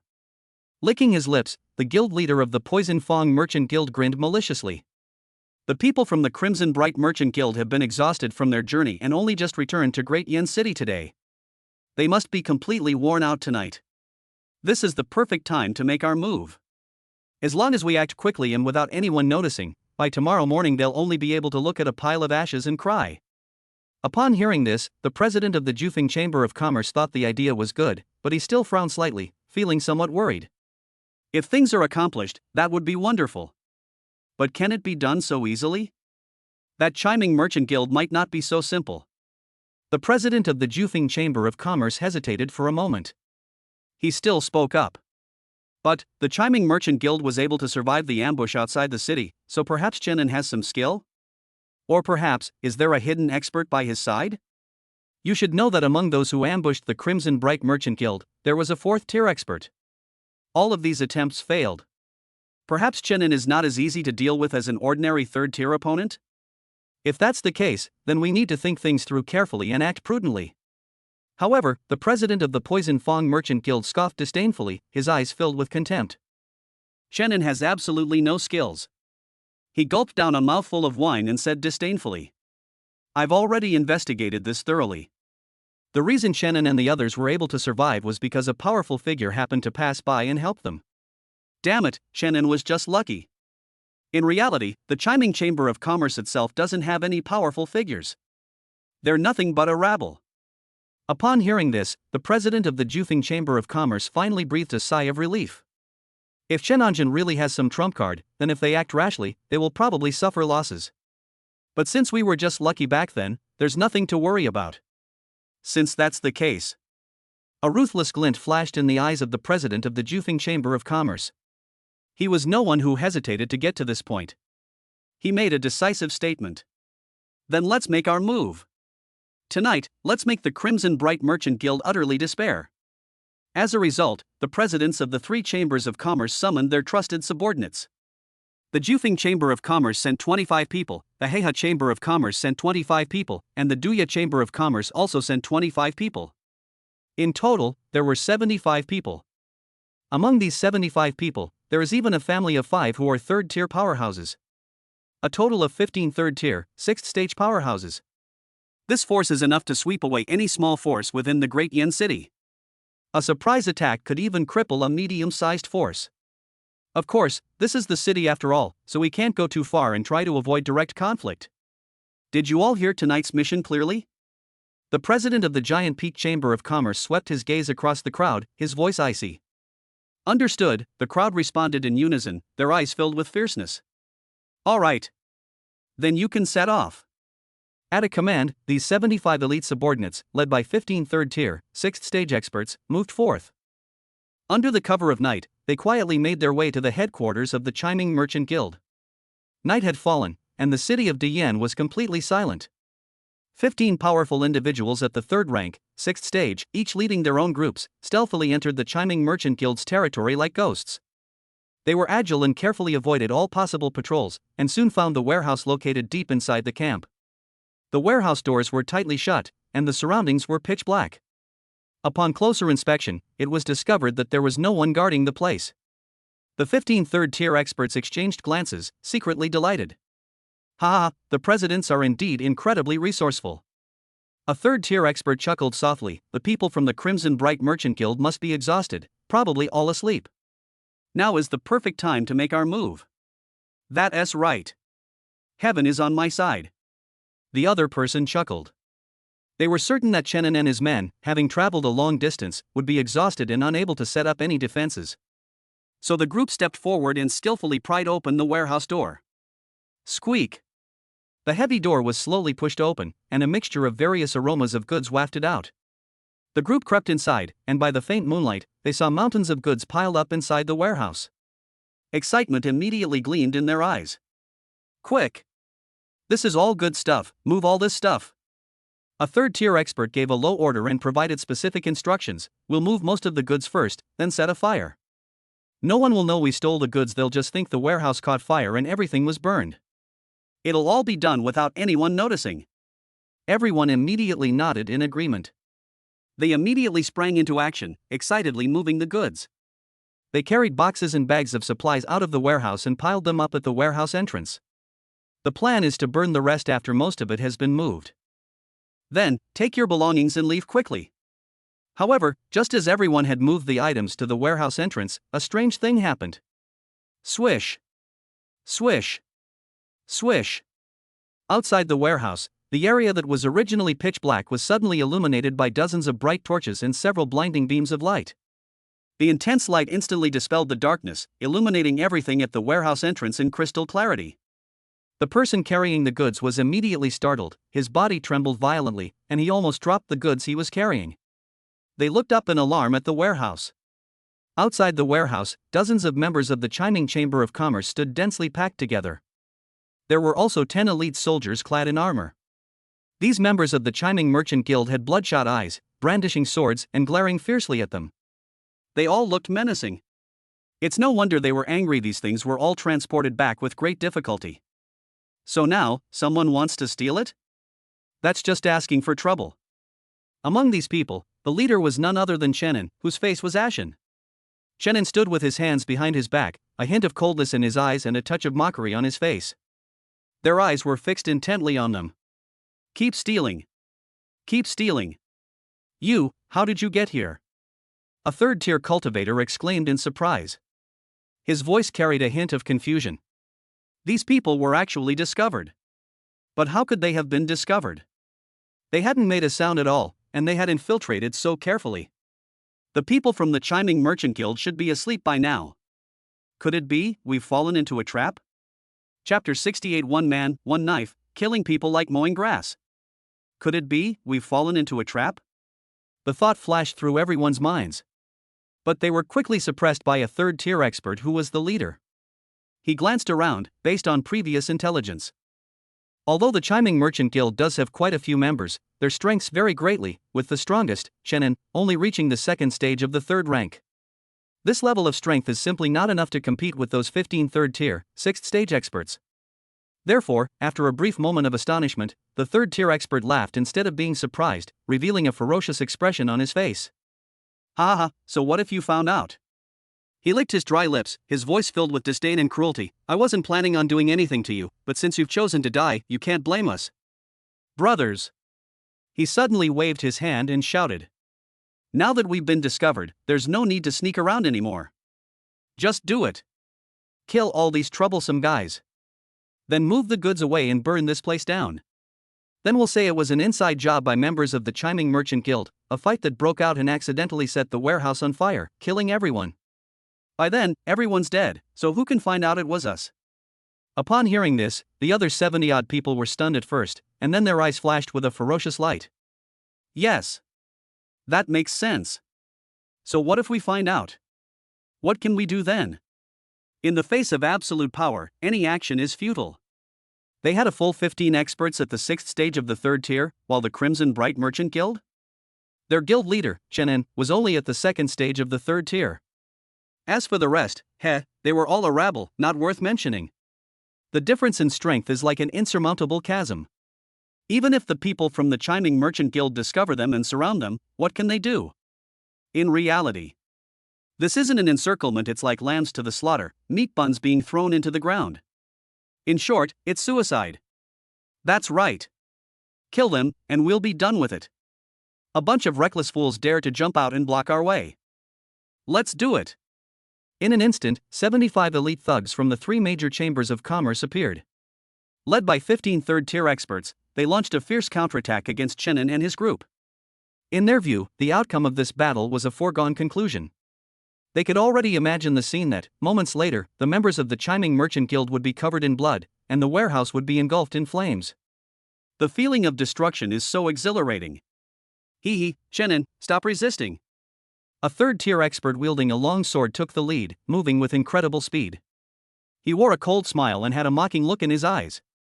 "My knife is sharp, I promise it won't cause you pain. But if you insist on resisting, then you might have to suffer even more." As he charged, he continued to hurl filthy swear words. "Honestly, you guys are all out of your minds. Since you know we're here to steal goods, why don't you just stay in bed and pretend to be asleep? Why did you have to jump out and create this scene of surrounding us? Isn't that just asking for trouble?" This person's words were full of contempt. In his view, he and his group would now be able to manipulate the lives of Chenin and the others at will. However, faced with this overwhelming murderous intent and humiliation, Chenin showed no sign of panic. He simply stared coldly at the third-tier expert who was charging ahead, with the look of someone looking at a dead man.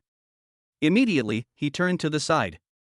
He bowed slightly to the 10 armored soldiers beside him who had remained expressionless and silent throughout. He said respectfully, "My lords, thank you for your trouble. Please take action and wipe out these thieves." These 10 armored soldiers were 4th-rank captains that Chenin had rented from Fangtian territory. This is the source of his confidence to set up an ambush and face the 75 elites of the 3 major chambers of commerce. As Chenin finished speaking, among the 10 captains, a burly captain stepped forward expressionlessly. Clang! With a crisp metallic scraping sound, the standard-issue longsword in his hand was drawn. Without any unnecessary words or fancy moves, this captain stood alone, like an insurmountable mountain. He stepped forward and stood in front of the 75 men who were charging aggressively towards him. Upon seeing this, the charging crowd was first stunned, then burst into laughter. "Ha ha ha! Is this guy an idiot? Is the Chiming Merchant Guild out of manpower? Sending a soldier out to die? What does he think he's doing? He thinks he can stop all 75 of us by himself? Are you kidding me? We brothers, 1 knife each, could chop him into mincemeat." The third-tier expert, wielding a long sword and charging at the forefront, laughed so hard he almost fell over, his eyes filled with mockery. In his opinion, this was the funniest joke he had ever heard in his life. This Chenin, I don't know where he summoned a mere 10 soldiers from, and now he's playing tricks on us? That's just courting death. He casually waved his hand dismissively, and a blazing fireball instantly condensed, blasting towards the captain with a whistling sound. "Go to hell, you idiot." However, the smile on his face froze completely the next second. The captain didn't even lift his eyelids as the fireball hurtled towards him. He simply and decisively swung the long sword in his hand. Whoosh! A silver blade of light, incredibly fast, flashed by. The menacing fireball was split in two mid-air, instantly exploding into countless sparks that vanished without a trace. What? Upon seeing this, everyone's laughter stopped abruptly, and their pupils suddenly contracted. Before they could even recover from their shock, the captain moved. Brush! His figure seemed to transform into a phantom, vanishing from the spot in an instant. With a speed too fast for the naked eye to perceive, it charged directly into the formation of 75 people. Immediately afterwards, a sound like the Grim Reaper's scythe being swung rang out. Put! Put! Put! The blade flashed, and blood splattered. The captain's figure weaved through the crowd, and with each swing of his sword, he inevitably took a life. The long sword in his hand seemed to be no ordinary iron, but a death weapon that reaped souls. The elite henchmen of the three major chambers of commerce were as fragile as paper in front of him. Whether it's the second or third tier, they don't even have a chance to react before being slit in the throat or cut in half. In an instant, blood and severed limbs flew everywhere, killing people like cutting grass, and shrill screams echoed through the night sky. This is no longer a battle, but a one-sided massacre. A fourth-rank captain beats up these people. Like a tiger entering a flock of sheep, it cuts through them like chopping melons and vegetables, and in a flash, a whole group falls down. Chapter 69 Great Yen City, the City Lords questioning. Not good. This is a fourth-tier powerhouse. Quick! Join forces. Let's have 15 Tier 3s working together to stop him. The remaining third-tier powerhouses finally reacted, their faces filled with shock and fear. They never dreamed that a fourth-tier being was hidden within the Crimson Bright Merchant Guild. The 15 third-tier experts roared and unleashed their strongest attacks, with flashes of swords and beams of energy crashing down on the captain. However, all of this seemed so ridiculous in the face of the captain's sword. Despite being surrounded by 15 men, the captain's face remained expressionless. He simply plunged his long sword into the ground. Buzz! An invisible blade of light transformed into a powerful wave of energy, erupting from his center. Bang! Bang! Bang! Bang! All the attacks aimed at him were shattered by this shockwave. Those 15 third-tier experts were hit as if by a heavy hammer. One by one, they coughed up blood, flew backward, and crashed heavily to the ground, their eyes filled with despair and disbelief. Just one move. 15 powerful experts at the third rank, sixth stage, were instantly defeated with a single combined attack. Is this the power of a fourth-tier being? Tier 4, this is definitely a Tier 4 unit. Where did Chenin get these Tier 4 soldiers? And, there's more than one. Among the crowd, some looked in horror at the 9 armored soldiers behind Chenin, who were equally composed and unmoving. The sound became sharp and distorted due to extreme fear. Oh my god! We're doomed! We're finished! Run! Run! The surviving thugs completely broke down, their psychological defenses crumbling instantly. They could no longer muster the slightest thought of resistance, and turned around crying and screaming, fleeing frantically in all directions. However, how could their speed possibly outpace the blade of a fourth-rank captain? The captain flashed again, chasing after them like a ghost. Each flash of the blade was accompanied by a desperate scream. As one of the fleeing third-tier powerhouses lay dying, the thought that had just crossed his mind suddenly echoed in his mind: resistance is futile. Yes, resistance is indeed futile. However, resistance from outside the chiming merchant guild is futile. It was them. After a moment, silence returned to the area in front of the warehouse. The 75 elites from the 3 major merchant guilds, including the 15 third-tier, 6th-stage powerhouses, had all been reduced to corpses. The air was thick with the stench of blood. The captain, holding a blood-dripping long sword, walked back to the ranks expressionlessly. With a slight tremor in his hand, the blood on the long sword was immediately shaken off. Sheath your sword, return to your unit. Sharp. Chenin stared at the shocking scene before him, his eyes filled with amazement and lingering fear. The members of the chiming chamber of commerce behind him were all filled with excitement and elation. That's incredible. The troops in the Apocalypse territory are simply too powerful. With just one person's move, they wiped out a powerful enemy capable of sweeping them away in the blink of an eye. Thank you for your help, sir. Chenin bowed deeply to the 10 captains again, his voice filled with heartfelt gratitude. If they hadn't rented these 10 powerful soldiers from Lord Feng Tian tonight, it would have been the members of the Chiming Merchant Guild who would be dead. Lord Feng Tian is truly the savior of the Chiming Merchant Guild. Move the goods back to the warehouse and clean this place up. Chenin took a deep breath, suppressed his excitement, and gave the order in a deep voice. Then you can go and rest. Yes, Chairman. Everyone responded in unison, full of enthusiasm. Soon, the warehouse was restored to its original state, and the bloodstains on the ground were quickly cleaned up. The headquarters of the Chiming Merchant Guild has returned to tranquility. However, this night was destined to be a sleepless one for the three presidents of the Jufeng Chamber of Commerce, the Heiha Chamber of Commerce, and the Duya Chamber of Commerce. The three of them gathered in a secret room of the Jufeng Chamber of Commerce, anxiously awaiting news. Time passed second by second, and the night grew deeper and deeper. Why haven't they returned yet? The president of the Jufeng Chamber of Commerce paced back and forth impatiently, his brows furrowed. Logically speaking, after stealing and setting fires, shouldn't they be back by now? The president of the Heiha Chamber of Commerce also had a gloomy expression.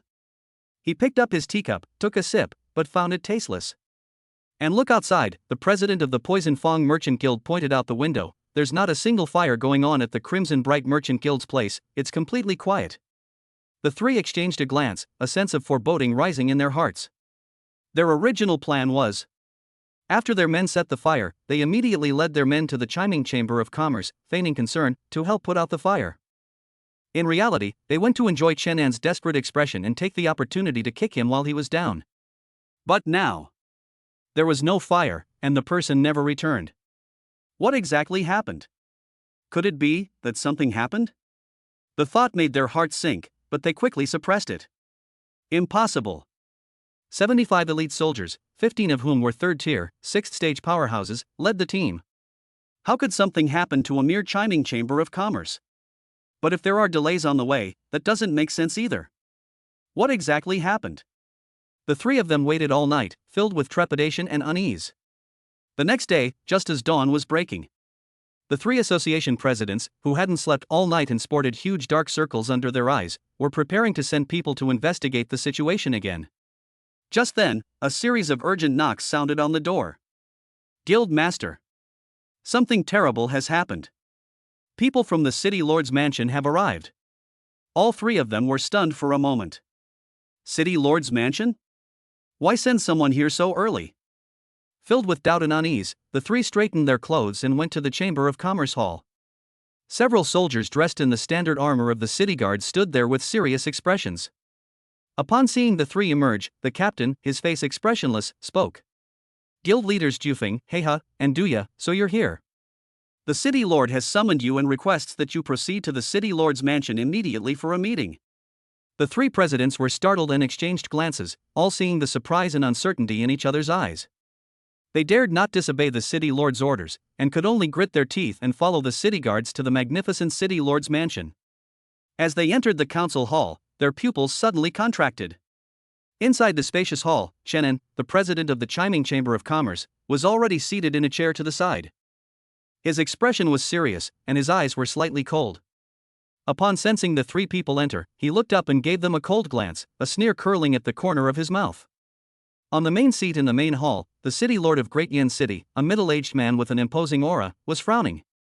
His gaze swept over the three of them with lightning speed. A heavy pressure instantly enveloped the three of them. Lord of the City. The president of the Giant Peak Chamber of Commerce forced a smile and bowed.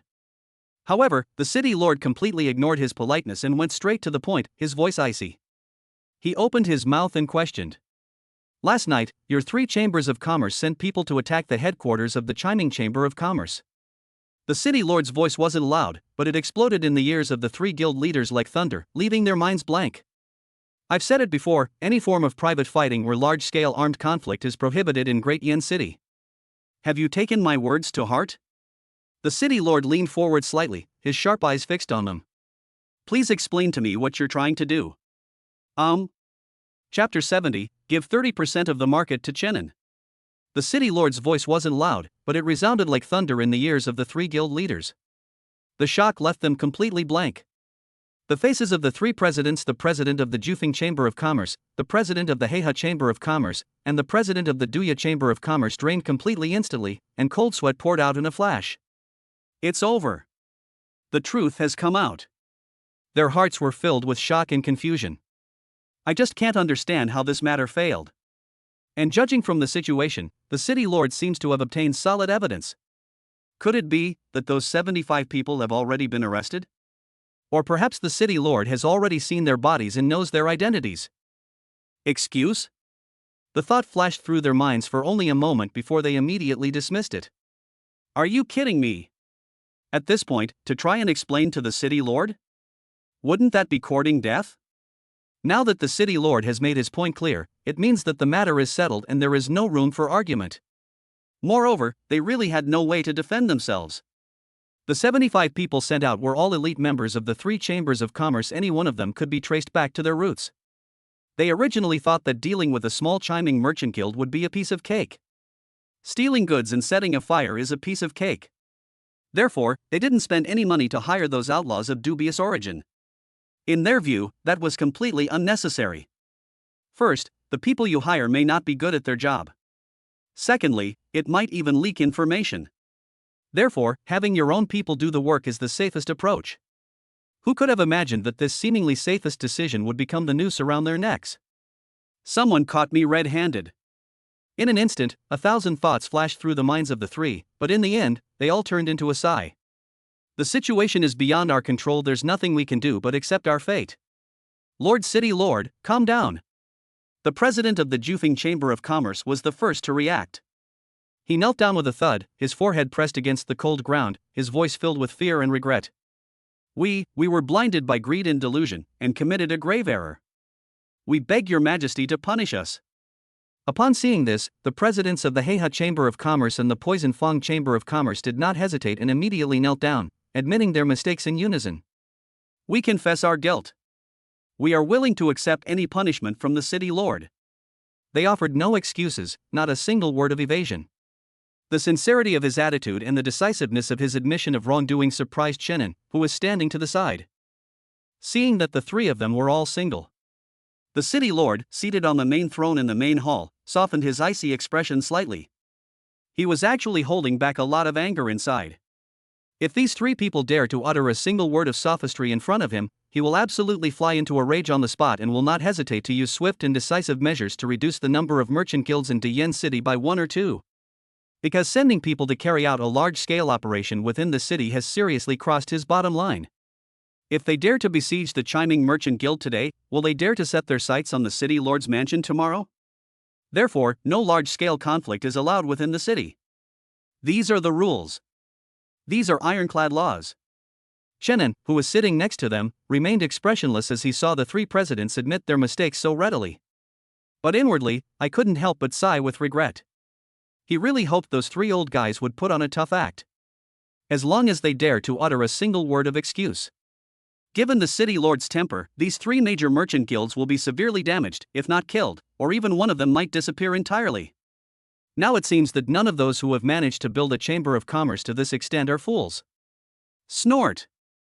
The city lord snorted coldly. He slowly let out a breath, his sharp gaze sweeping over the 3 of them. He said in a deep voice, I don't care what grudges you chambers have, whether it's business warfare or infighting, whatever means you use, I can turn a blind eye. But the city lord's voice suddenly rose in pitch, carrying an air of authority. Large-scale fighting within the city is absolutely forbidden. What do you take the rules of Great Yin City for? If this gets out, how badly will it affect the reputation of Great Yin City? In the future, which merchant caravan, which gifted individual, or which lord will dare to do business in Great Yin City? Faced with the city lord's reprimand, the 3 guild leaders lowered their heads even further, not daring to breathe, and repeatedly agreed. He appeared to have reformed himself and was sincerely willing to learn. The city lord picked up the teacup on the table, gently blew on it to cool it, and slowly took a sip. The teacup was set down with a soft sound, which made the hearts of the 3 presidents skip a beat. The city lord spoke calmly, considering this is your first offense, get up. However, since you have done something wrong, you must be punished according to the rules. How about this? In my opinion, each of your 3 chambers of commerce, Jufeng, Heiha, and Duya, should contribute 10% of your sales channels, totaling 30%, and transfer them all to the Chiming Chamber of Commerce for management. Does anyone have any objections? Upon hearing this, the three presidents kneeling on the ground trembled violently, their hearts bleeding. 1/10 of the sales channels. That's no small sum.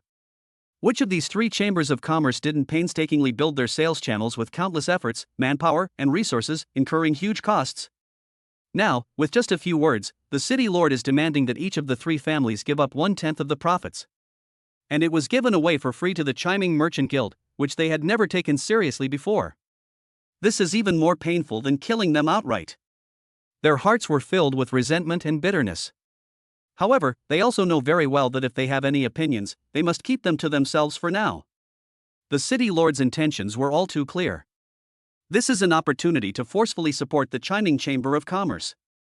In the market of Dian City, which was firmly controlled by the three major chambers of commerce, a disruptive catfish was forced in.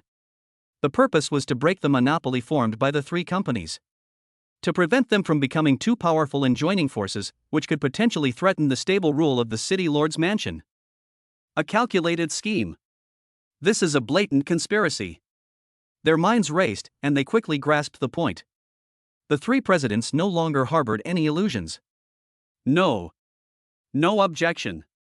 The president of the Jufeng Chamber of Commerce was the first to raise his head, and his face showed no sign of resentment. Instead, she forced a smile.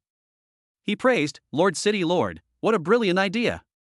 I believe this will benefit the commerce of Great Yin City and bring it even greater prosperity. It is entirely up to the city lord to decide." "We have no objection either." The other two quickly echoed. Not only did they express no objection, but they even suppressed their murderous intent, turned to Chen and beside them, cupped their hands in greeting, and forced a warm smile, saying, "Congratulations, Chairman Chen. From now on, we are all one family. We hope you will take good care of us. Let's work together to build a prosperous Great Yin City." Chapter 71. The Apocalypse Territory, is it gone? The three men's hypocritical behavior disgusted Chenin. Chenin knew very well that in their hearts, they probably wished they could tear him to pieces countless times. Therefore, Chenin merely sneered, not even bothering to give them a proper look. He stood up abruptly, bowed deeply to the city lord seated in the main seat, and said loudly, "Thank you, city lord, for upholding justice for my chiming merchant guild. Chenin is deeply grateful." Seeing this, the city lord smiled with satisfaction, nodded, and thought to himself, "Not bad. This Chenin is a smart man, he knows how to choose sides. It seems Chenin knows very well who gave him that 30% channel. I also know who I should thank. No need for formalities." The city lord waved his hand and said gently, "Do a good job and don't let me down." "Yes," Chenin replied in a deep voice. "All right, since that's the case, you may all leave." The city lord waved his hand, signaling that everyone could leave. "We take our leave." Everyone clasped their hands in greeting and then slowly withdrew from the council hall. The three guild leaders walked out of the city lord's mansion. When they glanced back at the imposing mansion, their eyes met briefly, but neither revealed any emotion. But when they lowered their eyelids, a deep resentment flashed in the depths of their eyes. Inside the council hall, after everyone had left, the city lord sat alone on the main seat. His fingers tapped rhythmically on the table as he fell into deep thought. His status as city lord, like that of the mayor of Shuayan town, was not something he built step by step, but rather something he picked up. At the beginning of the apocalypse, he coincidentally merged with a mysterious sphere of light. Inside the sphere of light was a great flame city lord identity template. After the merger, he gained supreme authority over the city and became the city lord of Dian City. Of course, if he wanted to develop and expand Great Yin City, his strength alone would be far from enough. Therefore, he opened the city gates wide to attract talents from all sides and encourage people to settle there. Among these, the Chamber of Commerce is a project he is particularly interested in. If the Chamber of Commerce develops well, it will be like a flowing stream, causing the tax revenue, population, and resources of Dian City to increase accordingly, and the city's future will be limitless. However, while utilizing the Chamber of Commerce, the city lord always maintained a high degree of vigilance. His biggest worry was that once these chambers of commerce grew bigger and stronger, they would unite and turn against him, the city lord. Therefore, taking advantage of this opportunity to forcibly cut a piece of flesh from the three major chambers of commerce and feed it to Chenin was a move he made. A move to establish checks and balances. However, in the city lord's view, Chenin's chiming merchant guild was still too weak and its foundation was still shallow. Therefore, this was just a casual move, and he didn't have high expectations. In his view, given the current size of the chiming Chamber of Commerce, it is still uncertain whether they can hold on to the 30% of the channels they have gained for free. But that's not important. Importantly, by supporting Chenin, he could try to drive a wedge into the seemingly unbreakable market alliance of the three major chambers of commerce. As long as Chenin can help him stay informed about the Chamber of Commerce and market news and trends, this move is enough to secure a victory. On the other side, Chenin strode out of the city lord's mansion. Upon returning to his Chamber of Commerce headquarters, Chenin, who had suppressed his excitement and exhilaration all morning, could no longer contain himself. He suddenly swung his fist. We won! Although they couldn't cripple those three old guys, securing 30% of the sales channels for free was an absolutely fantastic surprise. With 30% of the channels from the three chambers of commerce, Chiming Chamber of Commerce could double its size in a short period of time. The next step is to figure out how to protect this huge piece of cake that has fallen from the sky. The most crucial factor in maintaining market share is the supply of goods.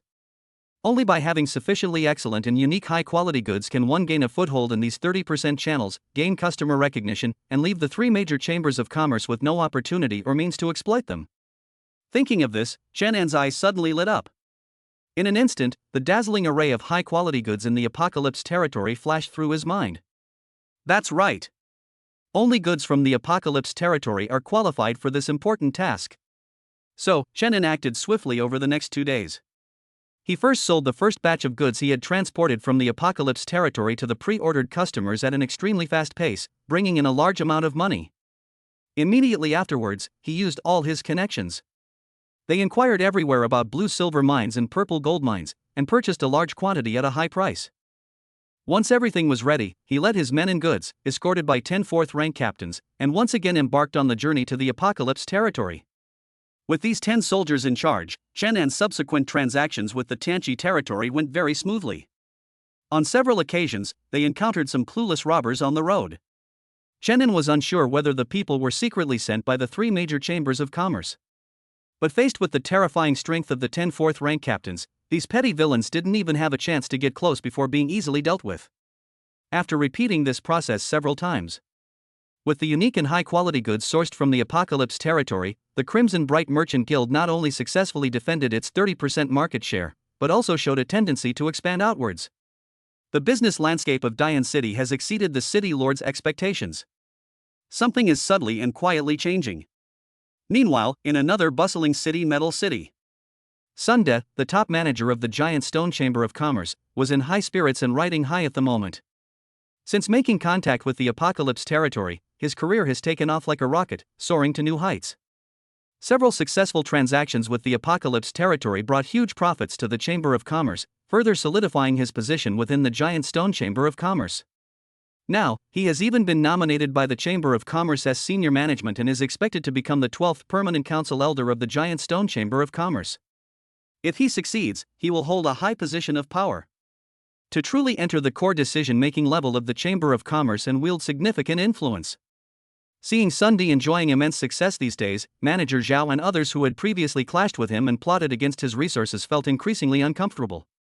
Inside a private room at a restaurant, several people were drinking together, but the atmosphere was unusually somber and oppressive. Damn it!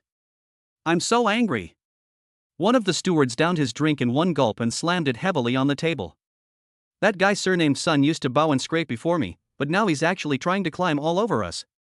Who says otherwise? Another person chimed in. I've already investigated.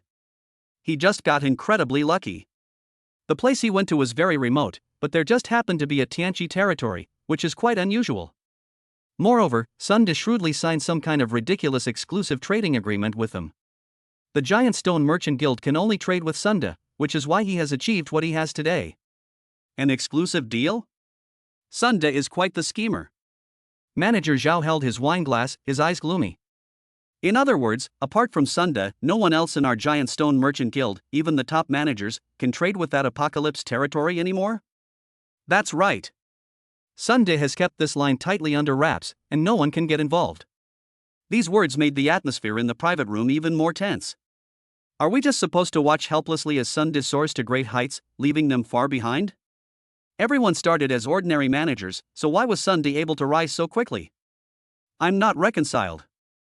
Manager Zhao and the others were filled with resentment and jealousy. However, at that moment, the door to the private room was gently pushed open.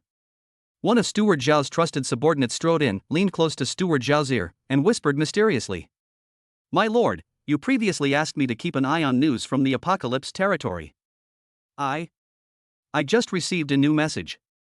The Apocalypse territory seems to be gone." Chapter 72: The Rampaging Minotaur Clan Attacks. Manager Zhao didn't take it seriously at first. He picked up his wineglass and was about to drink when he heard the last sentence, and his movements suddenly stopped. He slammed down his glass and abruptly turned his head. His gaze was fixed intently on his subordinate as he pressed for an answer.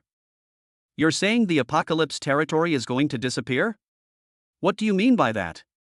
I've heard that the Apocalypse territory is quite powerful, and given how much Sunde values it, why would he suddenly say it's going to be gone?" Inside the private room, the other managers all turned their gazes toward them, filled with surprise and doubt. The subordinate swallowed hard, not daring to keep them in suspense, and quickly continued his report. "That's right, sir.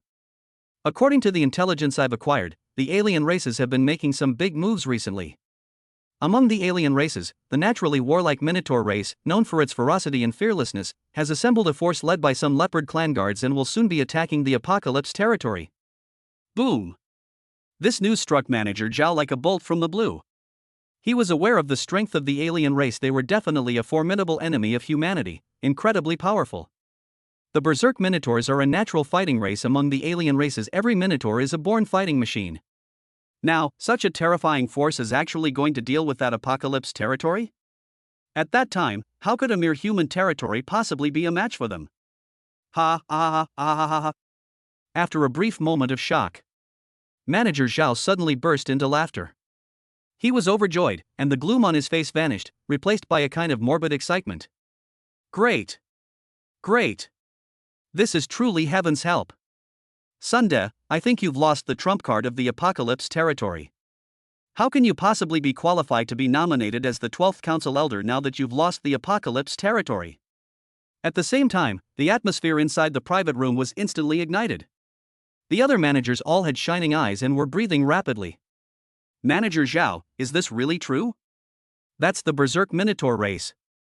I've heard that every adult Minotaur, even the weakest, is at least at the 3rd rank, and the elites can reach the 4th rank or even higher.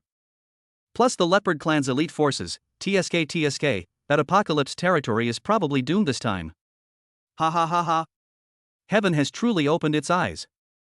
That old bastard Sunde is going to be completely finished this time." Everyone chimed in with their own words, their faces beaming with smiles and expressions full of schadenfreude.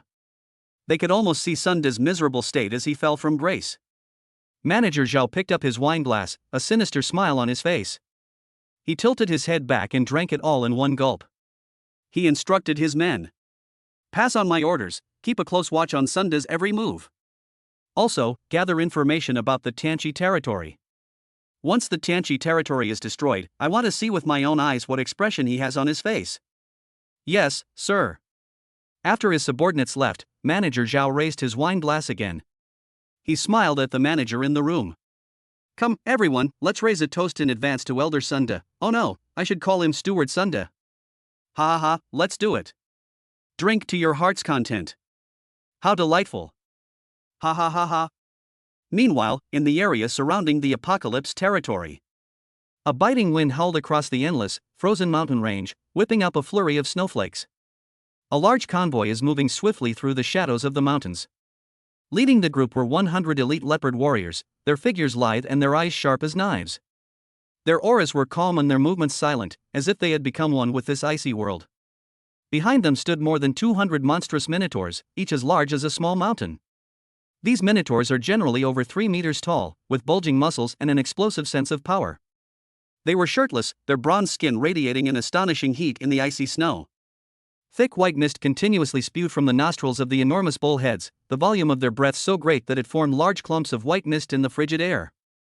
It even enveloped their tall figures, making them appear and disappear intermittently. In the mist, the 2 enormous bull horns that shot skyward, and the pairs of bloodthirsty red eyes that gleamed with a bloodthirsty light, appeared extremely terrifying.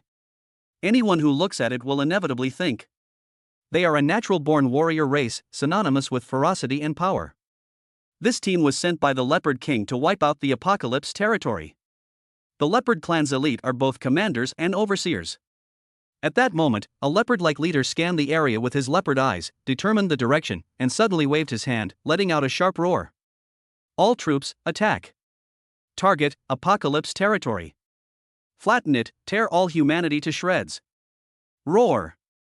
More than 200 berserk minotaurs roared in unison, their thunderous roar causing the snow on the mountaintop to slide off in a flurry. And with this command given, all the elite leopards and the berserk minotaurs accelerated together like a black torrent. With an aura of crushing everything, they charged towards the Apocalypse territory. Apocalypse territory. Inside the Lord's manor, Fang Tian suddenly had a thought. A cold system notification suddenly rang in his mind. Warning! The entire berserk minotaur race has reached the territory's warning zone. Please complete the territory defense mission and repel the external enemies. Fang Tian slowly opened his eyes, a sharp glint flashing in them. Are you here? He had been waiting for the alien race's attack for a long time. Now, the team sent by the Leopard King has finally arrived. Pass on my orders. Fang Tian stood up, his voice steady and clear, instantly echoing throughout the entire Lord's mansion. All troops, assemble in front of the territory gate. The order was given, and the entire Apocalypse territory instantly sprang into action. Figures darted out from the barracks, training grounds, and patrol posts, gathering towards the territory's gate. An aura of impending doom rose to the sky. After several transactions with the Giant Stone Merchant Guild and the Crimson Bright Merchant Guild, Fang Tian's territory strength is now vastly different from what it used to be. Now, he has 4 lieutenant generals under his command. This is a genuine Tier 5 unit. In addition, the number of 4th rank captains is close to 500. Such a force is enough to sweep away any surrounding power. Fang Tian felt that dealing with this berserk minotaur attack was more than enough. Soon, all military units were assembled. Looking at the neat and imposing military formation below, Fang Tian nodded in satisfaction. He had no intention of taking action himself. A powerful army needs to be tempered by blood and fire. Furthermore, nothing can happen. He handled all of them. Command of this battlefield is now in your hands. Fang Tian glanced at the 4 lieutenants and spoke calmly. You are fully responsible for this battle you must defend against the foreign enemy. Chapter 73 Facing the Challenge, Grandma Whose Advice? Yes, sir. The 4 lieutenants responded in unison, their shouts echoing across the surrounding area. They immediately began to divide the work. The 2 lieutenants, Zi and Zi flashed to the top of the towering city wall, their eyes sharp as lightning, surveying the entire situation and ready to deal with any unexpected situation. Meanwhile, the lieutenants Zi-san and Zi-si acted swiftly, joining up with nearly 500 captains. He led the group out of the city. Set up the formation. Zi-san roared. Prepare to meet the enemy. Zi-si's voice followed closely behind. Boom! Nearly 500 officers obeyed orders without question. They quickly set up a heavy defensive formation outside the city walls, with spears like a forest, sharp blades in hand, and shields like mountains. Quietly awaiting the arrival of the enemy. Not long after, the earth began to tremble violently. On the distant horizon, a black torrent swept in, accompanied by a deafening roar, growing ever closer. The berserk minotaurs have arrived. The 2 sides stood facing each other, hundreds of meters apart. A chilling killing intent collided and intertwined in the air. No further words are needed. The next moment, a great battle broke out. Kill! The leading leopard elite let out a sharp cry, and the berserk minotaur race instantly surged forward like a floodgate opened, charging with heavy steps. Boom! The earth shook violently under their trampling, as if it were about to be crushed open. Indeed, this was the case. The earth clearly showed cracks and fissures. Hold on! The 2 lieutenants, Zi-san and Zi-si, had calm eyes and their voices echoed throughout the army. Ready to engage. Faced with the terrifying charge of the alien race, which was like a landslide and a tsunami, the soldiers of the Apocalypse territory showed no fear. They maintained their formation, using shields as walls, spears as bayonets, and swords for close combat. They met the onslaught of the berserk minotaurs head-on. Bang! Bang! Bang! The deafening crashes continued one after another. The first charge resulted in a stalemate, with neither side advancing or retreating. Although the Minotaur race was powerful and heavy, the captain's formations were well coordinated, and their strength was concentrated in one place. They actually managed to endure it. Roar! When their first attack failed, the Minotaurs roared in fury. Soon, the second charge began. This time, a particularly robust Minotaur brandished a huge totem pole carved with strange runes and slammed it into the ground. Buzz! A dark red light emanated from the totem pole and instantly spread out, enveloping all the berserk Minotaurs. Roar! Roar! Roar! Bathed in red light, all the Minotaurs roared to the sky in unison, their eyes instantly turning blood red. A faint layer of blood mist began to emanate from his body. Blessed by totems. The Tauron race's unique berserk talent is activated. At this moment, their combat power, physique, and speed were all terrifyingly enhanced. In addition, there were 100 elite leopard warriors. These elite leopard warriors were generally at the mid-4th rank, far surpassing most captains who were only at the first stage of the 4th rank. Therefore, this attack by the alien race was extremely fierce. It's several times more intense than before. Boom! The two torrents collided violently once again. This time, the army formation on the Tianqi territory was immediately disrupted by the impact, showing signs of collapse. Snort! Kill! At this critical moment, two cold snorts rang out simultaneously.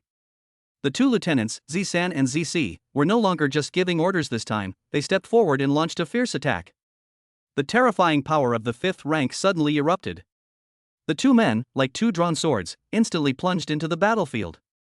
They precisely met the enemy's strongest leopard elites, as well as several powerful Minotaurs. Their intervention greatly alleviated the pressure on the main battlefield, blocking the combined attack of many elite leopards and powerful Minotaurs, and thus reversed some of the decline. The second charge resulted in a stalemate where neither side could advance or retreat. Blood and flesh flew everywhere, and shouts of killing shook the heavens. The battle continued until nightfall. As night fell, visibility on the ice field became extremely low.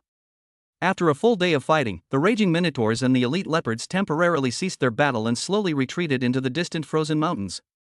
Seeing this, Lieutenant General Zisan and Zc also ordered the troops to gather together and lead the captains back to the Tianqi territory to rest. Inside the Lord's manor, the lights were on. Fang Tian sat upright in the main seat, his brows slightly furrowed. He had witnessed the entire daytime battle from beginning to end. It must be said that the alien race sent by the Leopard King this time is indeed quite powerful. Especially those berserk Minotaurs, each one fearless of death. Even though they were injured, it didn't stop them from continuing to charge forward. They all seemed to be impervious to pain. With the totem pole added to the mix, the Minotaurs' combat power skyrocketed after unleashing their group berserk mode, making them quite formidable. Of course, it's just that they're difficult to deal with. It's not that it can't be solved. First, there are still two 5th-tier lieutenants, Ze and Zer, on the city wall who have not yet made a move. Secondly, he himself did not take action. Today, it is merely a contest between military branches and a different race. Fang Tian also wanted to take this opportunity to see how his troops performed in large-scale group battles. If similar situations arise in the future, we can't expect him to handle everything on his own. In retrospect, the result is not bad. The fact that they could fight to a draw against a Tauron who had activated their berserk talent is enough to prove their strength. Since that's the case. A cold glint flashed in Fang Tian's eyes. We've seen enough, so there's no need to delay any longer. Tomorrow, I will personally take action and completely annihilate these alien races. Just then, a soldier's voice came from outside the door reporting. My lord, Granny Hu, an elder of the Snow Mountain Fox clan, requests an audience. Grandma Hu? Fang Tian paused for a moment, then said, let her in. Soon, Granny Hu, leaning on her cane, entered the lord's mansion, led by a soldier. It's so late, what can I do for you, mother-in-law? Fang Tian asked. Granny Hu bowed tremblingly to Fang Tian before slowly saying, Lord, I apologize for disturbing you. I also witnessed the battle during the day. A glint of light flashed in her cloudy eyes. Those berserk Minotaurs performed quite well in combat. They were simply born fighting machines. Fang Tian nodded slightly, agreeing with this statement. Granny Hu then changed the subject and continued, if possible, I hope that your lordship can give these raging Minotaurs a chance. I think we can try to persuade them to surrender. To make them serve our lord. Upon hearing this, Fang Tian was immediately stunned. Persuade them to surrender? He pondered for a moment and asked, will this work? They are the Leopard King's men. The team sent by the Leopard King is probably not so easy to betray him, is it? Chapter 74, Perfecting the Plan. Who will persuade them to surrender? It will work. Upon hearing this, a confident smile appeared on Granny Who's aged face. She said with certainty, "My lord, you may not know this, but the Berserk Minotaurs are natural gluttons, each of them eating an enormous amount. Although they are tall and seem to be a natural warrior race, in essence, these single-minded fellows are actually very simple-minded and peace-loving. The reason they became the Leopard King's henchmen was entirely because the Leopard King promised to feed them. Otherwise, the raging Minotaurs don't actually want to fight. But they have no choice, they're too hungry, and in order to fill their stomachs, they have no choice but to obey the Leopard King's orders." Upon hearing this, Fang Tian's face showed astonishment. These ferocious Minotaurs, no matter who you look at them, are undoubtedly a warrior race, yet they are actually quite docile and peace-loving. Were they forced to fight simply because they were hungry? This Black Heart Leopard's working cow? Fang Tian's mind raced with thoughts. If what Grandma Who said is true, then things will get interesting. If you want to eat your fill. With the current resource reserves and production capacity of the Apocalypse territory, feeding a mere 200 or so Minotaurs should be a piece of cake, right? Having thought this through, Fang Tian had already made up his mind. Subduing such a powerful fighting race is far more valuable than simply annihilating them. In the future, they may have the potential to become an elite army in the Apocalypse territory. Even if it's taken to farmland, it can still generate a steady stream of profits. Moreover, subduing them also fulfills the mission of repelling external enemies and protecting the territory. Good. Fang Tian nodded and said in a deep voice, "It's worth a try." Of course, if persuasion to surrender fails, then the only option is to completely annihilate them. In addition, there is another problem. Who should we ask to persuade them to surrender? Fang Tian glanced around and frowned slightly. This is a dangerous matter, and it requires a lot of eloquence. It might be difficult to find a good candidate in a short time. Grandma Who smiled slightly and stepped forward, leaning on her cane. An aged yet powerful voice rang out, "My lord, if you trust me, then entrust this matter to me." Upon hearing this, Fang Tian glanced at Granny Who, feeling both amused and exasperated. He shook his head and explained, "Mother-in-law, it's not a matter of whether I trust you or not. You might succeed in persuading the Berserk Minotaurs to surrender. But don't forget, they came with 100 elite leopard warriors. The Leopard Clan's elite are loyal to the Leopard King and would never surrender. Therefore, the matter of persuading them to surrender must be carried out secretly, without their knowledge. If you are discovered, your strength is still insufficient, and you are getting old after all. I'm afraid that not only will you be unable to complete the task, but you may also never return. This is too dangerous and unnecessary." Fang Tian's voice was calm and his analysis was very clear. He would never allow his people to take such a perilous risk, one that might not even yield any benefit. That. Grandma Who was also at a loss for what to do. She originally intended to use her old bones to contribute her energy and wisdom. But now, the Lord doesn't seem to intend to do that. Fang Tian tapped his fingers lightly on the table, a cold glint flashing in his eyes, and a simpler, more direct idea emerged. "Otherwise, I will personally take action and swiftly suppress those 100 elite leopards along with the Minotaur clan. I will beat them until they lose the power to resist." Wouldn't it be better to discuss the matter of persuading them to surrender then? With his current strength, it wouldn't be difficult for him to do this. Fang Tian was confident of that. However, after listening, Grandma Who slowly shook her head. "My lord, this method is good, but I'm afraid it may backfire." A glint of wisdom shone in her cloudy eyes. The Minotaur race is known for their stubbornness and single-mindedness. They may fight for food, but deep down they possess the honor of a warrior. If they are forcibly suppressed, it will only ignite their indomitable spirit, and by then, persuading them to surrender will be as difficult as climbing to the heavens. Upon hearing this, Fang Tian frowned again. If this won't work and that won't work, is this matter at an impasse? Just then, a clear and melodious voice came from outside the door. "My lord, Granny Who." Huyu, dressed in a light blue dress with a fluffy fox tail swinging gently behind her, walked in. She had obviously been listening outside the door for a while and now understood the whole story. "My lord, my mother-in-law, why don't you let me go and persuade them to surrender?" Huyu's beautiful eyes sparkled, and her face radiated confidence. She began to speak. "I have the Nature's Blessing skill, which allows me to sneak past unnoticed. I should be able to avoid being detected by those leopard elites. You can't do it. Fang Tian thought for a moment, then shook his head and refused. While sneaking in is one option, the frozen mountains have complex terrain. If we venture deep into enemy territory, no one can guarantee that we will succeed. If you are discovered, you will also be in danger, and we will not take that risk. Hu Yu's safety was of great importance to him. With only a few high-scoring citizens, how could we possibly throw them away so easily like expendable pawns? For a moment, silence fell over the Lord's manor once again. Suppression didn't work, infiltration didn't work, things seemed to have reached a dead end. Etc. Suddenly, Granny Hu had been deep in thought with her head down, raised her head abruptly, and a glint of light flashed in her cloudy eyes. I've got an idea. There's a way we might give it a try. Upon hearing this, Fang Tian and Hu Yu's gazes turned to her. Grandma Hu spoke rapidly. We can use a two-pronged approach.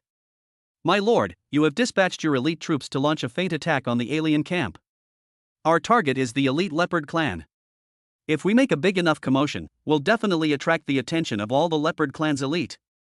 At the same time, Yuer activated the Nature's Blessing skill again, and while their attention was diverted, she quietly infiltrated the Minotaur tribe's territory and began to persuade them to surrender. A feint attack? Fang Tian's eyes lit up slightly, and he instantly understood Granny Hu's intention. However, after frowning and thinking for a moment, he said, will this method work? What if the Minotaurs are also alerted and join the battle? The method works. Grandma Hu nodded firmly, a smile on her aged face. She began to speak, explaining in detail. My lord, the feasibility of this plan is far greater than we imagined. Because it is supported by two crucial factors. Firstly, it is Yuer's stealth ability and the restraining power of your elite troops that are the foundation for our ability to deceive everyone. Secondly, and most importantly, is the nature of the Berserk Minotaur race. Chapter 75 Infiltration, Success or Failure hinges on this. What are the habits of the Minotaur race? Fang Tai frowned slightly. Granny Hu paused for a moment, then continued to explain, the Minotaurs have been fighting all day, and they must be starving. For Minotaurs, nothing is more important than filling their stomachs. Unless it's a matter of life and death, they would never bother fighting on an empty stomach. The army sent by the Leopard King has marched a long way and could not possibly be carrying a large amount of food. If they want to fill their stomachs, they can only rely on what they can find and hunt the strange beasts on the ice plains. Therefore, I am certain that the main task of the Minotaur clan tonight is to find food, fill their stomachs, and rest. As long as our feint attack is not large enough to flatten their camp, they will definitely not make a move and will let the Leopard clan's elite forces deal with it themselves. In this way, the Leopard clan's elite forces are tightly tied down on one side, while on the other side, it's the perfect opportunity for Yuer to persuade them to surrender. After listening to Granny Hu's detailed analysis, Fang Tian's eyes shone brighter as he thought about it. In short, the Minotaurs are busy hunting beasts tonight to fill their stomachs. If they encounter an attack, they will generally not participate in the battle unless the situation is too serious. This way, while keeping the Leopard clan's elite forces at bay, they can send people to the other side to persuade the Minotaurs to surrender. This plan was meticulously crafted, taking into account the opportune moment, favorable location, and popular support, even including the enemy's characteristics. That's truly ingenious. Grandma Hu seemed to have thought of something at this moment, and added, of course, the strength of the fainting troops must be just right.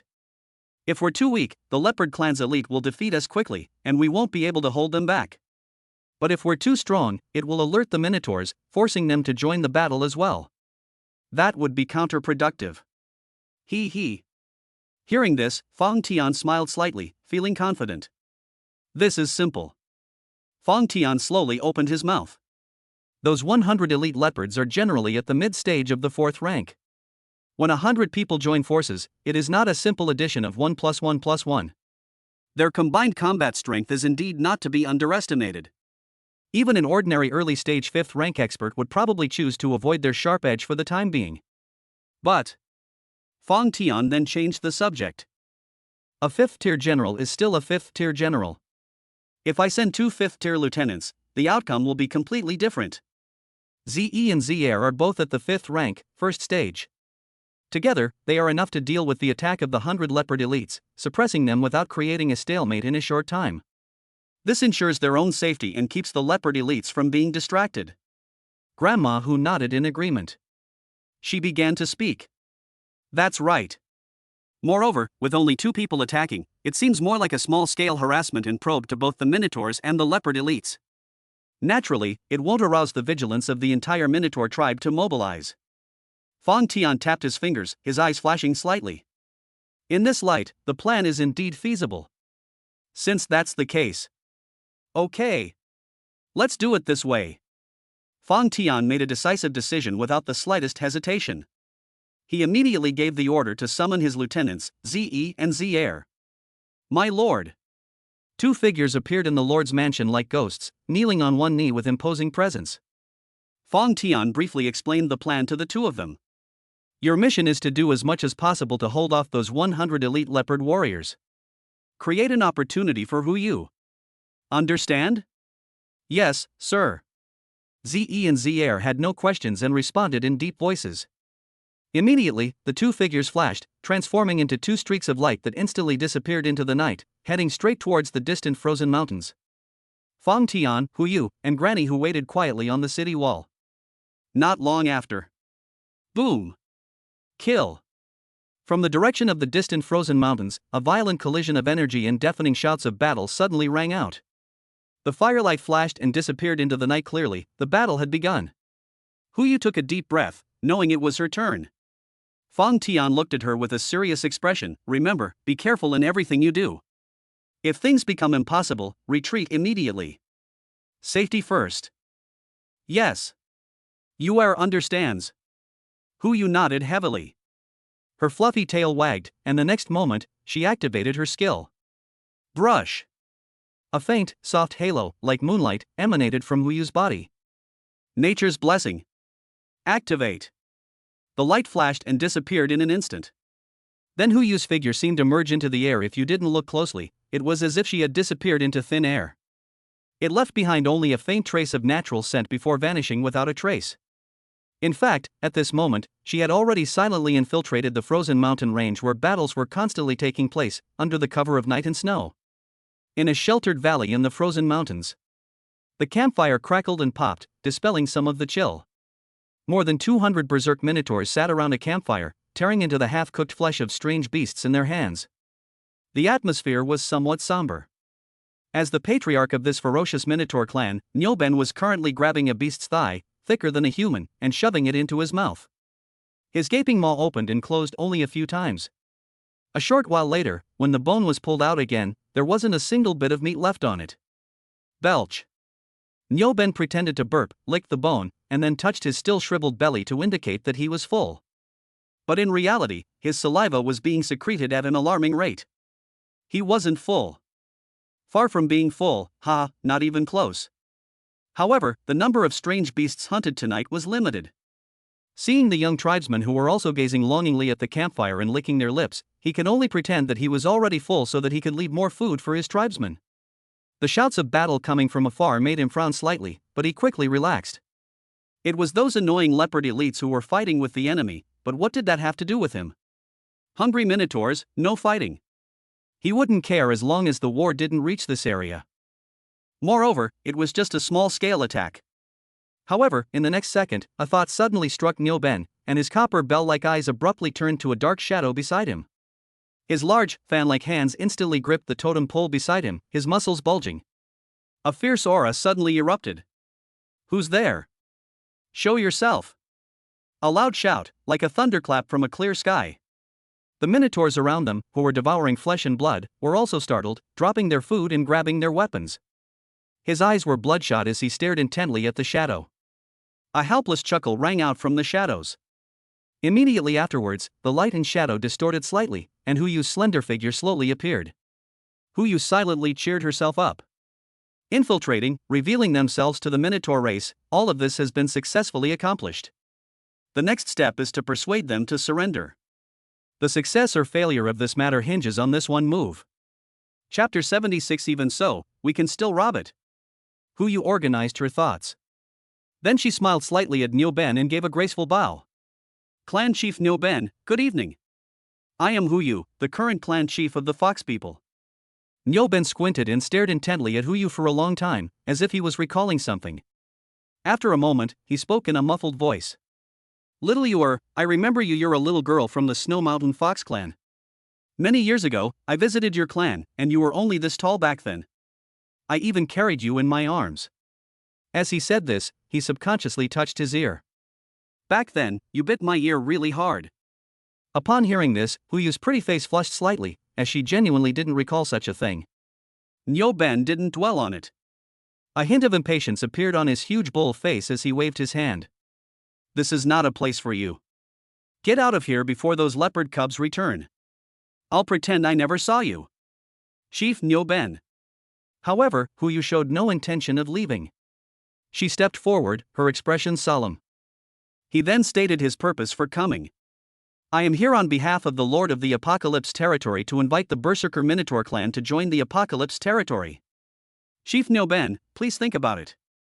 Is this kind of life, where you drive the Leopard King, fight and kill everywhere, and watch your clansmen fall one by one and the clan dwindle little by little, really what you want? Presumptuous. No sooner had Huyu finished speaking than Nyo Ben flew into a rage. Boom! He suddenly stood up and took 2 steps forward. That towering figure, over 3 meters tall, was like a moving mountain, and its enormous shadow instantly enveloped Huyu completely. Meanwhile, the other minotaurs around them were also panting heavily. One by one, they surrounded the fox like iron towers, their bloodshot eyes fixed on the audacious little fox. The air was filled with a violent aura that seemed almost tangible. Little fox, what do you mean by that? Nyo Ben looked down at Huyu from his high vantage point, his voice icy. Do you wish to desecrate the spirits of my fallen warriors? Or perhaps, you want to personally experience the wrath of my raging minotaur race? As he spoke, a terrifying pressure swept over them. An ordinary person would probably have collapsed to the ground in fear. But Huyu remained calm and composed, even sporting a faint smile on her face. They weren't worried about the minotaur race not reacting. A reaction means that the minotaur race's weakness has been hit. This is exactly what Huyu wanted. Chief Nyo Ben, please calm down. Huyu remained calm and did not continue speaking in the same manner as Nyo Ben. Instead, he looked down and took things out one by one from his small bag. There are crisp and juicy vegetables, plump and sweet fruits, and fragrant roasted meats carefully cooked with spices. And there's also white bread with a rich wheat aroma. There's even a golden, fragrant, and tempting wheat juice. In the blink of an eye, a small pile of delicious-looking food and snacks appeared in front of the minotaurs. The enticing aroma instantly filled the nostrils of every minotaur, causing them to unconsciously and frantically swallow their saliva. Nyo Ben's eyes narrowed as he stared intently at the food, and he asked in a cold voice, "What do you mean by this?" Huyu smiled slightly, her voice carrying a hint of seduction. "It's nothing special, just a display of our daily food in the Apocalypse Territory." She glanced around at the eager minotaurs around her and slowly said, "In the Apocalypse Territory, each type of food like this could easily be piled up into a small mountain, filling several large warehouses. Don't even mention feeding you until you're full. Even if you ate to your heart's content for 3 days and 3 nights without sleep, you still might not be able to finish it." Gulp! No sooner had Huyu finished speaking than an extremely loud swallowing sound rang out in the silent valley. Immediately afterwards, a chorus of glug sounds and stomach rumbling filled the air. All the minotaurs, including Minotaur, couldn't help but start imagining that scene. A mountain of food. There's so much barbecue we can't finish it all. Fruit juice that you can drink like water, and fragrant and tempting wheat juice. They weren't full to begin with. Just thinking about those images makes me even hungrier. The spittle flew like a flood bursting its banks, completely unstoppable. Nyo Ben took a deep breath, forcibly suppressing the hunger in his stomach, his eyes flashing with intense struggle and longing. However, the other minotaurs couldn't hold back any longer. A minotaur stared intently at Huyu, his voice trembling slightly with excitement. "Little fox, you really mean it? Are we really allowed to eat to our heart's content? And there's an endless supply of wheat juice to drink? Does it cost money? We don't have any." Upon hearing this, Huyu's smile became even gentler. Her clear gaze swept over each minotaur's face, whether expectant, apprehensive, or wary, and she spoke softly.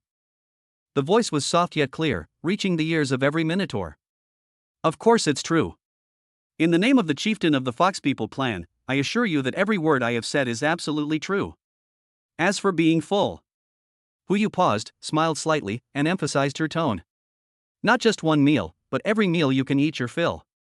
As long as you are willing to work, the Apocalypse Territory can guarantee that you can have a hot and filling meal every day." Gulp! Another uncontrollable sound of swallowing saliva. Eat your fill at every meal. These 4 words mean something to the raging minotaurs, who have been struggling on the brink of starvation for years. It's far more tempting than any divine weapon or magic elixir. As for whether or not it costs money? Hu Yu continued. Our benevolent Lord, Lord Fang Tian, said that once we join the apocalypse territory, we are all one family. There is no need to talk about money with family members. However, there is no such thing as a free lunch. You will need to earn your food and shelter through your own labor. But I can assure you that the tasks assigned by the Lord will not be like those of the Leopard King, who treated you as expendable resources and sent you to the most dangerous places to fight, nor will he stand idly by and watch your people dwindle.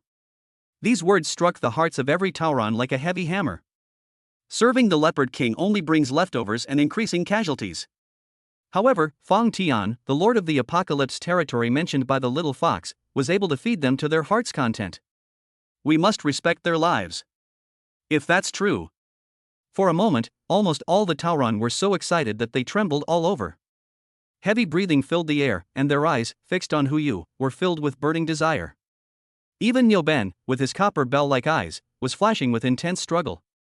But as the head of a clan, he cannot act impulsively. At this moment, Niu Ben forcibly suppressed the turbulent thoughts in his heart and used all his willpower to make his voice sound less trembling. He stared intently at Hu Yu and said in a cold voice, "Even if what you're saying is true, we can still rob it." Chapter 77. If we could get rid of Niu Ben. The moment these words were spoken, the surroundings fell silent. All the excited minotaurs shut their mouths and, in unison with their chieftain, bulged out their strong, powerful muscles. That's right, they are Berserk Tauron. Powerful warriors. If you want something, you can choose to grab it directly. However, in response to Niu Ben's threatening words, Hu Yu simply smiled and shook her head. Chief Niu Ben, please forgive my bluntness.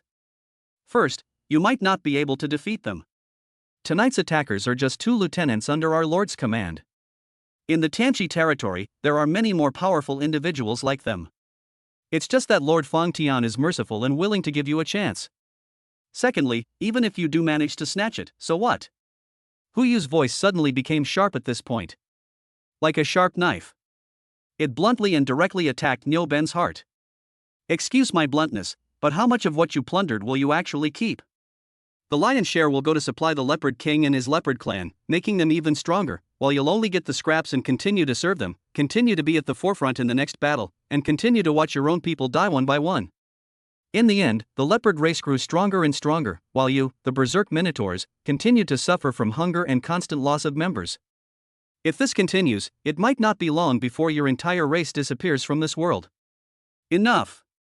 Before Hu Yu could finish speaking, Niu Ben suddenly shouted, interrupting her. Huff, huff. His chest heaved violently, his eyes were bloodshot, and his fists, bigger than a clay pot, clenched so tightly they cracked. The surrounding minotaurs were also panting heavily, their faces filled with pain and resentment. Hu Yu's words were so damn precise, and so incredibly hurtful. But every word brutally exposes the cruel reality they have always refused to face. A long time. Niu Ben seemed to age instantly, and the violent aura he had been exuding when he was pretending to threaten Hu Yu gradually subsided. Instead, there was a palpable weariness. He closed his eyes, took a deep breath, and opened them. Niu Ben spoke slowly, word by word, his voice hoarse. All right, stop talking. Niu Ben raised his head, his huge bull eyes fixed on Hu Yu. Joining the human race's apocalypse territory is permissible. How do you need us to cooperate? It's done. Hu Yu felt relieved and a smile appeared on her face. After a brief moment of astonishment, the minotaurs behind Niu Ben suddenly had a bright gleam in their eyes. They don't care about dignity or glory. Those ethereal and intangible things are worthless when it comes to filling your stomach. Their requirements are really low. Even if the little fox was lying to them. Even if the apocalypse territory doesn't have that much soft bread, that much delicious fruit, or even wheat juice. But as long as they can have a full meal every day. They were perfectly content. Hu Yu suppressed her joy, her expression solemn, and said, it's very simple. Next time, when those leopard elites order you to charge, you only need to feign a charge, and in reality, cooperate with our Tianqi territory's troops to completely trap these 100 leopard elites here. This can be considered a pledge of allegiance that you need to submit when you come to join us. How about it? Can you do it? In fact, given the strength of the Apocalypse territory, even Fong Tian wouldn't need to intervene, as long as the Minotaur race doesn't get involved. To annihilate these 100 elite leopard warriors would be a piece of cake. However, since the Berserk Minotaurs want to join us, they must present a sufficiently substantial pledge of allegiance. Let them sever their previous ties with the Leopard King themselves. This is the best pledge of allegiance, forged with the blood of the Leopard Clan's elite. Nyoben took a deep breath, understood Hu Yu's meaning, and nodded heavily with his huge bullhead. No problem. Very good. Hu Yu smiled slightly, then bowed slightly to Nyoben. Then, we'll meet again in the Apocalypse territory. As soon as she finished speaking, she had a thought and activated the skilled nature's blessing again. A flash of light surrounded his figure, and he seemed to merge into the shadows, about to disappear. Just then, Nyoben's voice, tinged with coldness, suddenly rang out. Etc. He stared intently at the spot where Hu Yu was about to disappear, his tone harsh. I know that your Fox clan is best at talking nonsense and bewitching people. This time, for the sake of my people, I will believe you this once. But you remember this. If I reach the Apocalypse territory and find out you've lied to us, I, Nyoben, will never let you go, even if it costs me my life. In the shadows, Hu Yu chuckled softly, then vanished completely. He remained where he was, leaving behind only a simple yet confident statement. The sound echoed slowly through the valley. Please rest assured, Chief Nyo. I assure you, Lord Fong Tian and the Apocalypse territory will not let you down. After some time, Hu Yu quietly returned to the city walls of the Tianqi territory. Fong Tian looked at her, and Hu Yu nodded emphatically with a happy expression. Good. Fong Tian understood that things had been done and nodded slightly. Then a thought occurred to me. On the battlefield in the distant frozen mountains, Ze and Zer, who were engaged in fierce battle with the elite leopard clan, suddenly slowed their offensive. Then they each made a feint. Then, his figure transformed into two streaks of light, and without lingering in the fight, he withdrew and instantly disappeared into the night. Damn it! Don't run away if you dare. In the valley, there was an exceptionally burly leader of the leopard clan with 3 ferocious scars on his face. Watching his opponent leave, he angrily raised his head and let out a roar. He looked around, his face grim, as if water could drip from it. In this battle, although there were only 2 opponents. However, the opponent is very strong, has excellent teamwork, and uses a tricky and ruthless fighting style. 100 of our elite soldiers are all wounded, and nearly 10 of them have fallen forever on this cold, snowy ground. This is outrageous. This is an utter disgrace. He angrily led his men back to the Minotaur's camp. A pair of fierce eyes glared menacingly at Nyoben and the Minotaurs who were tending to the campfire. He certainly knew that the Minotaur race usually wouldn't fight on an empty stomach. But at this moment, he was still filled with resentment and couldn't help but vent his anger on these Minotaurs. A bunch of useless trash. He cursed under his breath. He then strode over to the campfire and snatched a half-cooked beast leg from a Minotaur's hand. He took a big, hard bite, his mouth dripping with oil. The Minotaur, though furious, dared not speak out. He swallowed hard, lowered his head, and walked to the side. As the leopard clan leader chewed, he subtly glanced at the expressionless Nyoben with a malicious look. In his view, the reason why these Minotaurs were so unruly was that they could not fully obey the leopard clan's commands. It's because of Nyoben, the clan chief. If we could get rid of Nyoben. Chapter 78. I've come to have a celebratory drink with you. A thought quietly surfaced in the mind of this leading leopard elite. When we launch the next all-out attack on that human territory, we will order these Minotaurs to be at the forefront. Then, I might as well find an opportunity in the chaos and strike Nyoben from behind. At that time, the Minotaur race will be leaderless, and they will be completely at your mercy. Thinking of this, a cold smile curled at the corner of his lips. Everyone, listen up. Rest here for 3 days to recover from your injuries. After 3 days, follow me to find an opportunity to launch a surprise attack on human territory and tear them to pieces. Nyoben remained expressionless. They seemed completely unaware of the Leopard Clan elite's ulterior motives. However, when the Leopard Clan leader had eaten and drunk his fill, he leaned to the side and closed his eyes to rest. Nyoben let out a barely perceptible cold laugh. At the same time, Fong Tian stood on the city wall, gazing towards the direction of the frozen mountains, quietly waiting for the moment when the Minotaur clan would hand over their pledge of allegiance. In addition, there is the distant megalithic city. Inside a luxurious building in the city Sunday sat upright in his seat, playing with two warm and smooth jade walnuts in his hands, a look of contentment on his face. Since getting involved with the Apocalypse territory, his life has been like a rocket taking off. In a short period of time, he rose from an ordinary manager. He quickly rose to become a powerful and influential manager, and has even been nominated by the Chamber of Commerce's senior management as a candidate for the next elder. All of this stemmed from his discovery of the Apocalypse territory's endless supply of goods of exceptional quality. This has brought strong competitiveness to the Chamber of Commerce. Knock, knock, knock. Just then, a series of urgent knocks sounded on the door. "Come in," Sunday said calmly. One of his men strode in, a hint of anxiety on his face. "Steward son, something terrible has happened. We just received news that the Leopard King's Berserk Minotaur clan, along with 100 elite leopard warriors, are besieging the Apocalypse territory." "What?" Sunday suddenly stood up, and the relaxed demeanor on his face vanished instantly. He was taken aback. "Besiege the Apocalypse territory? What's going on here?" The subordinate continued, "According to some analysts, the Apocalypse territory will most likely be gone in the future." "Is it all going to be gone?" Upon hearing this, Sunday clenched his fists, his expression shifting between anger and uncertainty. He got up and paced back and forth in the room. He had heard of the Berserk Minotaurs. They were a group of war-crazed monsters among the alien races who were unafraid of death. In addition, there's the Leopard King's 100 elite troops. Although the Apocalypse territory is powerful, it is clearly difficult for it to withstand such a terrifying offensive. Perhaps it really is going to be gone. Seeing Sunday's ever-changing expression, the subordinate cautiously asked, "Sir, the time we agreed upon with the Tianchi territory for picking up the goods is almost here. Should we still send someone over?" Sunday paused, took a deep breath, and abruptly waved his hand, resolutely saying, "What the hell are you going to do?" "I'm not going." "But..." The subordinate hesitated and said, "According to our exclusive cooperation agreement, if we fail to pick up the goods within the stipulated time, the agreement will automatically become invalid, and we may even be blacklisted by the Apocalypse territory."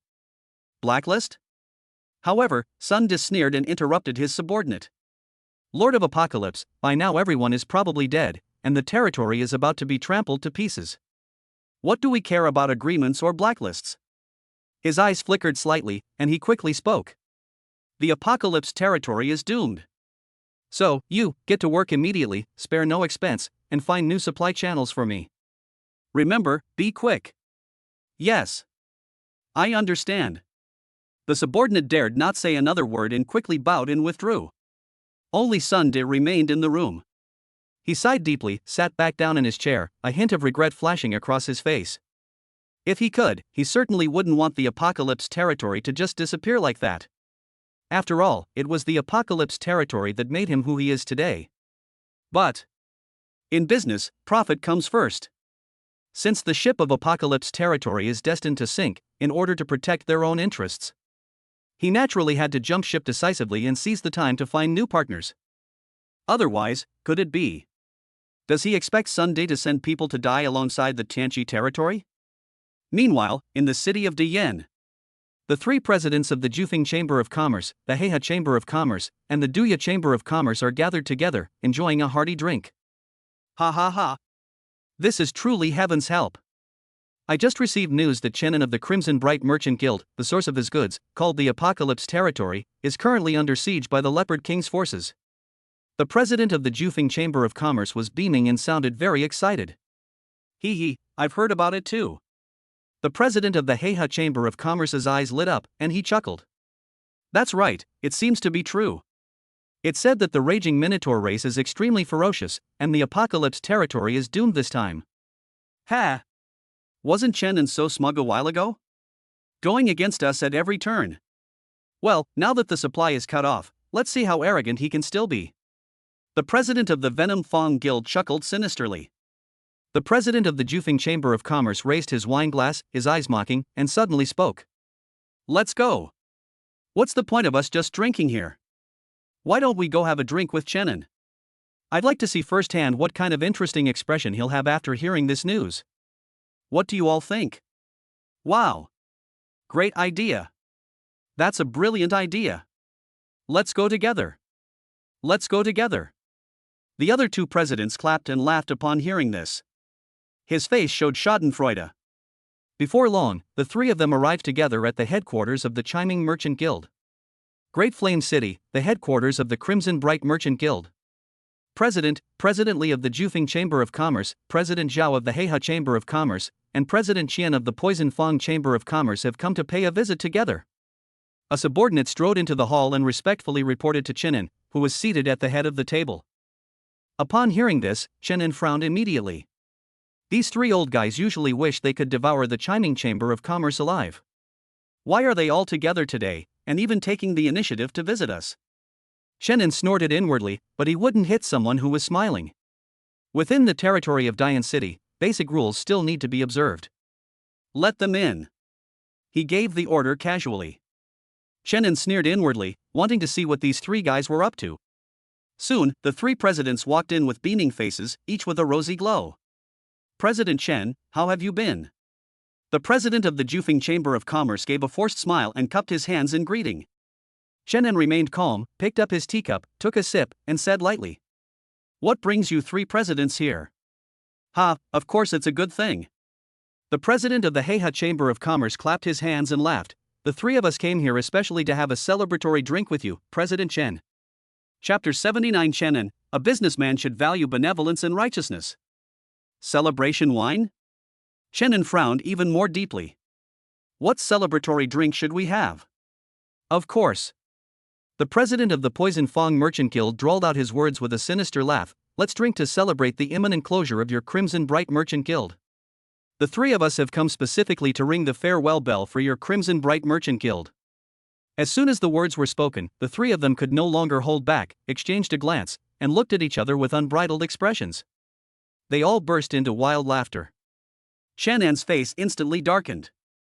He slammed the teacup down on the table with a thud. "I think the three of you have drunk too much. Your brains are full of alcohol, and you're completely out of your minds. Are you crazy? My Chiming Merchant Guild is perfectly fine, and you're spouting nonsense here. What kind of rubbish are you talking about? Are we crazy?" The president of the Jufeng Chamber of Commerce seemed to have heard a funny joke. He stepped forward, getting close to Chenin, his face full of mockery. Chenin, I think you're still being kept in the dark. To be honest, the Apocalypse territory you've allied with is currently under siege by the Leopard King's Berserk Minotaur clan and 100 elite leopard warriors. By now, the city walls might have already been trampled flat. Without your only source of goods, what will your Chiming Merchant Guild use to fight us? Won't you just be waiting to be wiped out? The three men's words exploded in Chenin's mind like thunderclaps. The Apocalypse territory is under siege? How is that possible? Seeing Chenin's face turn deathly pale, the three presidents laughed even more triumphantly. They came today to rub salt into Chenin's wounds. They wanted to witness firsthand the rise of an opponent they had once disregarded, who was now subtly gaining the upper hand. At this moment, a look of despair and pain appeared on his face. Chenin's chest heaved violently, his clenched fists turning white at the knuckles from excessive force. He stared intently at the three gloating faces before him, and a surge of boundless rage rushed straight to the top of his head. "Roll! Get out of here, all of you!" A loud shout, like a thunderclap from a clear sky. The entire hall vibrated and buzzed. In fact, if it weren't for the strict prohibition of private fights within the Great Yen City. At that moment, Chenin even considered ordering the fourth-rank captain he had rented from the Apocalypse territory to kill these three disgusting guys on the spot. The three presidents were startled by his sudden outburst, and their smiles froze instantly.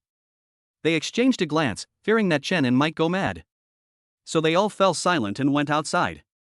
Standing at the door, the president of the Jufeng Chamber of Commerce flicked his sleeves and snorted coldly. "Poof! What's with the attitude?" He was kicked out looking disheveled, and his face was very pale. "Just wait. Once the Apocalypse territory is destroyed, those captains you rented will disappear. Let's see what you'll have left to be arrogant about then.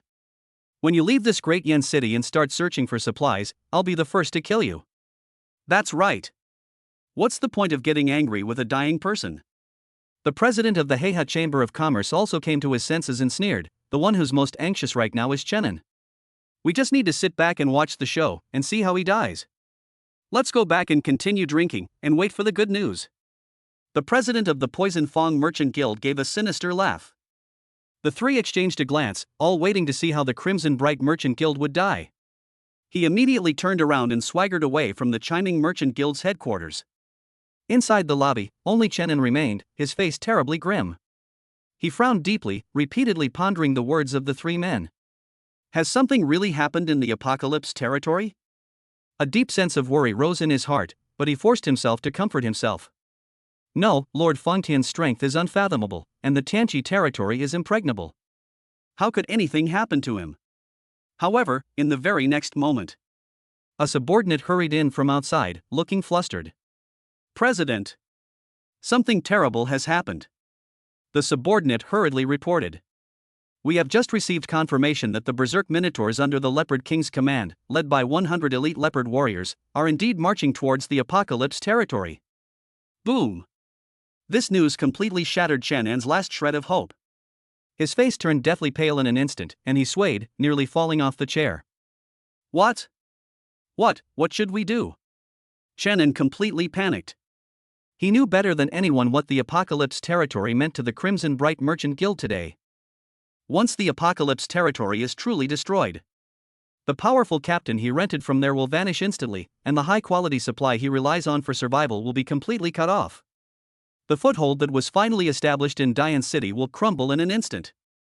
At that time, the three merchant guilds, Giant Peak, Black River, and Poison Fong, will definitely pounce on him and the Crimson Bright Merchant Guild like sharks smelling blood, tearing them to shreds. The subordinate hesitated for a moment, observing Chenin's ever-changing expression. He cautiously asked. Guild Master, the pickup time we agreed upon with the Apocalypse territory is tomorrow. What do you think? We should have the brothers rest for now and not go. No way. Upon hearing this, Chenin almost instinctively waved his hand and resolutely refused. He took a deep breath and forced himself to calm down. A resolute glint flashed in his eyes. Since we've agreed on a time, we absolutely have to go. He stood up and paced back and forth in the hall, his voice resolute. Lord Fengtian and the Tianqi territory have shown us the great kindness of giving our chiming Chamber of Commerce a second life. In the business world, profit comes first, but we, the chiming Chamber of Commerce, must also emphasize benevolence and righteousness. You must know that the Apocalypse territory has played a crucial role in our success today. Now that the Apocalypse territory is in trouble, we must not only go to pick up the goods, but also keep an eye on the situation. If we can lend a hand, we absolutely cannot stand idly by. If all else fails, we must find a way to save Lord Fengtian's life. Perhaps we can use our guild's identity as cover and see if we can escape with him.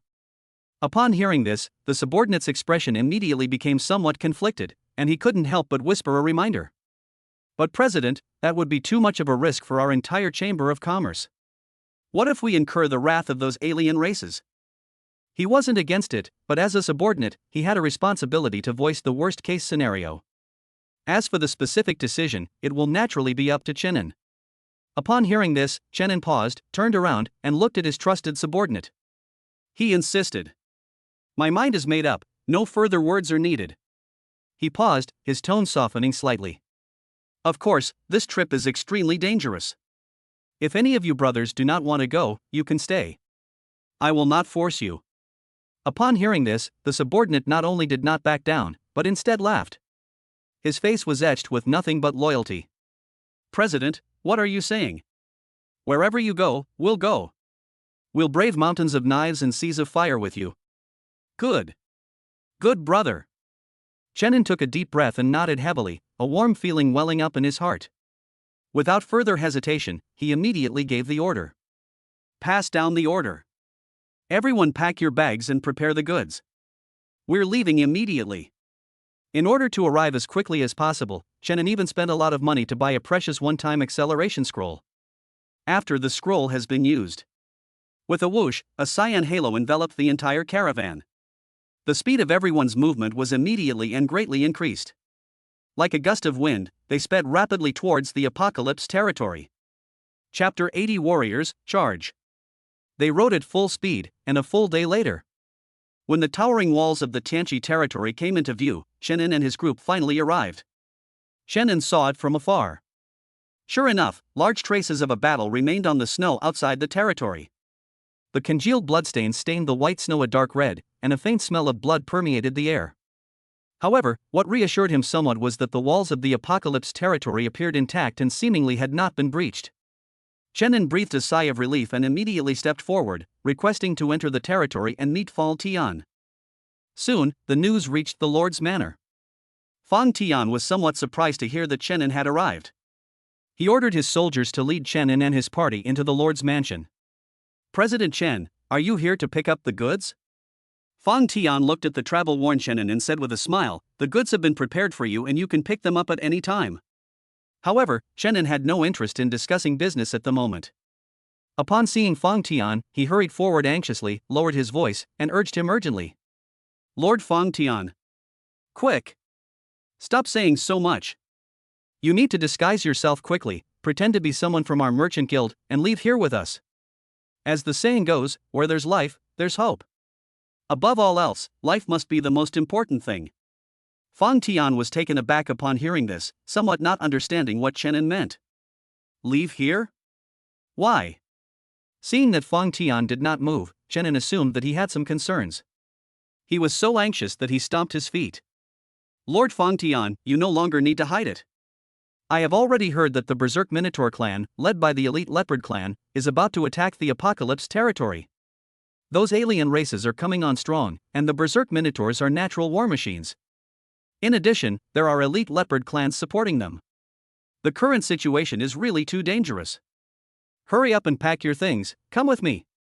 It'll be too late if we're late." Upon hearing this, Fang Tian finally understood what was going on. It turned out that Chenin had heard rumors and thought he was in big trouble, so he came to rescue him. He was immediately at a loss for words, and couldn't help but laugh. Upon seeing this, Chenin was taken aback. What time is it? How can Lord Fang Tian still be laughing? But he couldn't help but sigh inwardly. As expected of Lord Fang Tian, his composure in the face of a collapsing mountain is truly beyond that of ordinary people. He composed himself and spoke again. With an even more sincere tone, he advised, "Lord Fang Tian, I know you are powerful, but even ants can kill an elephant if there are enough of them. Please come with us quickly." However, Fang Tian waved his hand, his smile unchanged. "President Chen, you're overthinking it. Don't worry, everything will be fine in the Apocalypse territory. If you don't believe me, just wait and see." As he spoke, he directly extended an invitation. "President Chen, you've come from afar, you must be tired. Why don't you stay here in my territory?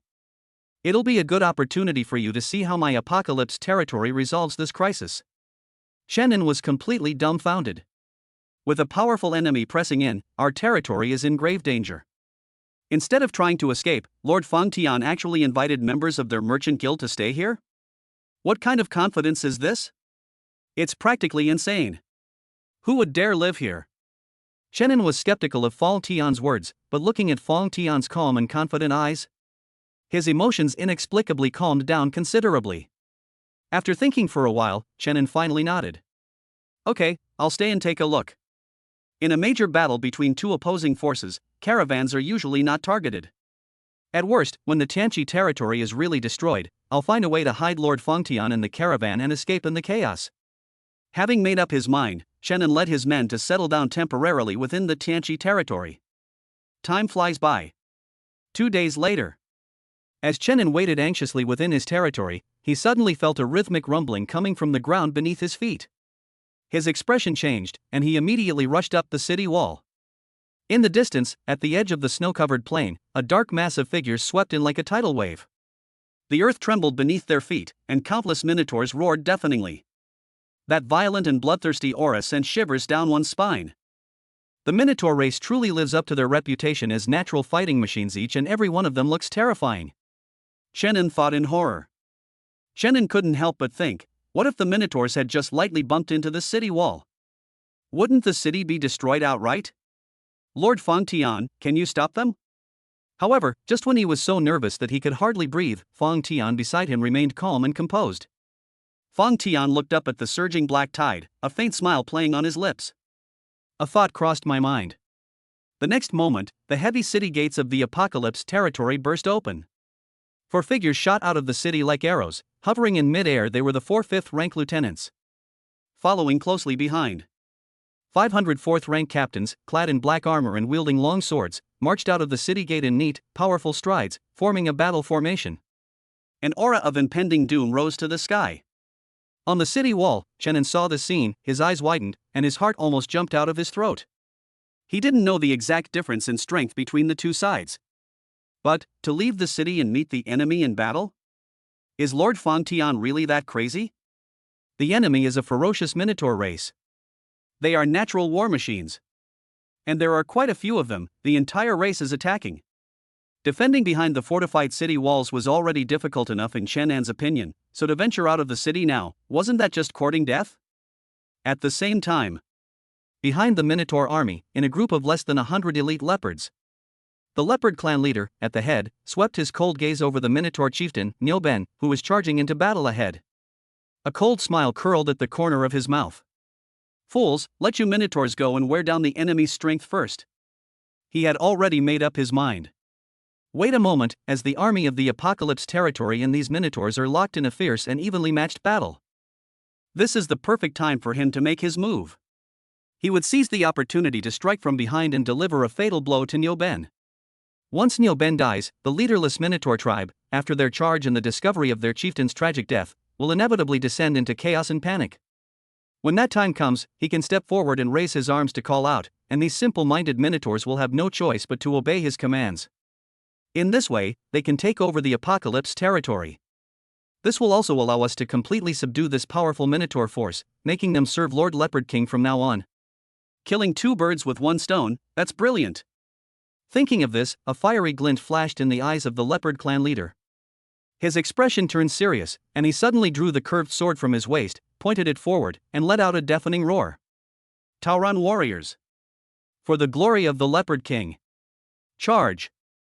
Flatten that human city ahead! Chapter 81 Niu Ben, you dare to betray us?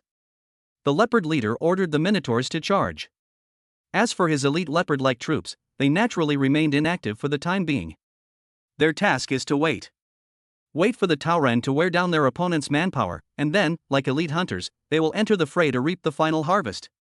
In this way, the safety and victory of their elite leopard clan can be ensured to the greatest extent possible. In addition, to ensure the assassination of Niu Ben went perfectly. He had even planned that he would personally lead his trusted subordinates to strike together and kill Niu Ben instantly with lightning speed.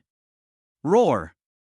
At the command of the leopard clan leader, all the Minotaurs seemed to be injected with adrenaline, letting out a deafening roar in unison. The momentum of the charge became even more ferocious. As the clan leader, Niu Ben took the lead, his massive, mountain-like body charging ahead. He carried a huge totem pole engraved with countless mysterious runes on his shoulder. Thump! Niu Ben slammed the heavy totem pole into the snow. The earth trembled. A blood-red halo, visible to the naked eye, suddenly spread out from the totem pole, instantly enveloping all the charging Minotaurs. Buzz! A halo surrounds the Minotaur. This is the racial talent of the Berserk Tauran race, Berserk Totem. Under the blessing of this totem halo, the strength, speed, physique, and even the ability to recover from injuries of all Tauran will be greatly enhanced. In an instant, the Minotaur army's momentum surged even higher. It seemed to transform into an unstoppable torrent of blood. Meanwhile, in the territory of Apocalypse, four lieutenants hovered in the air, observing coldly. Meanwhile, the 500 captains, led by a lieutenant, charged head-on into the torrent of Minotaurs. Without the slightest fear. Without the slightest hesitation. Two torrents of steel, carrying an aura that seemed capable of destroying the heavens and the earth, were about to collide violently. On the city wall, Chen An's palms were sweating with nervousness. He couldn't help but clench his fists tightly, his eyes fixed on the battlefield, his heart pounding wildly. Behind the Minotaur army, Niu Ben, having just used the totem pole, was slightly behind the rest of the group. Upon seeing this, the leopard clan leader's eyes flashed with a sharp light. The time has come. The main force of the Tauran ahead is about to collide with the human army. When the battle cries are deafening and blood and flesh fly everywhere, all the Minotaurs' attention will be drawn to them, and they will certainly not care about their chieftain behind them. Now is the perfect time to do it yourself. Now! Follow me! Kill Niu Ben! He suddenly waved his hand, no longer concealing his murderous intent. He immediately led his elite leopard troops and rushed swiftly toward Niu Ben's location. Their goal was clear: to kill Niu Ben. Nyoben seemed oblivious to the commotion behind him, still carrying the totem pole, preparing to catch up with the main group again. He only slowly turned around when the leopard clan leader, radiating a chilling killing intent, rushed up to him. That dull, expressionless face showed no sign of panic. Instead, a cold smile appeared on it. "What brings you and your men charging towards me with such force?" Nyoben's voice was deep and loud. "What are you doing?" The leopard clan leader grinned maliciously, raising his sharp longsword high, its blade reflecting a chilling light. "Of course I'll take your life." Nyoben smiled, a hint of sorrow and mockery flashing in his huge bull eyes. "Why would you kill me for no reason?" He. The leopard clan leader sneered. "It's very simple. As long as you, Nyoben, live, your raging Minotaur clan will never completely obey the orders of my leopard clan. For the sake of Lord Leopard King's great cause, you will have no choice but to die." He paused, then smiled, and said, "Rest assured. We will take good care of your people after your death. I will also personally petition the Leopard King, who will never forget your contributions and honors." "I really envy you," Nyoben suddenly said. The leopard clan leader was taken aback. "What do you envy about me?" Nyoben grinned. "I envy your skin, it's even thicker than mine." "Insolence! You're asking for death." Upon hearing this, the leopard clan leader's face instantly turned cold, and a murderous intent surged within him. "Enough with the nonsense, prepare to die." He roared and prepared to charge forward, raising his long sword. It is about to fall with overwhelming force. However, at that very moment, "My lord! Wait!" One of his trusted subordinates suddenly changed his expression, grabbed his arm, and said in a voice full of doubt and confusion, "Sir, the situation, something seems amiss." "Something's not right?" The leopard clan leader frowned, feeling extremely displeased at being forcibly interrupted. "Something's not right?" He snorted coldly, looked up, and gazed at the battlefield ahead. With just one glance, his pupils contracted sharply, and he was struck dumb, his expression freezing instantly. All that could be seen on the battlefield ahead was the raging Minotaur army, which should have been charging alongside the captains of the Apocalypse territory, suddenly turned around and changed direction. Their eyes were bloodshot, and their bodies were surrounded by a faint red mist that appeared after being empowered by the Berserk totem. Like a mad beast, they charged towards them, towards the location of their elite leopard clan. The captains of the Apocalypse territory, who should have been the enemy, did not fight the Minotaurs but instead quickly dispersed. A huge encirclement was formed from all directions, seemingly intending to completely seal off these elite leopard clan members in the middle. What's going on?" The leopard clan leader's mind went completely blank for a moment. He had absolutely no idea how this absurd scene had happened. Why don't the armies of the Apocalypse territory fight the Minus? He even subconsciously wondered if these Minotaurs were deserting in the face of battle. Had they realized the enemy was too strong and were afraid to fight, so they wanted to turn around and run away? But why didn't the people of the Apocalypse territory pursue them when they fled? Instead, they surrounded the leopard clan until the 500 captains completely completed the encirclement, blocking all their escape routes. The cold, menacing blades were all pointed at them. The leopard clan leader finally realized a possibility that made him break out in a cold sweat. "Wrong. This is not desertion. It's these Minotaurs, they betrayed us. Nyoben." He turned his head sharply and stared intently at the mountain-like figure in front of him. He roared, "How dare you? You actually dared to betray Lord Leopard King?" At that moment, he was filled with a mixture of shock and anger. But more than anything, there was incomprehensible confusion. He had absolutely no idea when these Minotaurs had gotten involved with the Apocalypse territory. He kept a close eye on everything throughout the entire process, so there was absolutely no chance for him to succeed. Etc. A thought flashed through his mind like lightning. Could it be that 3 days ago, when those 2 fifth-tier warriors who were sent to probe the enemy fought with us? Nyoben, that's despicable. How dare he? Chapter 82. The Minotaur are shy. Have you figured it out? Nyoben stared at the leopard clan leader, whose expression shifted rapidly and whose eyes were filled with shock and disbelief. He spoke softly. "If you understand this, then go die. You wanted to kill me and take my people. Fine, I'll kill you too, to give my people a better future. It's a case of cause and effect, and you died a worthy death." Nyoben thought to himself, of course, after these elite leopards die, it's no use if they have any complaints. It is said that in the world of the dead, there are also ancestors of the Minotaur race who are responsible for capturing souls. Although they may not be of the same race, if they really have any complaints, they will probably just suffer more for nothing. The leopard clan leader was now utterly devastated. He looked around. Ahead lay a raging army of minotaurs charging like madmen. Behind them were 500 menacing 4th rank captains, and above them were 4 unfathomable 5th rank lieutenants who blocked all escape routes. At this moment, they had nowhere to retreat. Since that's the case, then we have no choice but to fight to the death and carve out a bloody path. All leopard warriors, charge with me. Slaughter these damned minotaur traitors. He let out a piercing roar, boosting morale. At the same time, he looked at Nyo Ben with a cold gaze. His voice was hoarse as he threatened. Nyo Ben, it's not too late for you to turn back now. Once Lord Leopard King finds out about this, he will absolutely not let you off. He will not let your entire minotaur race off the hook. However, regarding this, Nyo Ben remained expressionless, simply raising one hand slowly. Buzz. A small, illusory hill formed from earth and stone quickly solidified. It appeared out of thin air above the leopard clan leader's head, and then slammed down with tremendous force. At the same time, a cold and murderous word came out of Nyo Ben's mouth. Kill. Roar. Kill all these leopard scum. For the tribe. More than 200 berserk minotaurs, like beasts unleashed from their cages, clashed violently with the 100 elite leopard warriors. In an instant, shouts of battle shook the heavens, and blood and flesh flew everywhere. Although the leopard clan's elite members were all quite strong and agile. However, they appeared somewhat vulnerable in the face of the fearless Tauran who activated the berserk totem. Every swing of the Minotaur's battle axe carries the power to split mountains and shatter rocks. Although the scimitars of the leopard tribe's elite warriors were sharp, they could only leave a shallow bloodstain when they struck the tough skin of the Minotaurs, and could not cause any fatal damage at all. The 500 captains from the Apocalypse territory simply formed a battle formation indifferently, sealing off the battlefield to prevent the leopard clan's elite from escaping. Above, 4 5th rank lieutenants with sharp eyes surveyed the entire situation. If it is discovered that a minotaur is about to be severely injured or even killed by the leopard elites due to exhaustion or carelessness, a sharp blade of light will descend from the sky. They precisely killed the leopard elite, saving the minotaur from defeat. With this shift in power, the battle became almost a one-sided massacre.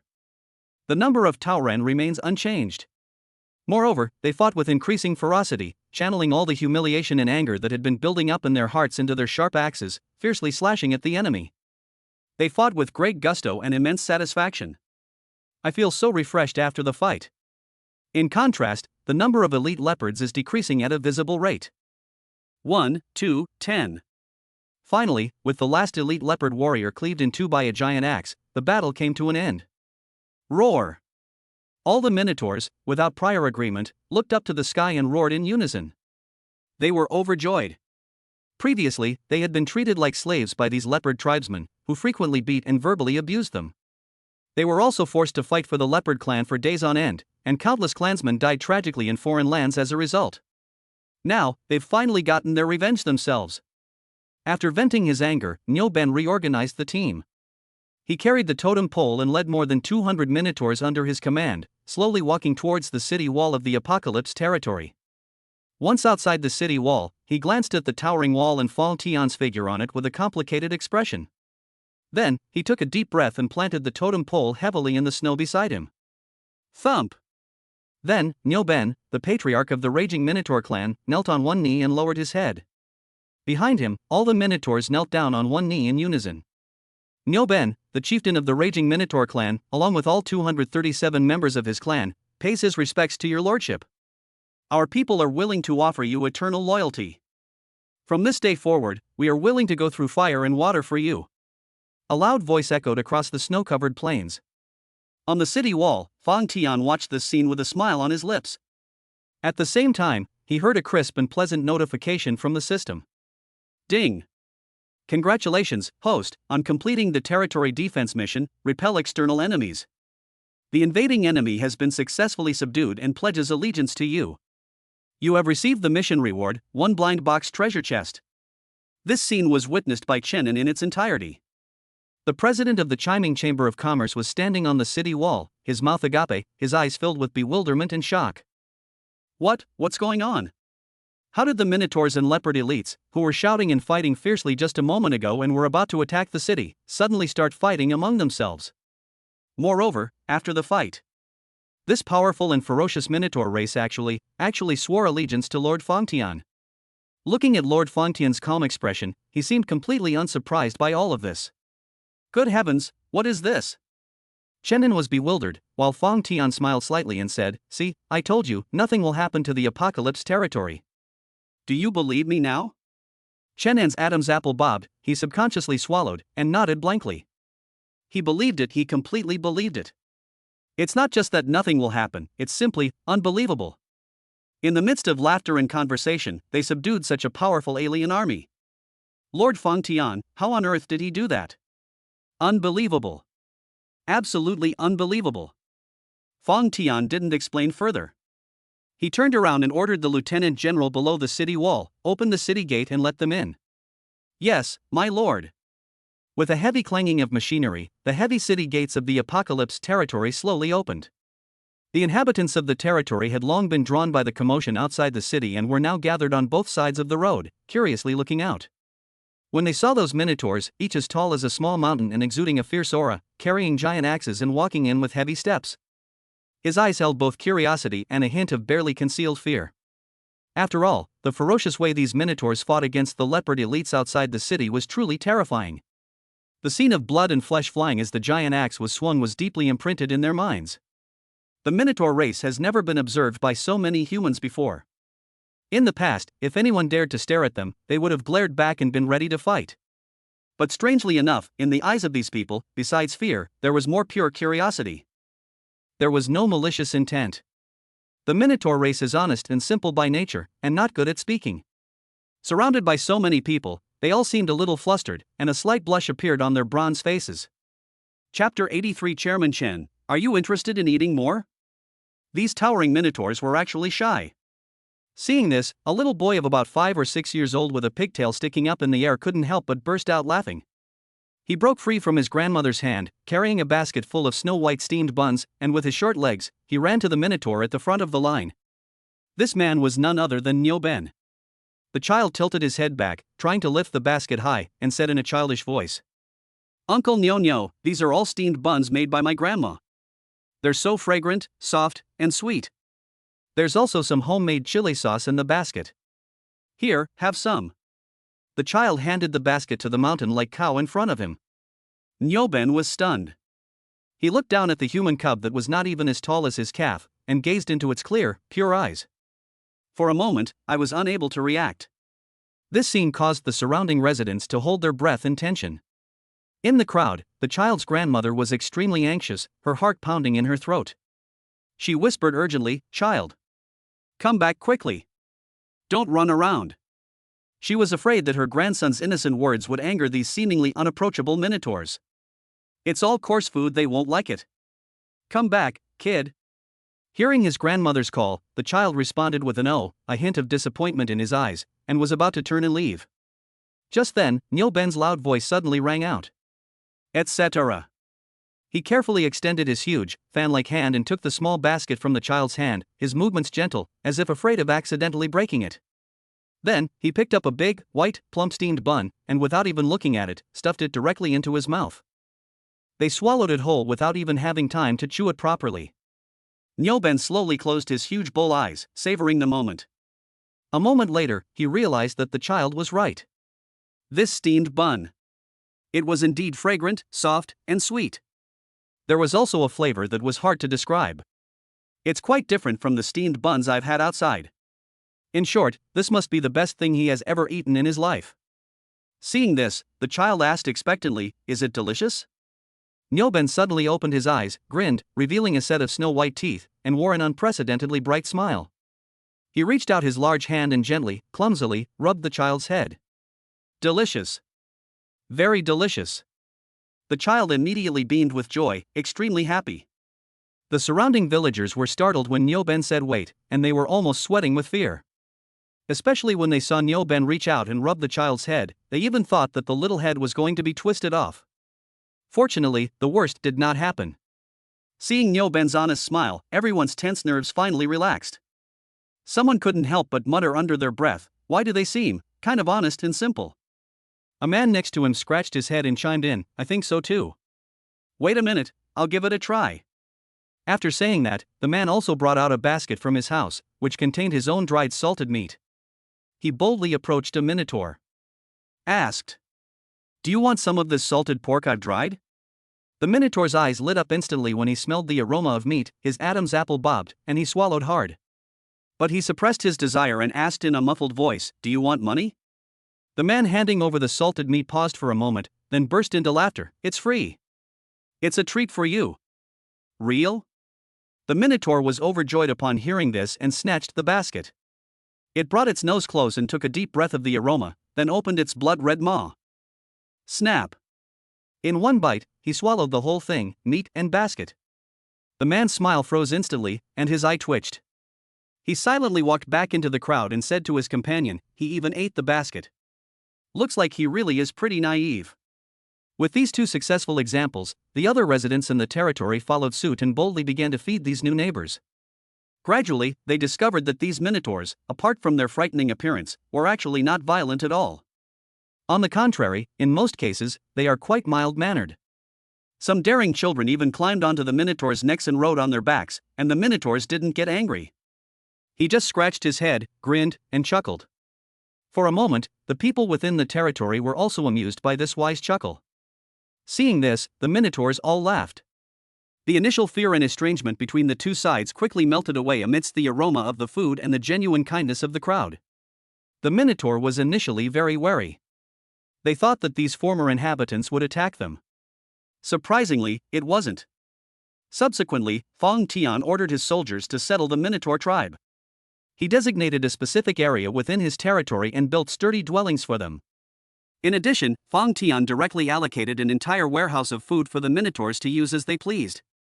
Of course, there's no such thing as a free lunch.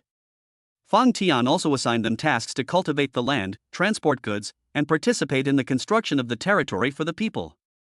As long as the task is completed successfully, you can get a generous reward, enough to eat your fill, and even exchange it for other things you want. A few days later, these minotaurs were all overjoyed. Here, you only need to do some work, and there is absolutely no danger to your life, so you can eat your fill and stay warm every day. These days are like a dream. For the past few days, Niu Ben has been quietly observing. He saw his people, their faces beaming with genuine smiles. Seeing that they no longer need to struggle for their next meal, seeing that they can finally get a good night's sleep. He finally realized that Fong Tian wasn't just putting on a show. This young human lord truly treated them as his own people. Having figured this out, Niu Ben first found the place where the fox people lived and found Huyu. When Huyu saw Niu Ben, she asked him with some surprise, Chief Niu Ben, what brings you here? Niu Ben looked at her with a solemn expression and bowed deeply. Miss Huyu, thank you. If it weren't for your persuasion back then, our Berserk Bull Celestial clan would never be living such a good life today. Upon hearing this, Huyu couldn't help but laugh, her fluffy tail swaying happily behind her. No need to thank me, the person you should really thank is Lord Fong Tian. Niu Ben nodded heavily upon hearing this. He then went straight to the Lord's mansion and found Fong Tian. Thump! Without any hesitation, Niu Ben knelt down. His massive body bent low, his forehead pressed against the cold ground. My lord! Please accept Niu Ben's bow. I, Niu Ben, am willing to die for you. From this day forward, my raging minotaur race is willing to go through fire and water for you, even unto death. Fong Tian was taken aback by this sudden and generous gift, then smiled helplessly.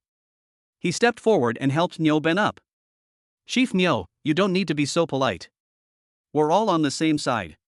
He patted Niu Ben's strong arm and found that Niu Ben was as stubborn as an ox. It really wouldn't be easy to pull him up without some effort. So he laughed and said, get up quickly, don't frighten my guest. As he spoke, Fong Tian turned his head, a smile on his face. He said to Chin and beside him, Chairman Shan, would you be interested in taking more of the goods? Chapter 84, the three major chambers of commerce will come knocking, seeking refuge with you? The more goods that Fong Tian mentioned were naturally the batch originally prepared for Sunda, the manager of the giant stone chamber of commerce. For the past few days, Fong Tian had been waiting for news from Sunda, but the other party remained silent. Clearly, Sunda must have learned that the Tianqi territory was besieged by a foreign army afterward. and his giant stone merchant guild has unilaterally abandoned the deal. Fang Tian could understand this, and in fact, he wouldn't have cared too much about it anyway. But everything is subject to comparison. They are both chambers of commerce. When the Tianqi territory was in peril, Sun De didn't utter a single word, remaining completely silent. Chenin of the Chiming Chamber of Commerce, however, risked great danger to arrive ahead of time, even thinking of helping him escape from danger. Although Fang Tian didn't need to escape at all, he remembered this kindness. Therefore, Fang Tian decided to give all the shares originally supplied to the Giant Stone Chamber of Commerce to Chenin from now on. More goods? Upon hearing this, Chenin was first stunned, then his eyes lit up with wild joy. But this elation was quickly replaced by a sense of unease. He said with a wry smile, "Lord Fang Tian, I appreciate your kindness. However, with the current funds of my Chiming Merchant Guild, I'm afraid we can't handle so many goods." Chenin was filled with regret. He knew it very well. If he can secure this shipment, he can definitely elevate the Chiming Merchant Guild to a new level in Dian City. Perhaps, it might even be able to completely escape the predicament of being suppressed by other chambers of commerce. But unfortunately, I'm short of money. Fang Tian smiled upon hearing this. There's no rush regarding funding. He looked at Chenin and said slowly, "If you want to buy this batch of goods, I'll allow you to pay on credit. You can pay me back after the goods are sold. Of course, such an opportunity only comes once." Fang Tian paused, a smile on his face, his eyes fixed intently on him. "So, Chairman Chen, do you want this batch of goods or not?" Boom! Fang Tian's words were like a thunderclap, exploding in Chenan's mind. Credit, buy on credit? And without paying any other price? Chenan's breathing became rapid instantly. He looked at Fang Tian in disbelief, his whole body trembling with excitement. He then bowed deeply, his voice trembling. "Yes. Of course I want it. Thank you, sir. Thank you for your kindness. With such great offers, if he doesn't take them, he'd be the biggest idiot in the world." Subsequently, under Fang Tian's arrangement, Chenin led a large caravan laden with various fine goods and left the Tianqi territory with great satisfaction. We began our return journey to Dian City. A few days later, in Dian City, inside a private room of the city's largest restaurant, the presidents of the Jufeng, Heihe, and Duya chambers of commerce were toasting each other and having a great time. I just got news that Chenin from the Chiming Chamber of Commerce is back today." The president of the Jufeng Chamber of Commerce put down his wine glass and said with a gloating expression. The president of the Heihe Chamber of Commerce sneered. "You're back? Probably crying, weren't you? The Apocalypse territory was besieged by the alien army, and now it's probably completely wiped out. Chenin is unwilling to give up and insisted on making this trip. I suppose he must have lost quite a few of the guards he brought with him? That's really terrible." The president of the Poison Fang Chamber of Commerce, his eyes flashing, suggested, "Don't you think we should go and visit our poor President Chun?" The three exchanged glances, each seeing a hint of mockery in the other's eyes. They believed that Chenan's trip would inevitably result in a complete loss, and that he would even witness the destruction of the Apocalypse territory, which must have filled him with immense sorrow and despair. This is the perfect opportunity to kick a dog when it's down and give Chenin a good humiliation. Go! We absolutely have to go. Let's go. We're going together. President Jufeng slammed his hand on the table and stood up abruptly. Perfect. Let's see if Chenin knows what's good for him. If he's willing to kneel down and kowtow to us a few times, and voluntarily merge the Chiming Chamber of Commerce into our fold, we might as well be merciful and give him a managerial position to serve us. Ha ha ha ha. After all, Chenin is a talented individual with considerable abilities. If we could subdue them, that would be wonderful. The three set off immediately, eager to get started, heading towards the headquarters of the Chiming Merchant Guild.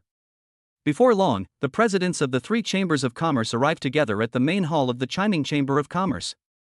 Inside the lobby, Chenin had already been informed by his subordinates. Upon hearing that his three old rivals had arrived together, he couldn't help but sneer. Your information network is really efficient. I just don't know how well informed they are. Let them in, Chenin ordered calmly. Soon, the three guild leaders, Jufeng, Heihe, and Duya, swaggered in. Before they even arrived, their arrogant laughter echoed throughout the hall. Ha ha ha.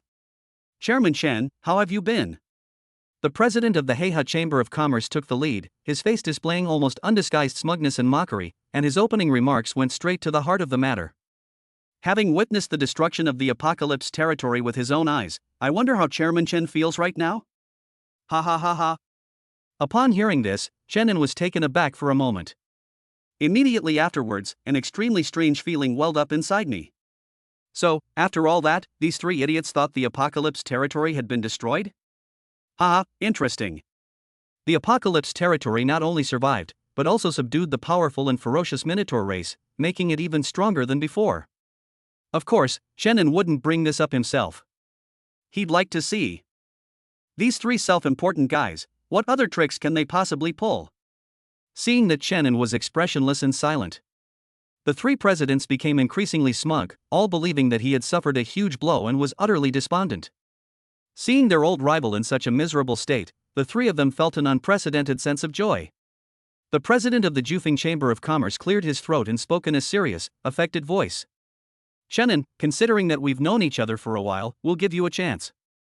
His expression was haughty and condescending, as if bestowing a handout, as he raised his head and spoke.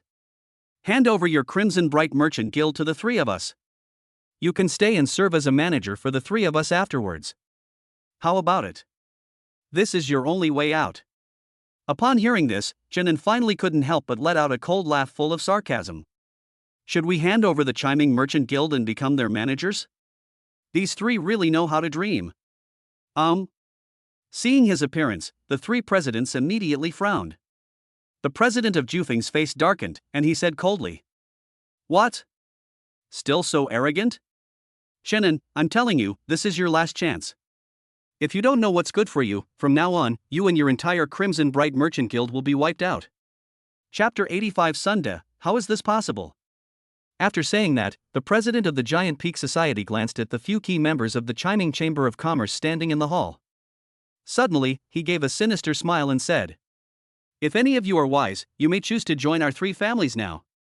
As the saying goes, a wise man submits to circumstances. He's trying to undermine Chenin right in front of him and destroy his spirit." In his view, with the collapse of the Apocalypse territory as their backer, the destruction of the Crimson Bright Merchant Guild was a foregone conclusion. These men, unless they're idiots, would be better off getting off this wrecked ship now than ever. He was even prepared to enjoy the angry and desperate expression on Chenin's face as he was betrayed and abandoned by everyone.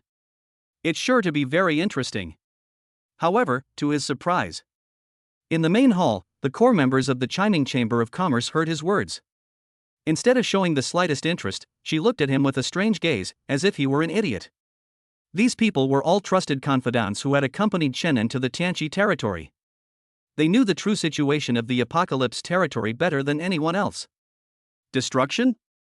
Are you kidding me? Why don't you ask those newly sworn, mountain-like Minotaur warriors if the Apocalypse's territory has been destroyed? The three of them were talking in their sleep. Besides, even if the Apocalypse territory were to suffer a terrible fate, they would never betray President Chenin, who had shown them such great kindness. As for these Giant Peak, Black River, and Poison Fong Chamber of Commerce? What is this? Seeing that these people not only did not surrender, but instead each of them had a clear sense of mockery in their eyes. The three presidents' faces immediately turned extremely ugly, their hearts burning with anger. President Jufeng snorted coldly. He was about to speak again and threaten again. But just then, a subordinate of the Chiming Merchant Guild strode in from outside the hall and respectfully reported to Chenin.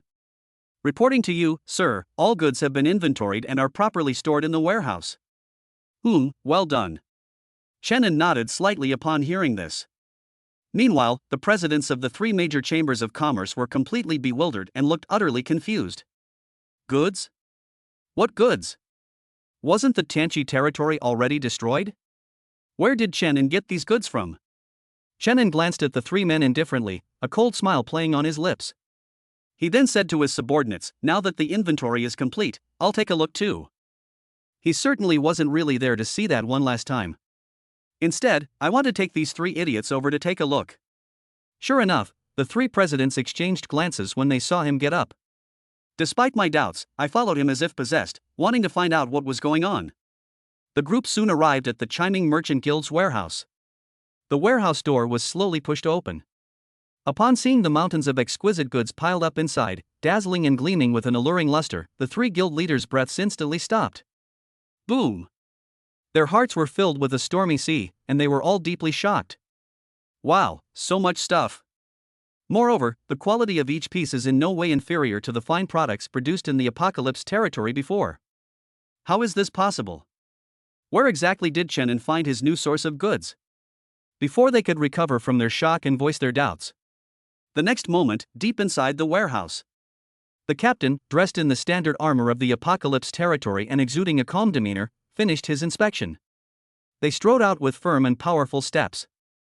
Upon seeing these captains, the three presidents felt as if a thunderbolt had struck their minds, freezing them in place and causing their pupils to contract sharply. The Apocalypse territories, troop type? A terrifying, unbelievable, and inconceivable thought. At this moment, it surged wildly in their minds. Could it be? Could it be that the Apocalypse territory was never destroyed at all? The moment this thought crossed their minds, the three presidents turned deathly pale and their eyes glazed over. They couldn't believe it, and they couldn't understand it. How is that possible? Those were the elite of the Leopard clan, plus the combined attack of the Berserk Minotaur clan. How could a territory built in a remote place possibly withstand such a terrifying attack from a foreign race? This doesn't make sense. Chenin took in the expressions of the three men, a half-smile playing on his lips. He spoke softly. We've been escorting goods all this way, and we're all exhausted. It's time for us to rest. If the three of you have nothing else to do, please go back. He paused, then suddenly let out a cold laugh. Also, just a reminder to the three of you, we are very light sleepers. If any shady characters try to sneak into the warehouse under the cover of night, feel free to try. I'm looking forward to it. As soon as he finished speaking, Chenin directly ordered him to leave. The three presidents walked out of the chiming Chamber of Commerce's headquarters in a daze. Standing on the street, they looked at each other, their faces ashen. They knew very well that it was all over. The chiming merchant guild not only survived, but also acquired such a massive quantity of high-quality goods. Furthermore, the city lord of Great Yen City already held Chenin in high regard. It's foreseeable that these three chambers of commerce will have a tough time ahead. Meanwhile, in the city of Giant Stone, inside the headquarters of the Giant Stone Chamber of Commerce, Sunda, the top manager, was being led by the chairman's confidant to the chairman's study with great joy. He assumed that the chairman's summons was to reward him in public. They might even be planning to discuss nominating him as a permanent elder of the Chamber of Commerce. However, the moment he pushed open the study door, his heart skipped a beat. Because the chairman, who usually kept his emotions hidden, was now ashen-faced, and his eyes seemed to be spitting fire as he looked at Sunda. Upon seeing Sunda enter, the chairman roared without saying a word. Look what you've done. Smack. Before he finished speaking, he grabbed the teacup on the table and smashed it hard at Sunda. The scalding hot tea was instantly splashed all over Sunda, and the crisp sound of the porcelain cup shattering was particularly jarring. My body feels hot and painful. But Sunda dared not dodge at all, letting the scalding liquid soak through his clothes. His mind raced, but it remained completely blank. What happened? What exactly happened?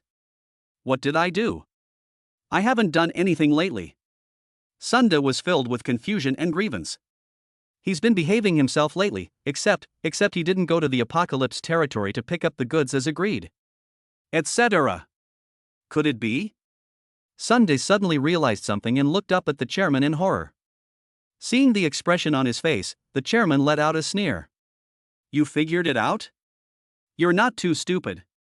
Who gave you the audacity to cancel the deal with the Apocalypse territory on your own? Huh? Do you think the Apocalypse territory is destined to perish? Let me tell you. Not only is he living a good life now, but he's also casually recruited over 200 Berserk Minotaurs as his subordinates. He's even stronger than before. Boom! The chairman's words were like a thunderbolt from the sky, exploding in Sunda's mind. The Apocalypse territory has not been destroyed? They even subdued more than 200 Berserk Minotaurs? Is this news accurate? How is this possible? Chapter 86 SSS Myriad Form Sword Embryo. The Enraged Leopard King. Sunda's lips trembled as he muttered to himself, how is this possible? President, please let me explain. Sunda then looked anxious and tried to explain himself. However, the president didn't want to hear any of his nonsense and interrupted him in a cold tone. No need to explain. Go back and reflect on your actions. From today onwards, I am temporarily revoking your status as a top-notch manager. I will reconsider the matter of the gold medal steward once you can resume trade with the Apocalypse territory. Get out. Sunda walked out of the study, looking dejected. He knew he couldn't defend himself. When he made the decision not to pick up the goods, the chairman must have known about it, but he neither stopped him nor explicitly agreed to it. So, if the Tianchi territory is destroyed, Sunda will be fine. If it is not destroyed, then Sunda will be held accountable. Sunda finally understood this principle. Along the way, there were Manager Zhao and others who were usually very respectful to him. They all gathered around, their faces beaming with schadenfreude. Oh dear, Manager Sun, what's wrong? You look so pale. Are you perhaps overworked? Another manager standing nearby chimed in sarcastically. I think Manager Sun is probably getting old and is preparing to step down and give his position to us young people, right? Ha ha ha ha. The crowd burst into laughter. Sunda clenched his fists so tightly that his nails dug deep into his flesh. He didn't say a word, kept his head down, and quickly left amidst the laughter of the crowd. Tianchi territory, Lord's Mansion. Fang Tianzhang looked expectantly at the reward he had taken out of the system space, the blind box treasure chest. This is good stuff. Once activated, you can randomly receive a reward of any level and type. From a piece of wood or a stone to any treasure, anything is possible. Hopefully I'll find something good. I just hope my luck isn't so bad and I don't end up with a broken rock. Fang Tian rubbed his hands together, muttering to himself. Afterwards, he solemnly washed his hands, and when he came back, he took a deep breath and silently prayed, "May I be blessed with good fortune." The next moment, he acted decisively and opened the box with a whoosh. Buzz! A dazzling golden light burst forth from the box, so bright that Fang Tian could barely open his eyes. As soon as the golden light faded, Fang Tian eagerly peered into the box. At the bottom of the box lay a piece of wood, about 3 feet long and entirely black. An inconspicuous, long, narrow object. Fang Tian was stunned for a moment. What is this thing? A fire poker? Could it be that my luck has really hit rock bottom, and I've ended up with a fire poker? Or is it just a piece of scrap metal? Undeterred, Fang Tian picked up the long, black strip with some skepticism. It feels slightly heavy in the hand, with a cool, metallic texture. The instant his hand touched the object, a system notification suddenly rang in his mind. Ding! Congratulations, host, you have received a special reward, the Myriad Form Sword Embryo Growthable Type. Myriad Form Sword Embryo, initially a low-tier weapon, it can grow and upgrade by absorbing and fusing with other weapons. Growth potential, SSS. Current level, none. Fang Tian was stunned for a moment. Immediately afterwards, a surge of ecstasy welled up inside me. Myriad Form Sword Embryo. It can grow. Growth potential, SSS. After all that, it wasn't some kind of fire poker, but a potential sword embryo with immense potential. Ha ha ha. Good stuff. Perfect for me. Fang Tian laughed inwardly, stroking the unassuming, jet-black iron bar with obvious affection. Starting at a low level? No problem. Can it grow and upgrade by absorbing and fusing with other weapons? This was practically tailor-made for him. After numerous transactions with the Chamber of Commerce, all sorts of weapons? He's now incredibly wealthy and has no shortage of them. Thinking of this, Fang Tian did not hesitate and immediately took out a large number of first and second tier weapons from the Lord's space and piled them next to the Myriad Form Sword Embryo. Devour. Fang Tian had a sudden thought. Suddenly, a faint light appeared on the pitch-black Myriad Form Sword Embryo. Then it seemed to transform into a bottomless black hole, instantly swallowing up all the weapons piled up beside it.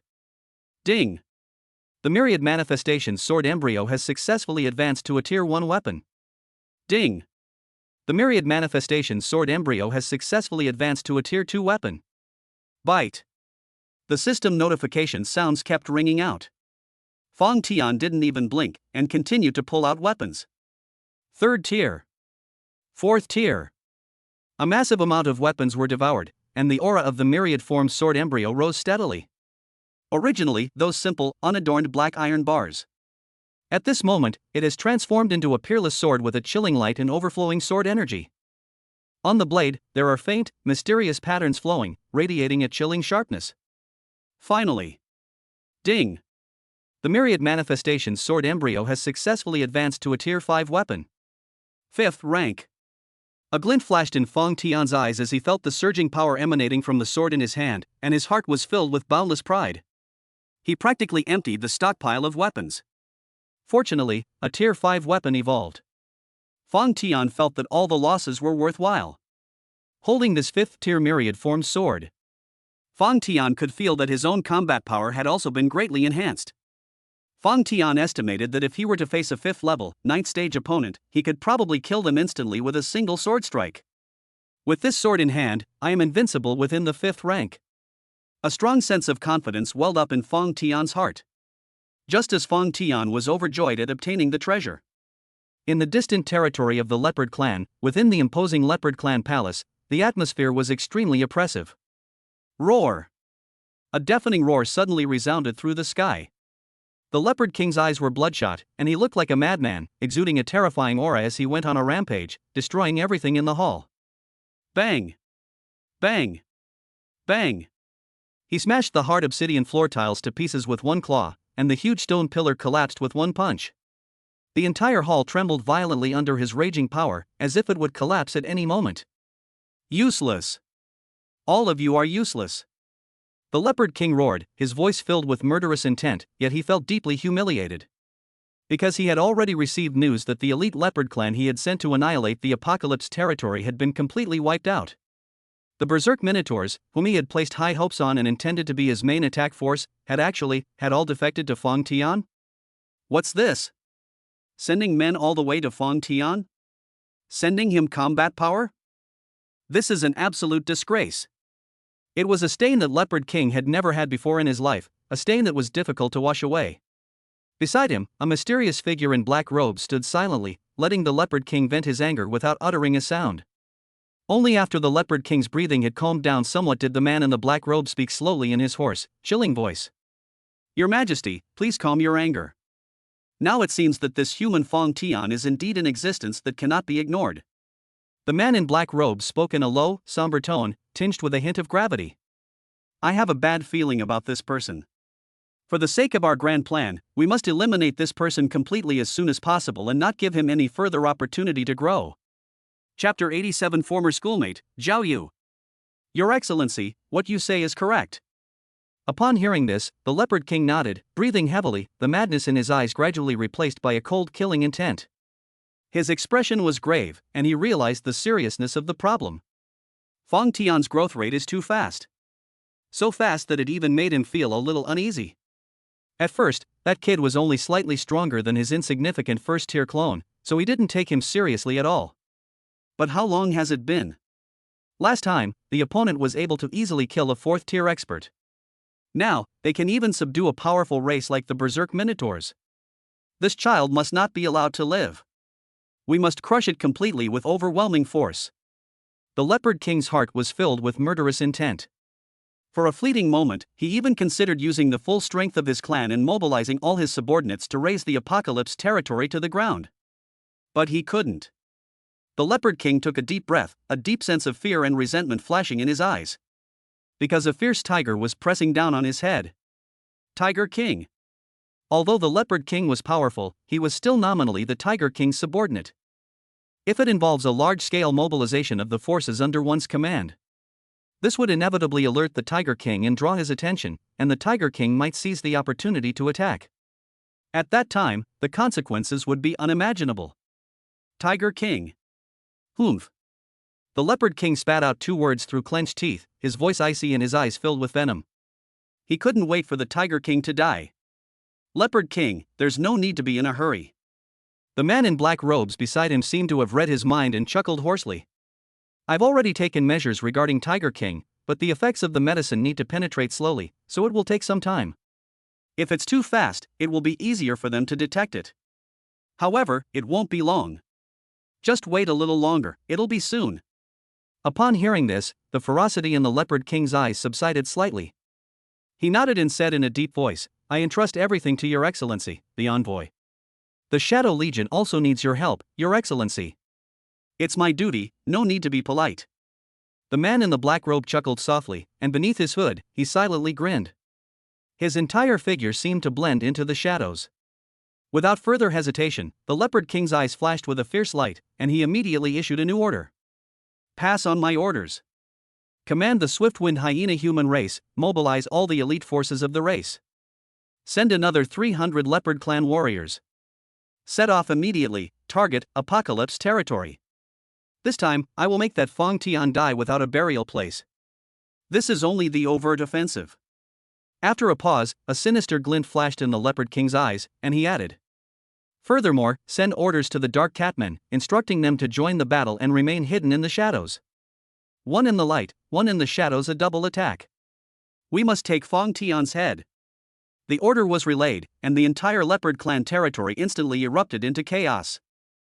The ferocious Gale Hyenas, the agile Leopard Elite, and the ghostly Dark Catmen. Three powerful forces began to rapidly converge. Under the Leopard King's will, it transformed into a surging torrent. They sped off towards the Apocalypse territory.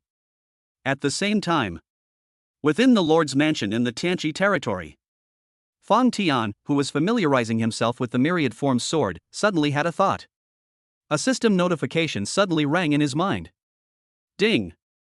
Detected that the Swift Hyena Clan and Dark Knight Cat Clan under the Leopard King's command have designated the Apocalypse territory as their target. Territory Guardian quest triggered. Mission objective: eliminate the invading enemy. Choose to completely annihilate them or subdue them. Quest rewards: Spirit Realm Pass Key X1, Starry Mine Map X1. Upon seeing this, Fong Tian's eyes narrowed slightly. A key to the Spirit Realm?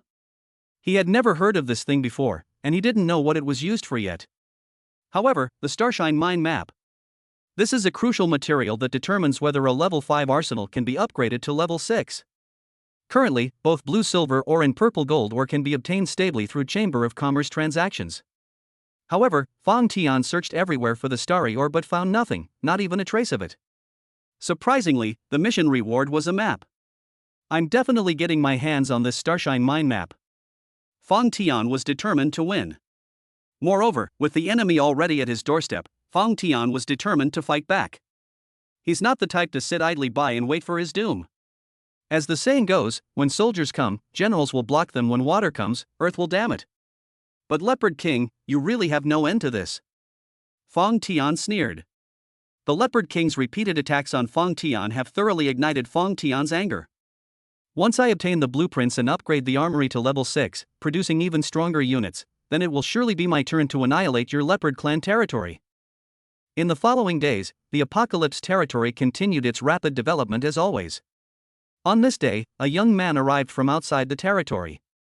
Claiming to be a gifted individual who travels far and wide without territory, he seeks a place to settle down and rest temporarily in the Apocalypse territory. When Fong Tian met this person, the other person looked at Fong Tian with a look of surprise and delight. Fong Tian? Xia Xiao Xue? It really is you. The young man said excitedly, I'm Zhao Yu. We're alumni, do you know me? Fong Tian and Xia Xiaoxue exchanged a glance, both seeing a hint of confusion in each other's eyes. There are so many alumni of Hanchuan University, and they really don't have any impression of this Zhao Yu. But since the other party said that, Fong Tian's heart stirred slightly. A warm smile immediately appeared on his face. It's Zhao Yu. Ha, I never expected to meet him here. It's like old friends meeting again, tears welling up in my eyes. Please come in, please come in.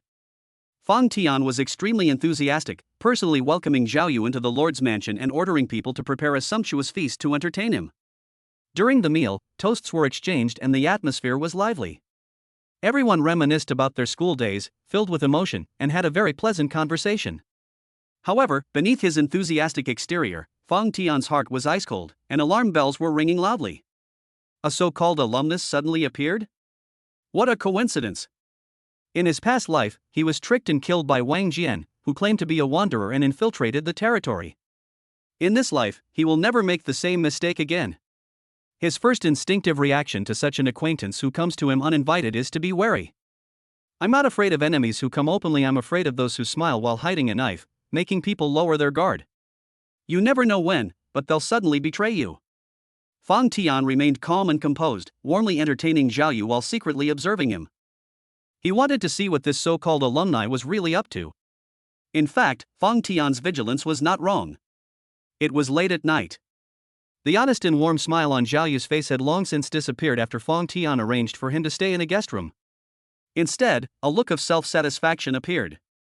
He carefully took out an ancient scroll from his pocket and spread it out on the table. Immediately, he bit his fingertip and quickly wrote a line of small characters on the scroll with his blood. We have successfully approached the target, Fang Tian, and the decapitation plan is proceeding smoothly. Chapter 88, A Clever Plan, Progressing Rapidly? As the writing was finished, a faint light suddenly emanated from the scroll, the blood-red characters disappeared, and a new line of writing slowly appeared. Thank you for your hard work.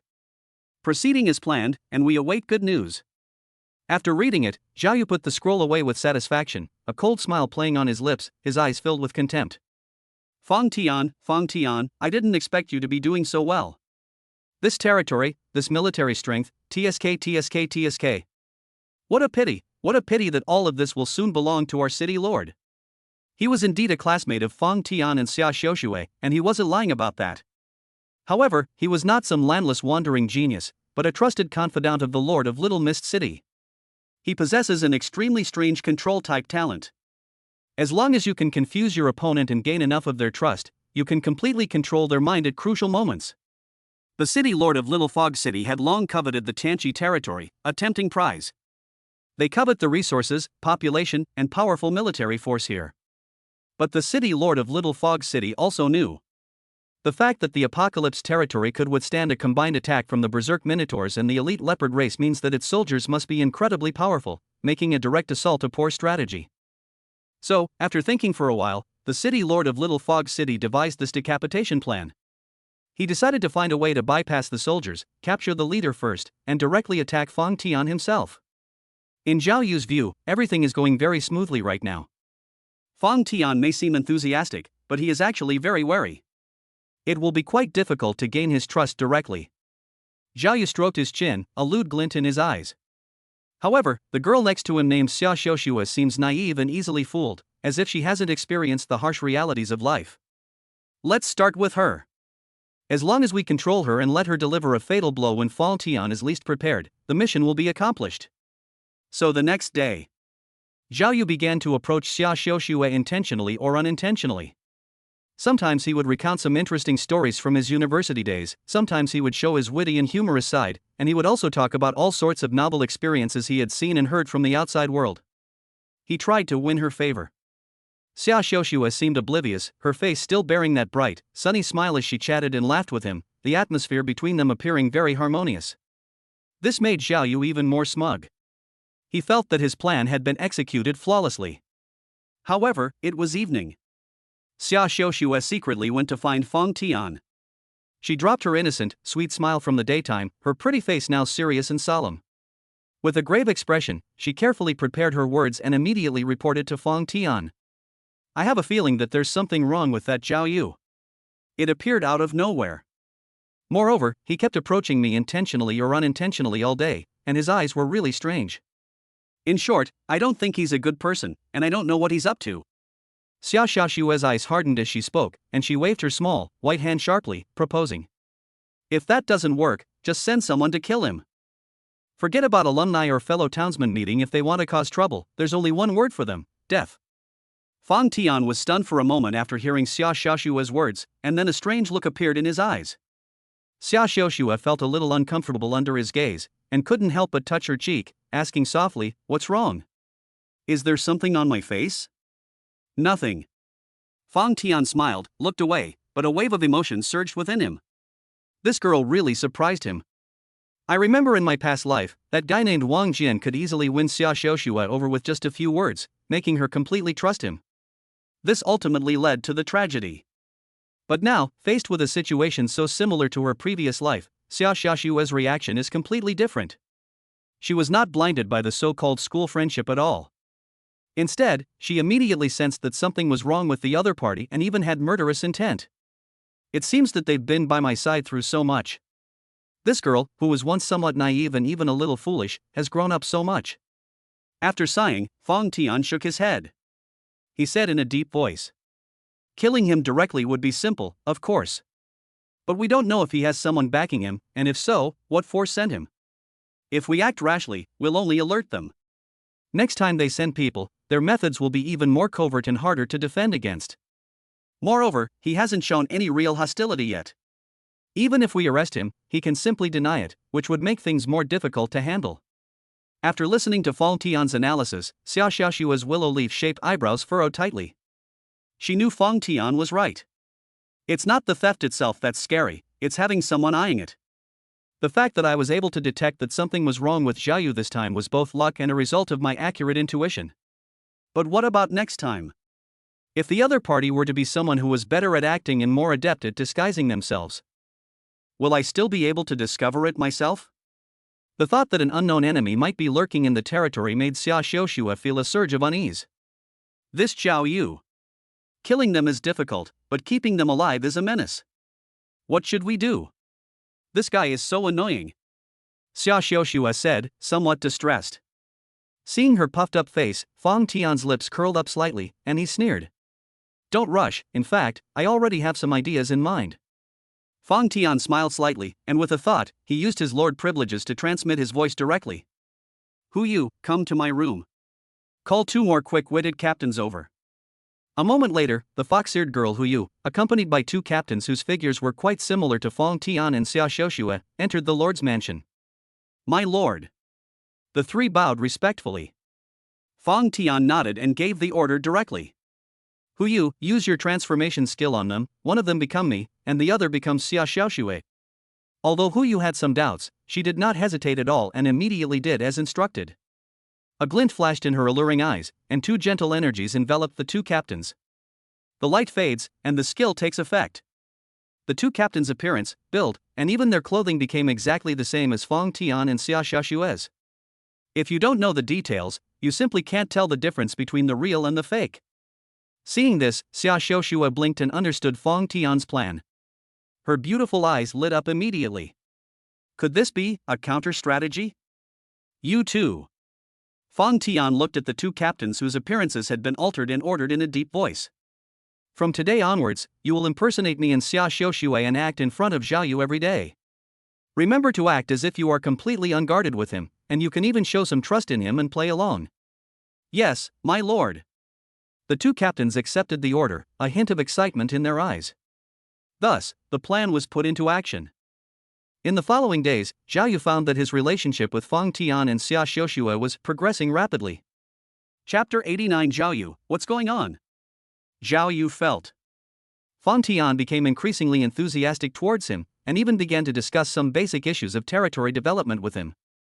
Xia Xiaoxua showed him great affection and was often amused by his fabricated, funny stories. This made Xiao Yu even more smug. He felt that Fang Tian was nothing special, just a lucky young man who had gone crazy with his victory. Xia Xiaoxua, on the other hand, was nothing but a pretty face with big breasts and no brains. He felt that he had completely gained the other party's trust, and the plan was going perfectly. Finally, on the evening of the 3rd day, Xiao Yu felt the time was ripe and he decided to make his move. He used the excuse that he had a unique treasure and wanted to invite Xia Xiaoxua to admire it with him to successfully lure the captain, who was actually disguised as Xia Xiaoxua, to a secluded grove outside the territory. With no one around, Zhao Yu's smile vanished instantly. Instead, greed and ferocity filled the air. Xiaoxua, look at the surprise I prepared for you. Before he finished speaking, a dark light flashed in his eyes, and an invisible spiritual force instantly enveloped Xia Xiaoxua in front of him. Then, like a hypnotist, he whispered in a highly seductive voice. I am the closest person to you, I will never hurt you, you will obey every word I say. Fang Tian, who was secretly observing from a distance, had an idea when he saw this and immediately gave an order to the captain through the mental link. Cooperate with him. As a result, the captain, who was impersonating Xia Xiaoxua, suddenly became vacant and dull-eyed. Like a soulless puppet, he mechanically repeated Zhao Yu's words.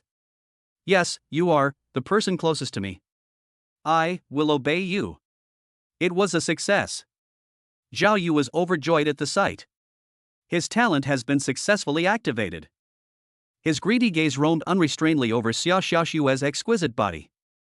He rubbed his hands together excitedly and muttered to himself smugly. Once we take Fang Tian, this Tianqi territory will belong to the city lord. When the time comes, I will definitely ask the master to bestow Xia Xiuxue, this top-notch girl, upon me. TSK, that face, that figure.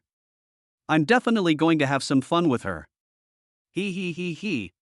Of course, now is not the time to get carried away. We're just one last step away from completing this mission. God help me, I can't make any mistakes. Zhao Yu took a deep breath, cheered himself up, and suppressed the lewd thoughts in his heart. Then, he gave the final command to Xia Xiuxue, whom he was controlling. Restore your normal appearance. Remember, you didn't discover anything. Tonight, find an opportunity to enter Fang Tian's room, and when he's least expecting anything, attack him from behind with this dagger and kill him. Zhao Yu handed a poisoned dagger that shimmered with a ghostly green light to Xia Xiuxue. Yes. Xia Xiuxue nodded blankly, her eyes regaining their clarity, as if nothing had happened, and quietly put the dagger away. In Zhao Yu's plan, as long as Fang Tian is killed, he will immediately use a precious disguise scroll. Transform yourself into Fang Tian's appearance, then send a message to the city lord of Xiaowu City, ordering him to bring a large army to take over the entire Tianqi territory without bloodshed. Everything was flawless. Absolutely flawless. Night fell.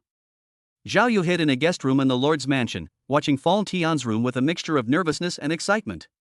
He saw Xia Xiuxue carrying a plate of fruit, smiling sweetly as she walked into Fang Tian's room. Soon, a muffled groan and the sound of a heavy object falling to the ground came from inside the room. It's done! Zhao Yu's eyes lit up, and his heart pounded with excitement. The next moment, the door opened, and the captain, disguised as Xia Xiuxue, waved to him, signaling him to come over. Zhao Yu, unsuspecting, suppressed his elation and strode over. As soon as he entered, he saw Fang Tian lying in a pool of blood, with the poisoned dagger stuck in his vest. Ha. Fang Tian, you've finally fallen into my hands. Zhao Yu was overjoyed and could no longer contain himself. Unable to resist, he stepped forward and excitedly pulled out the ancient skill scroll from his pocket. At the same time, he planned to dispose of Fang Tian's corpse and then disguise himself as him. However, just as he approached the corpse, a sudden change has occurred. The Xia Xiuxue beside him, who had been expressionless the whole time, suddenly shot out a sharp, cold light in her eyes. With a swift, lightning-fast movement, a large, iron-like hand gripped Zhao Yu's shoulder tightly. Click! Amidst the cracking sound of bones breaking, a sharp pain shot through me. Ah! Zhao Yu let out a scream. He was completely stunned. What's going on? Xia Xiuxue was already under my control, so why would she want to fight me? What horrified him even more was, the next moment, the Fang Tian who should have been dead actually got up from the ground, pulled out the dagger stuck in his back, and looked at him expressionlessly. Immediately afterwards, outside the door, the real Fang Tian, accompanied by Xia Xiuxue with an icy expression, slowly walked in. In an instant, 2 Fang Tians and 2 Xia Xiaoxus appeared in the room. Zhao Yu stared at the bizarre scene before him, his mind completely blank. Then, a chill ran from the soles of his feet straight to the top of his head, making him feel as if he had fallen into an ice cave. He finally realized that he might have fallen into a trap. Misunderstanding. Fang Tian, this is all a misunderstanding. Zhao Yu's face turned ashen as he watched Fang Tian slowly approach. He forced a smile that looked more like a grimace, and his voice trembled. He was terrified. Fang Tian's expression was cold, and his eyes were indifferent. He didn't bother with any words, and simply waved his hand dismissively. Take him down, take him to jail, and pry his mouth open. Yes. 2 captains responded and dragged Zhao Yu, who was screaming and begging for mercy, out like a dead dog. It is worth mentioning that Zhao Yu was the first distinguished guest to move into the prison of the Apocalypse territory since its completion. Soon, the captains used every means at their disposal. From the depths of the prison came Zhao Yu's heart-wrenching, inhuman screams and pleas for mercy. 1 hour later, a captain arrived at the Lord's manor and reported to Fang Tian. My lord, that fellow has confessed everything. He requests to see you. Fang Tian nodded and got up to head to the prison. On the way, the captain had already reported all the information he had obtained during the interrogation to Fang Tian. It turns out that Zhao Yu was actually a spy sent by the lord of a nearby city called Little Mist City. Little Fog City. Snort!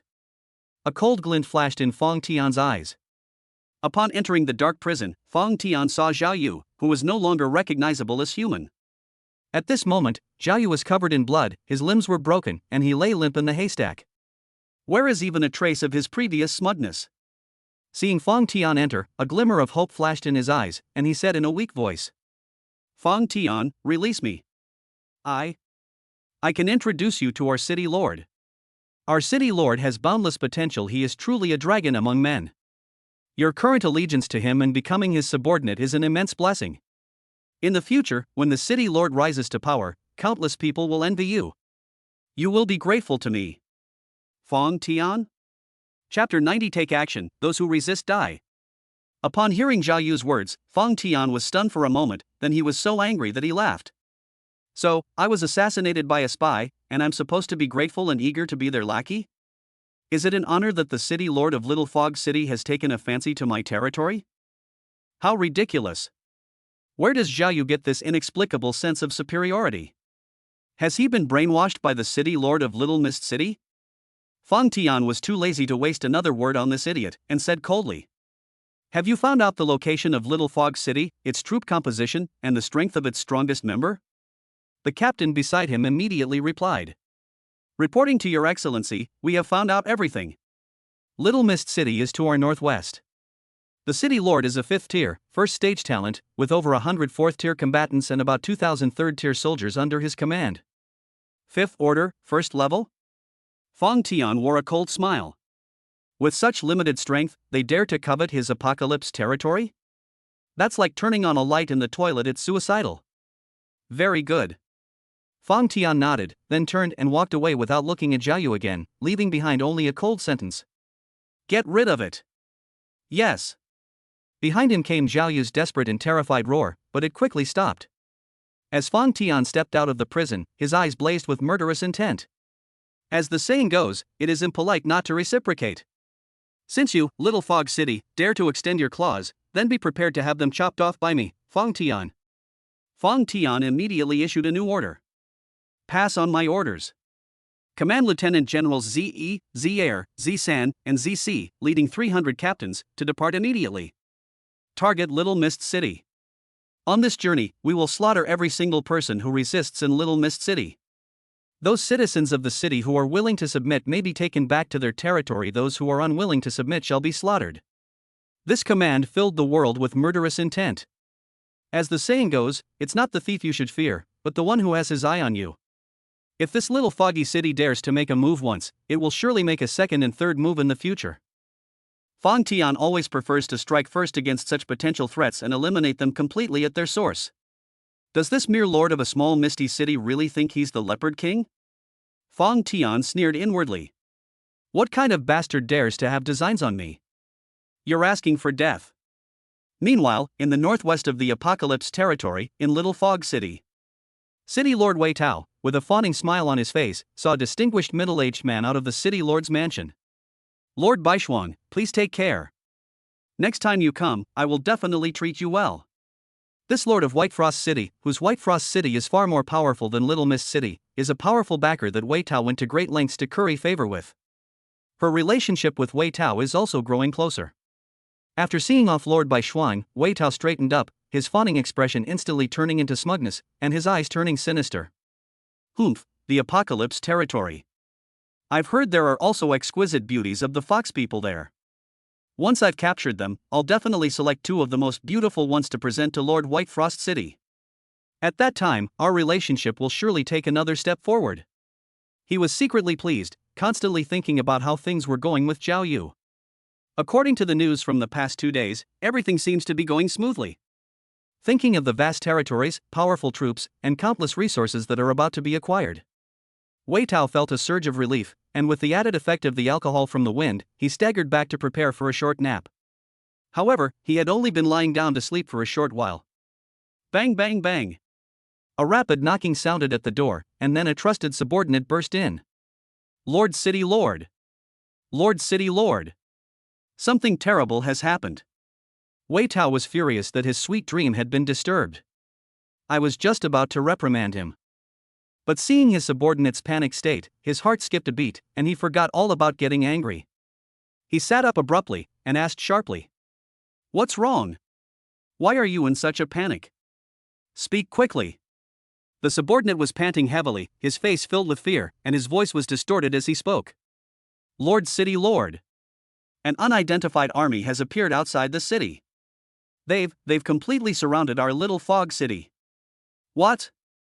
Wei Tao was utterly shocked. He tumbled off the bed, not even having time to put on his shoes properly, and rushed out in disheveled clothes. He rushed out of the city lord's mansion and ran up the towering city wall in 2 strides. As he leaned against the cold wall and peered out of the city, his pupils suddenly contracted to the size of pinpoints. Outside the city walls, a vast army stretched out, banners fluttering, exuding a murderous aura. Although the number of soldiers in this army was not large. There were only about 300 men, but each soldier exuded a fierce and sharp aura, clearly a battle-hardened elite. Moreover, they are all 4th order. What terrified Wei Tao even more was that 4 heavily armored generals stood in front of the army. The aura of these 4 people was as deep as an abyss. Just standing there brought him immense pressure, like a mountain. 5th rank. There were actually 4 5th-tier experts. Wei Tao's heart sank to the bottom in an instant. He himself was only at the 5th rank, level 1, which was already the highest combat strength in Little Mist City. But the opponent unleashed 4 level 5 attacks right away. How can we fight this war? Are you going to use your head to fight? Wei Tao's expression shifted constantly, and cold sweat broke out involuntarily, sliding down his forehead. He took a deep breath, forcibly suppressing the shock in his heart, and immediately gave orders to the city's garrison commander beside him. Quickly! Everyone! Hold the city gates at all costs. Activate all defenses. Quickly! After the order was given, chaos erupted on the walls of Little Fog City as soldiers hastily began to deploy defenses. Only after doing all this did Wei Tao feel a little safer. He looked down at the city walls again, forcing a stiff smile, and shouted down at the crowd. Heroes below the city.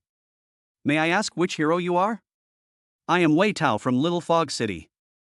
I have always been kind to others and have never offended any of you, have I? Is there some misunderstanding here? What I mean is, have you all attacked the wrong target? If so, I am willing to guide you heroes and help you find the right target. If there's anything you need to discuss, you can sit down and talk it out. Having more friends means having more options. When you're traveling, harmony brings wealth, don't you agree? Wei Tao adopted an extremely humble posture, his tone full of flattery. His only hope now is that the other party really did pick the wrong person.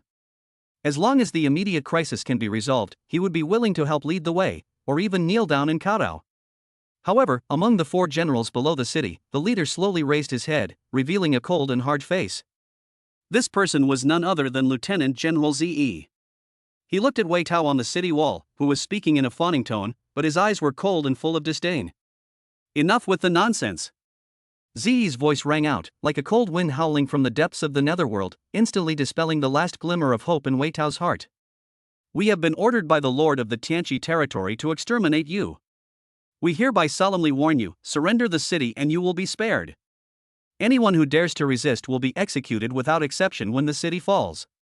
Don't harbor any illusions, you can't escape, surrender immediately. Chapter 91 Wei Tao, help!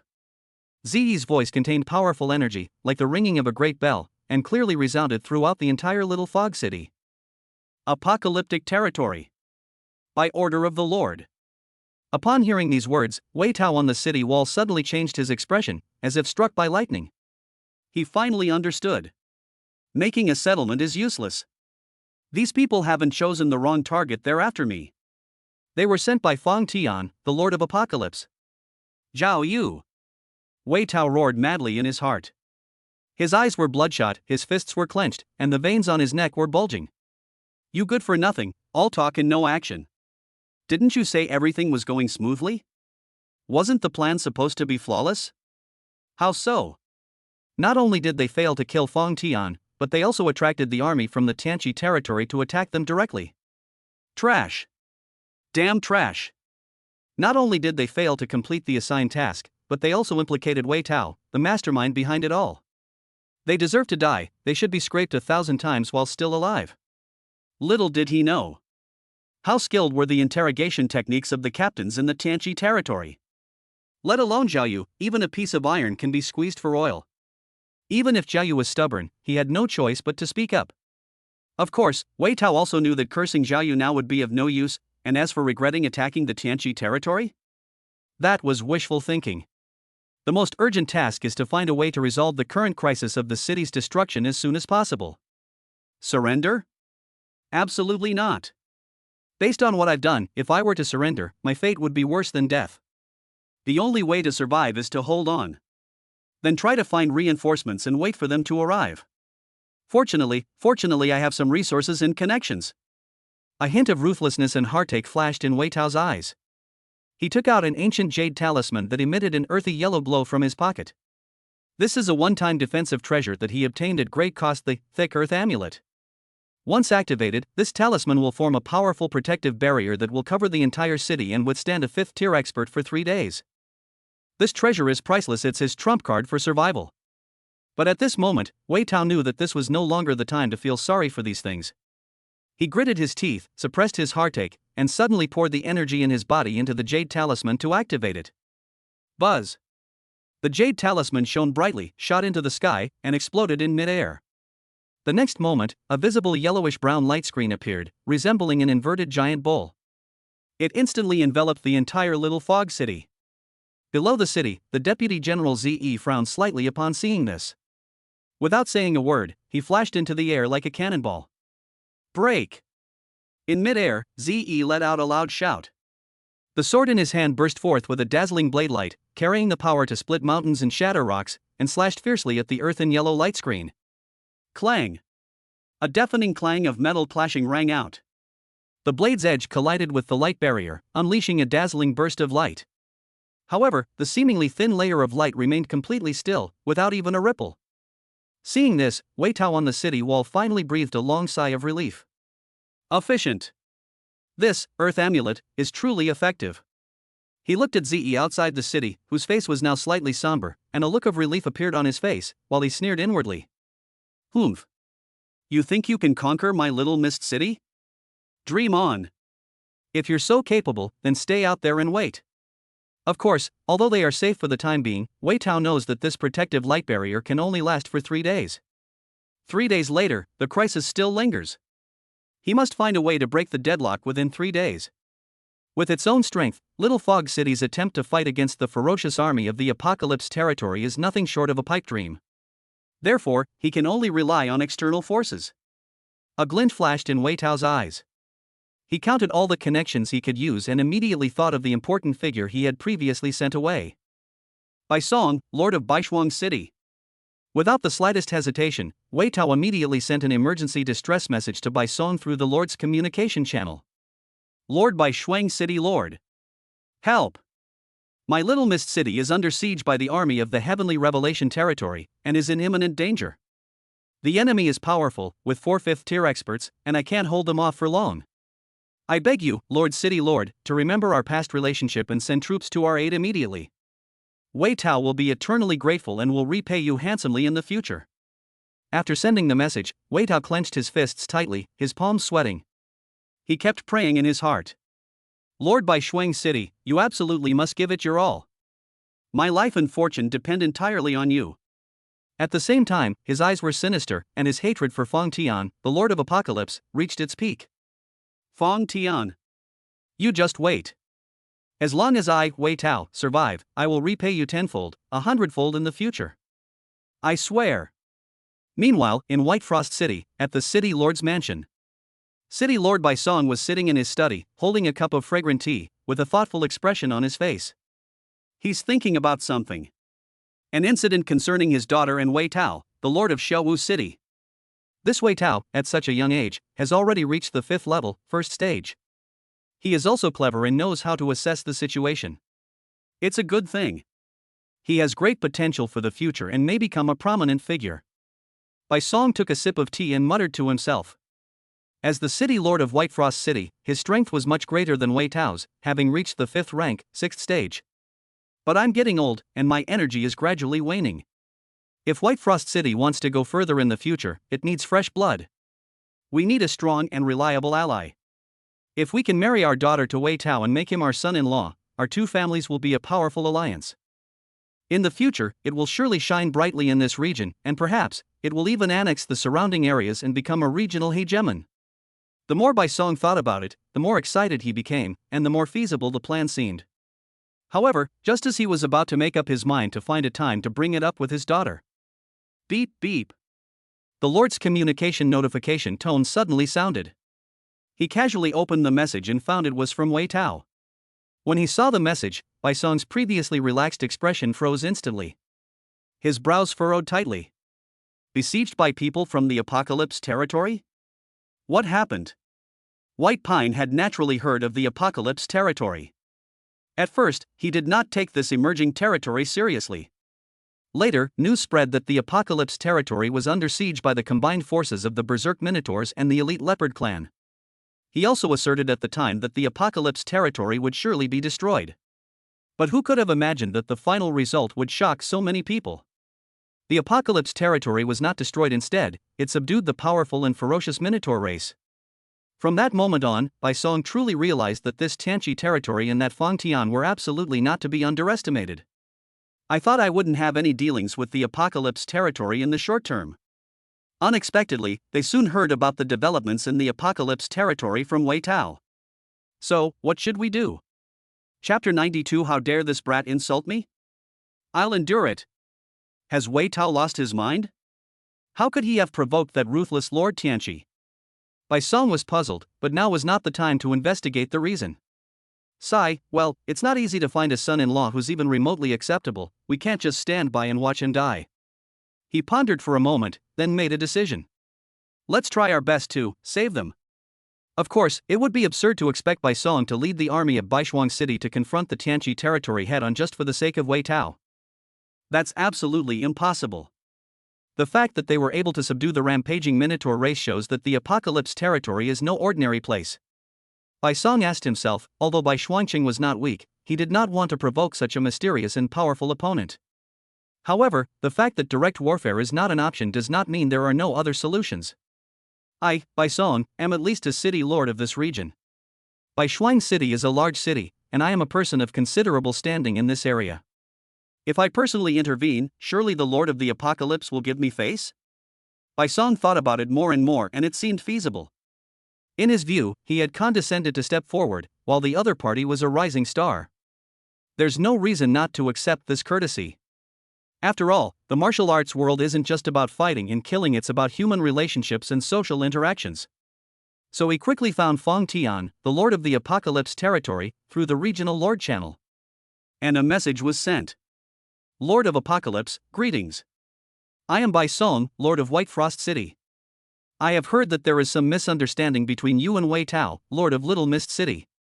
I wonder if you could, for my sake, let this matter rest. I am willing to act as a mediator and bring the two of you to sit down and talk.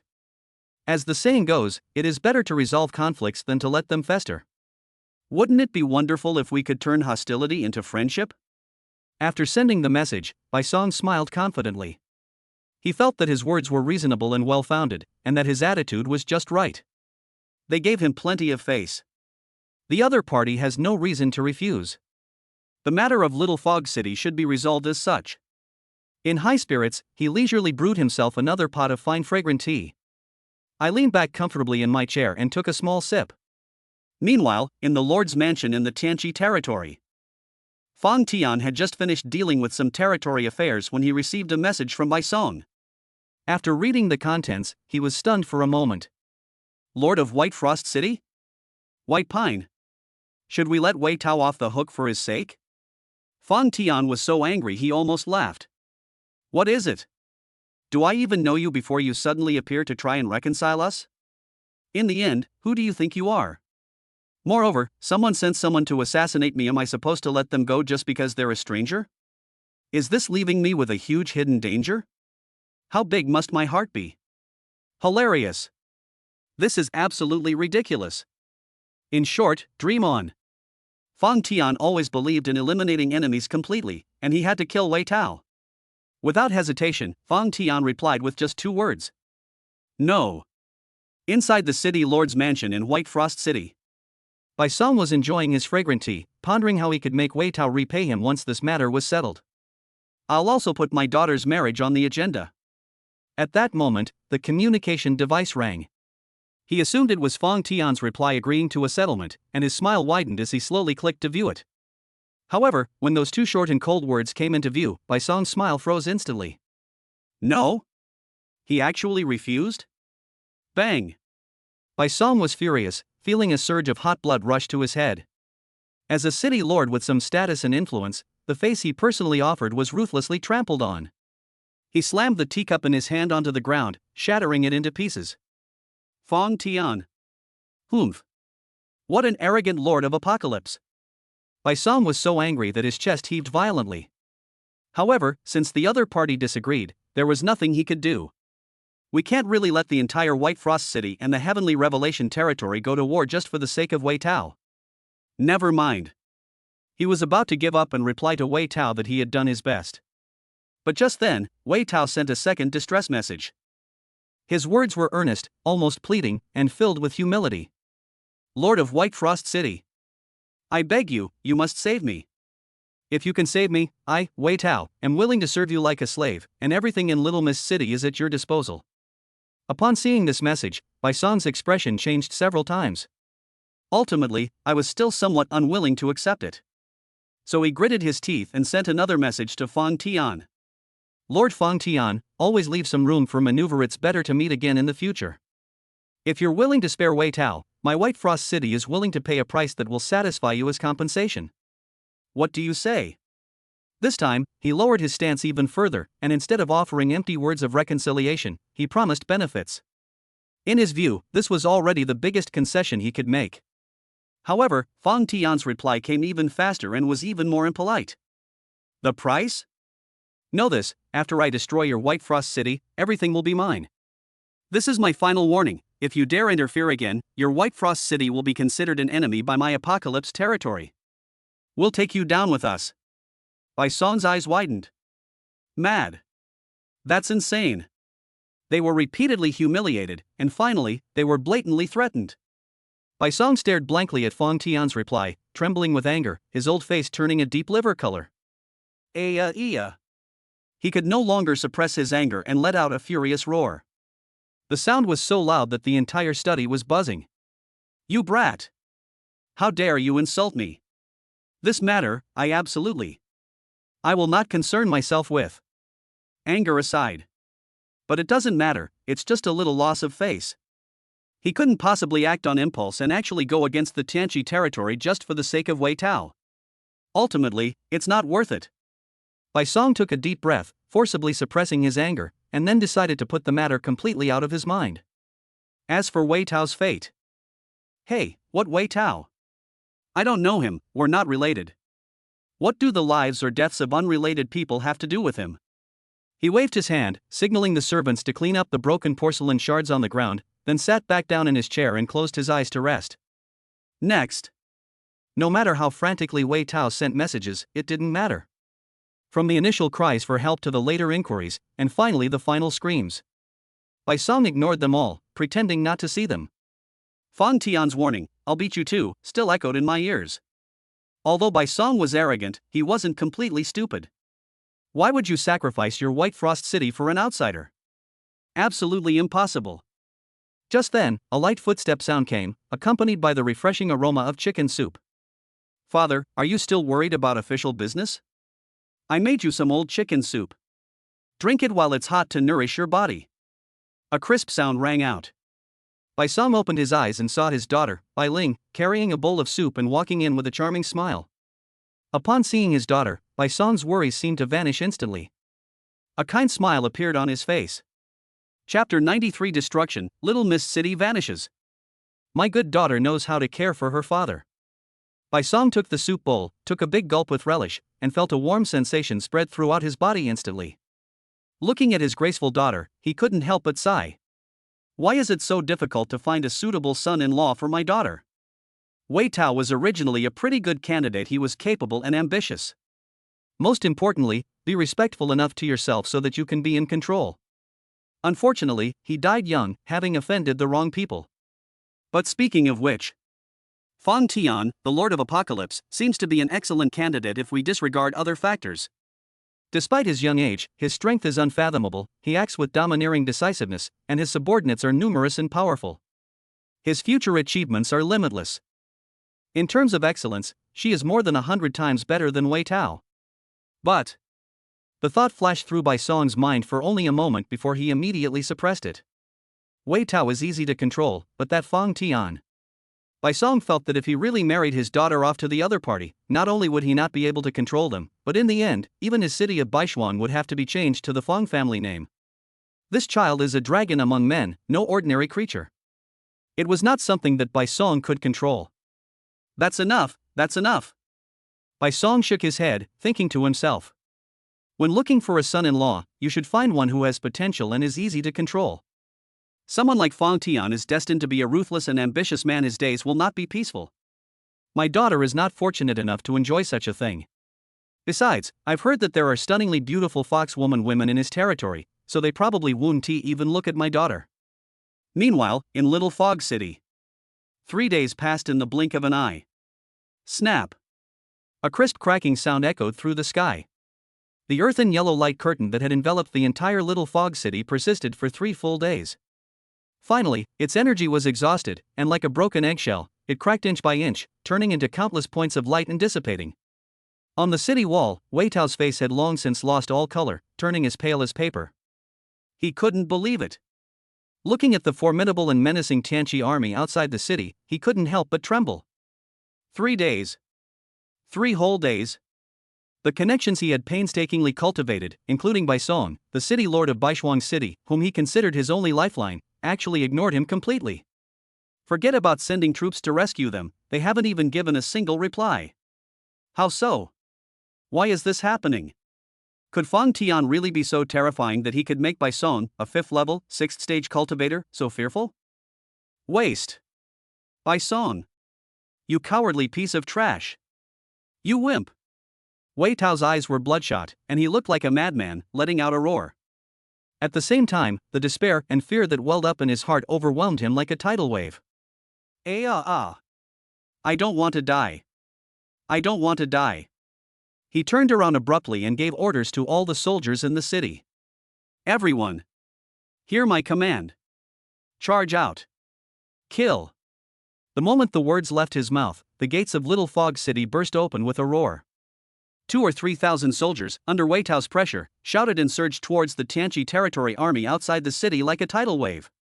On the surface, the number of soldiers rushing out from Little Fog City was nearly 10 times that of the 300 captains from Apocalypse territory, giving them an absolute numerical advantage.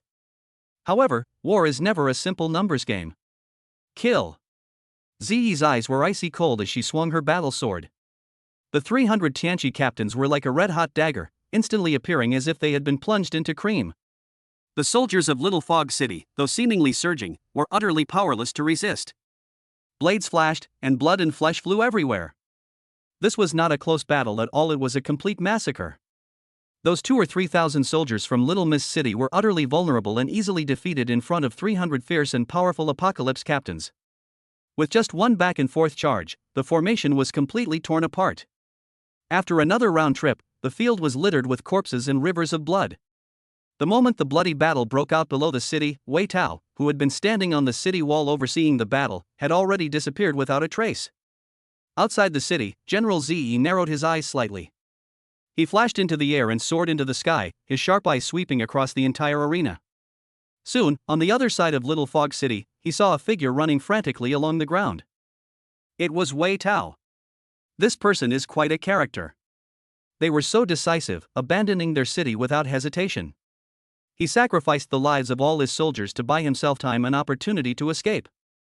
Ziyi's lips curled into a sneer. Run? Do you think you can escape? Before he finished speaking, he moved like lightning, instantly tearing through the sky and chasing after Wei Tao. At the same time, a dazzling blade of light, arriving after the attack, tore through the air. With a fierce killing intent, it slashed hard towards Wei Tao's back. Wei Tao, who was running for his life, sensed a deadly threat coming from behind him, and his face turned fierce. Without turning his head, he unleashed a spell. Earth Dragon Roar. Boom! A giant dragon made of earth element energy rose from the ground and clashed violently with Ziyi's swordlight. Then a deafening roar erupted. With the help of this powerful recoil, Wei Tao's speed soared again, and he ran even faster. At this moment, he had only one thought in his mind, and he was shouting wildly. That is, run. Run fast. As long as you can escape, there's still hope. If I survive, I, Wei Tao, will repay you 100-fold in the future. However, just when he thought he had gotten rid of Ze and was about to escape. Swish. Swish. Two figures appeared on the road in front of him without warning, like ghosts. It was precisely the two generals, Ze and Ze-san. The two men were expressionless, their swords gleaming with a chilling light, and with a swift motion, they swung them. They blocked his way. At the same time, the sound of something cutting through the air rapidly approached from behind. Ze caught up too. Blocked ahead and pursued from behind. Wei Tao's face turned ashen instantly. Damn it, let me go. Wei Tao's roar had not yet been uttered. 3 5th-tier experts have made their moves simultaneously. Without any unnecessary words, 3 attacks containing terrifying power instantly enveloped him from 3 directions. Wei Tao was caught between a rock and a hard place, and the madness and resentment in his eyes were completely swallowed up by the sharp blade. Put. Blood splattered, and Wei Tao, his great cause unfulfilled, died in despair and regret. Subsequently, 3 lieutenants led the Tianqi captains. They ransacked Wei Tao's city lord's mansion and packed up all the citizens of Xiaowu City who had chosen to surrender, taking them away in human seed bags. From that moment on, Little Fog City was declared destroyed. White Frost City. When news of the destruction of Little Fog City arrived, Bai Song simply held his teacup and sighed softly. Beep beep. Just then, the Lord's communicator rang. It was a message from one of his friends. Old Bai, I heard Little Fog City is gone. That's City Lord Wei Tao. Didn't you think highly of him before? How come you just watched him go down without lending a hand? Upon seeing this message, Bai Song instinctively let out a cold snort. Is it that I don't want to help? It's that madman Fong Tian who doesn't give me any face at all. It's better that it's destroyed, it saves me the trouble. Chapter 94. Bai Song is overjoyed. Fong Tian has finally gotten his comeuppance. Somewhat annoyed and embarrassed, Bai Song was too lazy to reply to the messages and even simply turned off communication. Wei Tao's death was just a minor incident. Although it was somewhat regrettable, Bai Song quickly put it out of his mind. Get to work. He is very busy. The reason he cares about his reputation is because he is indeed a person of status and influence. Besides being the city lord of White Frost City, he also has another important identity, one of the 3 giants of the Gold Merchant Alliance. The Golden Merchants Alliance is a massive business organization formed by the top chambers of commerce from 13 surrounding major cities, wielding enormous influence. The 3 leaders were in charge of all affairs of the Gold Merchants Alliance. Bai Song's task today is to review all the new Chamber of Commerce's membership applications. Therefore, normally, very few people would disrespect him. Otherwise, Wei Tao wouldn't have gone to such lengths to curry favor with Bai Song when he had the chance to meet him. Bai Song casually opened the application list and processed a few applications. Suddenly, a new membership application caught his attention. Applying Chamber of Commerce, Dayan City, Qiming Chamber of Commerce. President, Chenin. Bai Song glanced at the information about the Qiming Chamber of Commerce. With his discerning eye, he could naturally see that this Chamber of Commerce was of exceptional quality in terms of scale, reputation, and development potential. They fully meet the requirements for joining the Gold Merchants Alliance. But there's one thing. This Qiming Merchant Guild has a close relationship with Fong Tian in the Tianqi territory. Bai Song's eyes sparkled. Does this have anything to do with Fong Tian? Why did they just agree to Chen An's application to join the alliance like that? He was somewhat unwilling to accept it.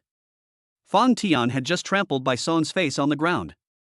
So, am I, Bai Song, supposed to just hold my nose, swallow my anger, and agree to let the Chamber of Commerce that has close ties with him join the alliance? Give him the opportunity to grow and expand? On what grounds? Bai Song hesitated. Ultimately, Bai Song didn't want to go to war with Fong Tian directly because of Wei Tao. But that doesn't mean he wants Fong Tian to have a good life. Fong Tian had embarrassed him. Therefore, he was even more eager to see Fong Tian suffer. He really wanted to reject the Qiming Chamber of Commerce's application to join the alliance, giving Fong Tian a minor setback. But if he actually did that, if Fong Tian finds out about this, will he come looking for trouble in the future? Headache. The White Pine is very irritable. I should just accept this membership application. I can't swallow this insult. A direct refusal might backfire. For a moment, Bai Song was caught in a dilemma. Since things have come to this, let's have some water first. Bai Song subconsciously reached out, wanting to have a sip of tea, but when he touched the table, there was nothing there. He then remembered that he had broken the teacup earlier. I haven't thought to get up and change the new teacup yet. Thinking about it this way, Bai Song was even more unwilling to agree to the Chiming Chamber of Commerce's application for membership. Just then, one of his trusted subordinates strode in, reporting with a grave expression, "Sir, according to the latest intelligence, the alien races are making a major move." "Oh?" Bai Song raised an eyebrow. The subordinate lowered his voice, a hint of fear in his tone. "The Leopard King seems to have been thoroughly enraged and has dispatched a new ally force of alien races, with their sights set on the Apocalypse territory. The leader is the Swiftwind Hyena clan, known for their cruelty and bloodthirstiness, accompanied by 300 elite Leopard clan warriors. Furthermore, there are even natural-born assassins lurking in the shadows, and the Night Catmen have also been mobilized." "What?" Upon hearing this, Bai Song suddenly stood up from his chair, his face filled with shock. Gale hyenas. Leopard elite. Night Catmen. Any one of these three forces would be enough to give a major city a major headache, yet now they have joined forces to attack. After the initial shock, an overwhelming sense of joy surged into Bai Song's heart. He was overjoyed. Looking at it this way, the Apocalypse territory is doomed. Such power would likely destroy even his White Frost city if it encountered it. That Fang Tian, no matter how strong he is, has his limitations, right? He's finished. He's absolutely finished. Bai Song became more and more excited as he thought about it, and couldn't help pacing back and forth in the study. Finally, he slammed his hand hard on the table. "Good. Okay. Fang Tian. Serves you right for being so arrogant. Serves you right for not giving me face. Now you're getting your comeuppance." In this way, the turmoil in his heart vanished instantly. He made up his mind immediately. Of course, a cunning old fox like him wouldn't go too far. He neither approved the Chiming Chamber of Commerce's application to join the alliance, nor did he directly reject it. He just left the application there, pretending he hadn't seen it. Neither agreeing nor refusing. It can be used for both offense and defense. If Fang Tian is truly destroyed, then this application will be lost forever. If Fang Tian were to survive by sheer luck, we'll talk about it then, so there'll be some room for maneuver. Dian City, Chiming Chamber of Commerce. President Chenin looked at the membership application that had not received a response for a long time, and his heart was filled with doubt. Today, the Chiming Merchant Guild, backed by the Tianqi territory, has abundant and high-quality goods. It was already a major merchant guild with considerable influence in the city of Dian. Logically speaking, joining the Gold Merchants Alliance should be more than enough. This is crucial for the Chiming Chamber of Commerce, as it determines whether they can open up broader channels and leverage the large platform of the Gold Merchants Alliance. This is a crucial step towards further development and expansion. However, the application has been submitted for so long, why is the Jinshan Alliance acting as if they haven't seen it at all, without making any move?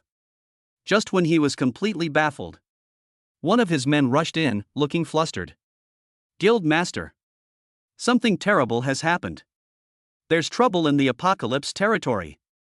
His subordinates reported in detail that the alien Leopard King had once again sent troops to attack the Tianqi territory. After hearing this, Chenan's heart jumped, and he became slightly nervous. But compared to last time, he wasn't too flustered this time. Even though this time the enemy came with overwhelming force and unprecedented strength. But he still forced himself to remain calm and said to his subordinates in a deep voice, "Don't panic. What's there to panic about? You must have faith in Lord Fang Tian's strength." "Yes, Chairman. Remember to keep a close eye on the situation in the Apocalypse territory. Report any developments to me immediately. Also, pass the word that everyone in the Chamber of Commerce should be prepared to provide support to the Apocalypse territory at any time." "Yes." The subordinate accepted the order and left. Chenin stood alone by the window, his brows furrowed. He now finally understood why the Gold Merchants Alliance had been slow to respond. They probably received this news too, and are observing and waiting. After all, if something happens in the Apocalypse territory, it will indeed have a significant impact on the Crimson Bright Merchant Guild.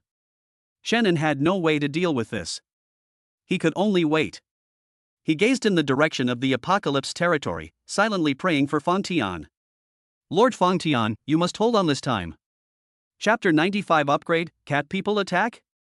Meanwhile, in the Apocalypse territory, destroying Little Fog City is nothing more than a trivial matter for Fong Tian now. After Ze and the others returned, Fong Tian also received the news. Knowing about the Gale Hyena humans, the Leopard Elite, the Dark Cat humans, three powerful alien allied forces are rapidly converging on the Apocalypse territory from different directions. It seems we're almost there. Fong Tian remained calm and composed in the face of this. When soldiers come, generals will block them. When water comes, earth will dam it. If the enemy comes, just kill them. With a thought, the armory shone brightly, consuming a large amount of resources again, and then summoned 2 new 5th-tier lieutenants. Purple 5. Purple 6. At this point, he had 6 5th-rank lieutenants under his command. In addition, he summoned 200 4th-tier Apocalypse captains, bringing the total number of captains to 700. A formidable military force, capable of sweeping across the surrounding area, has already taken shape. Fong Tian's own strength has not stagnated. With the transactions with the Chamber of Commerce and the continuous expansion of the Chiming Chamber of Commerce's sales channels, massive amounts of resources flowed into the Tianqi territory like a river. After Fong Tian refined enough exotic beast crystals, his level finally broke through.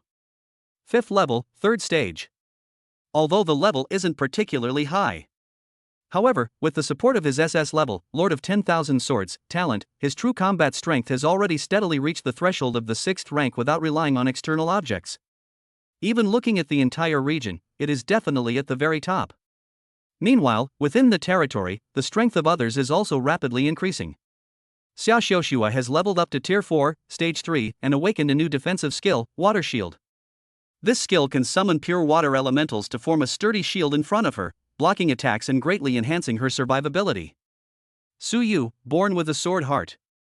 With ample resources, he accumulated knowledge and skills, made a breakthrough, and entered the 5th stage, 1st level. His actual combat strength has soared to the 5th rank, 4th stage. He is already capable of standing alone. At the same time, she also awakened a new swordsmanship skill, Sword Transformation into Rainbow. This skill not only allows her to fly on her sword, greatly enhancing her mobility. She can also control flying swords to take people's heads from a distance, or to restrain and pull them from a distance, bringing extraordinary changes to Su Yu's combat methods. The little fox spirit Hu Yu was equally unwilling to be outdone. His level has also crossed the threshold of the 5th tier, 1st stage. She also awakened a new skill, Moonlight Illusion, which is quite magical. It can be done by consuming the moonlight power accumulated over time. Create a fleeting, realistic illusion to confuse your opponent, trapping them in the illusion and leaving them at your mercy. As for the 2 Icefield Wolf battle pets, Ice Soul and Frost Fong, after devouring a large amount of high-level alien beast flesh and crystals, they both reached the 5th order 2nd stage. Their individual strength is enough to easily kill a 5th level, 5th stage expert. If the 2 wolves join forces, their combat power can be multiplied thanks to their innate teamwork. Among the 5th rank, they are virtually unmatched. Fong Tian was naturally quite satisfied with the surge in the overall strength of his territory. In addition, there is one more private matter worth mentioning. Those were his 3 slaves, Xia Xiuxua, Hu Yu, and Su Yu, who had already consummated their marriages with him. There are no more secrets between us. We are completely honest with each other. We've never done it together before.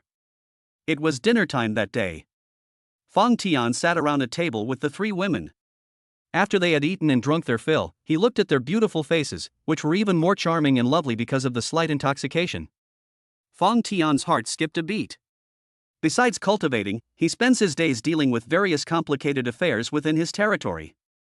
I've been feeling quite tense these past few days. It's time to relax. Fong Tian smiled and tentatively stretched out his arms, wrapping his left arm around Xia Xiuxua's slender waist and pulling the aloof Su Yu into his embrace with his right. Then, he gave a look to Hu Yu, the obedient little fox girl opposite him. Hu Yu understood immediately. Her furry ears twitched slightly, and her pretty face flushed as she stood up and followed him. Fong Tian was filled with anticipation. He planned to bring the 3 women into the room that night and they would all enjoy a passionate encounter.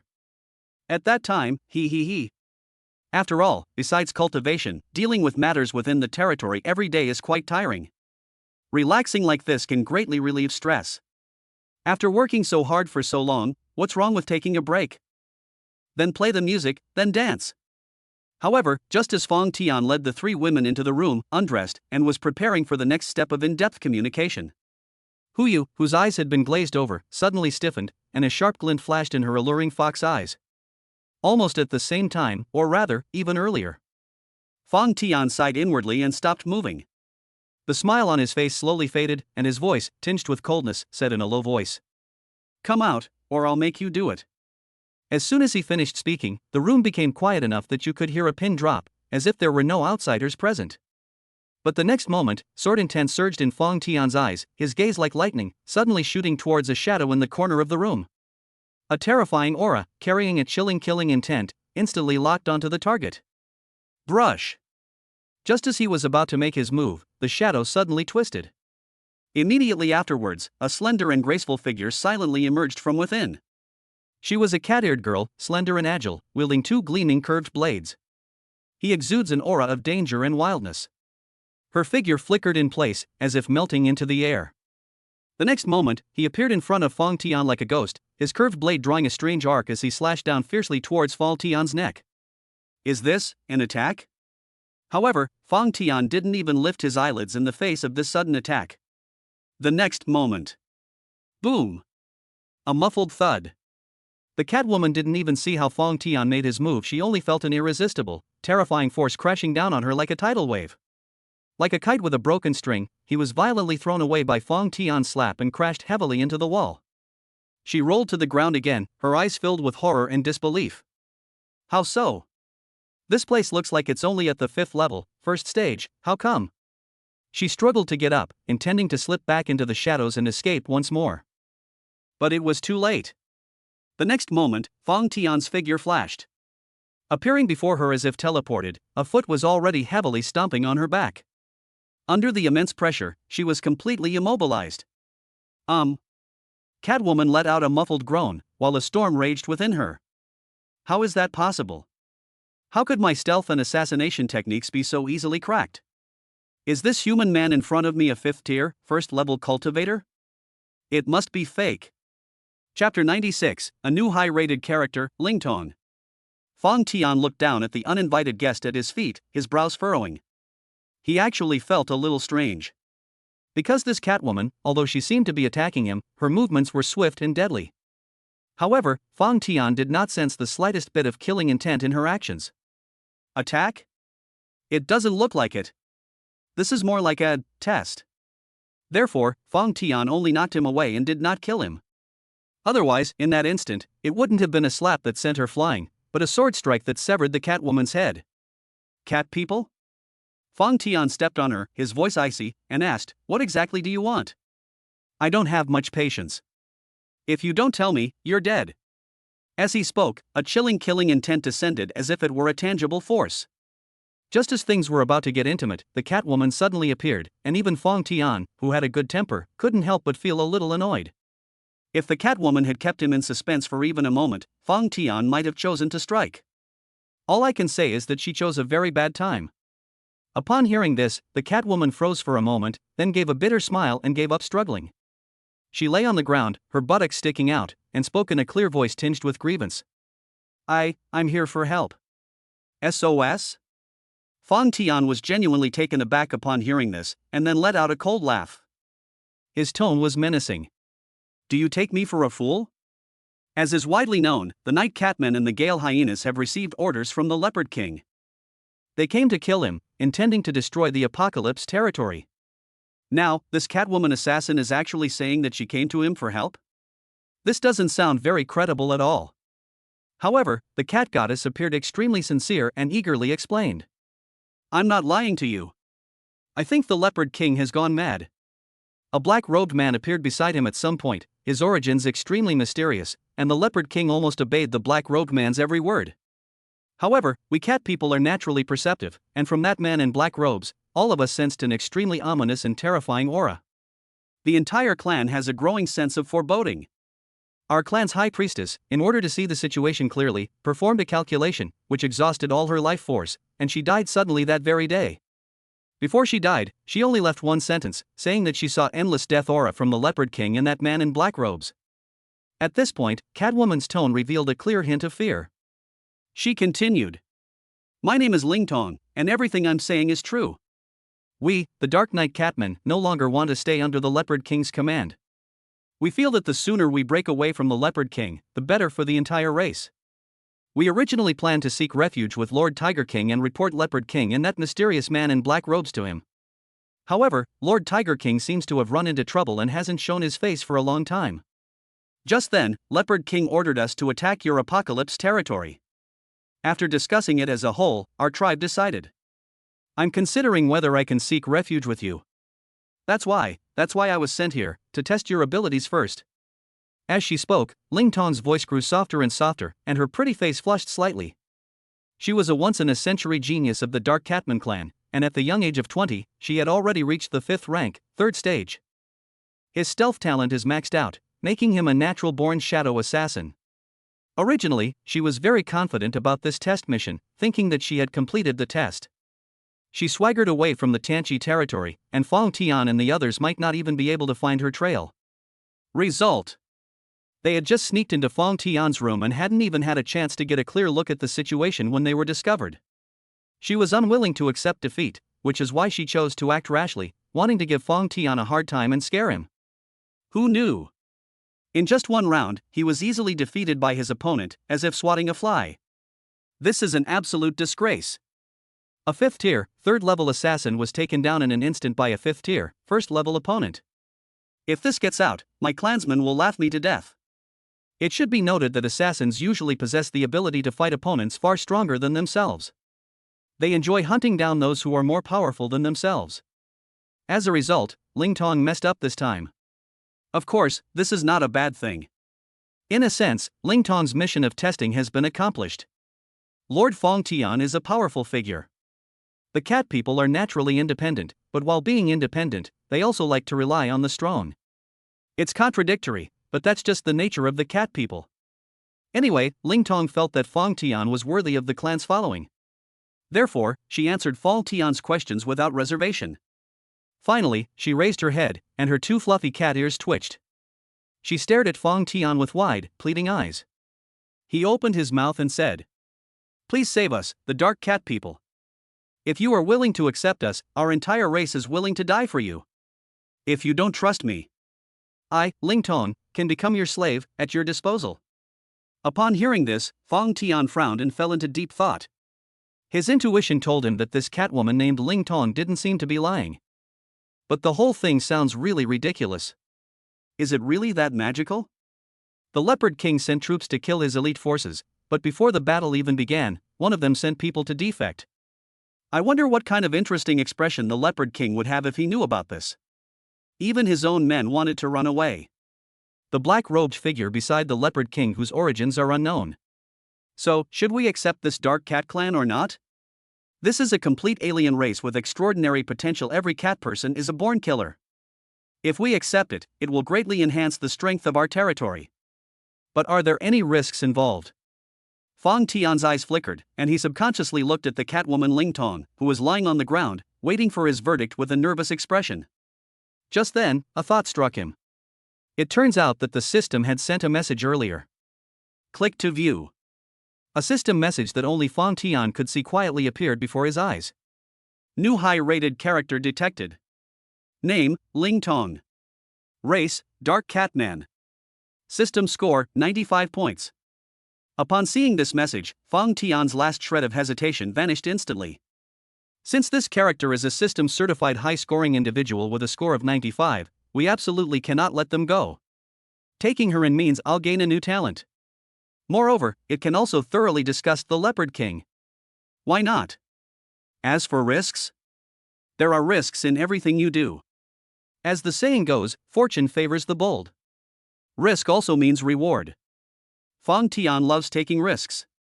Of course, caution is also necessary while pursuing profits. In short, Fong Tian met Ling Tong's expectant yet apprehensive gaze and slowly loosened his grip. He nodded to her and said calmly, "Get up first, then we'll talk." Chapter 97 Awakening a New Talent, SS Rank Lord of the Night. Upon hearing this, Ling Tong felt as if she had been granted a pardon. It quickly scrambled to its feet, head down, its fluffy cat ears twitching nervously. They awaited Fong Tian's reply. Fong Tian looked at her, a thought flashing through his mind. Buzz. A ring of runes emitting a faint glow condensed in the air and transformed into an exquisite collar in his palm. Put it on. Fong Tian said calmly. This is a slave collar once worn, it ensures the absolute loyalty of the subjects. Faced with the sudden defection of the Dark Knight Catman, Fong Tian had to ensure that nothing went wrong. At least, even if this is fake. He can also get a high-rated character for free. Ling Tong looked at the collar, her body trembling slightly. But she knew very well that this was a necessary procedure, a pledge of allegiance from her, and from the entire Dark Catkin race. At this moment, any hesitation, however slight, could lead to the loss of all previous efforts. It could even bring about the annihilation of the tribe. Therefore, she did not hesitate and readily accepted the necklace, putting it on her fair and slender neck. The next moment, the collar flashed with light and turned into a faint mark, disappearing from sight. At the same time, a connection originating from the depths of the soul. A connection was instantly established between Fong Tian and Ling Tong. A barely perceptible blush rose on Ling Tong's pretty face. She lowered her head respectfully and spoke softly. The sound was crisp and pleasant. Oh nar. Fong Tian nodded in satisfaction. This master meant that the Dark Knight Catman race was not up for debate, whether he would accept it or not. At least he won't lose out. Immediately, Fong Tian spoke up, asking, "Tell me the specifics. How does your cat people plan to pledge allegiance?" This is asking them what they plan to do. Ling Tong immediately gathered her thoughts. Then the entire plan was revealed. Master, ever since the last time the Berserk Minotaur clan defected to you, the Leopard King has been on high alert and has tightened his control over the various clans under his command. This time, he ordered our Dark Knight Cat clan to go on the expedition together with the Gale Hyena clan. A portion of our clan's young, strong, and powerful members are currently in that allied army and are heading towards the Apocalypse territory. Most of the elderly, women, and children of our tribe remained in our territory, Cat Valley, and did not come out. However, the Leopard King is suspicious by nature, so he dispatched a group of elite hyenas and leopards to garrison around Cat Valley, ostensibly for protection, but in reality for surveillance, to prevent any unforeseen events from happening to us. Therefore, if we want our entire clan to surrender, we must ensure that our clansmen in Cat Valley quietly escape surveillance and safely reach the Apocalypse territory. At this point, Ling Tong spoke with great confidence. We cat people, regardless of age, have maxed out our stealth talent. Those elite human and leopard guards responsible for guarding the area are not weak, but we are absolutely confident that we can shake them off and evacuate safely. Even if we are discovered and a direct confrontation occurs, we will definitely gain the upper hand thanks to the terrain advantage of Cat Valley and our assassination skills.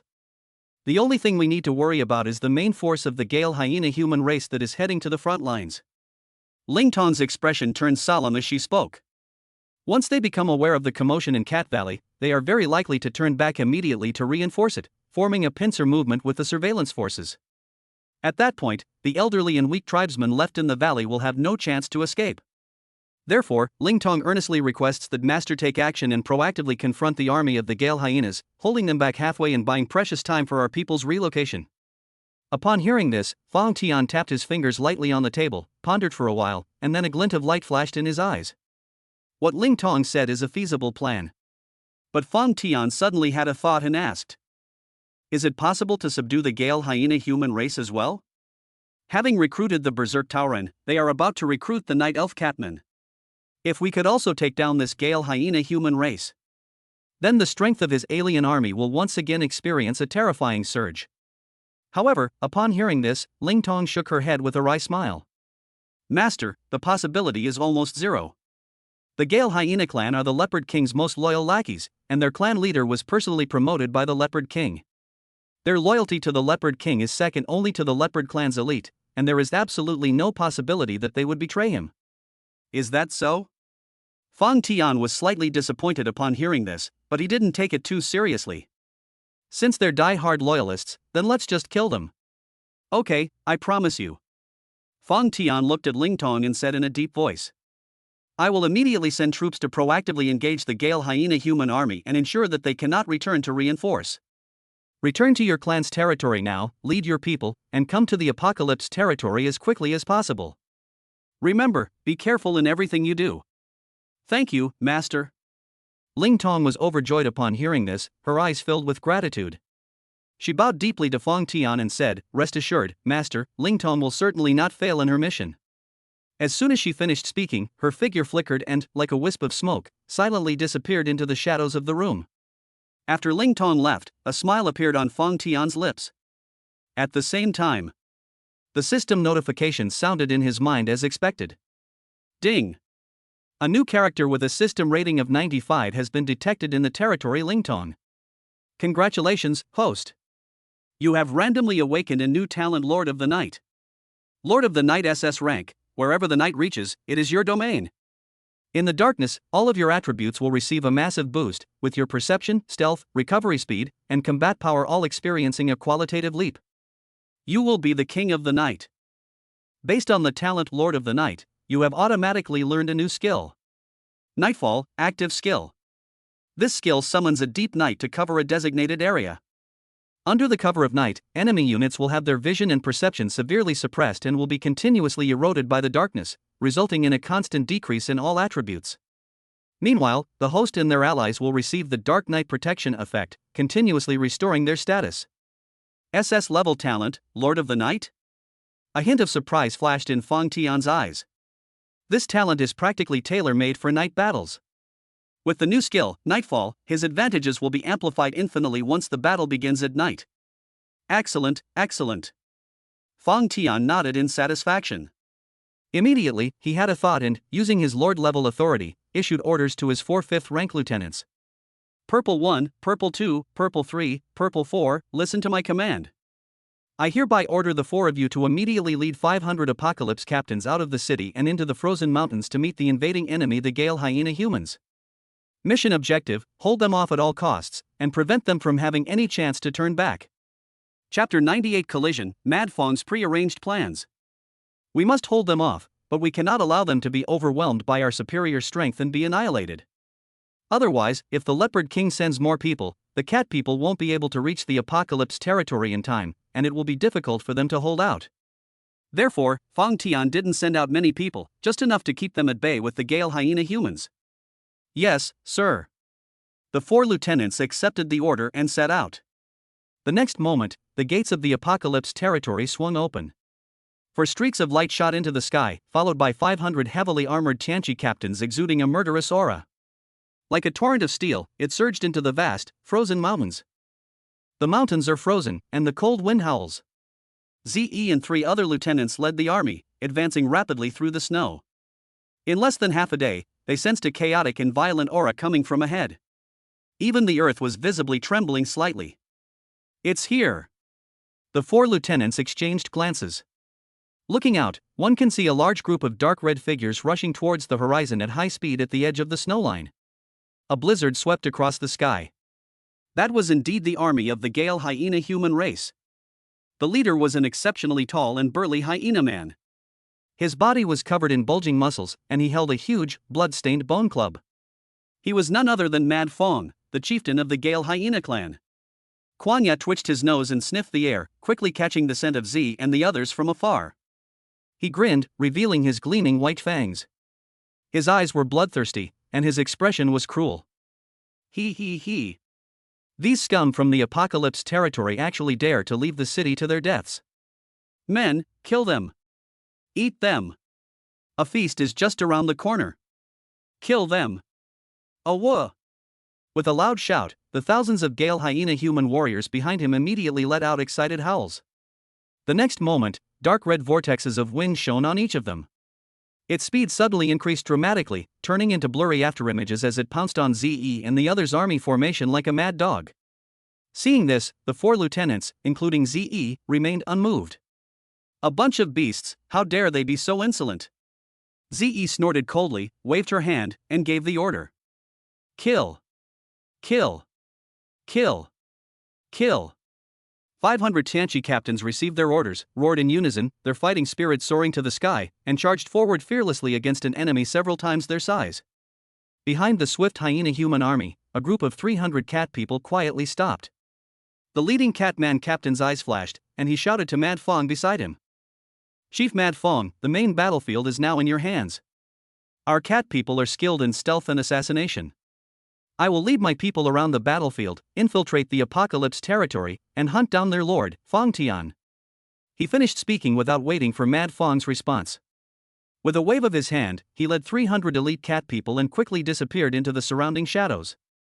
They quickly departed towards the apocalypse territory. There's nothing wrong with what I said. That was the original plan. The swift hyenas will engage the enemy head-on, delaying the remaining forces in the apocalypse territory, while the catmen will quietly infiltrate the apocalypse territory. If an attack is launched and Fong Tian is successfully killed, the Tanchi territory will be leaderless and will naturally perish. Therefore, upon seeing this, Mad Fong narrowed his eyes but did not say anything to stop him. However, he secretly crushed a specially treated hyena tooth hidden in his palm. "Oomph, you kittens!" Mad Fong sneered inwardly. "I hope you're truly sensible and are actually going to assassinate Fong Tian. Otherwise, you'll definitely regret it." Meanwhile, on the other side, Ling Tong possesses exceptional talent and uses speed-up scrolls at any cost. Her figure blurred into an almost imperceptible black shadow in the snow, moving at an incredible speed. Soon, she traversed the vast distance and successfully returned to the territory of the Dark Cat People Cat Valley. She moved with lightning speed, stealthily appearing in front of the largest wooden house in the valley the next moment. They met Granny Cat, who was managing the affairs of the tribe. "Grandma Cat! Quick! Tell everyone to pack their things, we're leaving right away." Ling Tong's face showed excitement. "We're going to the apocalypse territory. I've met that lord. He's very strong, and he's agreed to take us in. There's lots of good food there, and most importantly, being with him is a million times safer than being under the Leopard King." She didn't sense that unbearable ominous aura from Fong Tian. Moreover, life in the apocalypse territory does seem quite good. Ling Tong noticed that those monstrous minotaurs were all covered in thick, slick fur and had even grown quite a bit of flesh. It's clear that life is indeed quite good. Upon hearing this, a glint of light flashed in Granny Cat's cloudy eyes. She smiled and nodded, then immediately sent a message to every member of the tribe in Cat Valley. Soon, less than 100 cat people had gathered. They were almost all elderly cat people, and kitten people still in swaddling clothes. Now, having packed their pre-prepared luggage, they were led by Ling Tong and Granny Cat. Their figures swayed in unison and disappeared into the shadows of the valley. They left Cat Valley, where they had always lived, without making a sound, and rushed towards the apocalypse territory. However, less than 15 minutes had passed since they left. A patrol team composed of elite members of the Gale Hyena and Leopard tribes arrived at the entrance of Cat Valley with cold faces. When they discovered that the valley was empty except for some miscellaneous items that they hadn't had time to take away, they found that the valley was completely deserted. The leader of the Gale Hyena's captains instantly turned ashen-faced. "Damn kitten! It's impossible to tame it, it's born disloyal." He spat, his eyes filled with malice. Fortunately, the clan chief anticipated this and crushed a dog's tooth to send a message, alerting us in advance. Did you think you could escape like that? We had already made other arrangements before setting off for the apocalypse territory. Cat people, you can't escape. I will make you pay in blood for your disloyalty. Since they can't be tamed, then they'll all become food for our Gale Hyena human race." As soon as he finished speaking, he suddenly pulled a scroll from his pocket and unfurled it fiercely. Buzz! A crimson beam of light shot into the sky from the scroll. In the dim sky, the image of a ferocious hyena was revealed. This is the highest level of alert for the Gale Hyena human race, and also a signal to take action. This means that the measures that were previously implemented should now be activated. Things are about to change in Cat Valley. Therefore, all elderly and weak cat people who escape should be killed without exception. After sending the signal, the swift hyena captain sniffed the air carefully. His keen sense of smell allowed him to detect the lingering scent of the cat people in the air. The captain's eyes were cold as he locked onto the direction Ling Tong and the others had left in. They were the first to set off. Chase them all. Leave no one alive. Chapter 99 Floating Cloud City, the City Lord's Hesitation. At the same time, thousands of kilometers away from the apocalypse territory, in a human city-state called Floating Cloud City, City Lord Yunxiao had a furrowed brow. Looking at the report that had just been submitted, he fell into deep thought. Floating Cloud City is located in a remote area and its resources are not abundant. The only way for it to develop and grow is through commerce and trade. To this end, Yunxiao is providing strong support to the City Chamber of Commerce. Recently, they have turned their attention to a huge organization called the Gold Merchants Alliance. The Golden Merchant Alliance is a joint organization of top merchant guilds from more than 10 major human cities, and its business network covers the surrounding areas. It has a huge influence. If the Merchant Guild of Floating Cloud City could join, it would be like a carp leaping over the Dragon Gate, entering a larger trading platform. The strength and status of the entire Floating Cloud City will, foreseeably, rise accordingly. However, the requirements for joining the Gold Merchants Alliance are extremely high. The Chamber of Commerce of Floating Cloud City ultimately falls short in terms of hard power. The most critical problem is the lack of a stable and high-quality supply chain. Without a flagship product or scarce resources, why should those arrogant and demanding chambers of commerce accept you? The report in his hand gave him a clue.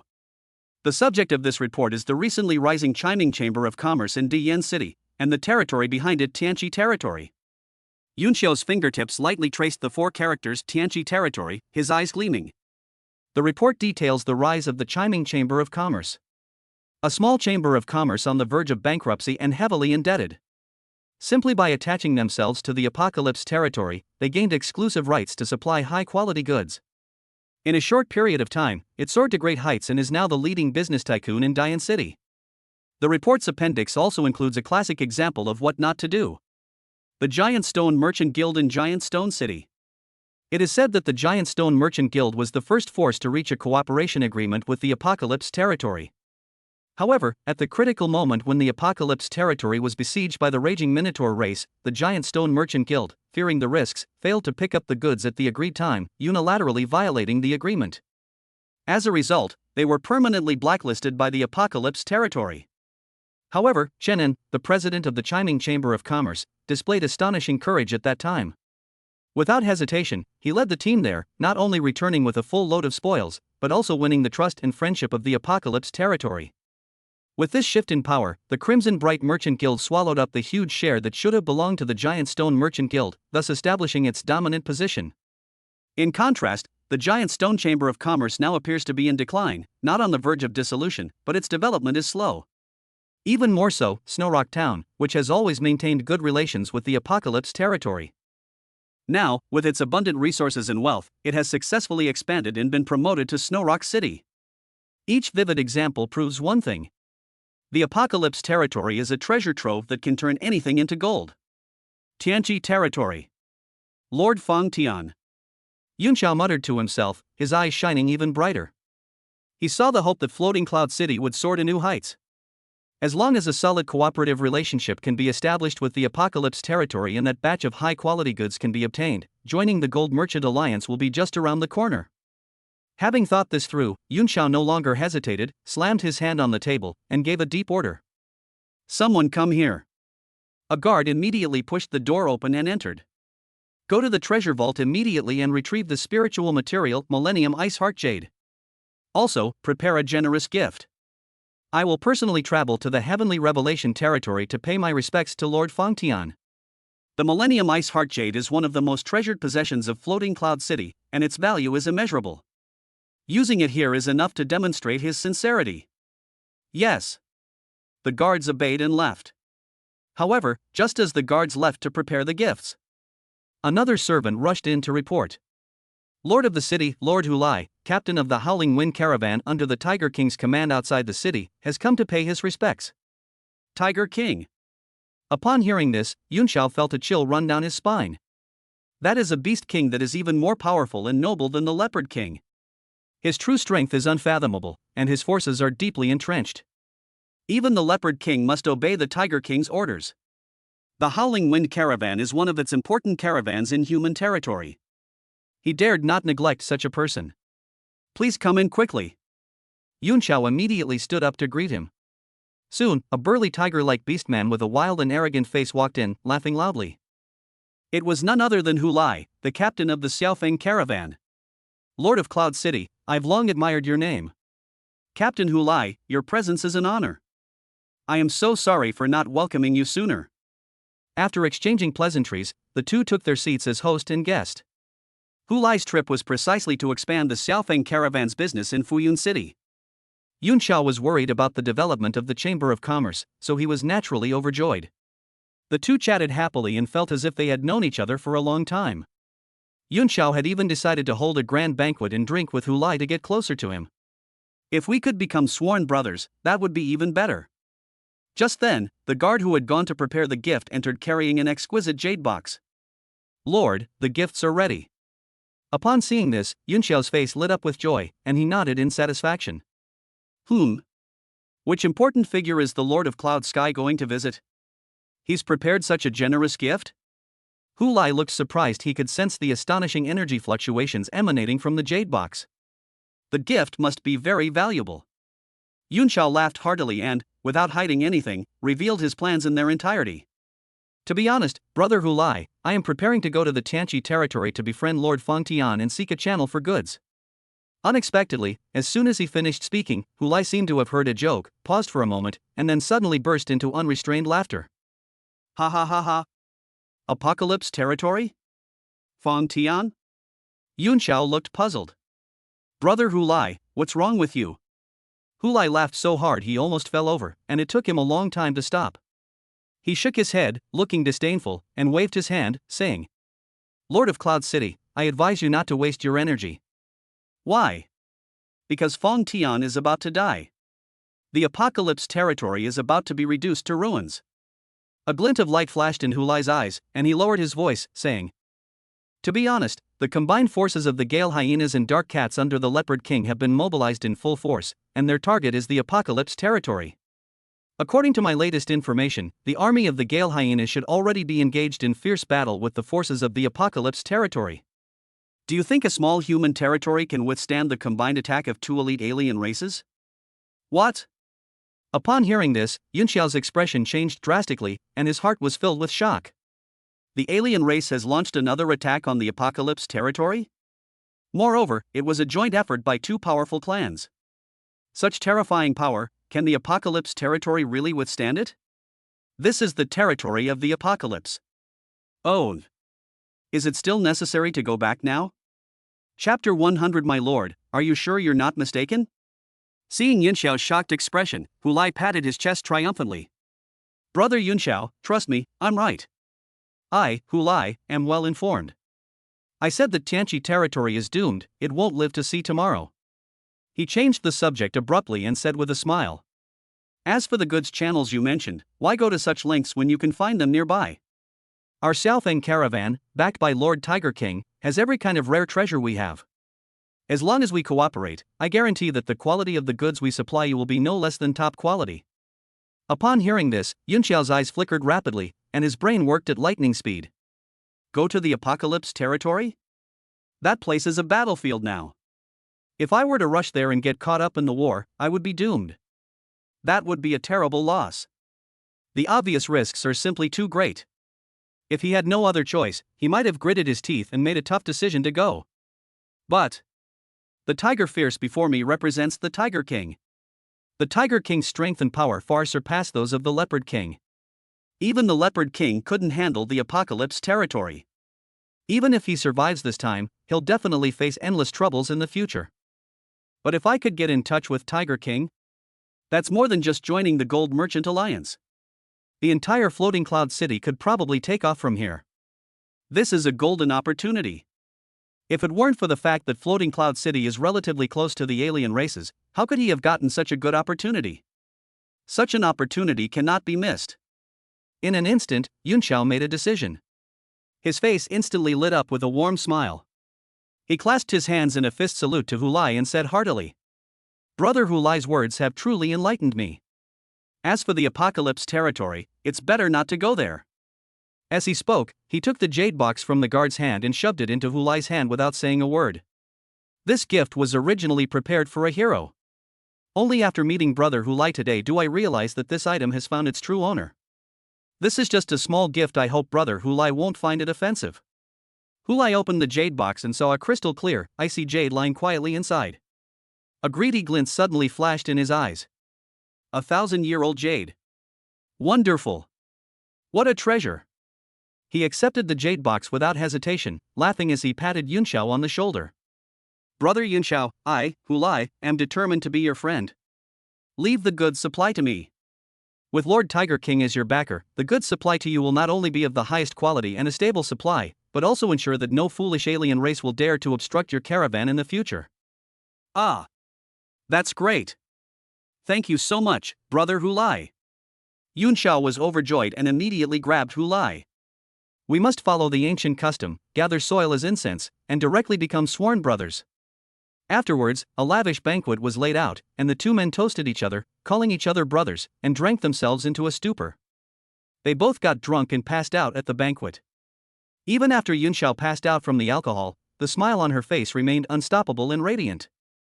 At the same time, deep in a mountain range, far from Cat Valley, a group of elderly, weak women and children are struggling to traverse a deep, dense forest. It was Ling Tong and her people. However, at this moment, Ling Tong's pretty face was filled with solemnity and unease.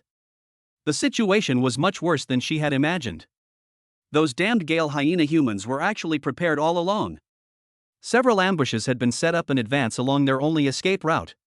Despite having the cat people's innate talent for stealth and their keen intuition for danger, they had spotted the ambush several times in advance and narrowly avoided it by taking a detour. But after several such incidents, their whereabouts were undoubtedly exposed. From all directions, the teams that were originally lying in wait are no longer hiding. They began to tighten their encirclement, forming a massive net that was pressing in on them relentlessly. Ling Tong's heart sank slightly. To successfully reach the Tianqi territory with so many elderly and weak clansmen amidst this inescapable trap. This task seems to be even more difficult than she initially imagined. Just then, in a thicket of bushes some distance away, the cat people. The burly captain of the Gale hyena was lying on the ground, sniffing the air intently. Suddenly, a bloodthirsty glint flashed in his eyes. A cruel smile spread across his face as he abruptly raised his head, his burning gaze fixed on the depths of the dense forest to his left. Hee, I can smell it. Those kittens smell so pungent. They're very close. He slowly stood up and licked his slightly chapped lips. His eyes were filled with excitement at the prospect of capturing his prey. You can't escape. Everyone, follow me. Everyone, follow me. With a roar from the captain of the Gale hyenas, dozens of figures suddenly sprang out from the bushes. Like a pack of hungry wolves that have caught the scent of blood. Following behind the captain, they rushed madly towards the direction where Ling Tong and the others were. I have a bad feeling. Almost simultaneously, Ling Tong's expression changed drastically. She gave a low shout almost without hesitation.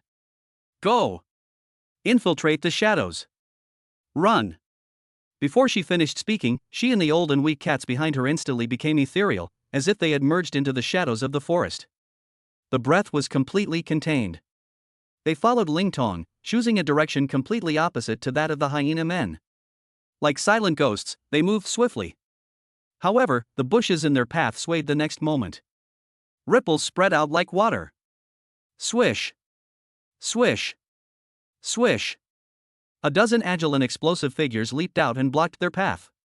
That was an elite squad of the leopard clan. They used a concealment scroll and hid it in the bushes. The cats didn't sense the scent. At this moment, these elite leopards exuded a fierce aura, their golden vertical pupils fixed on Ling Tong and his group like predators locking onto their prey. We've been blocked. An elderly catman exclaimed in surprise, his voice tinged with fear.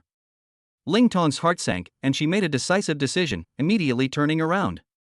Retreat! But the moment they turned around, the burly captain of the Gale hyenas had already arrived with his men. They tracked them down and blocked their escape route. He approached step by step, a mocking and sinister smile on his face. Ling Tong, you can't escape now. The hyena captain spoke, his voice hoarse and his tone cruel. He said harshly. How dare you harbor disloyalty towards Lord Leopard King? Today, your entire Dark Knight Catkin race will pay the price for your choice. Prepare to die. A pincer attack from both sides. This is truly a situation with nowhere to turn. They were almost in dire straits. However, despite facing this almost certain death, Ling Tong's pretty face showed no sign of panic. She took a deep breath, but instead looked completely puzzled. The crisp sound carried a hint of confusion and bewilderment. Sir, are you sure you haven't made a mistake? She took 2 steps forward, seemingly without any warning, and blinked her bright, lively eyes. He continued. I have come here on Lord Mad Fawn's secret orders to carry out a secret mission. Lord Leopard King plans to take action against the Apocalypse territory, and he needs the old and weak of our cat people to infiltrate it as inside agents to deceive that human lord named Fong Tian. This will put his mind at ease, allowing me to seize the opportunity to help Lord Mad Fong launch an attack and kill him in one fell swoop. Chapter 101 Battle, Prepare to Die. At this point, Ling Tong's tone changed. He seemed somewhat annoyed. We're proceeding according to plan, so why? Why do you keep obstructing our cat people's work? Could it be that there's a traitor among you trying to sabotage Lord Leopard King's plans? Upon hearing this, the captain of the Gale Hyena human race was genuinely taken aback, a hint of hesitation flashing in his eyes. Ling Tong's acting was so vivid and lifelike, and logically it seemed to make sense. It was indeed a reasonable arrangement for Lord Leopard King to send the cat people, who were skilled in stealth and assassination, to act as his inside agents in order to deal with Fong Tian. But he quickly realized what was happening, and the fierce glint in his eyes intensified. If that's the case, Lord Mad Fong wouldn't have crushed that special dog tooth. So he sneered. Heh, do you think I'm a fool? Lord Mad Fong anticipated your defection and specially sent us to escort you on your way. Alright, enough talk, prepare to die. As soon as he finished speaking, he suddenly pushed off with his foot. His massive body, like a cannonball fired from a gun, carrying a stench of blood, charged towards Ling Tong first. Well. Seeing this, Ling Tong sighed softly in her heart. Sure enough, these hyena men, though not very bright, were single-minded in carrying out orders. The next moment, all pretense vanished from her eyes, replaced by a sharp killing intent. Buzz. Her figure instantly blended into the shadows and disappeared from the spot. Almost at the same time, two crescent-shaped beams of cold light appeared silently behind the neck of the hyena captain and slashed down fiercely. This move was fast, ruthless, and accurate. However, facing this sure kill blow, the hyena captain revealed a triumphant grin. I've been waiting for you for a long time. He didn't turn his head, as if he had eyes in the back of his head. With a sudden burst of power from his waist and a gleaming light from his legs, he delivered a powerful, heavy back kick. He kicked with absolute precision in the direction from which the cold light was coming. Clang! The sound of metal clashing rang out, and Ling Tong's figure was forced to emerge from the shadows. Using the recoil, it drifted backward and landed steadily. She was very resentful. The hyena captain in front of me is only at the 5th level, 3rd stage, just like me. Generally speaking, within the same tier, if an assassin plays well against a warrior, they will almost always win. A single, unexpected, fatal blow can decide the outcome. However, the night catmen, who are born killers, are completely restrained by the Gale hyenas. These damn dogs have such a keen sense of smell. Even their cat people's proud ability to stealth in the shadows cannot completely shield them from their own scent. Right in front of these hyena men's noses, their stealth effect has been reduced by at least half. If it weren't these bastards chasing them, but any other race, she was 100% confident that she could easily lead her people to escape. As Ling Tong disappeared back into the shadows, the hyena captain snorted and then sniffed the air hard with his nose. He warned. Don't waste your energy. Why do you think Lord Leopard King specifically sent us hyenas to guard your cat people? He sneered. Humph. This is precisely where Lord Leopard King's brilliance lies. You little kittens, if. As he spoke, his nose twitched slightly, as if he had caught something. Found it. He grinned maliciously and turned around abruptly. The large, fan-like hand slammed down hard on the empty shadow on the left. Call. A gigantic palm print formed from crimson energy appeared out of thin air, accompanied by a whistling wind, and crashed down. Beneath the palm print, the shadow twisted violently. Ling Tong's figure narrowly escaped from the attack, avoiding the sudden blow. She was slightly startled, and a bead of cold sweat appeared on her forehead. No. We can't kill this bastard. We can't keep dragging this out. We must break through this situation as soon as possible. However, just as she was about to call upon her people and find an opportunity to force her way out. Swish. Swish. Swish. From the other side of the woods, another series of hurried footsteps came. Immediately, another group of Gale hyenas were drawn by the commotion and quickly surrounded the area. The captain, who was in charge, was only at the 5th level, 2nd stage, but he brought a larger number of hyenas. The three teams converged at one place from 3 different directions. This formed an even tighter and more impenetrable encirclement, almost completely eliminating any possibility of the cat people escaping. Don't waste your energy. The hyena captain, who had been the first to arrive, looked at Ling Tong, whose expression was growing increasingly serious, and wore a smug sneer. Surrender now, or else. He hadn't finished speaking. A swift black shadow suddenly sprang up from the shadows to his left. It's the spirit eye. With the unparalleled agility of the cat people, she dashed out in an instant. Then, in mid-air, with an unbelievable turn, it appeared to the right of the hyena captain as if it had teleported. Point left, hit right. Sizzle. With his curved blade, he drew a crescent-shaped arc and slashed fiercely at the captain's waist and ribs. This strike was as fast as lightning, and the angle was extremely tricky. However, the hyena captain reacted extremely quickly. Just as the curved blade was about to strike his body, a burst of light suddenly erupted from his body. A scroll that he had been holding in his hand turned to ashes, and a thick energy shield instantly lit up. Clang! Ling Tong's seemingly inevitable strike landed squarely on the shield. It only caused a ripple in the shield. However, they failed to harm the captain in the slightest. What a pity! Ling Tong sighed regretfully, her figure flickered, and she prepared to disappear into the shadows once more. Just then, the fifth-tier, second-stage hyena captain who arrived later suddenly opened his mouth wide and let out a deafening roar. Roar! A sound wave visible to the naked eye, like a real shock wave. It swept towards Ling Tong's direction. Ling Tong felt a sudden roar in her brain, as if she had been hit by a heavy hammer. His figure paused almost imperceptibly in mid-air. She groaned, and a trickle of blood escaped from the corner of her mouth. The hyena captain, who had been slashed by Ling Tong earlier, was unharmed, but he was still terrified and broke out in a cold sweat. At that moment, he came to his senses, his eyes filled with lingering fear, and his heart filled with rage.